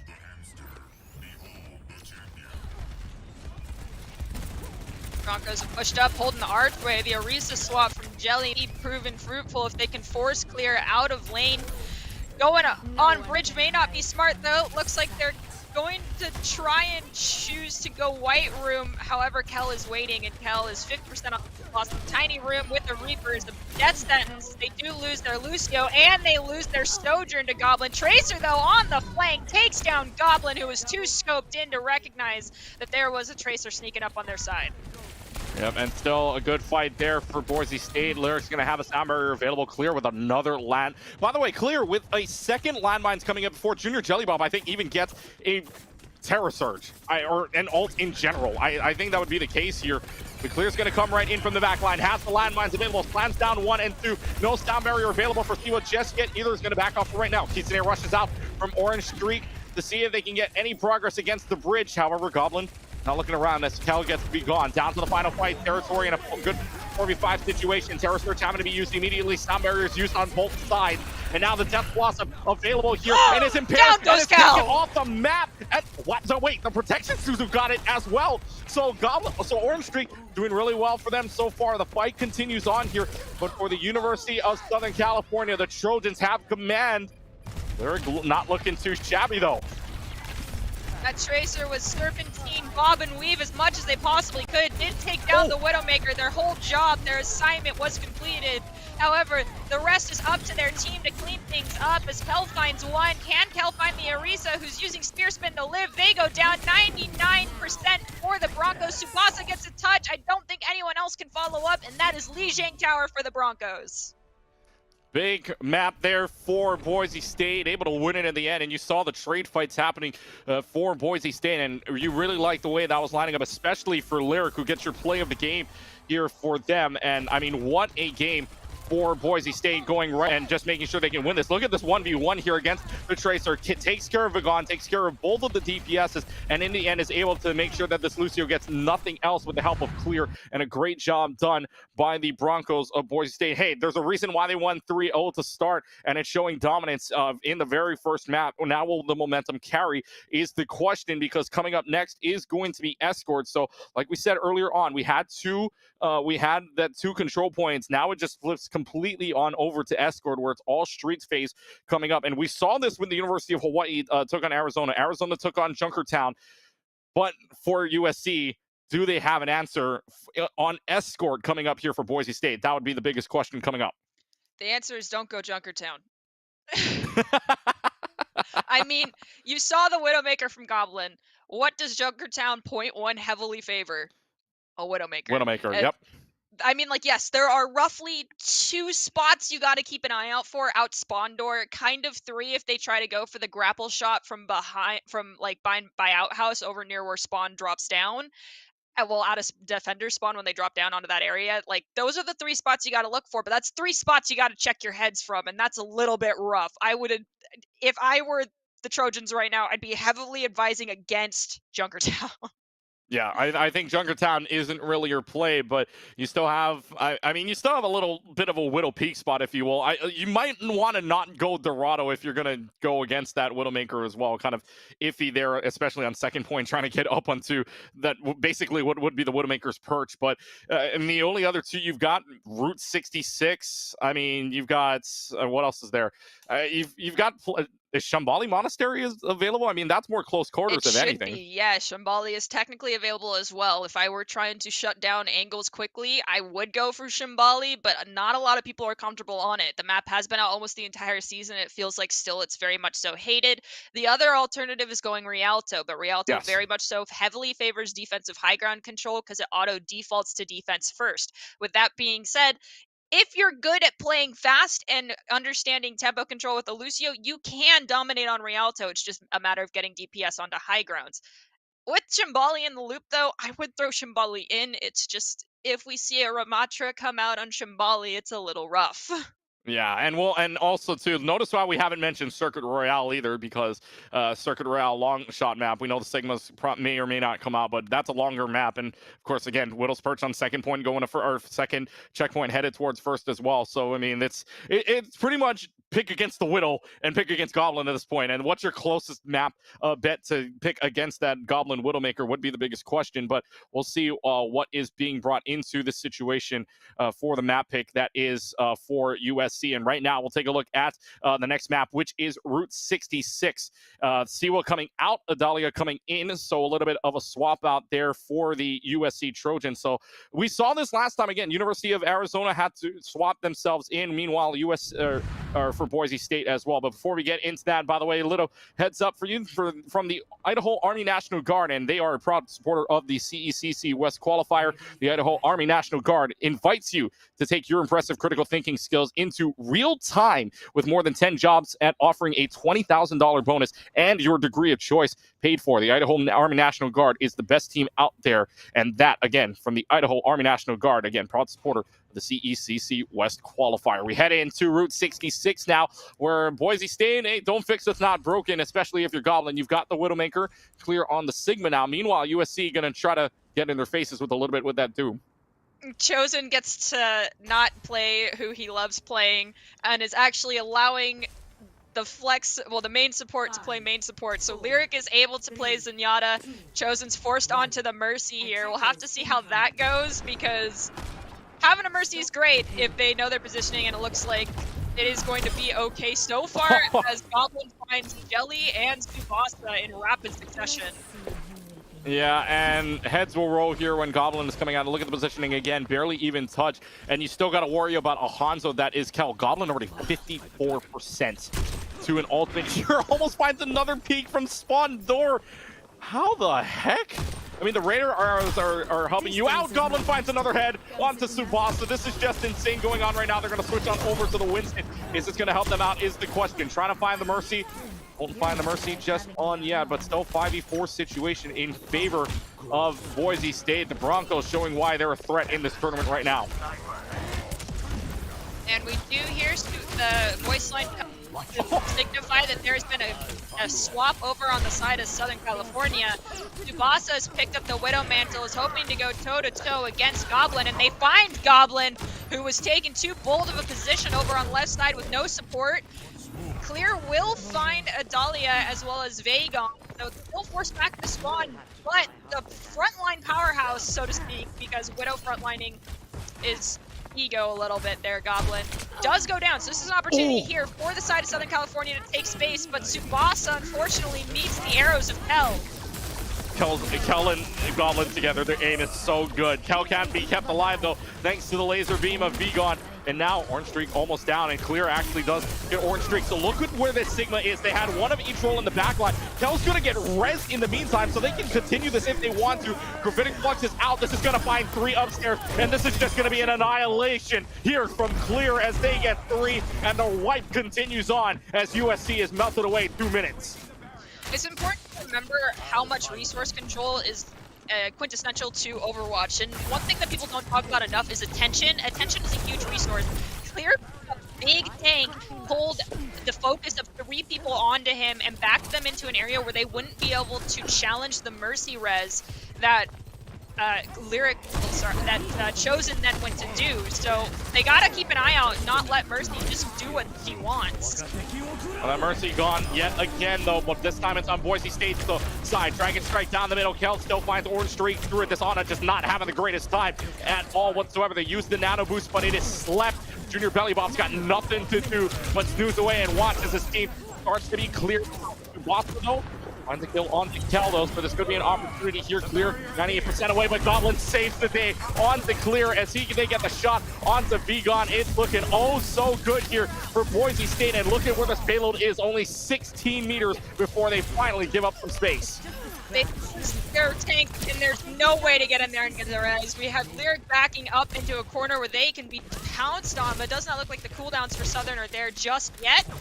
However, this Ana is an easy pickings target for the side of Southern California, and they recognize the opportunity. They engage. It's cut off line of sight from those DPS, but the rest of the Broncos are pelting damage down onto the payload. No one goes down just yet. Winston, 50% on that Primal Rage, could gain a lot of ground here against these snipers.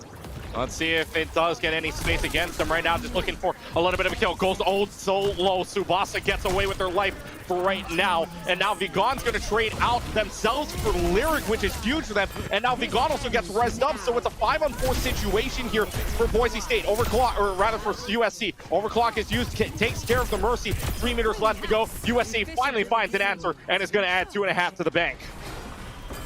now we've got a wombo combo in the bank right now for the Broncos. They're going to have Dragons coming in this next fight. Clear was already going to have Lift on lockdown. There is no survivability for the side of University of Southern California through that ultimate unless they play spread out here and play smart, recognizing that that combination ultimate is in the pockets of the Broncos, but that comes down to who's tracking ultimates and are they on top of that ult track. 2 minutes and 15 on the clock here. We'll see if Boise State can make sure that they are stopped here. They stopped them for about 3 minutes and 48 seconds. Until that last 12 seconds, they were able to capture the point. Junior Bellybop's going to go ahead and use the Primal Rage out to make sure that Widow is taken care of and out of position for just a couple of moments here. Be gone with the duplicate, hasn't used it just yet. Junior Bellybop was bionated for a little while, able to get away with their lines for just a couple of moments. Here comes the Gravitic Flux up. Is this going to find anything is the question. It will not. It finds a Kiriko, and it does kill the Kiriko in the process. So Boise State now on the front end. You can't really rest that because you don't have that Mercy pocket with you. Clear and Goblin, though, trading out for right now, but that signals USC having a backup, and Boise State puts up the fence. And Kel did swap over to the Tracer, even though they had Dragons online. Already got Pulse online now after that 30% charge off spawn from swapping, and Goblin's gonna find Tsubasa. This is where being aware of where a Widowmaker can be looking for your spawn is important. No one can hide. So you don't lose 2 out the gate, because that is 20 seconds basically off the clock. This is nuts. Goblin's aim insane. I mean, this is nuts. The jump shot and everything gets to, like you were saying, that wastes way more time, and you've only got a minute left to go. No false bomb either, but Kel really wanted to go in there and dive right in. That Winston, so low, but is able to rush up right away. They're going to use a Kitsune Rush to try to get out, but a great bionate from onto Junior Bellybop, and Tsubasa means that this Wrecking Ball has all the power to just go right in. Clear's got 3, Clear's looking for 4, and they will clean up house. 36 seconds, USC has the door shut on them.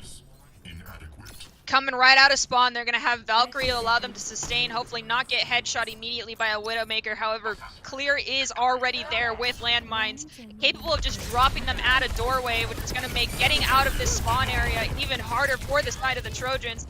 Clear just runs away after dropping them, recognizing his job is done, but one chase, and that could be their own undoing as Tsubasa goes down to Clear, and they're all focused on this ball. No one's heading towards that payload. They've got 8 seconds, 5 seconds to get a touch. They do find a stress on the Tsubasa, but no one's going to get in on time. The distraction of the ball and Tracer doing their job and keeping everyone focused on them.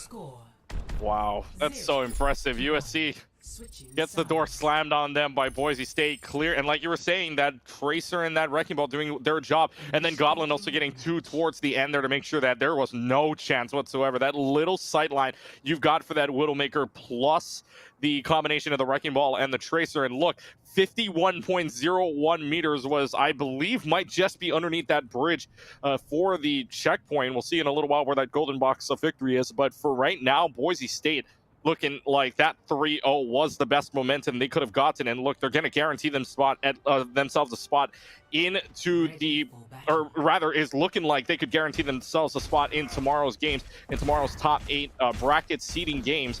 But for right now, USC's just got to come up with an answer, and they're thinking that Vigon on this Torbjorn will make the difference. Maybe, but they're in the spawn, or no, they are the defensive side. So yes, Vigon's thinking that the Torbjorn will make the difference here.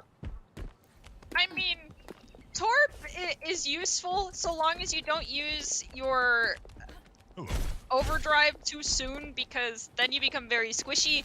The addition of basically a 5th person that can prevent someone from being able to take an easy angle is great. It's just you also got to keep in mind that counter swaps from an attacking perspective on this first point can happen a lot faster. As soon as they recognize there's a Torb, I mean, you just go either Junkrat or a Pharah and it's easily taken care of. But we're doing the disruption play again from the Broncos with the ball comp with a Genji as opposed to a Tracer here. We'll see how that shakes out as everyone's knocked off top gas station. Tsubasa's going to be the first to go down, and Kel took care of the turret. Goblin goes down to Jelly Pop though, so this is progress gained for the side of California. So USC does get a little bit of progress here. They're going to find 2 already. Kel does go down. This Kiriko with a lot of trouble having to TP away, and TP's actually backwards. So where the Wrecking Ball is, so it's the Kiriko and the Wrecking Ball that are still on point and getting some progress here for Boise State. In the meanwhile, though, Chosen does take care of Tsubasa. So right now, this Widowmaker just having absolutely no luck whatsoever.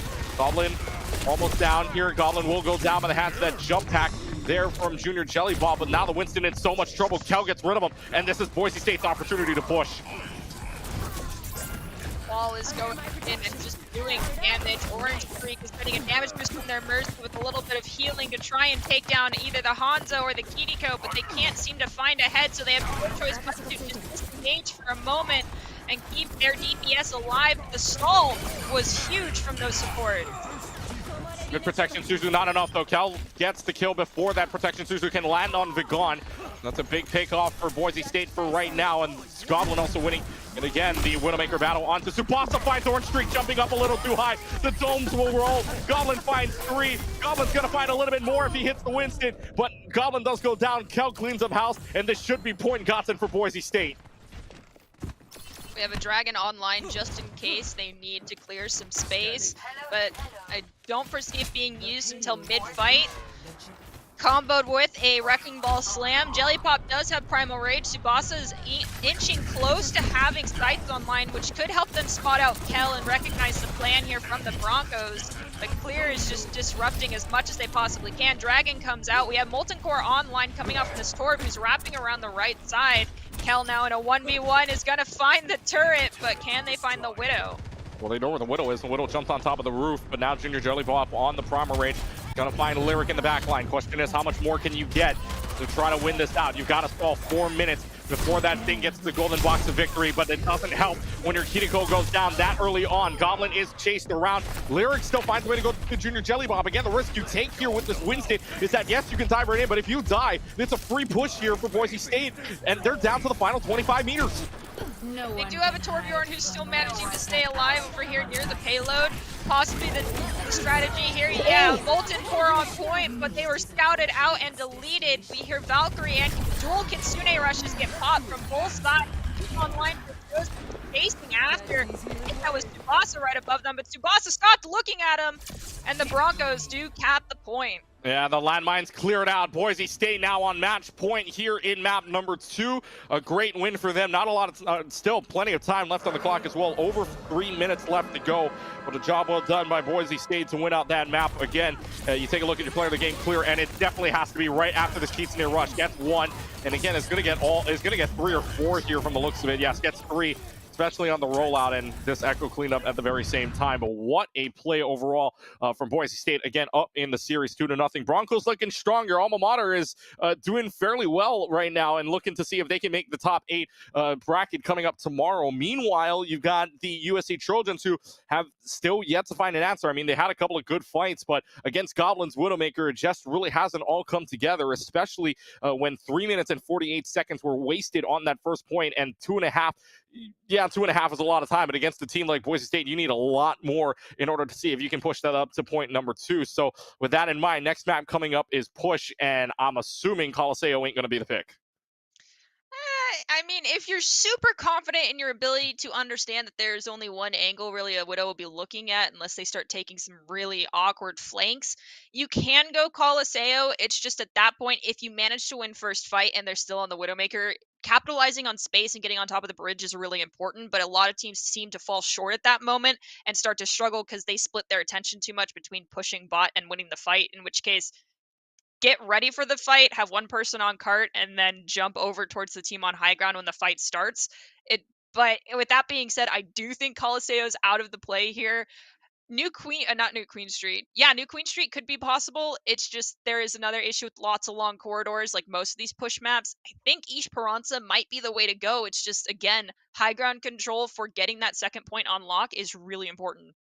Yeah, well, again, it's really going to be first fight wins out here for him. Although for UH, I mean, again, we go back to last game. UH, I don't believe won that first fight, but they were able to bring it all the way back down a couple of meters. But they, again, in the end, they still brought it all the way back. New Queen Street actually going to be the next map coming up. So the first push map that we saw, or one of the first push maps that we saw bringing out here for the third map of the game, and Siwa coming back out, or rather, excuse me, Siwa coming back in, Adalia out. So a little bit, again, another swap for the support side. I guess got to do anything you can here, especially on the brink. You really don't want to lose this game either, because if you do, then you'd be going down into what we call the decider game. And that decider game basically tells us whether or not you're going to make the top 8 bracket, or if you're going to basically be out of the tournament entirely. That's your elimination game right there. Double elimination bracket. You really don't want to line up here. So for USC, it's reverse sweep or bust. And for you, for USC, is there a key that against your alma mater or Boise State, is there a key for USC to try to bring this all the way back? Regardless of what comp they play, if they're going into a Wrecking Ball Tracer, they need to understand that Wrecking Ball Tracer capitalizes on space as well as splitting up a team. So playing a Death Ball Brawl comp would be beneficial for them if they're able to understand target focus and know that you're not going to kill the ball or the Tracer out the gate, but you can force them to get away from your team, and then you can focus down someone else. Chosen is going to be popping in on the Moira, so I'm interested to see if we see an aggressive Moira player who does things that they shouldn't be doing and gets punished, or if we're just going to see this Moira fade in, use a heal orb, do damage, and fade out without getting touched. Let's see. New Queen Street robot unlocks in 25 seconds. Doors are opened up. We are ready to play here. It's for USC again. Reverse sweep or bust. Goblin sticking on to that Widowmaker. Less sightlines here, less longer sightlines, if you will, but still going to be sightlines nonetheless here. Goblin's been hitting shots all game long. Will they be able to do it again? Vagon starts off on the right foot, though, takes care of Kel, but it's traded out right away. But meanwhile, they take care of Clear, which is a very good early pick. Stays underneath the bubble. This is going to be a few good meters until Goblin peeks out and takes out the head of Tsubasa. Lucio and trying to just wiggle peek this a little bit, but still 7.57 meters before the robot stops moving. It is just frozen there for right now. Now they're going to dive right in. Junior Jellybob able to take care of Lyric. It's a good fight win here for Goblin. Goblin down to 1 health. Just got to hit him once. And Junior Jellybob there. And right now for USD, not looking too shabby. I like how they delayed at bot, recognizing there was a Widow there, and their Winston most likely said, I'm almost there, and they squished the poor Zenyatta. Zen is a great hero, but in this meta where speed is the name of the game, and there isn't a lot of safe space on this map for Zen to back up into where you're not going to be taking damage, I question the Zen pick. Well, I mean, now that you have Goblin switching on over from the Widowmaker into the Bastion, so Bastion goes Burr, and Goblin and Kel both gonna get kills. Kel gets 2. It's the rest of the team that starts to fall. Only the Winston left to go, and Burr goes to Winston. Burr goes to Bastion, and it's Boise State's turn to push a little bit more. Okay, so they're still sticking on this Zenyatta Moira. Wait for the Moira to get over-aggressive and fade into your team. Go jump on Lyric like you already did. Or wait for Moira's fade if they use it before the fight starts and jump on them. You guys are playing a fast comp. Never mind, they've gone to Ramatra, our first Ram pick since our first map of the day. Interesting to see how that works out for Jellybob. Yeah, but down only 37% ultimate. Meanwhile, Clear has that ultimate to use, the landmines available, and now it's going to be Junior Bellybob that's just going to go in the back line for the rest of the team, but it's taking a lot of damage. Down to half health already. Goblin's taking care of Seawall. Now you have a nano boost onto Junior Bellybob to maybe do some damage, if anything, to build up that ult as quickly as possible. Already up to 80%, but it's still a trade fight here. Down to 7-meter difference here for for Boise State to take the lead on USC, but USC tried, Boise State wins, they take the lead. Nano was expelled to keep Jellypop alive. That did make a huge difference though, because now they have Ramatra ultimate. It's just, how do you capitalize on that when you've got a lots of range, and most likely the Zen's going to be sitting far back from the Broncos, so will not be taking damage from the Ram ult. Moira just fades out, Tracer blinks out, ball rolls away, your target is Goblin. With Goblin down, don't even per se need to use the ultimate. As they've got bot control, they do lose their Lucio though, so coining an ult here is important. They have to pay something to get a leg up, as Spawn Door is so close for the Broncos. Down goes Orange Streak, down goes Tsubasa. Chosen does go down, and the bot is not moving just yet. Yeah, bot doesn't move just yet, but Clear still finding picks all over the place. And you're talking about how good this Wrecking Ball Tracer combination is. It's showing off. It's paying off right now. First checkpoint going to be gotten by the Broncos, and now we'll stop there for a little while. Like to call butt scratch mode, I believe, for the robot. Yes, butt scratch mode. Butt scratch mode, yeah. Just waits there for a little while. Just has a little itch in his backside and waits for a little while. Oh my God! If that was anybody else, that's a head rolled off yet again for Goblin on another jump shot who switches on over from the Bastion back to the Widowmaker. Don't switch from what you know there for a little while. You had enough damage being poured out. You still do on this combination, but now Junior Belly Bob has that ultimate for the Annihilation available. Might not even need it. Tsubasa takes care of Hell, but Junior Jelly Bob oh so low here. So now with the tank gone, it's pushed up opportunity here for Boise State. Chosen is getting very close to that coalescence. They still have a trance online. I don't believe we've seen it popped because it was not needed. Clear's gonna be able to clamp down and inside this Southern California. There's the trance to help the stabilization and to gain space for the Broncos. Tracer's gonna have the opportunity to drop a pulse if needed. So there's a brig swap coming out from Southern California to try and just deal with some of the touch and go spam from the Broncos. Oh, the spam damage is still coming out. Goblin finds 2, Goblin finds a 3rd. The Annihilation is being popped to see if they can save this fight, but with so many people down, the Annihilation finds absolutely nothing. It's already wasted away here, and 68.22 meters. Again, more push here with this Ramonchi just going to come out of play, and that's even more meterage that's going to be gained here from the Broncos of Boise State. The Broncos actually lose their Zenyatta and their Moira in that fight. 2 of the easiest picked heroes in the Annihilation ultimate, but we have Orange Streak peek at corner and unfortunately go down immediately to a headshot. Copy comes out onto the Wrecking Ball. Let's see if we can get a landmines in favor of the side of University of Southern California, as they are down 1 DPS and 1 support. No ults pop just yet other than the Copy. Clear is going to find the Copy and Kel is going to go down to Jellybob. This is an opportunity now for them to gain some space and surround the side of the Broncos. Lyric takes a lot of damage. We hear the clock round pop. As does Kitsune Rush, the Brigitte is now in raid boss mode through that rush. They're going to use that rally as that rush to go right in. And like you said, raid boss potential here, but they can't find anything else other than 2, so it's still forward spawns. 99 meters to 34, a big lead, 65 meters for USC to catch up, and they still need to go through the checkpoint as well. Goblin caught off though, so this is the Winston coming back into play against it. It's counter swap versus counter swap time here for USC, and this is 65 meters or bust, especially in the last 4 meters of play. Clear's going to try to clear themselves out for right now as they've got a 4-on-1 situation. Trying to roll around almost up to the landmines yet again. Will roll around, has the landmines available. We'll use it to slam down. This is a lot of trouble here as Protection 2 already needed to be used. It clears out the zone for them, and it's the robot back in favor of Boise State for right now. The question remains though, do they have enough potential to push this back through their forward spawn? And the answer is going to be yes. Lyric goes down incredibly low, but still finds the pick on the Brig. It's a 1v1 Clear versus Sojourn, and unfortunately the Wrecking Ball will win out and go towards the spawn doors. They have get out of jail free cards with the rolling grapple online and ready to go. Just going to do some damage, spin to win, and then back out after distracting some people. Might be able to throw this Winston into their own team. We'll see, as Kiriko even jumped in to help out. Lyric from the low ground can only give some healing, not so much damage. Vagon goes down. Kel goes down to Tsubasa on the Widowmaker though. Goblin now facing the wrath of the Winston. Well, tries to clear out, but that's 3 people inside of there with a lot of damage being poured out. Siwa does find the shot onto Chosen, or rather finds the whip onto Chosen, excuse me, but still plenty of time. Still Lyric trying to make use of that Zenyatta Discord Orb, and will use the Transcendence to try to balance things out for right now. And the Pulse Bomb finds 2, sticks on the Orange Streak, and Junior Jelly Bob goes down with it. It's going to be a big push here for Boise State. They will get the robot back, and pretty much last fight territory with 2 minutes left.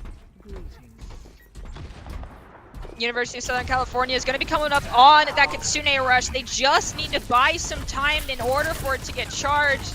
Orange Streak, this is your opportunity to make or break moment as Tsubasa clears Goblin. That is a lot of opportunity to gain space. Orange Streak finds Lyric. I don't even think the side of Southern California is going to need an ultimate to win this fight. They just have to get this Wrecking Ball away from them. Well, let's see if that happens. So Coalescence is going to be popped up from Chosen here. So Boise State still has an opportunity. However, Chosen goes down very early on. Begone there, still an opportunity to finish the map completely. They will back off of it for right now. 1:40 on the clock, though. Still plenty of leads. 75 meters and counting here. The robot is stuck somewhere in the middle, but it'll finally get pushed off, and look, a good regroup here for Boise State. Those sights that came out from Tsubasa prevented Tracer from doing much of anything, but now they're going to finally dwindle down. Clear comes in, drops the landmines. Winston's forced to jump. Tsubasa's trying to find an opportunity to get some heads clicked. They do take down a landmine that saved the ball from taking any damage, which is unfortunate. Now they're checking angles, making sure Tracer isn't coming up on them. Ball, they still manage to maintain robot control. Vigon is low, but is close to that copy. If they can get health onto Vigon and we can get a copy onto the Moira, Vigon has the opportunity to flip this fight in their team's favor. That extra support would be huge, but Clear finds Vigon, and down goes the Echo for University of Southern California. And here comes the rest of the team falling down at the same token. 45 seconds remaining. Not a lot of chances here for USD to make their comeback. It's going to have to take a lot, but they do get a couple more meters. Unfortunately, it's not going to be enough. 36 meters. And it's still a huge lead of 73 meters for Boise State. And with infra sights, you're not going to get away from Goblin just yet. So final fight territory coming up here. 24 seconds remaining on the clock. Let's see if there's any other shots. Goblin's been hitting. Goblin hits Tsubasa in the dome.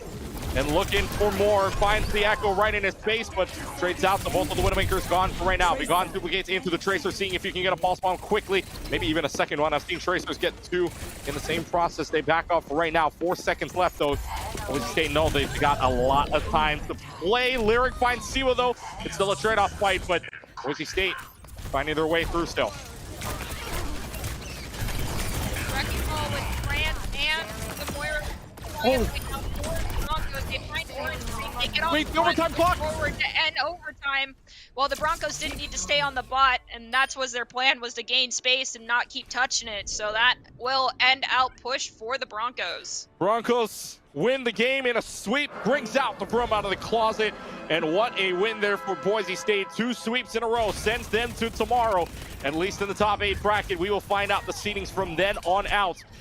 Tomorrow, though, right now for USC, the bigger challenge goes down to the deciding round, and we will see if they can make it out in the end. But that was, I mean, what a fight there from Boise State, and you saw how that Wrecking Ball and Tracer can do so much for this team, and right now it just showed. And Goblin as well. Goblin on that Widowmaker, if you cannot touch Goblin, Goblin's just gonna pop, and that's exactly what happened in that game at the same token. So I mean, for right now, as it stands, we take a look at the bracket here for Group B in their side, as we do not know the result of University of San Francisco taking on George Fox University. We do not know who the winner of that one is. Again, loser in that lower bracket eliminated from the open qualifier. Meanwhile, Boise State advances on, plays tomorrow at the very least.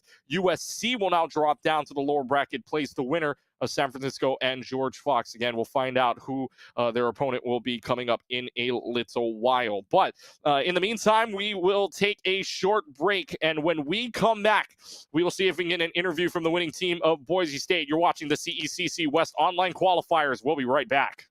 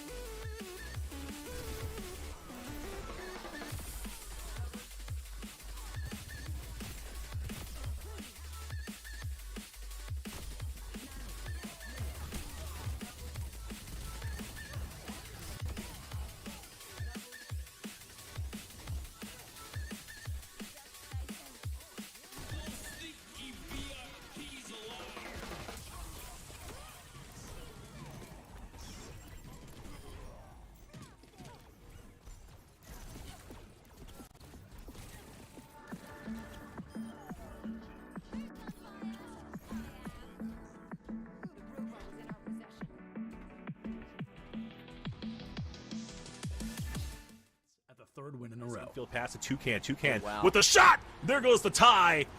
16 seconds left here in game number 3. Looking at potential overtime now.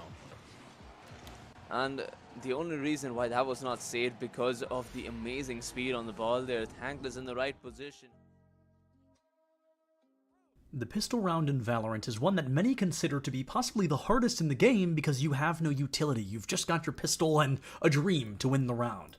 Space from UA, however, had his opponent seeing stars when he takes down all 5 of them in less than a minute with only a pistol. That to cut off vision and go for a defusal. Pond is also available, so I'll be selling for some information. Crossfire, it's going to be something of a nightmare to deal with. One enemy. He's gonna back up. Oh, a nice dink. That's a 4K. Looking for the ace is Shadow, as they want to be able to get another one, and they're gonna open up this game. For clip number 5 here, our keen-eyed viewers might notice that clip number 7 does in fact spoil the result of this one, but does not make it any less interesting. Suni Poly, things are close, but in the final half of this game, they close it out aggressively against Wake Forest. Go ahead and push it through. Of course you are. Had plenty of boost as well. Why not? Wes has just been a mechanical nuisance for the defense here of Wake Forest. If not extending the play, getting some of these individual. With a great EMP Death Blossom combo, Southern Arkansas was feeling fantastic. One member of the opposing team already down 4 to go and they could cap that first point, but they're about to learn the hard way that nothing shines brighter than the suns. Out onto the field. This might be good enough for Bellarmine to be able to hold on, but no. Oh, both the healers! Suns! No way! You just went right up into the back line and hit the fatty shatty from behind. We were trying to do the same thing, but Suns... Yoru in Valorant is considered to be one of the worst agents in the entire game, but Rusty, clearly a big fan of Yoru just like myself, comes out quick, gets a 3v1 victory, and secures the penultimate round for UA. Hurry. Does OCM first, able to turn 1 from boxes. Will be able to counter strike. No, where are you looking? What? Oh my goodness! Rusty's able to do it all himself! Where in the world was that second man looking? This upcoming clip absolutely deserves this second place slot because, as you know, these clips are usually about 30 seconds to a minute, but Percival did so much more than we'd ever be able to fit in 1 minute, taking all 9 stocks off of the opposing team before losing 3 of his own. Timing on the up special from Little Mac. A potential KO punch is going to whiff here. 4-2, 1-2. Little Mac is off stage. There's the Nikita. Air dodge is going to get caught. He has no jump. He's catching it with the drop, Nikita, and the down smash, but he's still alive. He is living. One read there from Little Mac is going to take that's the neutral air. Our number 1 clip for week number 6 is easily my favorite. We're about to watch Priz get a 5K, a complete ace with the Odin. The clip itself is great, but the camera work makes it so much better. Enjoy this clip. And there you go. Okay, so they're systematically clearing. You love to see this, but they're running into 2 Odins. This definitely isn't a fun time for anybody that's involved. Priz gonna find 1 here in Boathouse. The ping's coming out. Priz gets the collapse.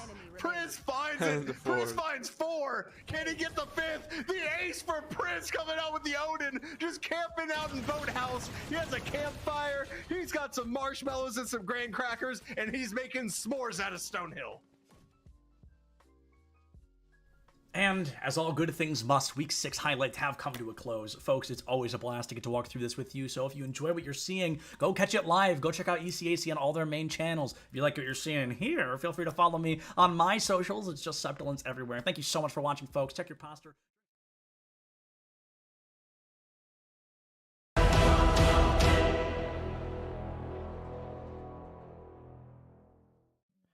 Welcome back, everybody, inside of the booth. Clutch K and Nerdy Bird with you. Just a little bit of an update for you. We weren't able to get an interview from Boise State, but that does not mean the action does not continue here. We are going to take another short break. When we come back, though, it'll be the Group D decider match, a decider match for the top 8 bracket coming up tomorrow. Losers out, winner stays in for Sunday. It'll be the loser of the University of Utah and UCLA Bruin main team taking on the UNLV Rebels. The Cavalry team is there on the bracket as well. So we'll take a short break. We'll find out what our Group D decider match is, and we'll bring it right back with you here at the CECC West Online Qualifiers.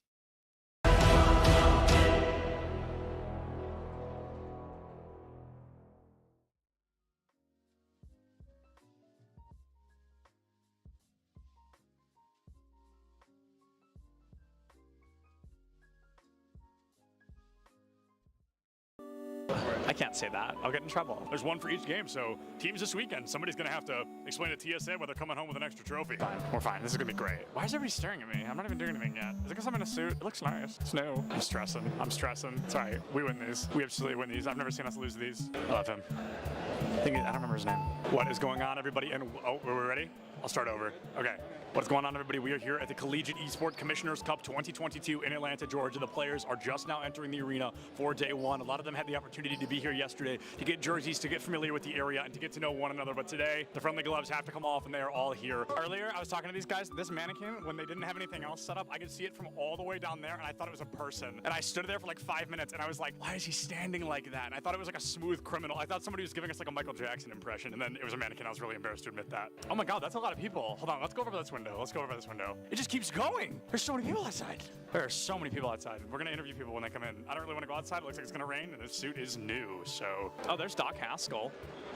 Hi, Doc. How are you? He brings a full notebook with him and like writes notes down. It was pretty insane. He had it yesterday. He's gonna be coming through this metal detector right here. I don't know his name though, but I recognize his hair. Jen. You're Jen? All right, we're gonna interview Jen, who's supporting Kennesaw. I'm gonna ask you like a couple of very simple questions. Okay. Are we ready? All right, great. College. I really like Georgia College's color scheme. It's just red, white, and blue, I think, but I think they did it in a really clever way. Mineral area wearing hoodies, even though it is 75 degrees outside here in Atlanta, Georgia. Absolute legends. If only Nick could hear you. Nick, come back. If he's over 100 feet away, he can't. You were whispering something, and he started smiling. I'm like, are you whispering? Oh yeah, because he's got his headphone in if we're close enough. But bless you. Gesundheit. Gesundheit again. You're welcome. I'm gonna go find him. Oh, there he is. Oh my. Oh, okay. Real stuff is starting. Real stuff. Competitive integrity needs to be upheld. We gotta get out of here. Yeah, I don't want to get in trouble. I get really embarrassed when I get yelled at. 30 is okay. Wow, it's not 10:30 yet. It's only barely 10. Woo! All right, it's gonna be a long. Hey, what's up? Surprise interview. Join me over here. We have a cool backdrop. What are we here for? Rocket League. Awesome. I'm not going to ask what school you go to because unless you swapped hoodies, that seems pretty clear. Nope. You know, I got my jersey on with my name on it. Oh, you do? Show us your jersey. Look at John T. Turbo here. Yeah, that's not his name. I just keep calling him that. Yeah. His name is John, but my name is John Turbesi. Yeah, that's not John T. Turbo. Yeah. I get the message that I'm going to Nebraska where I met you. Oh, that's so crazy. So context, if we're probably not going to use this, but I want to talk about it. Turbo and I met at a LAN like over a year ago. That's so great. What is going on, everybody, and welcome back to the Collegiate Esports Commissioners Cup. I am Sebdolence, joined by a man I have interviewed probably well over 10 times. It's going to be my good friend Neb, here from Bay State Overwatch team. Neb looked at me before he started his last series, and he said, we are not dropping a map for the rest of the day. And so far, he has lived up to that title. But Neb, is there anybody you're thinking, we've got to get them out of the way, we've got to take them down? No. No? Just looking at it, each fight's its own, every game, going into it, just taking it as it comes? I have the confidence right now that we're not going to drop a single map. I love Neb because not only is he confident, but he's correct. Bay State is one of the best Overwatch teams I've ever seen. So it's always good to hear. I love the confidence, and I love Bay State, so I hope they do a great job this weekend. So what qualifier, did you win a qualifier to get here? At-large bid. We're looking at Rocket League, we're thinking high odds, low odds, where do we think we're walking away? I think pretty high. I think we're doing pretty good. Is there anybody that you're looking at, you're like, please do not let us go up against them unless we absolutely have to? I mean, really, everybody's good competition, so. And sorry, what was your name? Ethan. Ethan from Mineral Area. Yep. Very exciting. Well, Ethan, good luck. Thank you. We'll see you soon. What kind of pass? A player pass? Let me get you a lanyard. No, you actually have to like tape it to your chest, like really awkwardly with masking tape. Okay. And it's gonna fall off. Yeah. It's gonna be uncomfortable, I promise. That's a guarantee. Okay, cut that, I'm gonna sneeze. Okay, good. I'm great, everything's good. Who do we interview? Who should we interview? I don't know, I'm just here. I need caffeine.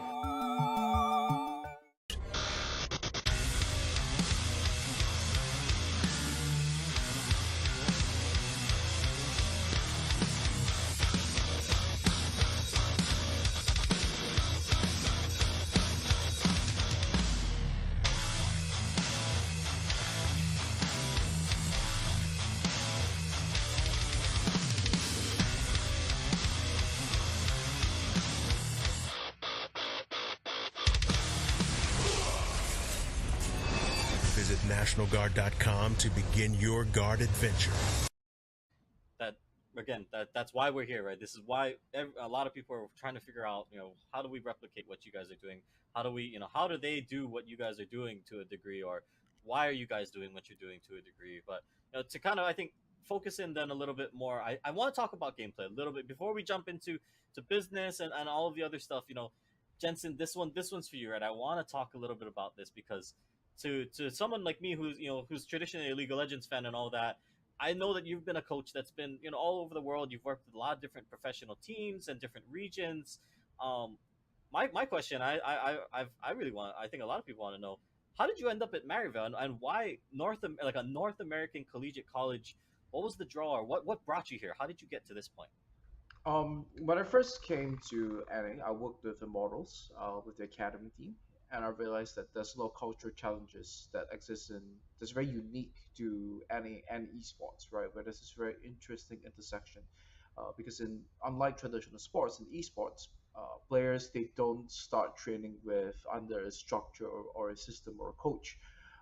From a very early age, which is what happens if you want to pick up any other sport, right? Like you start going to community events or whatsoever, and then you start developing your skills and your literacy of the game from the age of 6 or 7, and you're very used to working in a team environment, a coaching environment. But in esports and for League of Legends, a lot of times players they go through they go up, they climb the ranks in solo queue where everything is basically self-taught, and then all of a sudden they need to be placed into a team environment. And I realized that this is something that the Asian teams got right, where they had these B teams. They have the B houses in Korea and Taiwan. You would spend almost close to a year just being a understudy or training partner for the team before you even join an academy team in the first place. And in China, they have like these massive B team systems with like lots of players in them. The moment you hit a certain rank on the ladder, they fly you in. You are then boot camping for a month there at the facility, and depending on how well you do, they then decide whether to retain you on as a training partner or as a trainee in whatever capacity, given how well you perform in those scenarios. So the West was very lacking in all of this, and culturally to do the same things and try to replicate the B house environment or what they do in China or Taiwan would not be possible to do. But the West has a very successful model of developing sports and talent, especially in America, when that is in the collegiate space. So I looked at this, I saw the resources that was available, and when then when Clerky pitched his vision to me, it's like, yeah, this is what I think should be the future for development in the NA ecosystem for esports. Oh, right on. I think, well, maybe let's follow up on that a little bit then. Because Dan, okay, so Dan, you pick up Jensen, you've got this going. I think that's going to be my question then is, or to any other schools that want to be competitive like you guys on that level, is this something that we should be expecting to see in the future, right? Is this now, the standard that you guys, Jensen, you and Dan, do you guys feel that this, if every college across the nation starts doing this, if they start, recruiting coaches like Jensen and trying to build this atmosphere, is this going to be the next standard, or is this something that's very successful that, obviously it's proven to work, but is it sustainable? Is it possible for everyone, or maybe not everyone, but right, the greater sense of the industry and the ecosystem? How do you guys feel about that? It's a dream of mine, obviously, to get to a point in the future where every university has an esports team that's taken seriously, and every day they report to practice. It's an improvement-driven mindset across the whole program. I think for me though, like the reason isn't necessarily like to see like a March Madness with millions of dollars flowing through it. For me, it's a little bit more simpler than that. The reason why this is my vision is just because it's best for player development and just players in general. What we see in tier 2 ecosystems almost across the industry, that's like below academy, I would say, like right before you, I would consider academy professional, because you're making a higher salary than exists in a lot of semi-pro sports actually. But in the tier 2 ecosystem, you kind of go from like your parents' bedroom making no money on a Discord server with a coach that hasn't been certified by any national body, to playing academy, and that's horrifying to me. So while I don't see collegiate as being, or maybe it does end up being this way, but it doesn't have to be the definitive path to pro. I want it to at least be an option, like a parallel option, similar to how you can go through the Canadian hockey system, where you can choose to spend a couple extra years developing and maturing physically and emotionally in the NCAA model before you go to the show in the NHL. I'd like to see that reality in esports. This isn't something where there's a century of history to the competition. So it's a very powerful tool, especially when you're trying to convince your parents that this is a worthwhile pursuit. that you can get a college degree. And it's one of those things where, at least in America, with how expensive college is, getting scholarships after your first, after your 18 to 20-year-old years is usually harder academically.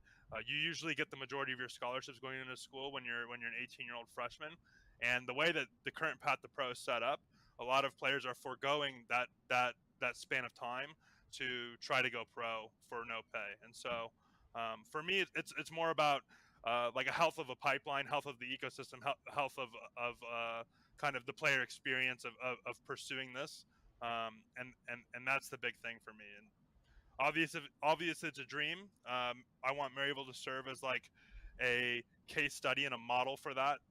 We want to show results. We want to eventually be competing to win proving grounds, to show that this can be a functional alternative to the traditional tier 2 within esports, and that's what we strive for every year. And I can add to that a little bit, just from a business perspective. I think, we're very fortunate to have Jensen and Dan here at Maryville, but I think if you're a university looking at, just adding a coach, maybe not to the magnitude of Jensen, but I think you have to look at the metrics. I think if you look at what the ROI and the business case of adding relevant esports within your university, what that means to your student life and all those different things, all those things that they try to check boxes within higher ed. I think having a relevant esports program or a relevant system within esports, every university should be looking at it, because their baseball players and their basketball players and football players are all playing gaming. And a lot of these esports, figureheads and coaches, etc., are the relevant people in digital media. And it helps the school with a brand perspective. And I think just having any sort of relevant and adding bodies within the esports ecosystem at universities, you have 2 or 3 basketball coaches, you have 2 or 3 soccer coaches, both on male and female. I think having relevancy within esports, it has probably a 15 to 25x, return versus like traditional sports. And I can say that with my background and everything like that, and just knowing how we look at it. But at the same time, if you're not looking at esports as a relevant, not even revenue stream, but relevant digital eyeball within your sports and student life perspective, I think you are sort of behind the times. Week number 7 of the ECAC highlights is finally here, and this is, I know you guys are about to be like, whoa, why does ECAC every week is a banger, but this one is so real. There are some really impressive plays, some kind of like 1 in a million moments that I have never seen before that I'm really eager to show you guys and share with you, so let's jump right into it. Oh, also, I guess I'm Septilence. You probably know that by now, but it's always nice to introduce myself. All right, let's get to the clips. Now, clip number 8 to kick things off might not be flashy, but by golly, is it impressive. CSUMB guaranteeing themselves their 4th and final win to 4-0, the powerhouse team known as UNCG Gold. From Greensboro, final seconds ticking away. Here comes Garrett's. They're trying maybe to walk away with one more missed contact. Brutal. Oh my goodness, insult to injury at this point in time. As the all zeros are on the clock, he gets another one, and Monterey Bay do it again. They pull off the sweep over Greensboro. Clip number 7 of this week might be the fastest 0 to 100 clip we've seen in quite a while. Ashton, from the side of SVSU, just barely clutches out a victory for his team to start things off a little bit better on Icebox. Weapons utility, here's the flank from the Viper, and only good for 1, but has distracted enough. The 1, the timing is there for Ashton, and he salvages the round, reclaims control for SVSU. The Joker versus Game & Watch matchup is definitely a weird one, but Pato from Iona University certainly does not crack under the pressure. Nice. Ooh, almost gets the berry from that. That could have been a kill. Alright, so so funny enough. Oh, what a chase! Oh my god, that was deep. Fisher versus Ball State Black, 2 very strong teams in the world of collegiate Overwatch, and we even get to see Ninja Curly Fry and Depresso on that Sojourn. They both pop their overclock, and unfortunately, one of them finds a little bit more success than the other. The beat is going to keep them safe as they are knocked back towards their team. Depresso, though, coming up clean with headshot after headshot. And as Ninja Curly pops their overclock, guess what? Nikon answers with a beat in kind, and now Depresso using their overclock. Unbelievable, too! They're looking for the third one, but Nev's going to take it from them, and it's going to be Mean98 once again on the payload. It's a tale as old as time, though. For our 4th place slot, our technical honorable mention, it's going to be Neon from the side of Stevenson playing, well, Neon. They have that overdrive already online, that ultimate prepared, and even without using it, they already farm half of another one. Really sorry, Oath. You're not going to enjoy what happens next. Yeah, that's a 3K. Neon looking for a 4th and is able to catch it. A flawless on the save. Now this clip is one for the ages. The game just starting off, CSUMB loses ball control and the casters, they love the new name change. Before they can even focus on the game itself, somebody's already put that ball in goal. It's truly a blink and you miss it moment. Is making a joke, right? Making a joke on our expense based on what we think my of him. goodness, Oh, Calflick. Wow. Okay. Calflick, everything in a bag of chips on this one. 71 miles an hour is breaking almost every speed limit in the United States of America, right? But yeah, that was just... In our second medal spot of the week, it's going to be a huge play from Ball State's Roadhog player Spencer. Gets caught in the ship above second point Gibraltar, but the other team will very quickly learn he was not trapped in there with them. They were trapped in there with him. To the next checkpoint, and Spencer narrowly managing to stay alive, gets a hook on Diva, and the whole hog is going out. Spencer getting a kill on him, double kill, triple kill on a Trader's mech, and Trader's as well, triple kill with the face mist. And in our number 1 highlight spot of the week is a play absolutely incredible from RPI. If you've ever heard me personally cast Valorant, I always talk about the importance of trigger discipline. I could not think of a better example than this. Backside's there. The Crosshair was waiting, but Spec wins out the duel against Moses. It's just Mantigo. Nobody spotted him. A chance for 3. Denies the spike. Headshot on the next. It's a 1v1 here. Onus on the Sky to make the play. There's the Seeker to distract. Spec swings out, but it's a 4K for the KO. And now, I must shed a tear, because Week 7 is over. It comes and goes so quickly, but at least we've got some more weeks to look forward to, and the entirety of the spring is just around the corner, so, you know, we're done, but we're not fully done, you know what I mean? It's always a pleasure to be here, folks. Still, Septilins, please follow ECAC on all of their main channels, because it is always, you never know what's coming next over there. Thank you so much for watching. Check your posture, drink some water, don't forget to love each other, and I'll see you next week.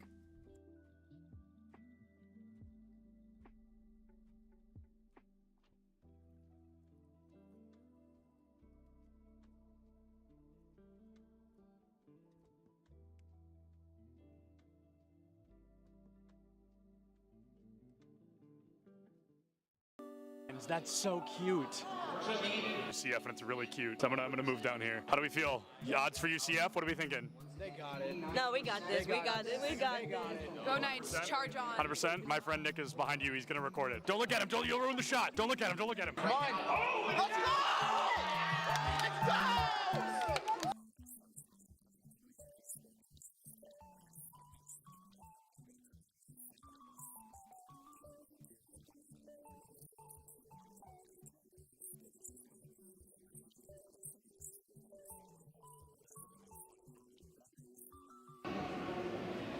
My smile's probably really creepy. I was just being weird. Oh, I love being in the shadows, though. Big shout out to the shadows. We could interview Dilly just because I think he's handsome. You weren't supposed to hear it. Here's the thing about the event. I'm the greatest that's ever lived. Literally true. I know him. I think everyone knows that. I think everyone's aware of that. Hey, do you have a VIP access badge on? I actually have an all access. Oh, an all access. I thought it said VIP access. And that's only available for the best. That's true. He's right. That's a main stage TO right there. If this goes live, I'm suing everybody. It's all right. A video of me, the first clip is me saying, don't put that in. And then it was the first, cut the cameras.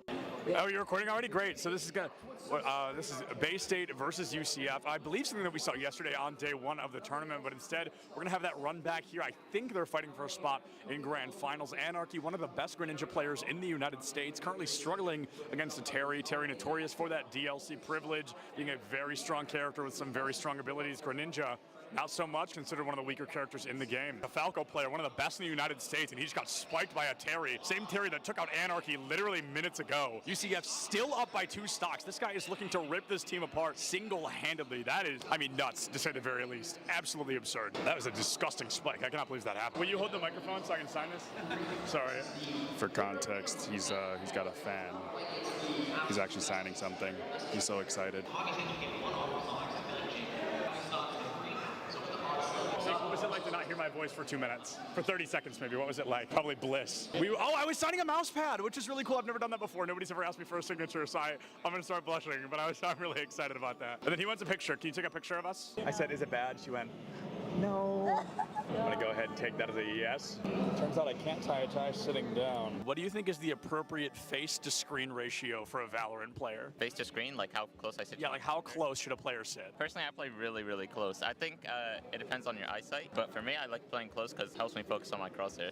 Is the value of sitting close, the crosshair being the only thing in your line of sight? Yeah, that's pretty much the main benefit of it. It's so funny how close some of these guys sit. Oh my goodness. What do you think is the healthy face-to-screen distance for a Valorant player? I think it's all kind of personal preference. I guess I would consider myself like pretty close when I play because I like to zone in on my crosshair. It is the second person to say that. It's all about the crosshair. And then what's up with the horizontal keyboard? I don't know, like it just kind of fits like the form when I'm close to monitor. Like I don't know, it might sound cringy, but I like to like be one with my gun, you know? No, bro, I feel it absolutely.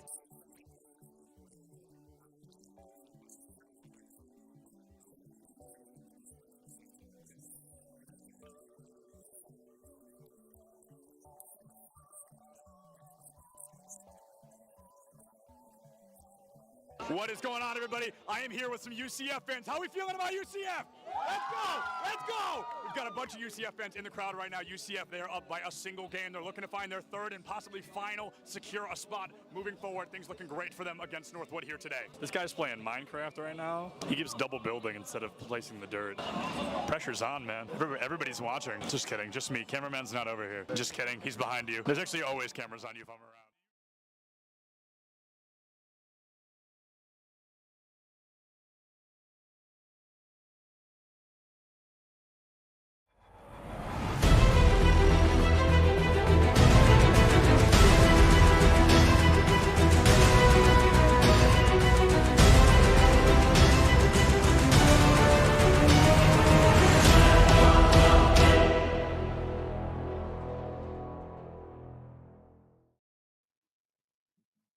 Welcome back inside of the booth, everybody. Clutch here alongside Nerdy Bird here with your final game of day number 1 of the CECC West Online qualifiers. And this is the decider match, meaning win this and you're in for tomorrow. Lose this and you're out of a spot in this tournament. We take a look at the 2 teams here. First of all, this is the group that only had 3 teams in this group. However, buys don't matter at this point. When one of them had a bye, University of Utah was able to win win one of their match, and that was after they had the bye. So University of Utah, we will see tomorrow. Meanwhile, UNLV and UCLA Bruins and the Rebels will have another go at each other. They did this earlier on today. UCLA would win this game 3-0, but then would have to run into the University of Utah, and Utah would beat them 3-2. Mind you, Bruins were up 2-1 at one point in that series, but Utah would come back in the end, win in 5 maps, and send UCLA down to the decider match. So UNLV Rebel Cavalry taking on UCLA Bruins main.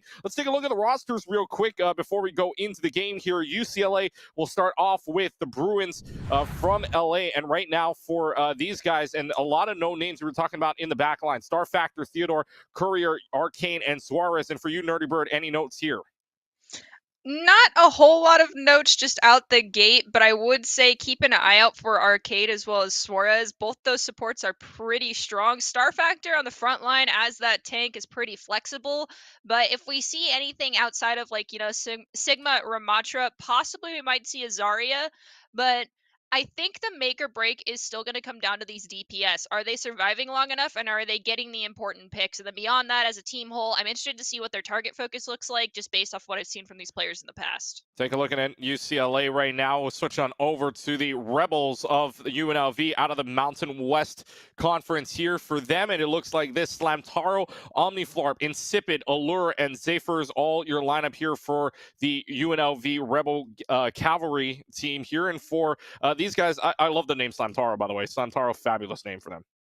I also have an actual Hamtaro doll that is like plushie staring at me right now, so perhaps Slamtaro's sending me a message. If anyone is familiar with Slam, you know that they are a Wrecking Ball warlord. However, being well-rounded on one tank does not necessarily mean you're great at all tanks, and one tank can be countered. The question just comes down to, are they going to have a Tracer Wrecking Ball combo like we saw come out in games earlier today? Because those two synergize very well. However, that does leave your core unit very exposed, so they have to make sure they maintain space and they don't take too much spam between the neutral fight and mid-fight rotations. So I think we got a pretty even team balance on both sides coming into this. It's going to come down to truly target focus, positioning, and then utilizing abilities properly.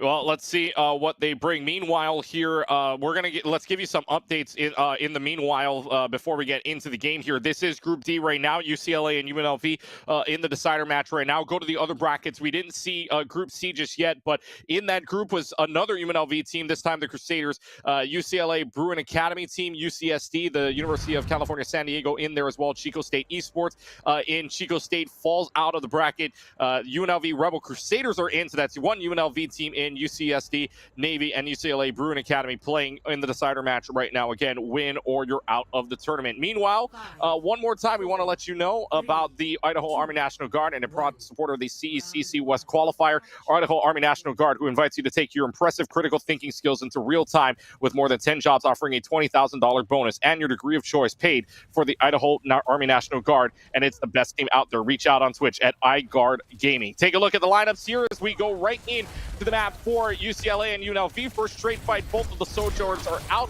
Meanwhile, like you were saying, Slamtaro on that Wrecking Ball. Both teams did the pretty standard fight for control here in mid at that mega pack. It's just Slamtaro broke through, wrapped around on one side, and had no one focusing him, so he was able to find some picks. It's just now the respawns for Bruin have come in. It becomes a war of attrition, and this Medico Allure from UNLV Cavalry is going to go down. That forces a reset, so playing for time was the quintessential fight win there for the Bruins. The Star Factor taking out Zephyrs, and like you were saying, playing for time, so a good start for this team from the University of California, LA, so a good start for the Bruins here. And right now, you take a look at the ultimate. Star Factor already up to 80%, beating out the Wrecking Ball, and we've seen the Wrecking Ball in that last game build up an ultimate so quickly. That was clear out of Boise State. That was on that Wrecking Ball, just making a menace out of that team. But now, Star Factor almost up. Difference only about 7%, so we'll see a tank ult very quickly here, even before the support ultimates even come out. Insipid, though, takes care of Courier in the mirror battle, though Safer's taken down. Means that this is pretty much a go signal here for UCLA. They're going to run rampant as both of the supports are down. Not even needing to use an ult, mind you. UCLA will win the fight, and yet again, they hold on halfway through. The unfortunate truth here is that this came down to a composition difference, and Cavalry rolled out on that Ana, and you are very easy pickings for a team that is playing off of speed and disruption play like the Bruins currently are. They've swapped over to the Mercy, which can help, but there is very little mobility, and they do for the side of the Cavalry squad. And so that means Mercy is an easy target. They got to change something up and change it fast. I don't care if you have Valk online. The Lucio pick would have been stronger here just to gain space. Yeah, well, they haven't changed off of it yet. Has the Valkyrie, like you said, almost online, 78%, though. They played touch the spawn doors with only one annihilation, and that was pretty much it. A lot of ultimates online. 8 of them counted up, 9 total ultimates pretty much online here for both sides. The only thing not online, the annihilation. Everything else in favor of UNLV for right now. 5-on-4 for ultimates. Let's see where they use it. It's last fight territory. Boss bomb goes a little bit wide. Landmines are out at the same time. So come the sound barrier out for UNLV. It's looking like a fight win for right now as they bring out the Valkyrie at the same time. No Kitsune Rush, no Pulse Bomb for right now. Kitsune Rush now used by the side of Allure, who's going to find Arcane on the mirror battle. And this Ramatsu goes down. UNLV in desperation mode, able to flip it back. in desperation mode, dropping 4 ultimates just to get control of point. Now they're going into this with nothing but a pulse bomb. The only target they can hope to land it on is Courier on that Sojourn, and even then, if they slide into their Kiriko and they drop Suzu, that ult is going to be for nothing. So this is really going to come down to waiting for Suzu to be burned and then capitalizing on that space control. See where they land up here on that space control. In the meanwhile, Overclock is used. Courier finds Safers, and now it's just a run along here. The pulse bomb goes a little bit wide, won't find anything for right now, and Simon does go down in the process, and Slamtaro finds 2, but is it going to be enough is the question. 2-on-3 man advantage for UCLA. Star Factor has the Annihilation ready to go if they want to clear the point, but they might not even need it here. The Tracer doesn't reach, and now it's just the Lucio on here. Does not have a sound barrier to survive either. Could just use the Annihilation just to prove a point as the overtime clock will bleed, and the Bruins are off to a wonderful start here on Busan. Oh, not quite over just yet. I thought it a little early here, but you've only got a Wrecking Ball left to go. And now you have the landmines as well, which count just a little bit, but it's still a very impressive stall out here for UNLV. Unfortunately, now it'll go all for nothing. They finally get rid of the Lucio. The Lucio now gone, Tracer now gone, and there, oh my god, this stall's insane. But finally, the overtime clock run, I thought they had it about a minute ago. UNLV then tries to stall it as long as possible, an impressive stall, but in the end, it's a clean point for UCLA. It is, and truly, I hate to say it again, but a support can't win you a game, but they can sure as heck lose you one. And right now, if your supports are not able to play Kiriko Lucio, you are in a very tough situation. Not playing to the meta with the support game can be a lot of teams' undoing. I'm glad we're seeing Zephyrus swap over to Lucio and stick with it. And if they stay on that and play off of Slamtaro's slams and engages with this Tracer, they definitely can come out on top of this one. They just need to be aware of where the other DPS is standing in respect to their team from the Bruin squad and respect to the rest of the supports. And truly, if they play spread out and not as a unit, that's easy pickings for the Cavalry squad. Let's see if Cavalry can bring this one back. Still sticking on that Tracer, and I mean, still sticking on the Mercy. So they're thinking there might be an opening here to maybe play that out. But the question is, do they have it, or does this Ramontra and basically the rest of UCLA have it as well? They've already got this. They've already got Zafers on the back foot here as Theodore goes right on in and charges right up. That allows Starfact to go in with minimal healing, or rather minimal healing to UNLV. And this is the rest of the team falling very early on. It's a quick fight win here in the Bruins, starting to cap. And Tracer's recall is already forced out while they're trying to gain space, and that's going to take a couple extra seconds off the clock for the Cavalry squad. They can maintain some space control, but Nemesis Form has been popped just to hold corner here for the side of the Bruins. Ball's going to get split off. That's okay, because Ball has a lot of self-sustain, but instead Ball rolls back just to grab that Mercy's heal and is going to be punished in the process. Punished in the process, but they're traded out for Theodore right away. They still keep playing this along the Swamnor lines here, but Safer's gone, and a tactical visor just to make sure of everything else. There goes Insipid, there goes Omniflarb, and yet again, a game of touch the spawn doors. Basically, they're not going to, but they're right at it. Might as well be. I believe they did see Slam roll to the left. Slam's possibly looking for an opportunity to push the team into the Cavalry squad. Instead, he's going to roll straight through them. Slam down behind, pull some attention, allow the opportunity for space to be gained, but this Ramontra is undeterred and is aware of how Wrecking Ball plays. Annihilation! Pop the Annihilation at the spawn doors. We hear Valkyrie go off, but it's not going to be enough. The damage focusing is on point right now for the side of the UCLA Bruins. Annihilation is still active, mind you. Still 2 seconds left on it, even if they were to go back into the spawn door. The Mercy is still outside. The Mercy's going to go down, and they have no chance here for the next 10 seconds. It's going to be 88% at the very least until they can even get back. And that is why Ramontra ult is being nerfed to 20 seconds, because even in spawn it was still frozen because it was just tickling someone. It's nuts the way they're playing this right now. Omniflarb able to find out Courier isn't going to be enough. A Molten Core is out. Star Factor, though, even without the Annihilation, is making sure they are punished for their misdeeds. 95% Wrecking Ball is going to touch the point, which means the overtime clock will happen. The question is, how long can this Wrecking Ball hold out for? It does have the landmines available, but is it going to be enough to hold out for the team for right now? No tactical visors available just yet. Keeps an air rush out for Allure. who still goes down by the hands of Theodore in the back line. Now the TechWiser is out to make sure that this Wrecking Ball is all but taken care of. So is the Mercy in the back line. That's going to be a team wipe, and UCLA in 2 maps on Downtown and Sanctuary. Not a speck of dust on the point. The Bruins take game 1. All right, so now we go into Escort, and we saw it earlier. The Wrecking Ball Tracer comp can still work on an Escort map. The question is when you actually have someone playing the god-tiered tank of Ramatra, how do you control space? How do you plan a fight when it's touch and go and you know they have Ramel for overtime? That's going to get a little bit hairy, and I'm really interested to see what actual map the side of UNLV decides to pick. Yeah, UNLV, again, a couple of Escort maps. I mean, it's not...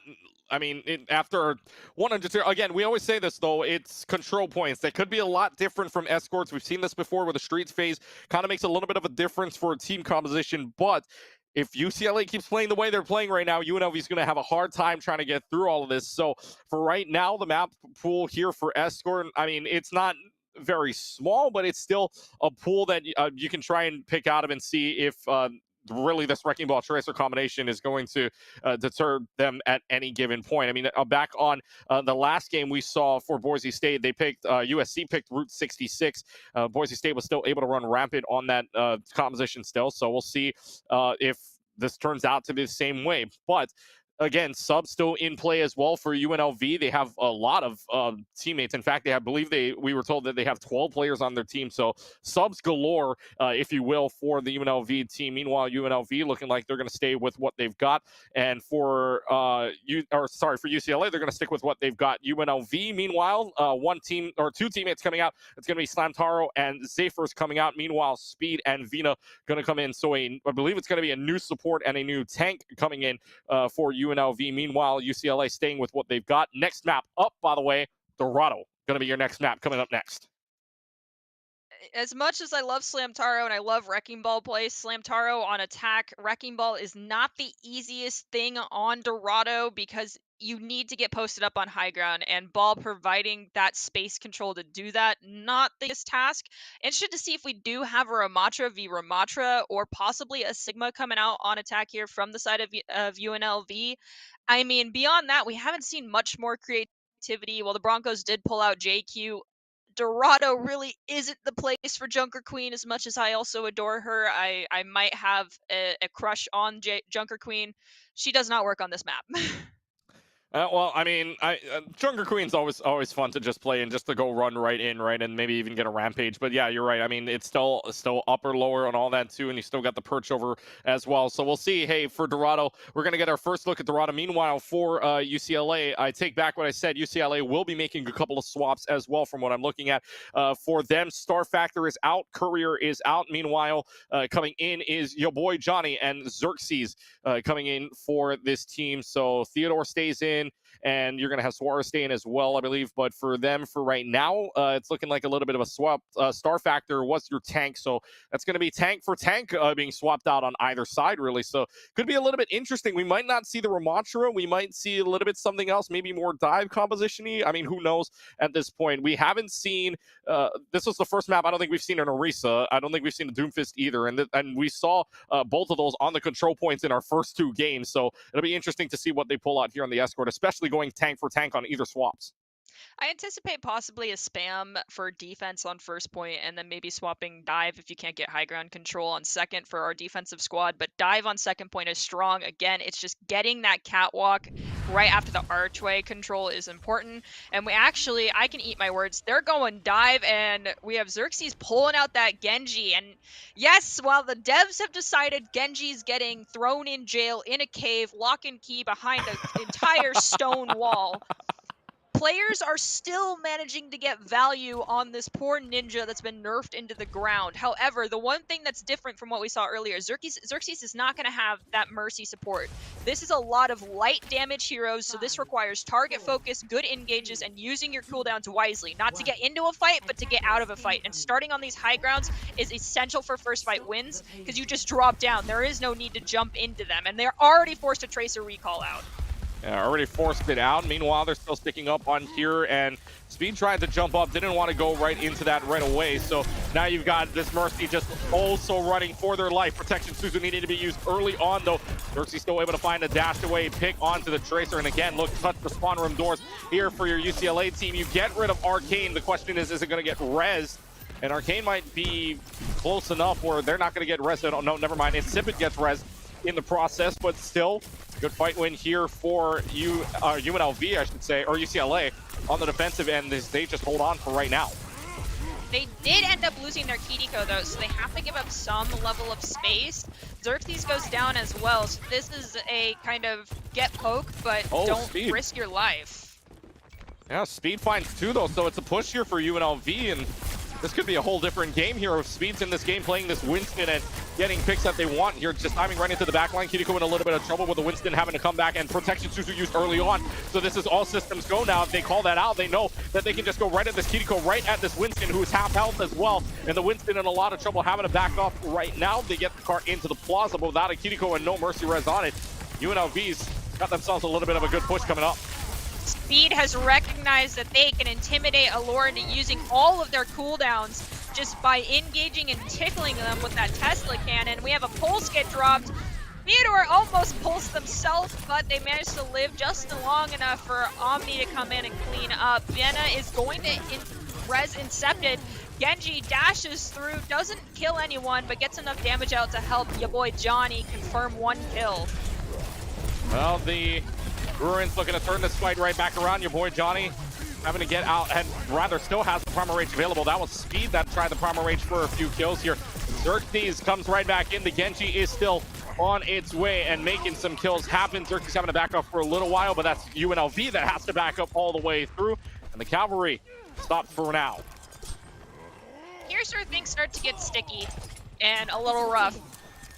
The Bruins did the bold thing of picking this Genji blade, and now they forced Valk. The only thing that's going to keep the side of the UNLV Cavalry alive, other than the Winston, is the Suzu.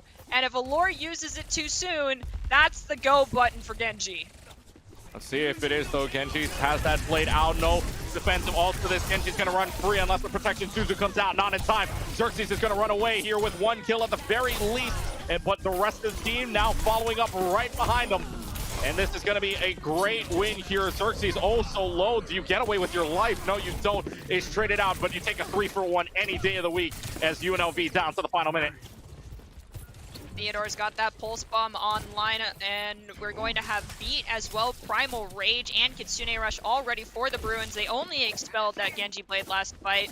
Side of Cavalry gonna have Kitsune Rush, maybe a late Valk for sure, gonna have Overclock, and then Primal mid-fight. They can win this. They've traded Kitsune Rushes. There's the beat from the side of the Bruins. If UNLV plays their cards right, disengages lightly. They did. Unfortunately, Vena went down. That's not a good sign. Yeah, not a good sign at all. Down to the final 25 seconds remaining, and Speed's gonna go right for this Genji, right at him. At 6 health left, they go 16 health left, mind you. Insipid does find your boy Johnny in the back. That's a big kill for the tanks down in the final fight. 15 seconds remaining. UNLV looking to regroup. They know that they have spawn room advantage. Theodore has this pulse bomb. Is it going to be a clip is the question. Oh my god, the Mercy flies right through the window there where Theodore could have just had enough reaction time, could have landed that pulse bomb right onto him. And point blank range. Overtime clock starts to bleed though, and is anybody going to touch the point? Somebody's got to touch. Overtime clock bleeds. Oh, they touched right in time just as it was about to run out. Pulse bomb from Omni Flarp lands. Traded out though for Insipid. So Lucio gone, but a Sojourn gone on the other end. Xerxes though trying to make the comeback here. Not a blade just yet. Theodore has a pulse bomb. Lands on top of the bubble. Isn't going to find anything. But it's still a trade fight, and the payload still in overtime clock. Question is, does this Mercy get away? The Mercy does not. It's starting to look good for UCLA to full hold them right here. Eagles gone too. I mean, this is a trade fight back and forth. Who's going to win out in the end? UCLA doing a wonderful job at target focusing it now. They have the Primal Rage, but are they going to leave the cart? Oh my gosh, this is C9 after C9 potential for them for right now, but it's an overtime clock that will start to bleed away, and it'll be UCLA that puts the door on UNLV. Oh, Speed was so close to Primal Rage. I'm sitting here holding my breath thinking if Speed can get like 2 extra seconds and land one charged Tesla shot, they have Primal and they can just clear cart with it.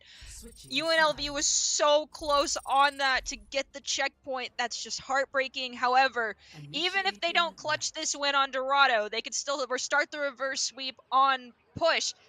They're not out. They're not out yet, just yet, even here for Dorado, because that choke point right there under that bridge is hard as all heck to get through if you have disgusting compositions that know how to play around it and you know that your win condition is just stalling for time and playing for a cheesy ultimate that can clear the payload. And in this instance, of course, I'm referring to a Mei ult. We've seen a lot of those today, especially in our earlier games, but we'll have to wait and see what the side of the Cavalry decides to pull out. They're going to instantly lock that Kiriko. They're going to go with the Winston. So obviously high ground, get in, get out type of playstyle, but they've got the Reaper. Reaper in the back pocket of a Winston can be absolutely vicious, especially with the speed boost coming out from a Lucio. It's just, you know, your Reaper has your most damage. Do not let him die. Let's see. Omniflor, like you said, on the Reaper. Meanwhile, UCLA is going to stick to what they know, except, I mean, you've got the Echo here, and really not a lot of potential. I mean, unless Insibit hits a shot, like we were saying. I mean, you have a Soldier now, but unless Insibit hits the secondary fire on the railgun, it's not going to land up for anything. This is a toss over the wall. Is that Bionate going to land is the question. Does it find anything? It landed a little short. It landed short. It was close, though. Our observer's trying to find where it went, but It landed on that building right there, just to below no avail, Echo. just below the Echo. Oh, just to the left yellow building. Yeah, I see it now. So a little bit of an unfortunate landing. Tried the lineup, but doesn't work out. So they're going to try and go right ahead. And actually, Omniflar's going to go ahead and TP back. Meanwhile, the rest of the team starts to fall back, and they're just going to kite away for right now. They're going to give up a lot of space here in the first area, which means this Reaper really has nowhere to play unless it's at the choke point. You're going to have a dive in here, and now Theodore's in your back line. You've already lost Insipid. No res either, not good. If you're UNLV, Theodore's just ripping away at your back line, down to 88 health. And now this Reaper and the Kiriko, so much trouble. Theodore's got 3. It's all but over here in the final 30 meters. I think UNLV realizes that they can't not keep tabs on Theodore going into the next map, because right now they're posted up on Archway. It's going to be hard to reclaim space. They've pulled out the Wrecking Ball just for some stallability and for speed, but right around Fountain is where things get rough. You can't just keep a constant spin going. They are forced to use Slam and Overshield. Tracer's got Pulse online, looking for a target, doesn't need it yet. Xerxes finds one, your boy Johnny finds another. Down 2 is UNLV, struggling to get a foothold and control on this point. Wrecking Ball is going to be the last man standing as Incepid goes down to Xerxes. Wrecking Ball tries to stay alive as long as possible. No healers, no supports, not coming at all. The Reaper, too little, too late. UCLA is going to win this in easy fashion. They're up 2-0 in the series, 1 away from Sunday. Next map point, we can enjoy Johnny's POTG on the Winston here. And this is going to be with a Primal Rage as well. I mean, this is just to keep them off the point for a little while, able to rush back. And, I mean, a great play from, I mean, it was a Winston v. Winston battle, but your boy Johnny in the end, along with the rest of the team from UCLA as well. The Tracer comes in. Theodore, you could see in the back line of the very first fight of that attack for UCLA, basically gave them the win. I mean, you had 3 people already down due to that Tracer in the back, so got to take care of the Tracer, but you also have to take care of the rest of the team as well if you're UNLV. So right now, the Cavalry on the back foot, reverse sweep or bust here in this tournament for the Rebels. And going into the next map of Push, only 3 possibilities, either Esperanza, New Queen Street, or Coliseo. I mean, if you're trying to start off on a good foot, what do you do here? I think you got to go for a Hail Mary play, and just the nature of the game. I know Coliseo, a lot of people don't like it, but it can be just because of the familiarity that everyone has with that map, one that can bring you back the win if you know what you're planning on doing. So far, there's been some composition changes on both sides, but we've not really seen, other than our Ramatra during Busan, anyone that I truly think is scary as far as frontline goes. It's really been a battle of the DPSs and who is better at flanking and just getting the squishies taken care of quickly. And Coliseo makes that flank play very difficult to pull off if you play as a unit. So theoretically speaking, if UNLV swaps things up from the dive, plays either more of a spammy comp or a brawl comp, they could capitalize on that very easily for Coliseo.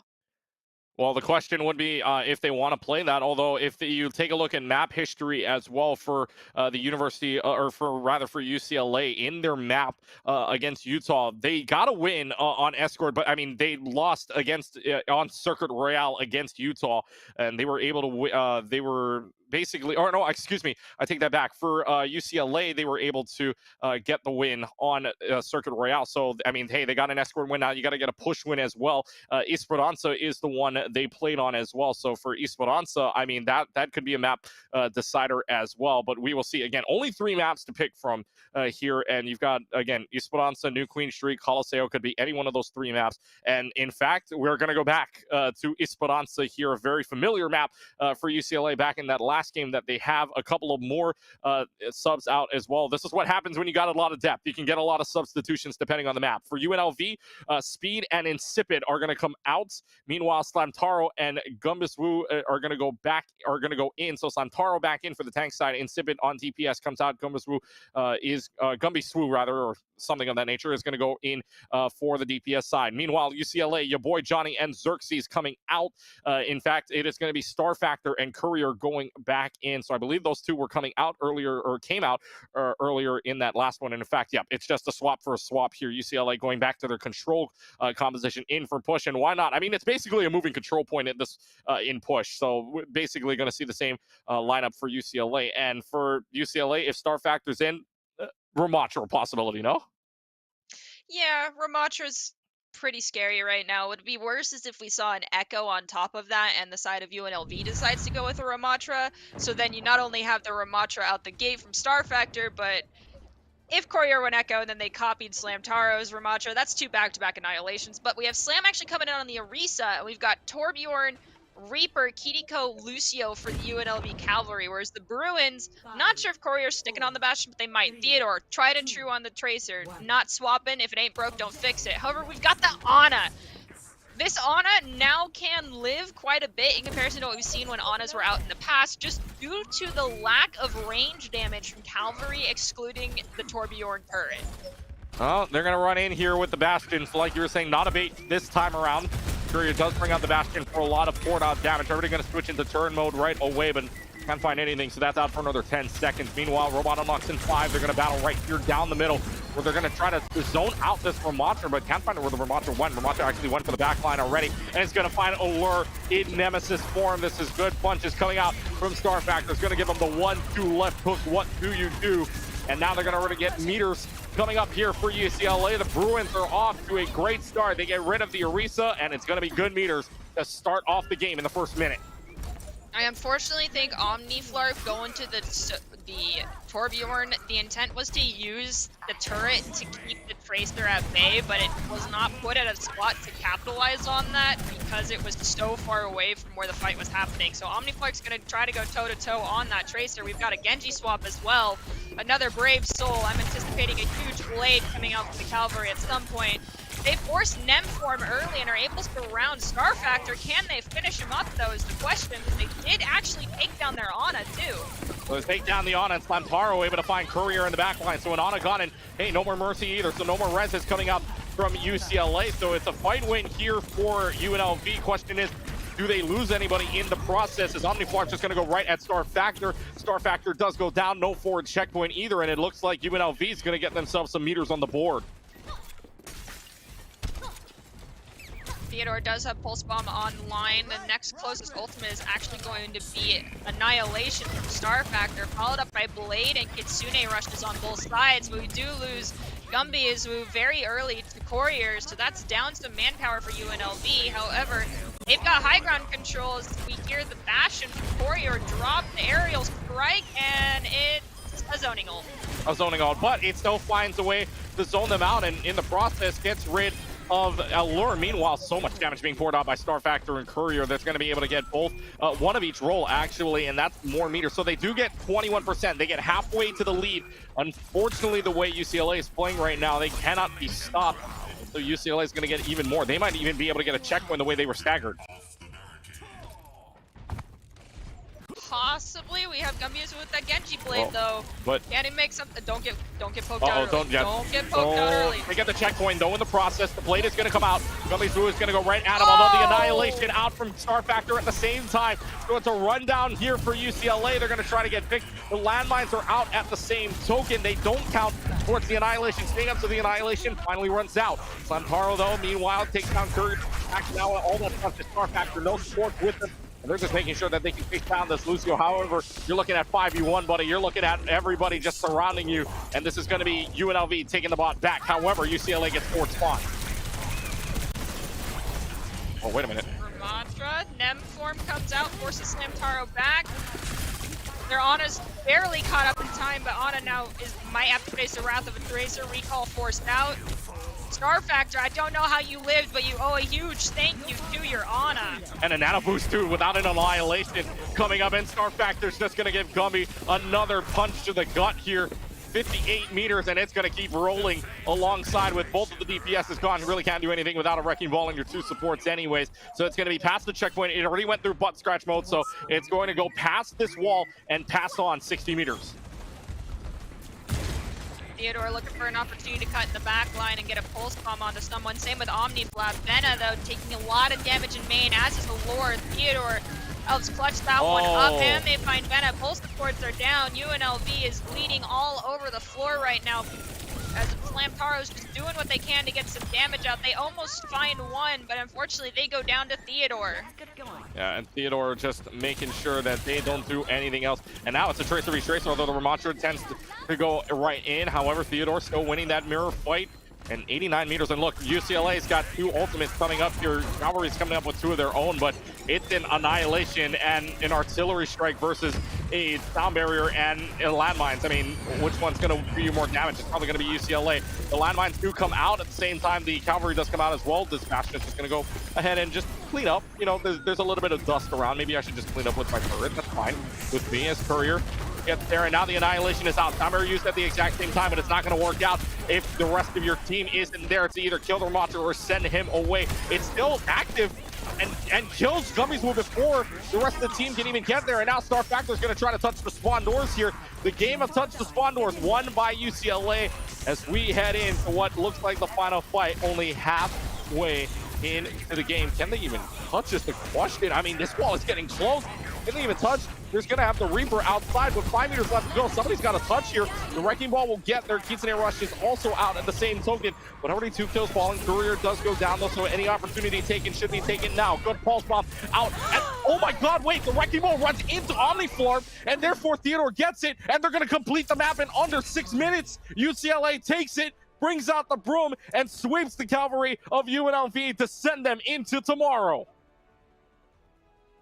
That was just an unfortunate roll through from the Wrecking Ball to get the Tracer. That always hurts any player's heart when they inadvertently cause the death of a teammate. Theodore coming in with the play of the game, picked up 2, is gonna headhunt the Reaper. Oh man. Oh man, oh man. I mean, what a game from UCLA, though. That was the decider match. But UCLA proving that they can make it to Sunday with ease out of Group D. So they sweep the teams out. They sweep the UNLV Cavalry once. They said, let's do this again. Let's do the run back game. Let's do this all over again. And they did so, winning the game again 3-0 here. And it looks like we're going to be taking a short break. When we come back, we'll see if we can get an interview, and we'll wrap things up here for day number 1 of the CECC West Online Qualifier action. Take a short break. We'll be right back.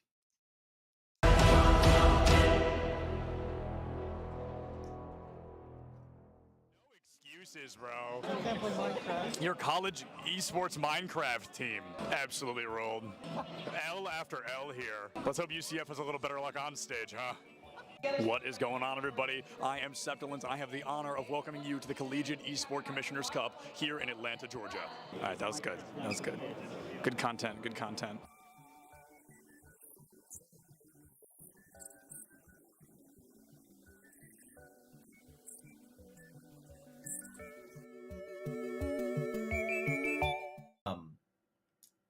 I really think that there's been a sorely missed opportunity for developers to take a step back from competition and take a step forward with community.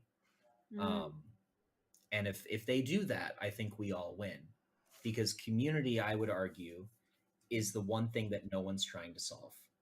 We're trying to solve recruitment. We're trying to solve competition. Tell me, where's community? Honestly, any one of you, go ahead. Shout out what's the national community for Scholastic right now. Any title, tell me. Yeah. Where do I go? How do I meet and hang out? Of the Storm, How does community 0. There's Yeah. nothing. It doesn't exist anymore. And it doesn't exist statewide. It doesn't exist school-wide. It doesn't exist region-wide. It doesn't exist nationally. It doesn't exist digitally on Twitch. It doesn't exist digitally on Discord.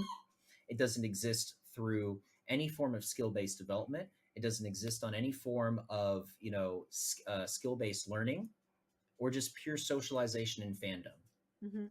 Huge missed opportunity. You want to take their time and make it more efficient, in my opinion.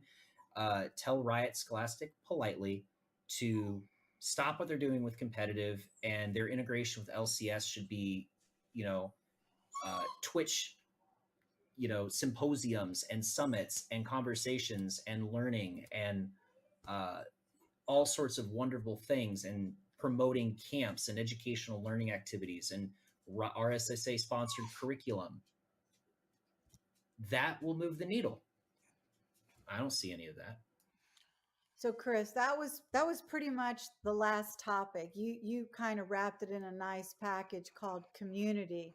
And I was kind of thinking more from an organizer and a broadcaster point of view around growing fandom. And how do we get fandom around collegiate esports to look more like traditional sports across the board? And, that helps us go out and sell sponsorships in the place, of which trickles down to all our member schools that we represent. But when we go to brands and we can't check that box of, 1 billion impressions and 1 million views, we still are challenged with selling those sponsorships. So my last and final is, do we have any secrets around how to grow fandom or grow community let's just start with on campus? I got the big one real quick. Okay. Best way to grow community: food nights. It has nothing to do with playing the game. I'll give you a real life example. We used to do dollar burger night at the University of Cincinnati. We'd just go out to Bar Louie. We used to have dollar burgers every Wednesday. We'd post in at this time it was Facebook groups, tell people where to show up. 6 people, 12 people showed up the first week. By the third month, we had 40 plus people coming. And it was the biggest revenue night of the week for Bar Louie every week, purely because of us. But we had friendships, we had relationships, we had roommates, we had all sorts of great, wonderful things come from that. And that translated to our LANs, our club meetings, and everything from that. It was nothing beats food nights. Just like pro sports, we need to focus on tribalism. And the way that you create tribalism is you have to prioritize in-person experience, in my opinion. I think that there's a lot of companies trying to become unicorn online platforms, but at the end of the day, I think we need pockets and hubs around the country that serve as regional and local hubs. Once you get a group of people together that share their love for the team that is on their campus, they start to develop a bond around that. You can do that online, but it won't be nearly as effective. Professional esports is having this tribalism problem because it's the majority of it's online. It's resulted in fans following players more so than the teams. I mean, that's a pretty broad topic, though. Like, we're starting to see those trends in traditional sports as well start to occur. People will follow LeBron and specific players on different teams to wherever they are. But I think for collegiate specifically, schools need to create meaningful live experiences. And if we're talking explicitly about fandom, you have to make the students on your campus care about the team first. That's the biggest thing. Either you create a level of pride through community engagement, or through the team itself. at a lot of schools, the groundwork is there for this. Like there are schools like UBC, Ohio State, with Buckeye Gaming Collective that have clubs that number in the 2 to 3,000 range, right? So they have a base to begin with. At a school like Maryville, like we kind of developed it the opposite way. When I came in and started building our esports program, we had 3 kids in our esports club, and so we've kind of built the team, and then the club has followed, which is kind of the opposite for a lot of schools. But I think that we have to develop tribalism, and that starts with meaningful live events. And the more that these events, the longer that these events continue to be like only online, the less effective it is in creating that final goal.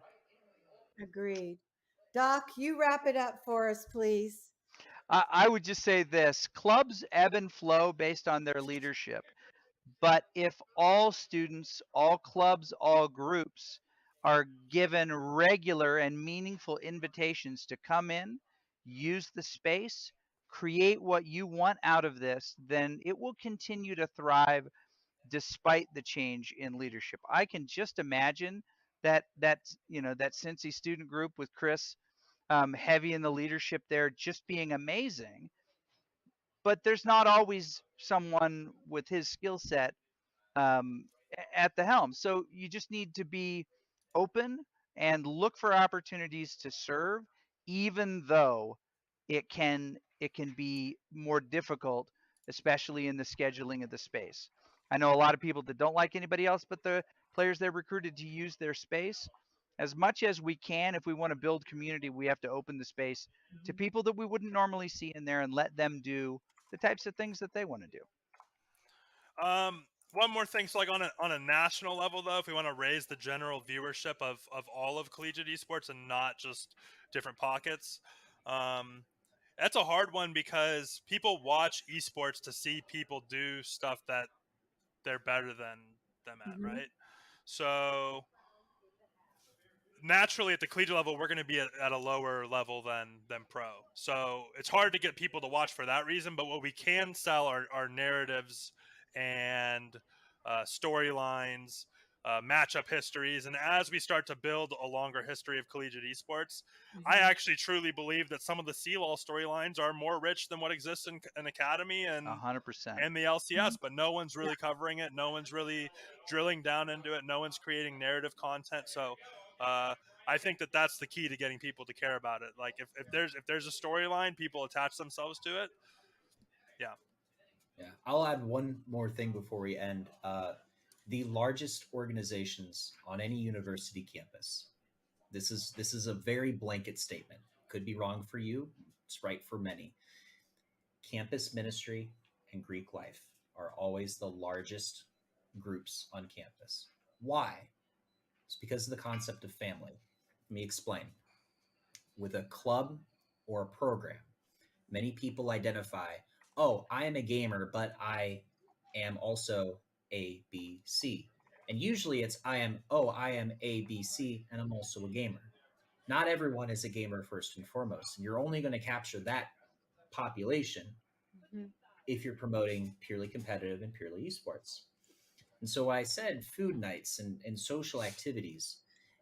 I'm really stealing from campus ministry and Greek life, because what you want to do to build community at your school is to make it so that the thing that you're doing is the number one thing in the students' lives. Now that's a very selfish thing to say, but it's a true statement. For you to grow the largest community, your community needs to feel that the thing that they're a part of is the most important part of their social campus experience. That's why Greek life is so successful.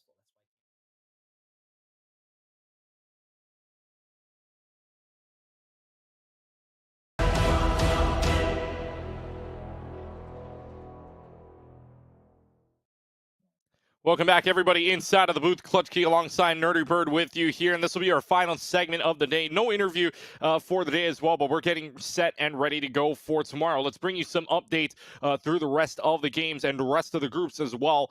Going on right now in the decider match, University of Hawaii Esports taking on the University of Arizona Esports. That game at last check was tied 1-1 apiece in that group as well. UC San Diego, the gold team in already for the top 2 inside of the top 8 bracket tomorrow. Head on over to Group B, where we saw Boise State as one of the teams moving on over the USC Trojans. They would win 3-0 in their series. So Boise State goes as the first team in from Group B. However, the decider match now is going to be between USC and University of San Francisco. The Dons able to sweep George Fox 3-0. So USC and USF have again another date with each other going on right now in that Group B decider match. Group C decider match already determined. UNLV Rebel Crusaders beat UCSD Navy 3-1. So that game was decided. UNLV has at least one team in to the top 8 tomorrow. Meanwhile, it would be UCSD Navy that defeats the UCLA Bruin Academy team 3-0 inside of that decider match. So UCSD has now 2 teams inside of the group of 8. So so you want to stick around if you're a UCSD fan. And coming up in Group D, you just saw University of Utah winning their match over UCLA Bruin Maine 3-2, which means UCLA and UNLV met again, and we just saw that where UCLA would sweep the cavalry of the Rebels of UNLV 3-0. And that's your standings right now going into it. We'll check that again tomorrow when we find out our top 8 bracket. But for you, Nerdy Bird, last question here for you as we wrap things up. Is there a team that you saw today, or rather in the brackets in general, that you think can run the table and get the number 1 seed in the end? I mean, yes, I have to go with the Broncos on that one. However, because we did not on desk get to see UCSD, I think they're a little bit of a dark horse going into tomorrow. And if we're looking for an upset, I think it might be brought to the table by one of the UCSD teams. Yeah, I mean, UCSD looks really strong right now. I mean, they've got 2 teams in. Hey, that might be not for nothing. I mean, they've got 2 teams in 2 different groups as well. So UCSD, a team to watch, and going to be the only team here that gets 2 teams inside of the top 8 bracket. Again, that all revealed tomorrow. 8 teams headed to the LAN. We'll find out which 8 do head to the LAN coming up at March 3 through 5th. But again, gotta wait tomorrow. A couple of reminders for you all coming up tomorrow right here on Esports U. You've got more Valorant matches coming up, the decider matches, and then we go into the seeding brackets where the Group A decider, it will be Boise State taking on the Wave Riders at UH. That game starting off tomorrow at 9:00 a.m. Pacific Standard Time. And if you're on the East Coast, that'll be 12 o'clock at noon Eastern Standard Time as well. Coming up as well for Overwatch side at 6 p.m. Eastern Standard Time, 3 p.m. Pacific Standard Time, mainly for the West Coast people at 3 p.m. Pacific Standard Time.